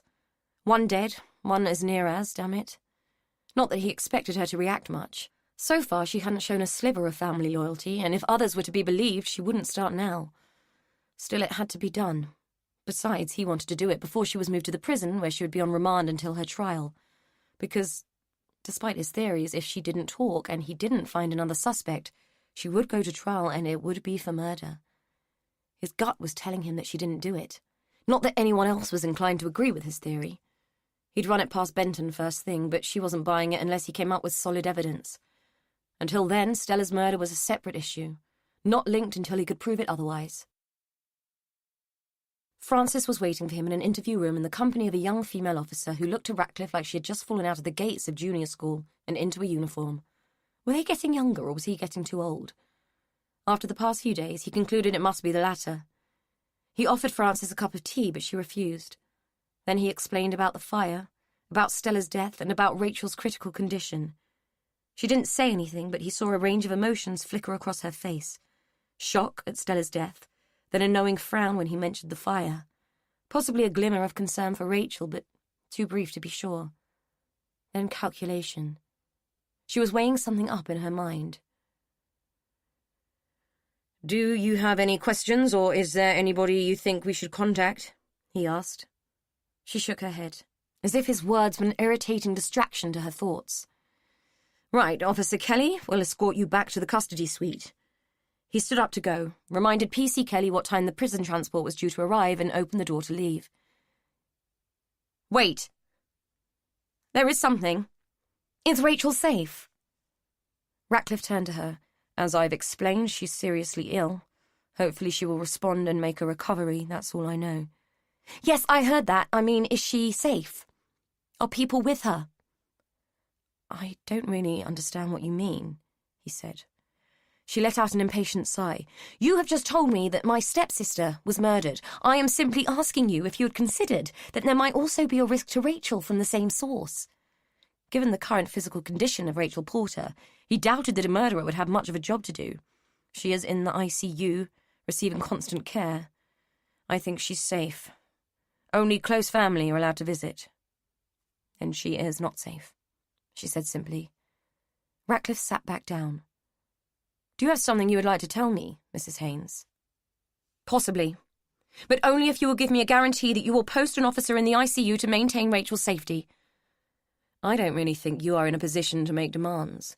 Rachel is quite safe, at least from any external risk. Perhaps if you tell me who you think might pose a threat, I can help. Post an officer first, then I'll tell you everything. Ratcliffe shook his head. No deal. Anger flashed across her face. You fail to understand me. There is no time. For you to understand the nature of the threat, you will need to hear a long story. By the time I tell it and convince you to protect my sister, it may be too late. I will tell you, but only if you place an officer in the ICU with Rachel at all times until you make an arrest. Ratcliffe mulled it over for a moment. He wasn't in the habit of giving in to such outright manipulation by a prisoner, but he did want whatever information she could give. Okay, I'll send someone down there. But whatever you got better be good. He stepped out into the hallway and rang Angie, told her to get her ass to the ICU and stay with Rachel until she heard different from him. She asked him why, and he told her he didn't have time to explain. She called him something both unmentionable and deeply unprofessional, and said she had information he might find interesting. Tell me later. Haynes is about to spill, and I don't want the window to close while I'm out here arsing about, he said, losing patience and ending the call by pressing buttons on his phone with more pressure than was absolutely necessary, which resulted in him inadvertently switching it off. Back in the interview room, he told Frances that DC Watson would be with Rachel in 10 minutes and would stay by her bedside for as long as she needed to. Frances closed her eyes and breathed in deeply. Then you had better assemble the cabal. Chapter 33. Angie was deeply pissed off. Ratcliffe was being a complete arsehole. She had just spent half the morning running around piecing together some decent evidence, and now he wanted her to sit in a hospital and babysit an unconscious woman. She'd had enough of that crap when she had worn a uniform. Still, looking on the bright side, it would give her a chance to mull over what information she had and form it into something coherent. She was going to crack this case if it killed her. Even if death did come in the form of an abject boredom by the bedside of a woman she despised. On the ward, she showed her warrant card, explained her mission, and was shown into the waiting room where she found Charlie Jones, looking 10 years older than he had the day before, and in dire need of a good wash and a shave. Rough night, she said, hoping that it sounded like sympathy rather than an indictment. You could say that. Anything I can help you with? Not really. I'm here to sit with Rachel. Orders from above, just thought I would let you know. Is anybody with her now? Diana and Amy, only 2 at a time. Why do you need to sit with her? She shrugged, turned out her palms. Ours is not to reason why, etc. My guess is that as Stella was murdered, there might be some concern from the powers that be that Rachel is at risk too. Charlie snorted in disbelief. What, in the ICU, surrounded by nurses and her family? Like I said, Angie offered, as if it explained everything. Perhaps you could take it as an opportunity to go home and get some rest and, whatever, she said, waving her hand at him. He looked down at himself, ran a hand over his stubble and rubbed his eyes. Fair point, maybe you're right. They say she's stable now, but you're not going to stop us coming back, he asserted. I wouldn't dream of it. Shall I send the others out? Whatever, Charlie said, his voice blurred by exhaustion. Once they had gone, once she had dealt with the protestations of the daughter and the friend, once she had explained to the staff the reason she was here cluttering up the ward, she was finally able to pull up a chair next to Rachel's bed and gather her thoughts. It had been an interesting morning, at least up until Ratcliffe had phoned. She had been asked to get background on the family, find out if there was anyone in their circle who might have been missed. William Porter's family were all dead, but no one had mentioned whether Valerie Porter still had people. Angie had made it her business to find out. Valerie's maiden name had been Mint, and she'd grown up at the rough end of town, a wartime child. Despite the intervening years and the impact of urban regeneration, it was still the rough end of town, and a familiar stamping ground for anyone in the local police force. Angie had been on more call-outs there than she'd had a clean change of knickers when she'd been in uniform. Given that she changed her underwear daily, it had been an average of 2 incidents a day. She still had clean habits, but didn't visit quite so often. It was a place of petty crime and domestics. Serious incidents were rare. A bit of research had told her that there were still 3 families living in the street where Valerie had grown up, who might have known her as a child or young woman. No relatives had come to light, but these places were close-knit communities where people knew each other's business intimately and had long memories and often strenuous loyalties. That could be a good or a bad thing, depending on the information being sought. Given that even her own children had given Valerie a bad rap, Angie was hoping she hadn't been popular as a kid. That way it was more likely someone would choose to dish the dirt. Her first port of call had been number 23, the home of Mrs. Bolan and her daughter. Having rung the bell, she'd waited patiently by the door, her warrant card ready in her hand. It had taken a few minutes, but eventually a small grey-haired woman, who'd peered out past a security chain, had opened the door. Angie had been about to hand over her warrant card and introduce herself when a high-pitched, querulous voice had cut across her words. "Who's there? Who's that at the door, Pam?" Pam had given Angie an apologetic look, then turned and called down the passage, "It's a lady from the police." "What does she want? Is it about those thugs who broke the back fence? Bit late, aren't they?" "I don't know what she wants, Mother. I can't hear her over your shouting," she'd called in exasperation, and then turned back to Angie. "Is it about the fence?" Angie had smiled. "No, not the fence, I'm afraid. I wanted to talk to you and your mother about Valerie Mint. She used to live a few doors away." "Valerie Mint," Pam had repeated, rolling the name over her tongue as if it might taste the way it sounded.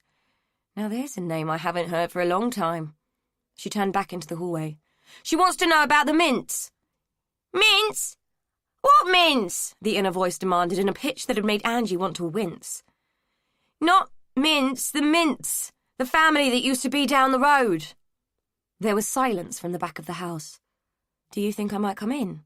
Angie had asked, her neck getting stiff from angling her head to peer through the gap in the door. Pam had shut the door and let off the chain, then ushered Angie through the door with a surreptitious glance down the street to see if anyone was watching.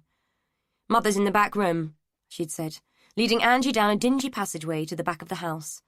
It was a typical Victorian terraced house.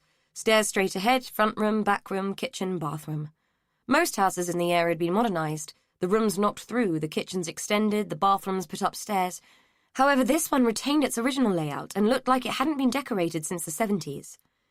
Pam's mother had sat regally in a winged-back chair, a rug over her knees made from hundreds of different bubble-textured crochet squares.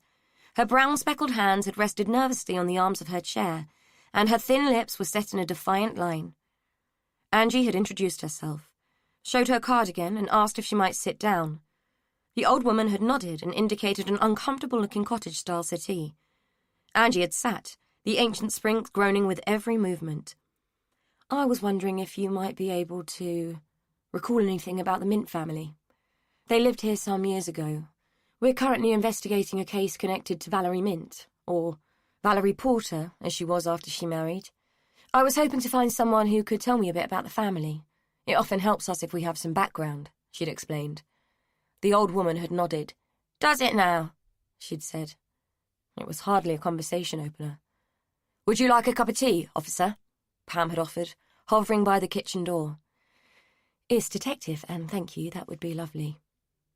While Pam had bustled about in the tiny kitchen, the old woman just stared at Angie, who'd glanced around the room and given her the occasional smile, hoping to appear undemanding. Finally, Pam came in with a fully laden tea tray, a pot, cups, saucers, milk jug, sugar bowl and biscuits. Custard creams. Angie hated custard creams. Pam had fussed around pouring the tea. She'd looked nervous. The cups had rattled in their saucers as she'd handed first one to Angie, then one to her mother. The old lady had made a great show of stirring it and tapping the spoon on the rim of the cup, as if she'd been about to make a great announcement of some sort. "So you want to know about the Mints?" she'd said, pursing her lips and taking a noisy sip from her cup. Angie had glanced down and noticed there was a chip in her cup. The china was stained yellow where the glaze was missing. "If you can remember anything about them." "Huh!" the old woman had uttered. "I remember them all right, who could forget?" Then she'd launched into her story just as Angie had known she would. "I take it you want to know about Edna Mint, although it all seems to be a bit too long ago to be worrying about what she got up to. She's been dead 30 years. The woman had chuckled wheezily. "She weren't Val's mother, she were an aunt. Took Valerie on when her real mother died. Mind you, rumour has it that were down to Edna," she'd said with a slow, precise nod of her head. What was down to Edna? "Valerie's mother's death. Died in childbirth, didn't she?" the old woman had said impatiently, with a shake of her head that implied Angie might be a bit stupid. "Edna was the local woman." Angie had been completely lost. She'd looked at Pam, afraid of the old woman's censure should she ask for clarity. "Edna was the woman people called on if they were in trouble. She did the laying out and stuff," Pam had offered, adding about as much clarity as a dollop of mud in a glass of water. "Stuff," Angie had queried. The old woman flapped her hand impatiently. Laying out dead people, tending them if they were sick, looking after women in trouble, and she was the local midwife. Not official, but the one most people around here preferred. Cheaper than the doctor, see? She'd taken another noisy slurp of tea. Back before the war, before the health service and that you had to pay. She was cheaper. Of course, after the NHS, you had to keep up with the times, not a lot of money in just laying out. What did she do then? Angie had asked, sipping her own tea tentatively from the opposite side to the chip. Sorted girls out that had got themselves in trouble. Do it for 3 guineas. That's how she killed off her own sister, dirty habits and infection. Nasty business, the woman had said with a sniff, fueled by her morality. You mean she was an abortionist? The old woman had nodded and Pam had looked away, as if she were ashamed to be associated with such things. Messed a lot of women up, she did. Surprised your lot never caught her for it. Nasty business. Pam, wasn't she in the picture for Elsie Brent, too? I don't know, Mother, I can't remember, Pam had said quietly, unable to look either her mother or Angie in the eye. Of course you do. You, Val and Dee Dee Brent were thick as thieves. It was a long time ago, Mother. We were children. Hardly. You was teenagers when Elsie copped it. Everyone knew she'd fallen again at her age, too. Edna did her in. Her with her gin and knitting needles and her dirty hands. She didn't use knitting needles. It was a tube thing, Pam had shouted, then realised what she'd said, clapped a hand over her mouth and burst into tears. The old woman had been stunned into silence. Pam had leapt up and run into the kitchen, slamming the door. Angie had found her locked in the toilet. Pam, come out, it's all right. No one's in trouble, I'm not here for that. Did something happen with Edna Mint? Did she do something to you? All she'd heard was quiet sobbing from behind the door, so she waited. After a minute or two, Pam undid the door and came out. We were just kids, she'd said, her voice husky with emotion. Whatever had happened, she must have been carrying it around with her for an awful long time, Angie had thought. The woman had to be in her late 60s if she was a day. Do you want to tell me about it? Maybe it would help her if she did. Maybe it would help Angie if she did. Pam had glanced towards the window. Her mother's wizened face had been peering out from underneath the net curtain, which had been draped over her head like a veil. She'll never let up on me till I tell her. Angie had given her a sympathetic smile. Best get it over with, then, she'd said, offering a clean but crumpled tissue. It turned out that it wasn't anything to do with Edna Mint, well, not directly anyway. Dee Dee Brent had been in trouble, not Elsie, her mother. The mother had died of natural causes, ovarian cancer that had swollen her belly so much that everyone thought she was pregnant. Dee Dee hadn't told her family of her own predicament because of her mother's illness, but had sought the help of Edna. Edna had refused to perform the abortion because Dee Dee was too far into the pregnancy, but Val had wanted a new pair of shoes, so took Dee Dee's money and performed the abortion herself, using the equipment her auntie used. She told us it was all right, that she knew what to do, that Edna had shown her how it worked, but she didn't. It was awful and there was blood everywhere. I was only there to help out and look after Dee Dee. The baby was supposed to come away of its own accord, but it didn't. There was just blood. We panicked and I fetched Edna. Then she panicked. Dee Dee was out of it then. Edna and Val, they dumped her in the street and made me phone an ambulance. Told me I would go to prison as an accomplice if I ever said anything. I was terrified. Angie had needed to dig deep into her bag for another tissue to stem Pam's renewed bout of crying. What happened to Dee Dee? They took her to hospital, took the baby away there. They took her womb too. Val had really messed her up. She was 15. We were all 15. Why didn't she report it? Angie wanted to know. She was ashamed. Her mother was dying. She thought her family would disown her. But surely they found out she was in hospital, Angie reasoned. Pam shook her head. Edna went round there, told her Dad Dee Dee was staying with them because of her mother being ill. He was grateful. Edna helped him nurse Elsie right up to when she died. Dee Dee stayed in hospital the whole time, never told a soul, kept her mouth shut even when the doctors called your lot in. She never said a word. Never saw her mum again either. She discharged herself the day her mother died. Of course, the doctor came round, told her Dad all about it. No confidentiality back then. He beat her black and blue and threw her out on the street and never spoke to her again. Wouldn't even let her go to her own mother's funeral. I don't know what happened to her after that, never saw her again, Pam had said with a loud sniff. Angie had handed her another tissue and wondered who the tears were for, Dee Dee Brent or herself. The old woman had just sat in her chair, shaking her head in disbelief. Well, well, well, was all she'd said.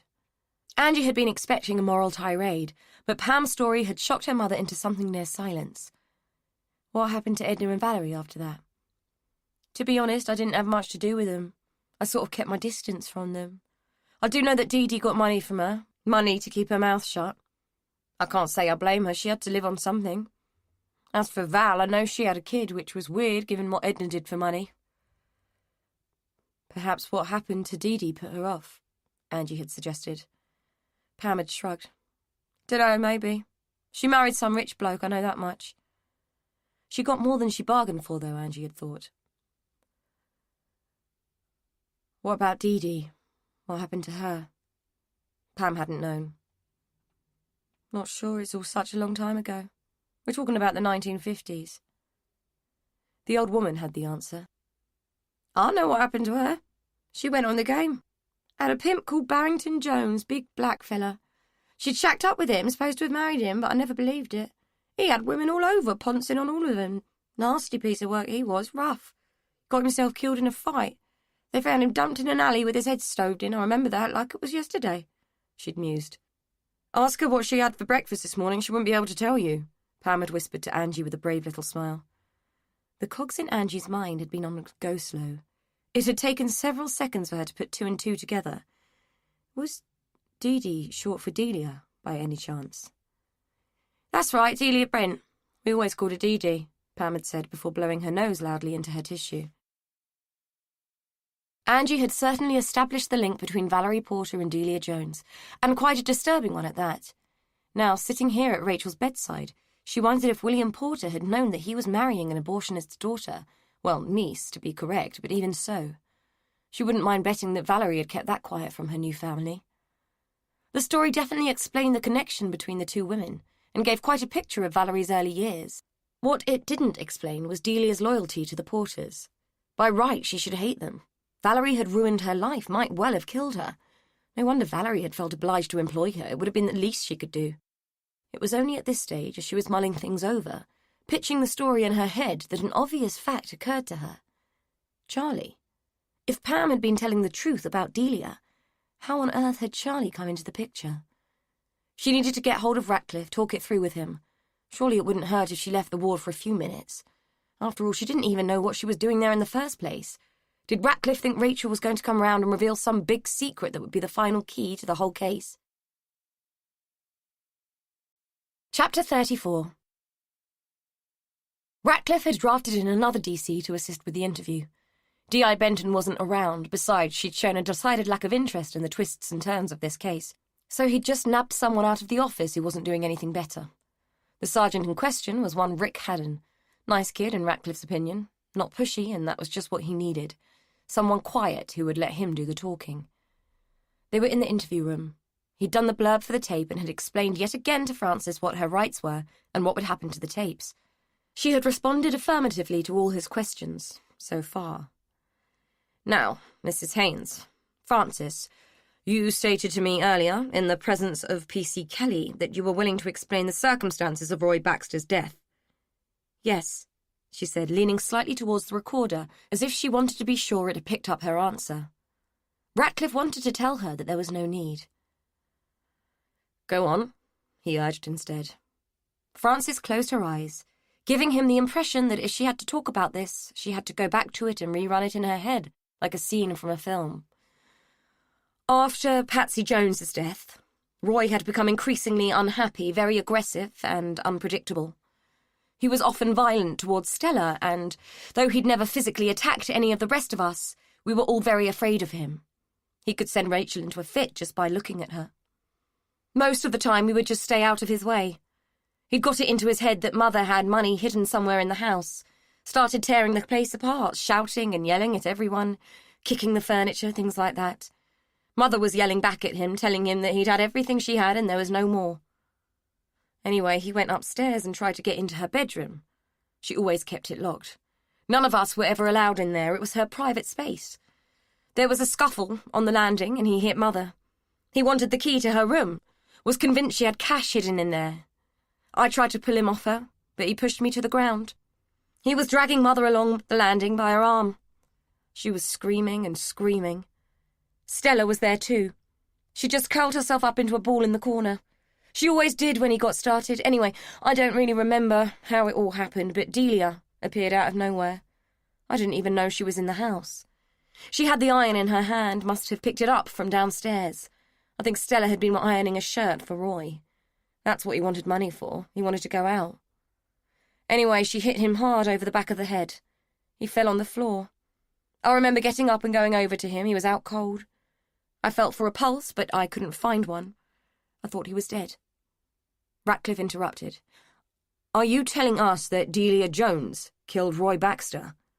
It was hard to keep the incredulity out of his voice. Please, I haven't finished, she'd said impatiently, eyes still closed, still picturing the scene. He lay on the floor, not moving. She stood there with the iron in her hand. Mother was hysterical, I was terrified. It had been bad enough when Patsy had died, now there was another body. I didn't think any of us could face all that again. Mother kept saying, get rid of him, so we did. Delia and I dragged him downstairs. We rolled him onto an old blanket and carried him out on that. I thought we were going to bury him or put him in the boot of his car and dump it somewhere, but Delia said no, there would be too much risk he would be found. She told me how long it would take her to dig a grave, how hard it would be. I had no idea. I'd never disposed of a corpse before. Mother had the idea of using the trunk, so Delia and I dragged him out there and lifted him in. I can remember how heavy he was, a dead weight. Oh, my God, I remember now. She gasped and put her hand over her mouth. Delia had gone outside. I was on my own, trying to force his arms into the trunk, but it was really hard. He woke up. He grabbed my wrist. I screamed. I thought he was dead, but he grabbed me. I think I must have passed out. I vaguely remember Delia with a shovel in her hands. I think she must have hit him again. Anyway, I went inside, made a cup of tea. She gave a slight laugh at the incongruity of this part of the memory. Delia and Mother covered him in salt. Rock salt, the kind used for gritting roads. God knows why, but he'd bought tons of the stuff and it stored in one of the sheds. I think it must have been one of his dodgy deals. Mother thought it would stop him rotting, stop him causing a smell. Like curing bacon, she said, which is what you do with dead pigs. What happened then? Ratcliffe asked. We drank tea. Agreed that we would say he'd left. Stella packed his clothes and his things. We put it in the car. Delia drove it somewhere and got rid of it. I don't know where, I didn't care. That's what we told Rachel, that he'd just left. She was the only person who'd ever asked where he'd gone. The next time I saw him was when we cleared the house. But you knew the body was there. You knew he would be found. Yes, of course I knew. Why didn't you report his murder to the police at the time? This was from D.C. Haddon. It wasn't an option. Why not? He demanded. Mother would never have allowed it. Besides, we were all involved, all implicated. We'd all played a part in it. But it was Delia Jones who struck the blow, Ratcliffe said. Delia Jones had struck many blows. She had my mother in the palm of her hand. Stella was more terrified of her than she was of Roy. None of us argued with Delia, not if we knew what was good for us. I don't understand. She was your cleaner, Haddon said, glancing down at the file in his hand. That's what people were told. That's what we allowed them to believe, but Delia was never a cleaner. Not for us, anyway. Mother called her my nemesis. Don't ask me why, I don't know, but she had some hold over her, over all of us. She knew all our secrets, all our weaknesses. She made threats to expose things that would hurt us. Like what? Ratcliffe asked. He was curious now. He still didn't believe a word of it, but he was curious. I don't know what Stella told you when she was here, but it doesn't matter now. It's not going to hurt her or Mother. Her father used to rape her. We all knew, but no one did anything. Mother despised him by then, and so did I. Not that I understood what was happening at the time. I just thought he preferred her to me. Go on, Ratcliffe said, unwilling to let her pontificate on that particular situation. Well, Delia knew too. When Stella got pregnant by him, she and Mother delivered the baby. I can remember sitting on the attic stairs listening to Stella scream for hours. I saw Delia come out of the room with Mother. She had a bag, an old shopping bag, one of those things with the zip across. She put it on the floor on the landing. Father was still there then. He was shouting downstairs. He was drunk. They went down. When they had gone, I crept down the stairs and looked in the bag. There was a towel inside. I opened it up and saw a baby there. It wasn't moving. I hadn't even known Stella was pregnant. I just thought she was getting fat. I was so young. I picked it up, the baby. I was fascinated. I could hear Stella crying in the room, so I went in. She was crying for the baby, so I gave it to her. She told me they had tried to kill it. Delia had held the towel over its mouth when it was born and had put it in the bag. Mother had told her to get rid of it. Stella told me to lock the door, so I did. We locked them out. I asked Stella where it had come from. She told me about her and Father. I didn't know much at the time, but I knew that was wrong. I can't really remember how it all came about, but Mother threw Father out that night. I think he went to the flat above the shop for a while. Stella wouldn't part with the baby. It was dead, but she wouldn't give it up. Mother had to force it away from her in the end. I never knew what happened to it until Rachel found it in the house that day. I guess they did the same to it as we did to Roy. I remember that bloody bag, though, like it was yesterday. Anyway, we all had something on each other then. Delia had something on Mother, we had something on her. We were all tied together in a great big mess. By the time Roy got killed, it was a way of life. What did Delia want from your mother? Money. It's what everyone wanted. Her, Roy, Patsy, they all did. It was why we never had any, too many hands in the pot. What did Patsy Jones have to do with it? Haddon wanted to know. He was still playing catch-up from the file. She found out about Rachel's parentage. She and Roy were going to run off together. She was convinced there must be money to be had somewhere. Roy hadn't managed to bully it out of us, so she did some rooting, put 2 and 2 together and came up with 4. She tried to blackmail Mother. Mother just laughed at her, so she tried Stella. Threatened to have Rachel taken into care. Stella had pretty much lost the plot by then, and Rachel was the only thing she lived for. She panicked. It was Stella who killed Patsy. She got a kitchen knife and stabbed her, left her in the hallway. Then went to pick Rachel up from school as if it never happened. Of course, Charlie found her there later, and he was charged with killing her, but it wasn't him. You knew this, and you let an innocent man go to prison? Haddon asked. She was family. He was the son of a woman who had dominated us for years. He was nothing, Patsy was nothing. What would you have done? She said it so calmly, as if it were a matter of fact and it stood to reason. For a fraction of a second, Ratcliffe felt himself inclined to see her point. Did you witness Stella kill Patsy? No, but I knew she had. She was the only one in the house, everyone else was out. I knew it wasn't Charlie. I saw him walk into the house just before Stella and Rachel did. It was as if she was describing an average, normal event, like the dustbin being collected on a Monday. So did you keep your mouth shut to get some kind of vicarious revenge on Delia Jones? Ratcliffe asked. She thought about it for a moment, then shrugged. Maybe. I don't know. It was just simpler, to allow things to take the course they did. Ratcliffe was having trouble getting his head around just how fucked up this family was. Haddon was flicking through the file like a mad thing, trying to bring himself up to speed with all the characters in this insane play. Ratcliffe had a macabre image in his head that he just couldn't shake off. So you didn't know that the baby was still in the house? Not until my husband informed me, no. Where is my husband, anyway? Ratcliffe looked away, didn't speak. He's left me, hasn't he? I thought he might, she said with resignation. He never did like a mess. Ratcliffe leaned forward. You've told us quite a story, Francis. There's only one problem. There is no one who can corroborate it. Oh, yes, my mother can. Your mother is dead, Mrs. Haynes, Haddon said coldly. Yes, I realise that, but she kept a diary. I didn't find it in the house, so it must have been with the other body. It's all in there. If there hadn't been a tape running, Ratcliffe would have sworn. He would have uttered the worst, most profane words in his vocabulary. A diary, was all he said. Yes, it's red with a little lock. So we're looking for a red diary in a house that's just burned down, he added. Francis shrugged. She will have left it with the other body. Ratcliffe knew for a fact that there had been no diary with that body, just like he knew there had been no ring on Roy Baxter's finger. He had stuck his neck out to listen to a fairy tale.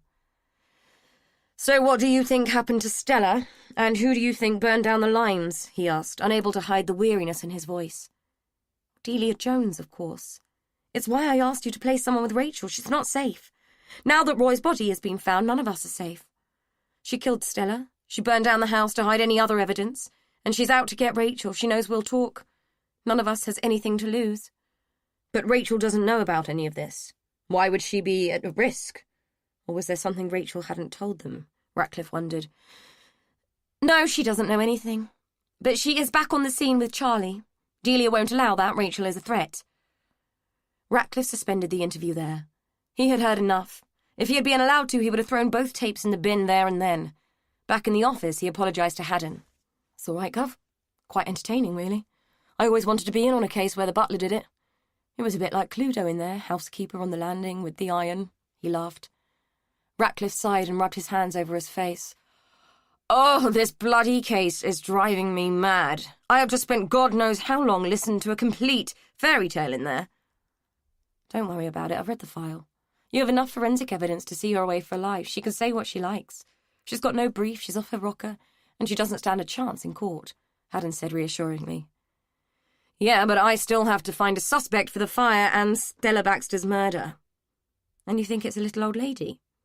"According to this, Delia Jones is 77 years old," Haddon said, handing Ratcliffe the file. "And Harold Shipman was a GP," Ratcliffe said quietly, fishing his phone out of his pocket to phone Angie and let her off the hook. Chapter 35. Charlie let Amy and Diana have first dibs on the bathroom. By the time he'd had his turn, Amy had disappeared into her room to sleep off the long night, and Diana was tidying his kitchen. "Feeling better?" she asked, handing him a cup of tea. "You look better." Physically, he felt cleaner. He'd had better days with his body, which was shot with accumulated exhaustion. Mentally, he felt like he'd been abducted by aliens and dropped into some surreal parallel universe. "You should get some sleep," Diana said. "I should do a lot of things." He wandered through to the lounge and sat down on the sofa, easing his aching limbs into its softness, and groaned. "I should go back soon, see if there's any progress." "You should get some rest, or you'll be no good to man or beast. They'll phone if there's any change," Diana told him. There was no doubt in her mind that Rachel would recover. There was every concern in her mind about what would happen next. Was it possible that Rachel could stay on with Charlie and Amy and resume a life that had barely started? It was equally difficult to imagine that she could just go back to London and carry on the existence that she had there. Whatever line had been drawn in the past had been overstepped now. There could be no going back either way. Diana's concern was whether any of them were ready for what might come next. What happens when she gets better? What then? If she gets better, Charlie said with a degree of resignation that surprised Diana. "You don't think she will?" "I don't think she wants to. Why would she?" "For Amy, if nothing else? Maybe even for you?" Charlie shook his head. "I don't know. I can't think about that. I thought things might change when she knew the truth, but I just can't picture a resolution. I certainly can't see a happy ending. None of us are in control of this anymore. It's like watching a train crash in slow motion. More and more crap keeps happening. Things coming back to haunt us, to haunt her, and it's not done yet. There will be more. How can she find a way out of it even if she does get better?" His voice had risen with every sentence, illustrating the escalation of events that had left him feeling so utterly hopeless. "Please don't tell me that time heals and that love conquers all. I'm sure those things are true, but not for us. Time keeps throwing up more and more crap. Time is closing the gaps between events, not widening them. As for love, we might feel it, I feel it, but none of us know how to do it. Not one of us knows how to conduct ourselves as loving people. Look at us. We haven't got a clue." Diana couldn't think of a thing to say. He was right. Every time one of them tried to express love and care, it backfired. Their interpretation of the thing was all wrong. They were so busy trying to protect everyone else, save everyone else, and sacrifice themselves, that they just ended up hurting each other in the worst possible ways. Lies, secrets, death, chaos. Diana was a great believer in the concept that charity began at home. Her interpretation was that one had to take care of oneself first in order to help others. None of these people knew how to be kind to themselves. Consequently, They were inadvertently cruel to each other. Charlie was right. None of them had a clue.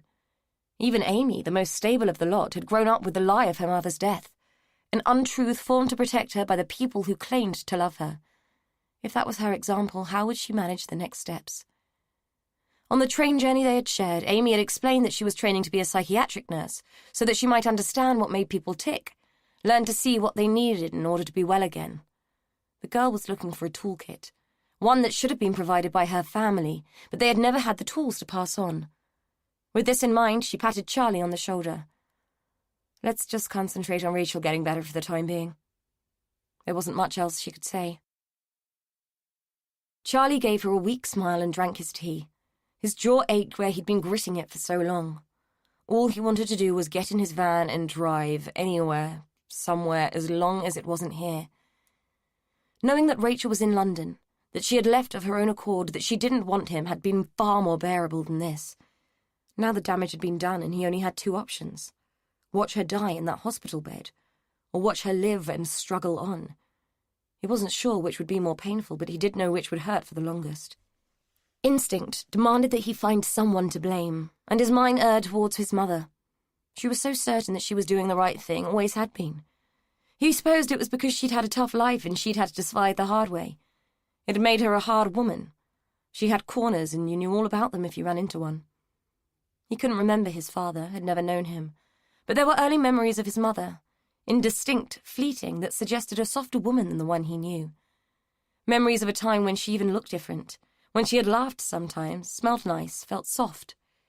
He couldn't picture her back then, but he knew that she was nothing like the tough, determined, single-minded woman he'd grown up with. Delia Jones didn't believe in harping on about the past. You just put it behind you and carried on. You didn't talk about it, you didn't dwell on it. You just kept moving forward. No, he couldn't blame her. She had done her best. She'd put up with Valerie Porter for years just to put food on the table. She had been loyal to that woman through thick and thin. Surely that had to count for something, for some strength of character. He wished he'd inherited her fortitude, however misguided it might have been. That way he might have been able to put the blame at his mother's door and let himself off the hook. He should have taken her advice all those years ago and kept well away from Rachel, kept well away from all of them. That was the only thing he could blame his mother for, binding their lives too closely with the Porters. The rest had been his fault. All his. Diana was right. Perhaps they should just focus on whether Rachel would pull through. Move forward. Don't dwell, he told himself. Delia Jones, however, was busy breaking her own code. It wasn't so much that she was dwelling on the past. It was more that the past was dwelling in her head.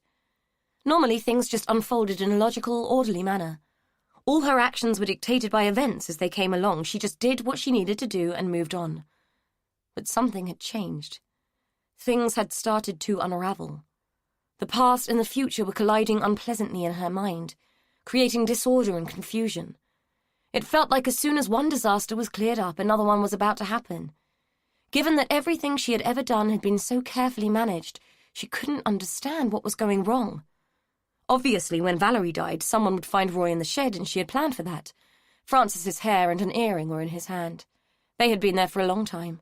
She had put them there herself when the silly bitch had fainted.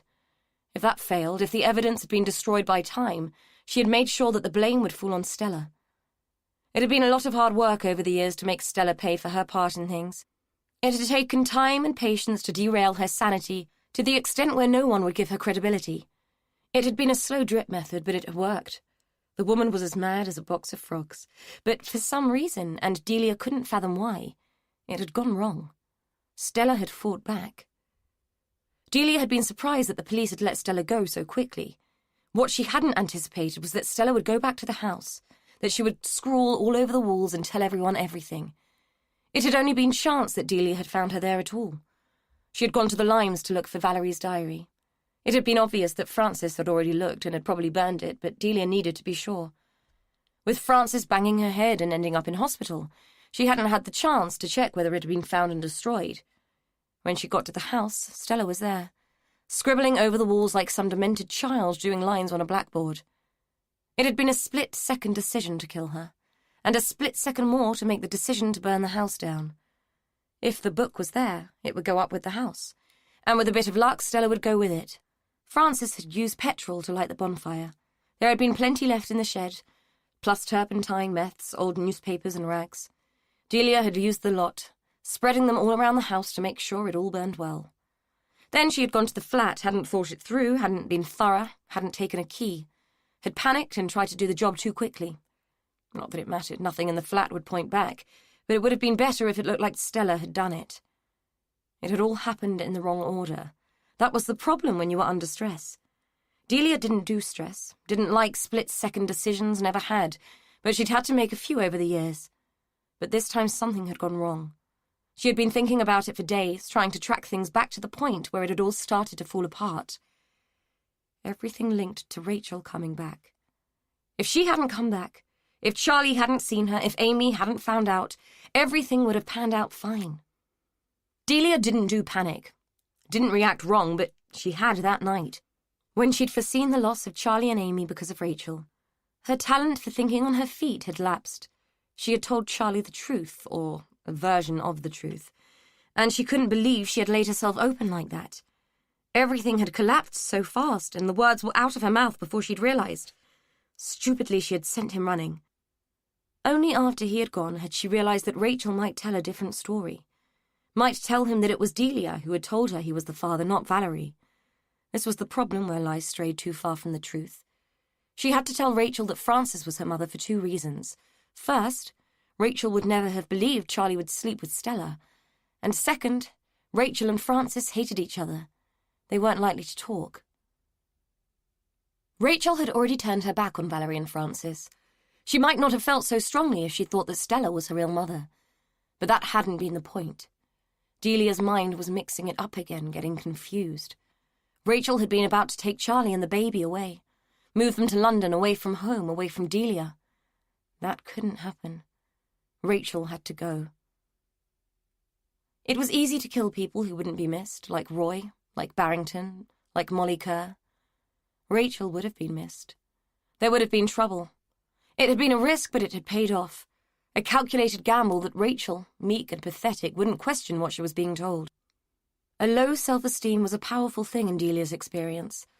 A useful tool when you wanted to convince a girl she only had a ring on her finger because a man felt guilty about an unplanned baby. The more she went over it, the less sense it made. Everything was disjointed. She couldn't remember the logic of it all anymore. It used to fit. Everything had fitted perfectly. Now it didn't. Pieces were missing. Things had gone wrong. If Rachel hadn't come back, if Rachel hadn't done the sensible thing and topped herself like anyone else would have in her shoes, and God knows Delia had hinted at it enough over the years. Like with Stella, she had drip-fed guilt and shame and doubt into the kid, only to see the little shit grow up and try to take her son. In sheer rage, she swept her arm across the mantel and sent its contents flying. No one took what Delia didn't want them to take. No one. Chapter 36. Angie tried Ratcliffe's number yet again. Still no answer. The stupid git must have switched his phone off. She left yet another message and ended the call with a sigh. How was she supposed to help solve this thing if she was stuck at a hospital, minding an unconscious woman, and, for that matter, why exactly was she minding Rachel? Ratcliffe knew something she didn't, and the fact that he was pushing her out of the loop was making her really, really angry. Frustrated, she returned to the ward and resumed her vigil by Rachel's bed, and watched the hypnotic movement of the respirator as it forced oxygen in and out of the woman's failing lungs. "What's so special about you, then, that you deserve a babysitter, eh?" she asked the inanimate woman quietly. "Know something you haven't told us? Is that it?" All she got in response was the dull thunk of the machine. Angie knew she shouldn't be there. She should be following up on the information Pam and her mother had given her, working out the links between Delia Jones and Valerie Porter. More to the point, working out the link between Delia and Charlie. If what Pam had told her was true, there was no way that Charlie could be Delia's son. So who was he, and how did he fit into the picture? Decisively, she stood. Sod this, there was no way she was hanging around in a hospital for nothing. Ratcliffe could bawl her out later if he wanted. Besides, there were plenty of staff in the ICU, so it was hardly likely that anything would happen to Rachel any time soon. Angie decided that it was worth the risk and left. To her relief, as soon as she switched her phone on, there was a message from Ratcliffe telling her she was free to leave. She headed back to the station, only to find that Ratcliffe had buggered off to get his car cleaned and had left Haddon to fill her in on the interview with Frances. She sat at her desk and mulled over what she had just been told. It sounded like a complete fantasy designed to divert attention from Francis. But Angie already had suspicions about Delia and decided a little more checking wouldn't go amiss. She fired up her computer, found the screen she needed, and typed in the name Barrington Jones. What's so special about you? Rachel heard the question, but couldn't for the life of her work out where it was coming from. She appeared to be in a waiting room, dressed in a hospital gown. There was some reason she was there, but she couldn't remember it. Though the room she was in was bare to the point of starkness, it was strangely peaceful. If she wanted to, it felt as though she could just drift off to sleep and be peaceful forever. So nice, so tempting. Somewhere outside the room there was noise and activity, but she didn't need to worry about it. It didn't have anything to do with her, she was just waiting. However, the question that had floated through the air bothered her. There was nothing special about her, nothing at all. No point to her existence, in fact. But she guessed whoever had asked the question already knew that, was being rhetorical. What was it she was waiting for? Chapter 37. Amy reached her grandmother's house and was surprised to find that she couldn't get in. Strange that Delia hadn't mentioned that she was going out. Nevertheless, with a confident shrug, she lifted up the garden gnome that hid the spare key and let herself in. The kitchen was a mess, the crockery from breakfast still languishing on the table. The fridge was wide open, the milk on its side slowly dripping onto the floor. Someone had ripped open a box of tea bags and had just let them spill all over the floor, and loose sugar glittered the worktops like early morning frost. Amy had never seen Delia's house in such a state, and it made her panic. "Gran?" she called, running through to the next room expecting to find her grandmother collapsed somewhere with a broken hip or something. The mess in the lounge was even worse than the kitchen. Broken china and glass lay everywhere, as if someone had taken a baseball bat to all the ornaments and swept them from their shelves in a fit of violence. Drawers lay open, their contents spilling on the floor. The cushions on the sofa had been slashed, their foamy innards disgorged. Adrenaline coursed through Amy's body as she surged through the rest of the house, convinced that she would find Delia beaten and bloody somewhere. The house was empty. Frantic with fear, Amy dialed 999, sure that the house had been burgled. Gran would go apeshit, all her things were trashed. God knows how Amy would tell her. She waited agitated while she was put through to the police. The calm female voice on the end of the phone wanted to know if anything had been taken. It was such a mess that Amy found it hard to tell. The obvious things were still there, the TV was present, though it had been tipped over, and Delia's jewellery was scattered all over the bedroom. It didn't look like anything had been stolen at all, just wrecked. The woman wanted to know if there were any signs of forced entry, but Amy had to use a key to get in, and all the windows were shut and unbroken. She was advised to go and sit with a neighbour until the police turned up, but she didn't fancy tea and questions from anyone just then. She just wanted to find Delia and phone her dad. Charlie's phone cut straight to the answer service, meaning he was probably at the hospital and switched it off.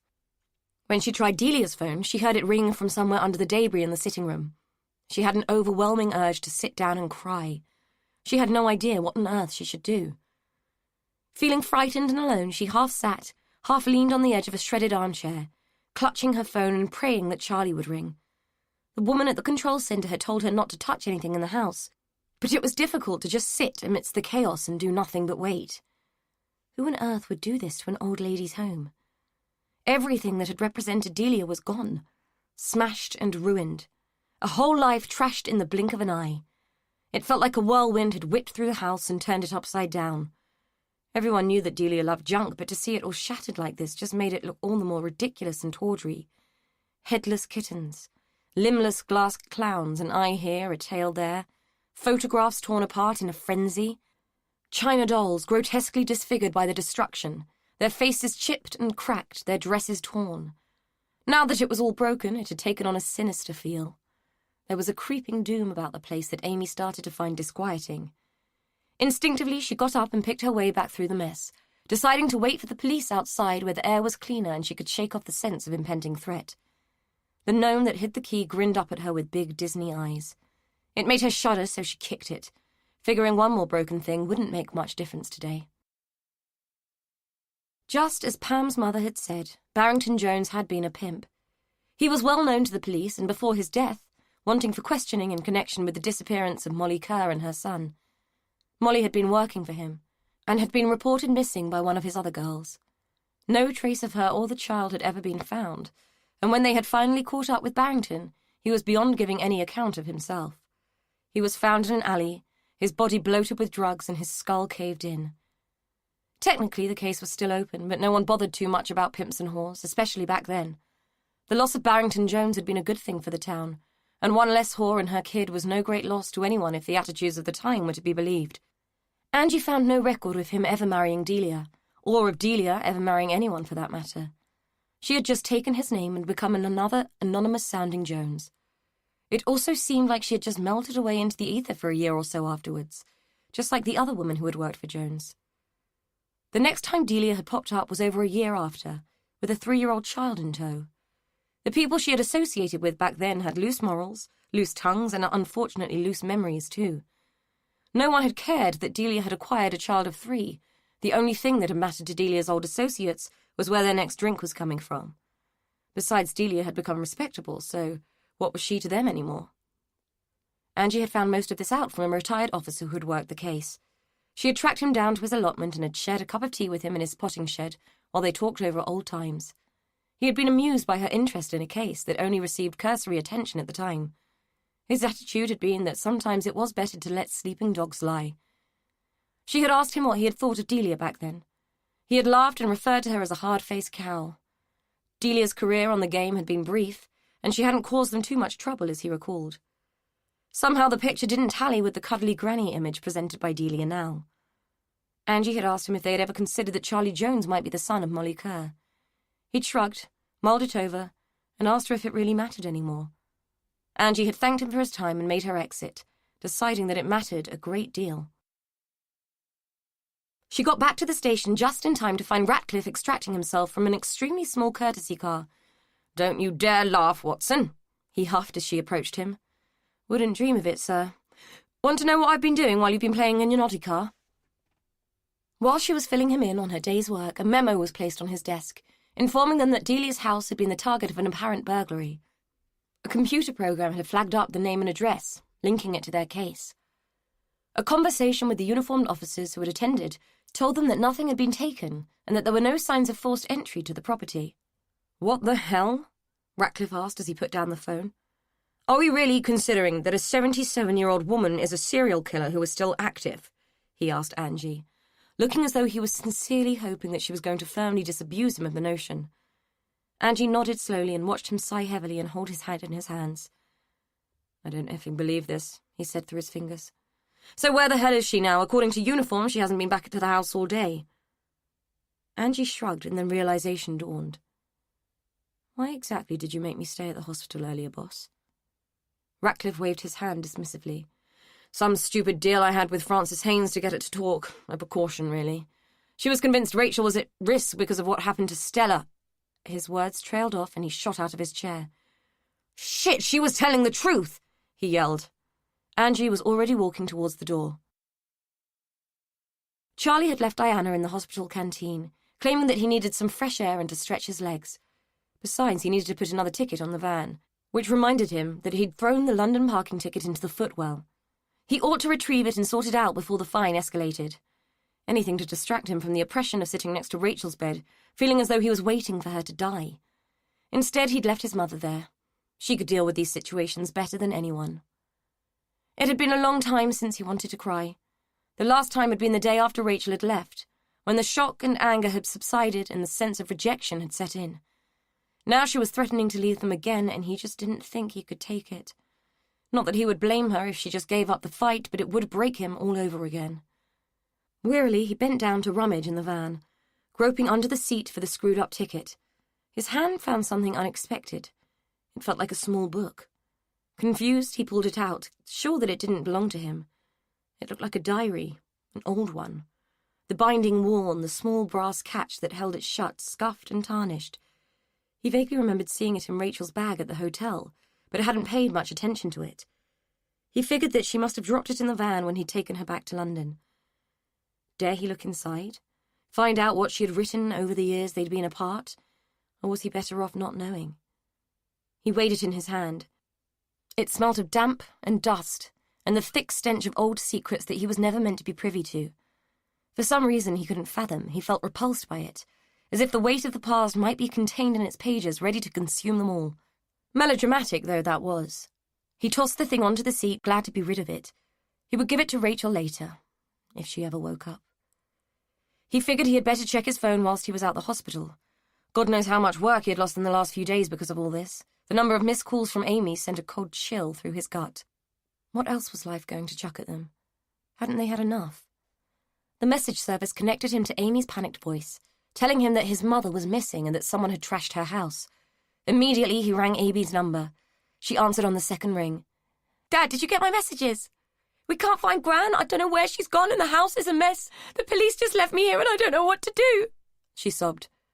"Wait there, I'm on my way," he said, ramming his keys into the van's ignition before he had even ended the call.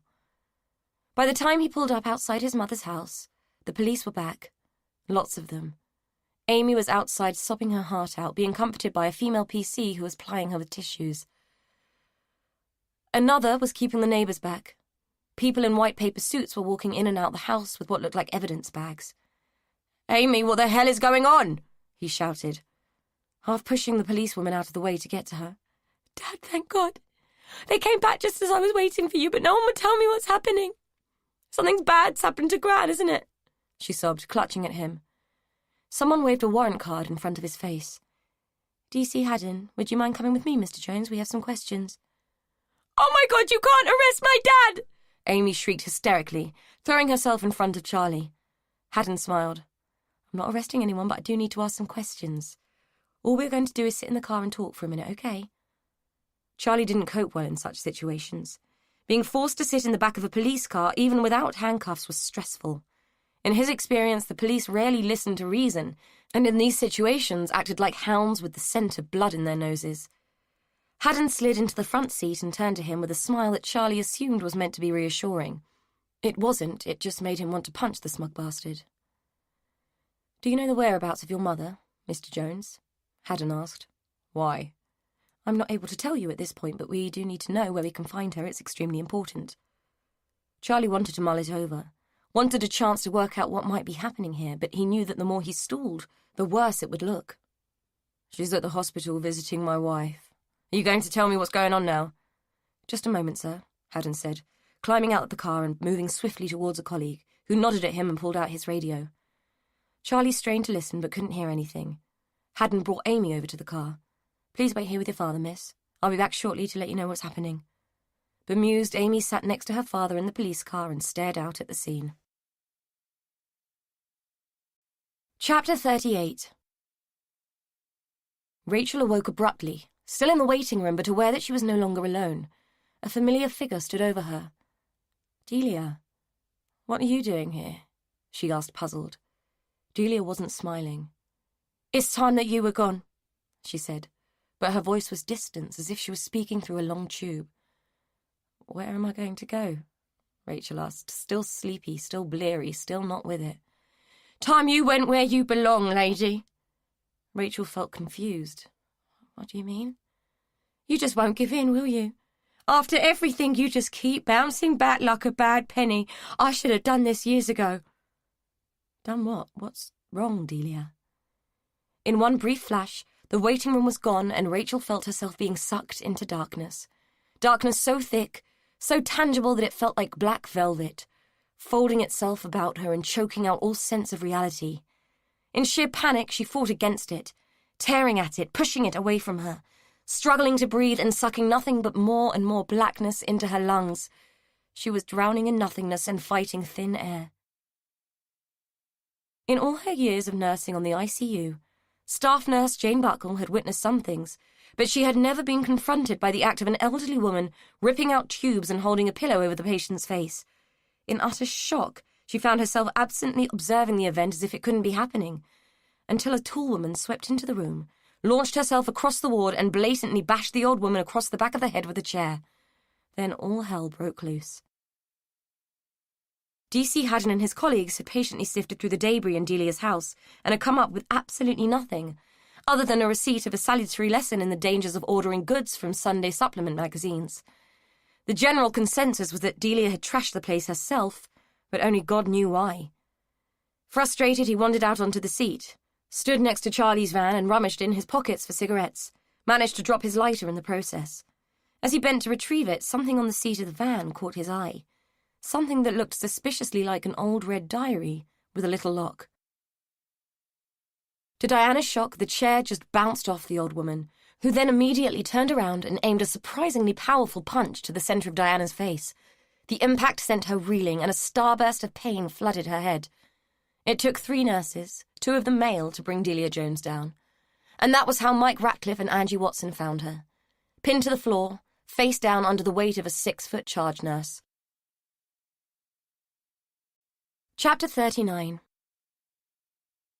Amy opened the wardrobe and ran her hand along the satins, silks and furs. My God, Dad, have you seen this? This place is like vintage heaven. These clothes must be worth a fortune. The fur is a bit dodgy, though. Charlie sighed and threw her another black sack. Whatever, Amy, can we just get this place sorted out? The activity of clearing out Rachel's flat had been profoundly depressing. It was like archiving the contents of a museum. All except Rachel's room, which had been as Spartan as a nun's cell and twice as depressing because of it. He would be glad when they were done and he could close the door on the place and let the next tenant deal with the ghosts. It was a shame you couldn't ram all aspects of the past into a bin bag and take it to the tip, where it would be out of sight and out of mind. He sat on the bare mattress and watched his daughter shovel Chanel suits and Dior dresses into a black plastic sack, realizing that he felt as old and tired as the reject clothes. Amy glanced at him and paused what she was doing. You okay? He shook his head. Just tired, that's all. She tied the sack. We should have got a house clearance firm in to do this, really. No, I wanted to do it.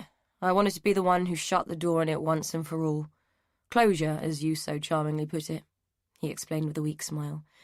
Speaking of closure, have you thought any more about what I said? About some kind of service, a memorial or something? He shook his head. I can't face it, too public. You wouldn't get people who genuinely wanted to pay their respects, just a bunch of voyeurs who wanted to pick over the past and speculate. There's been enough of that already. She sat down next to him. I know. People are pretty sick, really. All they want are the gory details, but we need to mark it somehow. I'm going to arrange a burial, and Diana is going to give a service. Nothing religious, just a few words, and only us. I don't want anyone else there. She nodded in agreement and laid her head on his shoulder. When will they release the body? I don't know. Soon, I think, once they've got all the evidence they need, I suppose. Angie Watson said she would ring and let us know. Anyway, can we change the subject now? We've still got a lot to do, he said, slapping his hands on his knees and rising wearily from the bed. Fair play, the charity shop is going to be chuffed to bits with this lot. Are you absolutely sure this is the right thing to do, for us to just get rid of all of this? She hung on to it all for so long. It seems a bit odd, just bagging it all up and dumping it. Didn't do her any good, did it? Just anchored her to misery as I see it. Let's just get it over with, shall we? Amy just shook her head, shrugged and opened another bag.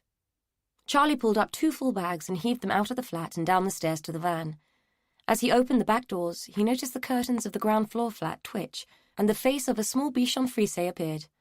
That meant that Miss Barnes-Harmon was watching his every move. Despite everything that had happened, she still looked at him as if he were the devil incarnate, as if elderly women were a benign force for good sake. For good measure, he gave her a polite wave. Amy came down the steps carrying another bag. Di just rang, we need to go home. Ratcliffe has just rung up and he wants to talk to us about Gran. He's coming round tomorrow morning.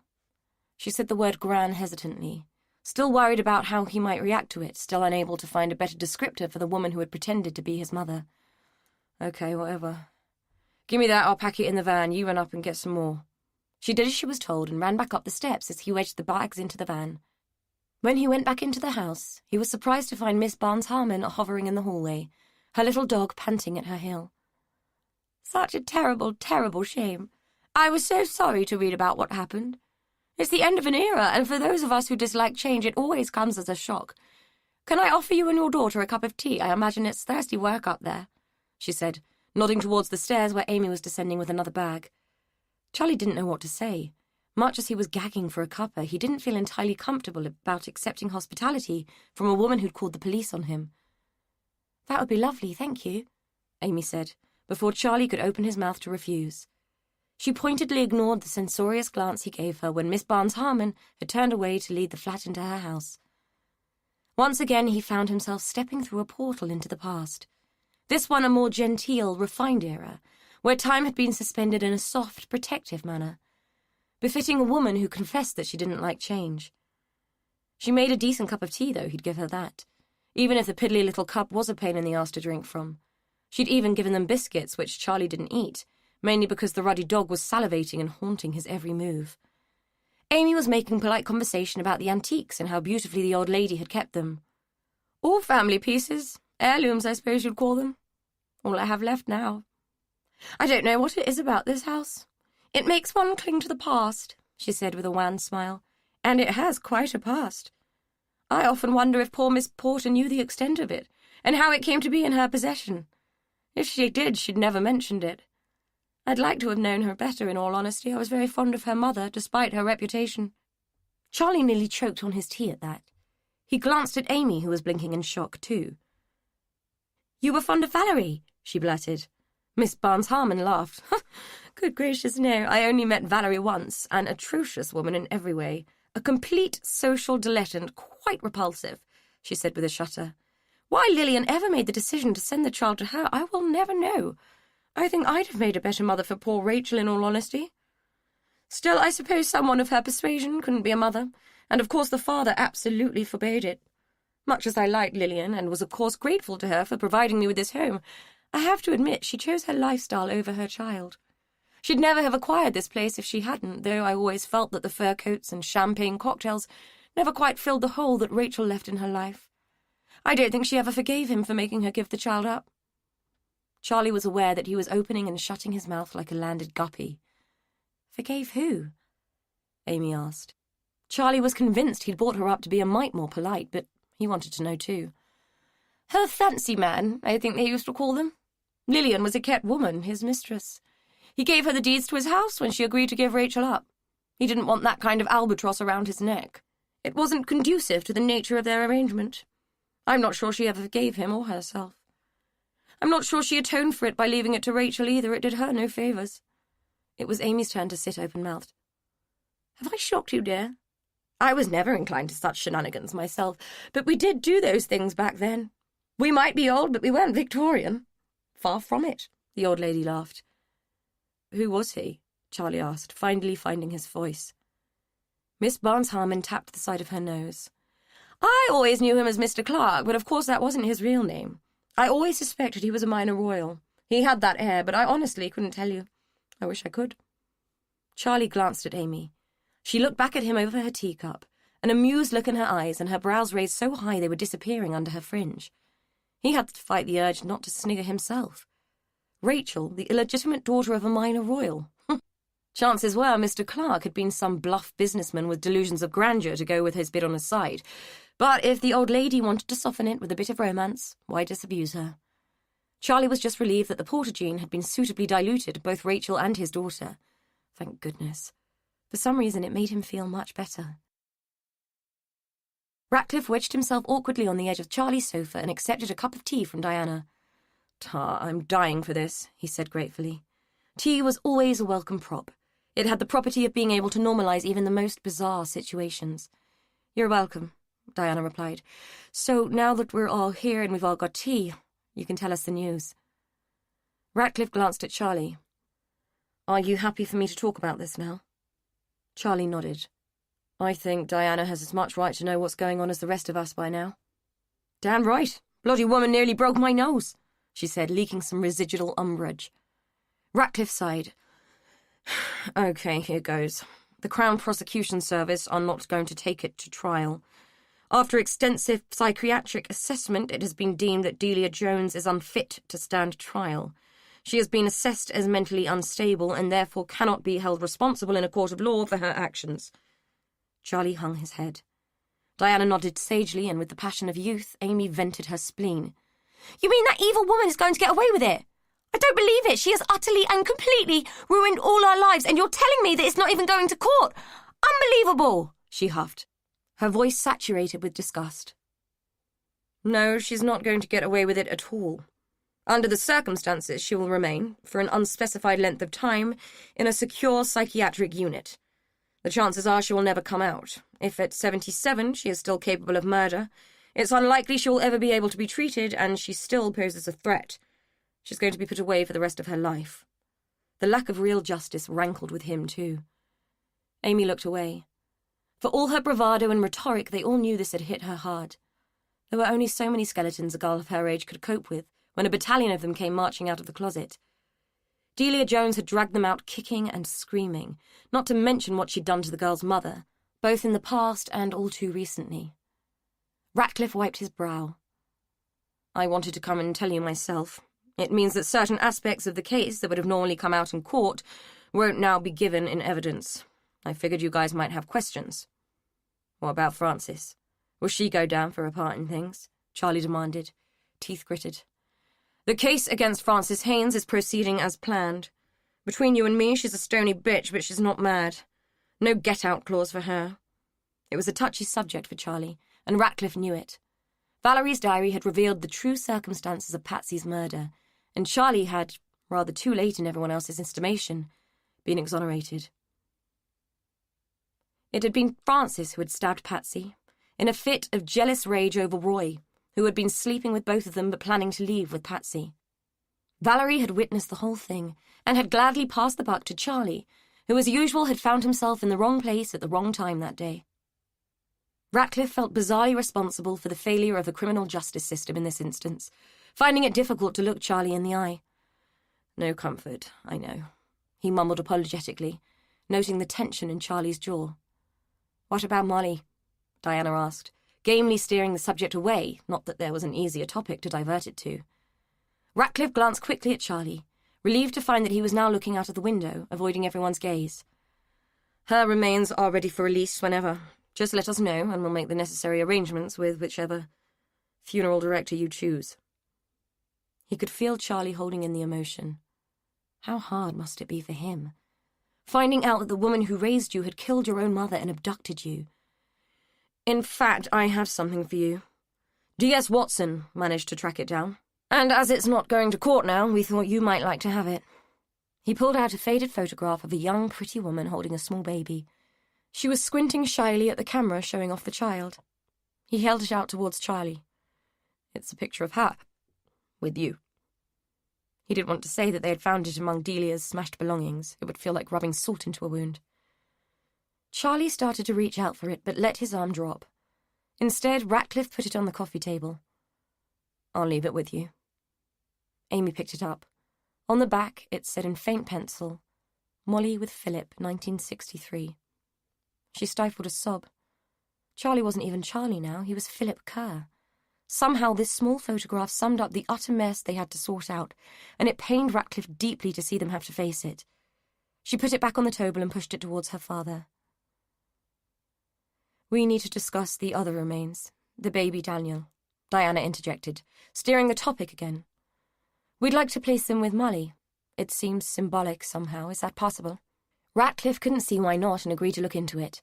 He would never say at this juncture, but he had a sneaking suspicion that Delia had been responsible for Daniel's death too, though Julia Ferris was adamant that the child had never drawn breath and had been stillborn. Valerie's diary had mentioned Delia's role as midwife on that occasion, and Ratcliffe wouldn't have been surprised to find that Delia had stifled the poor mite as he was born, as revenge for the botched abortion Valerie had performed on her.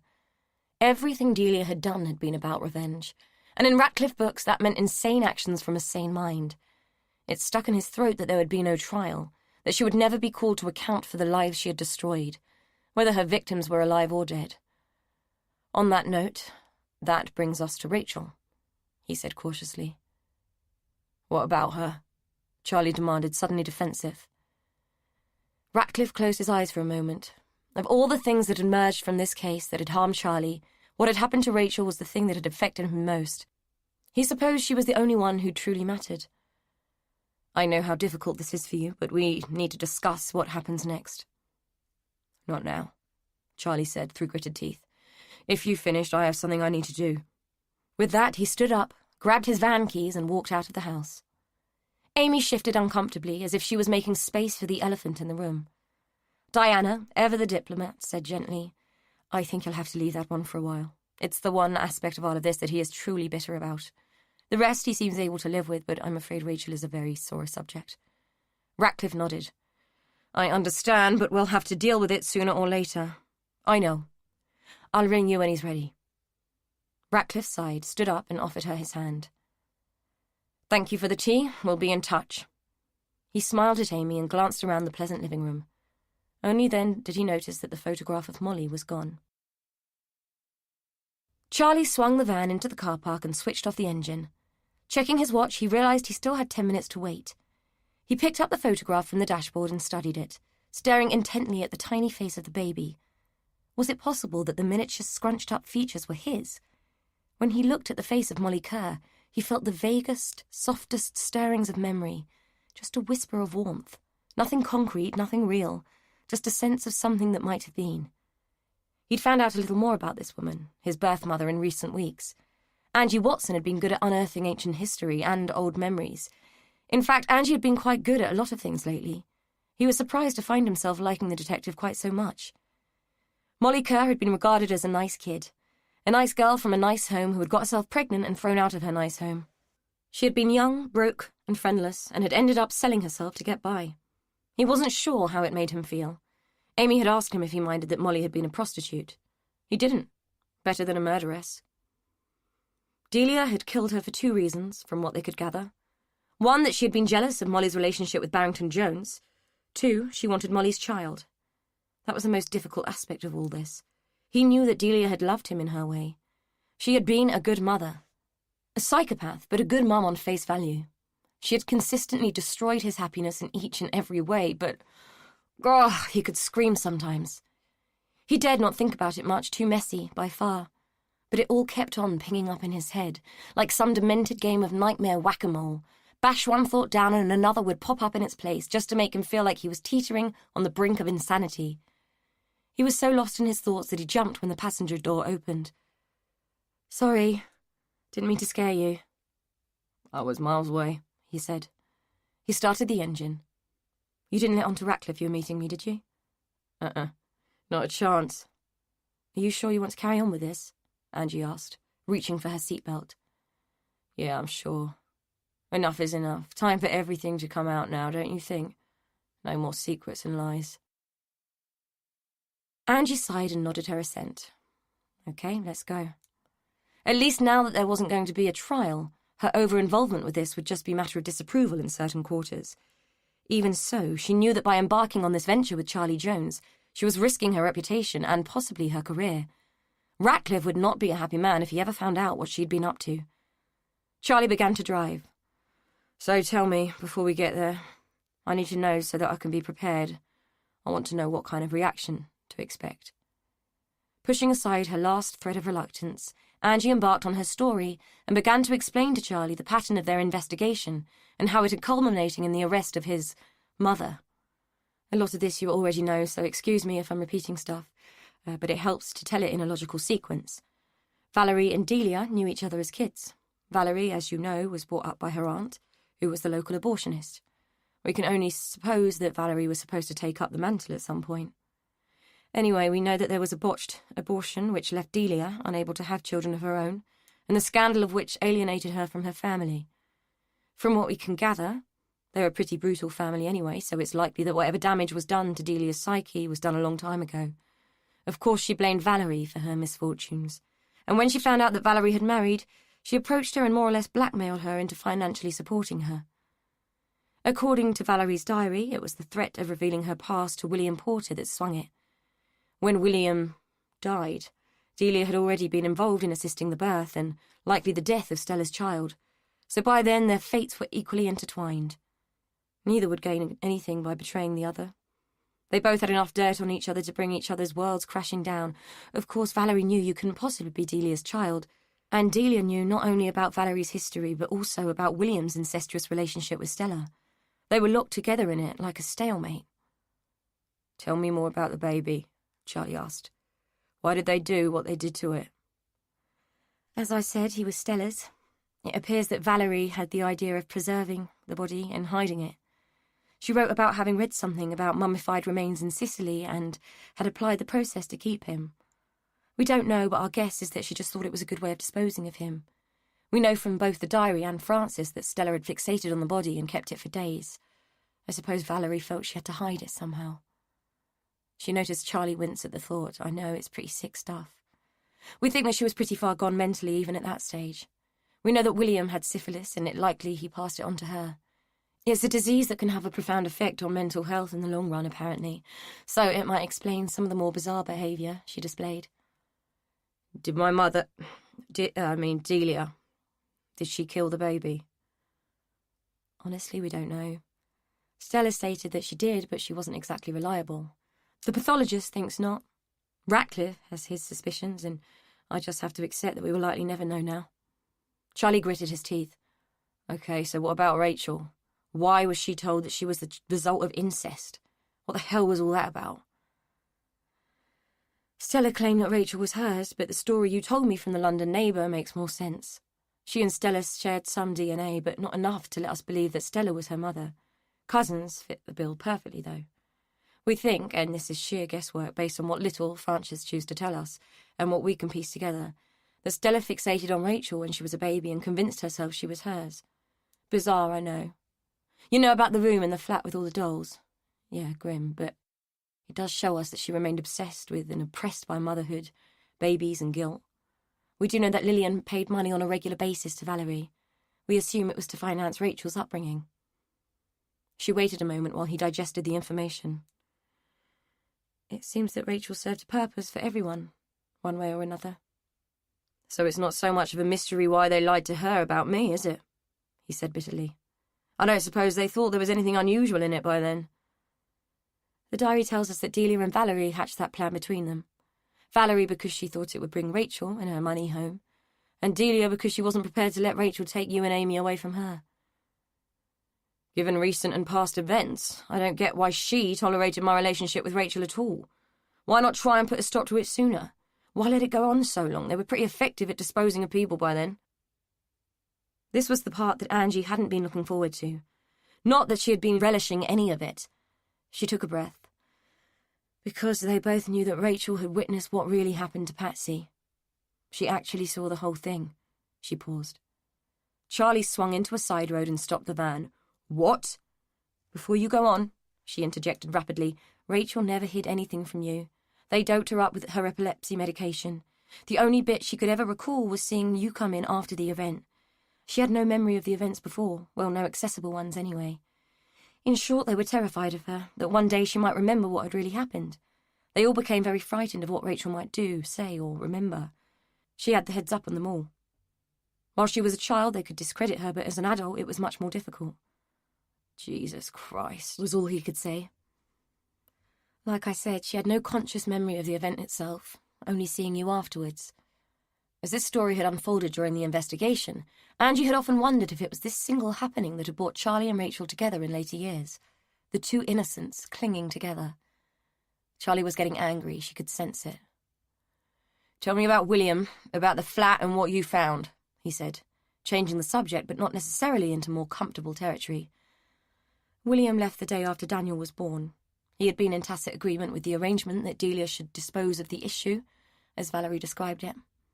As it transpired, Francis and Stella closed ranks for once, and as Francis had learned a lot from her mother about how to make people pay for what they'd done, William couldn't take the thought of facing the results of his actions on a daily basis, so he left.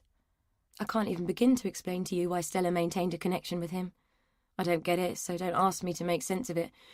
Anyway, it seems the dolls were down to him. He used to get them for Stella, God knows why. We can't work out whether it was to torture her or compensate her. Some warped, conscious thing, we think.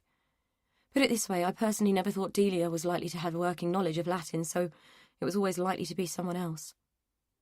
Charlie had known about the thing with the dolls for a while.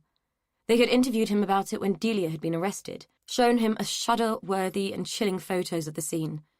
It had been like looking at the stills from a bad 1980s horror film, both faintly ridiculous and the stuff of nightmares. Given Delia's penchant for collecting dolls, he had assumed it was she who had staged the Chamber of Horrors, though God knows why. So why did she try and burn the place down? We think Delia thought the diary might be in there. That's what she told us anyway. Charlie nodded. Answer me this. Why would someone with so much to hide, so much shit to cover up, keep a diary? Angie shrugged. I have no idea, but she did. I agree that it's totally odd. The only explanation I could think of was that she wanted it as some kind of insurance policy, that if anything happened to her it would all come out and that she wouldn't be painted as the sole bad guy. Leverage, I suppose. Charlie started up the van again. What was it again? Pecari Pegavisti? Yeah, something like that. It's bloody right, though, eh? They didn't speak for a while, just drove. Eventually Charlie said, How much of this do you think Rachel knew?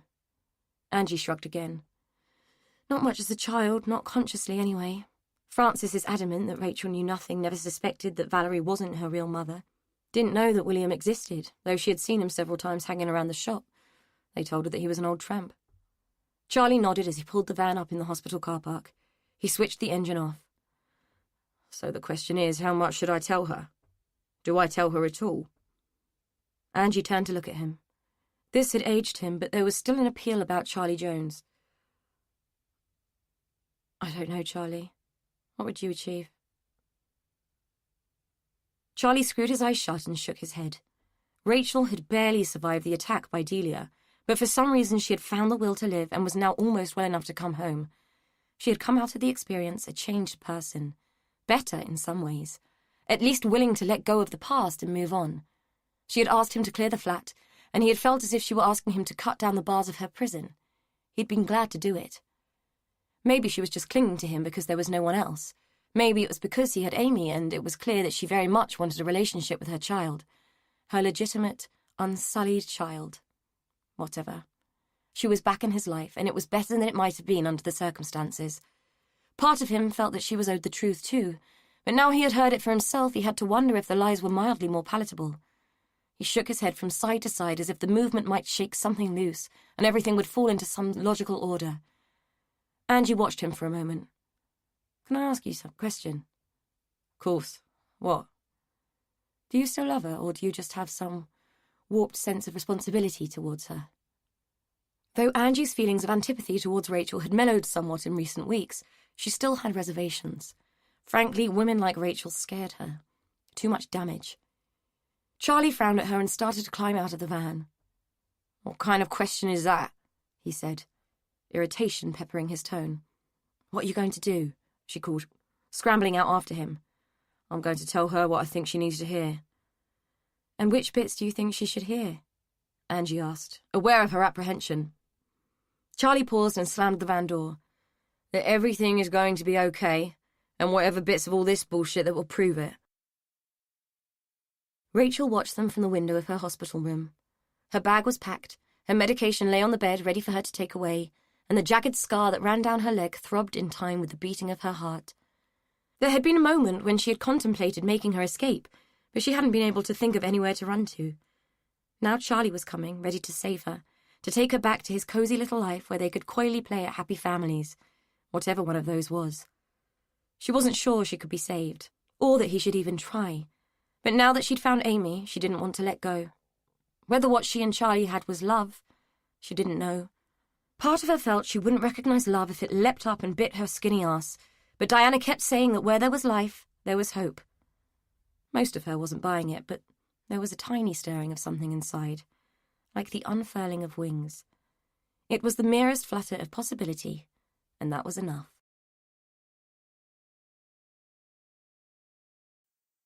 If you enjoyed My Mother the Liar, then keep listening for an exclusive extract from Anne Troop's debut thriller, The Lost Child.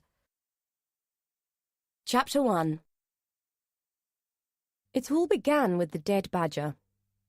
Elaine had spotted it on the road to Hallow's End, lying stiff and cold near to the grass verge that edged the narrow lane.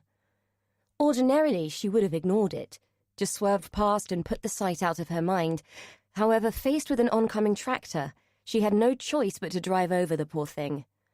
As the rear wheels bumped over its now thrice-crushed corpse, she gave absolution to its lingering spirit with an apology, made insincere by the shudder of revulsion that accompanied it.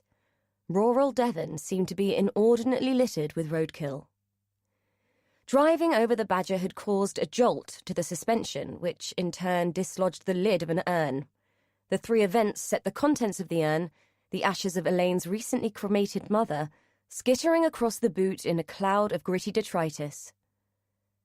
Remnants of the dead woman worked their way into every surface as the car rumbled over uneven tarmac. The tumbling, rolling motion helped to embed the very crumbs of Jean Ellis deep into shoes and coats and bags, where she could cling unseen. Even in death, Jean could cleave to the daughter she coveted. In this powdered state, she could nestle against Elaine's skin, work under her fingernails, and linger in the air that she would breathe. Jean had become an ethereal cloud which no one could escape. When the car drew to a halt, Jean settled for a moment, a dust storm in waiting. At the eye of that storm, a burdened soul smouldered. Elaine knew none of this as she negotiated the lanes, diligently following the signs to Hallow's End and looking out for the fork in the road that would lead to the cottage she had rented. Just past the village, she took the right fork as instructed on the booking confirmation, and within 100 yards saw a cottage which matched the photograph from the website. Sure enough, the sign on the gate read Meadowfoot Cottage, and Elaine knew she had found the right place. A gravelled pull-in formed the parking space, and she pulled up there. Once out of the driving seat, she stretched her stiffened limbs and walked to the back of the car. A girl had emerged from the cottage next door and was walking towards her. "Miriam says I've got to help you with your bags," she said.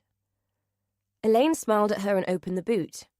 She was forced to watch, helpless and appalled, as a gust of wind seized the remains of her mother and delivered them into the unsuspecting face of the teenager who was waiting to her side. "What the hell was that?" the girl demanded, spitting. She wiped at her dusty skin with the sleeve of her hoodie. Elaine quickly pulled a coat over the urn, trying to ignore the grime that sugared the fabric. "I'm so sorry. I've been having some building work done. I had a bag of plaster in here, and some must have spilt." She had to think quickly. The confabulation was in lieu of the truth. She could hardly tell the girl she'd just received a face full of cremains. Mortified, she told the girl to go inside and clean herself up. She would unload her own bags. The girl scowled and sloped off towards the neighbouring cottage, unknowingly patting clouds of dead women from her clothes. "If that had been anyone else but you, Mother, it might have had a funny side," Elaine muttered as she shook out her coat and dusted off her luggage. She wondered how appropriate it would be to sweep one's parent into a dustpan. "I should have had you buried. Even you couldn't have got out a coffin." She scooped what she could back into the green plastic urn and screwed on the lid. She groped around the boot for a bag which she could wrap around the urn to stop it disgorging its contents again. When she had finally enclosed Jean inside a Tesco's carrier, she felt a flush of guilt. "Sorry, Mum, but you never could resist embarrassing me, that poor girl. And I know you hated Tesco, but this will have to do." To her continuing shame, her muttering was interrupted by a small cough, forcing her to turn around and face a cheery-looking, apple-cheeked woman who had been standing behind her for God knows how long. "Hi," Elaine said, acutely aware of the blush that had crept across her own cheeks. The woman took a long, appraising look at both Elaine and her car. "You must be Miss Ellis. Welcome to Hallow's End. Good journey." Elaine hastily checked the open boot. "Not too bad, thanks, though the road up here is a mite bumpy." Thankfully, the remains looked more like unused cat litter than anything else. "Is the girl okay? I think I might have upset her when she came to help me unload." "You mean Brodie?" "Oh, don't mind her. She's always like that. Hasn't stopped moping since she got here." The woman bent to pick up one of the bags. "Righto, follow me and I'll show you into the cottage and let you know how everything works. I'm Miriam Davies, by the way. I live next door, so any problems and I'm on the doorstep. I come in twice a week to clean and change the linen, but anything you need in the meantime, don't hesitate to ask. I look after my sister, you see. She's had a stroke, poor woman.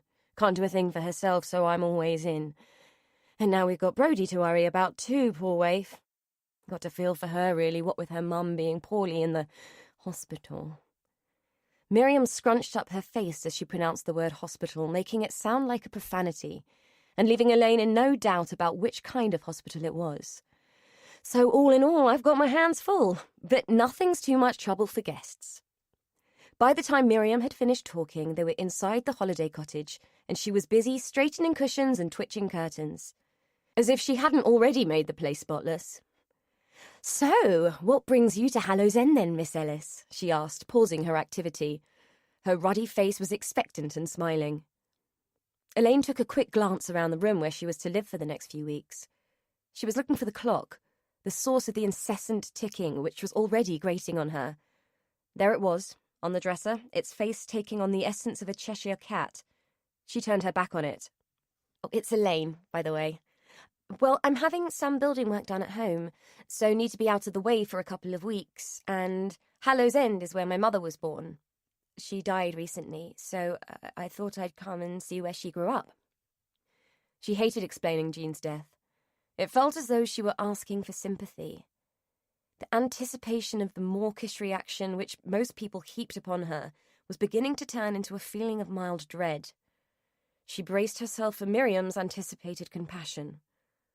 "I'm sorry to hear that, Elaine. That must have been very difficult for you. Still, life goes on, doesn't it?" Miriam said evenly. The matter-of-fact response was oddly refreshing. "Yes, I suppose it does. You might have known her. Her maiden name was Jean Burrows." Miriam gave the name a moment or two's thought. "No, doesn't ring a bell, and I've lived here all my life." Elaine was surprised. The village hadn't seemed exactly extensive when she had driven through, and she'd always imagined that there was an intimacy in rural communities that dictated everyone would know everyone else. But her mother had told her that the family had moved away when she was young, so perhaps it wasn't so unusual after all. "I know the family moved to Bristol a long time ago, but I'm sure there was an aunt still here.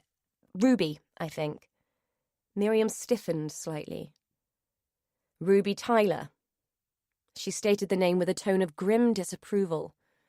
The unexpected change in Miriam's efficiently cheerful persona was quite disconcerting. "I think so. I never knew her surname. She was just someone who was mentioned once or twice." It was true. Jean had never talked much about her family, or her childhood, but the never-met Aunt Ruby stood out in Elaine's memory as the lady with the cottage garden where Jean had liked to play. It was one of the few things she had been able to imagine from the snippets of information her mother was always so unwilling to share. From Miriam's reaction, it seemed that Aunt Ruby might not be the warm and cosy woman that Elaine had always pictured. "Well, I'm ever so sorry to tell you, but Ruby's been gone a long time. Must be 20 years at least now." Miriam had adopted a more conciliatory tone, as if she had consciously decided not to speak ill of the dead. "Oh, well, never mind. I'm sure I'll enjoy my stay anyway." "I'm sure you will," Miriam agreed with a degree of warmth that Elaine hadn't been expecting after the mention of Ruby. To her surprise, Miriam leaned forward and patted her on the hand. "None of us can help our family, can we?" she said. "But you seem like a nice girl. Anyway, I must get on. Esther will be wanting her tea, and God knows what Brodie's been up to since I've been gone. Well, here's your key, and don't forget I'm across the way if you need me." As the curious little woman waddled away, her floral apron flapping against her legs, Elaine was reminded of Jemima Puddle Duck and found that she was smiling at the comparison. Despite the fact that it really did have roses around the door, the cottage wasn't quite the bucolic ideal she had imagined when she'd booked.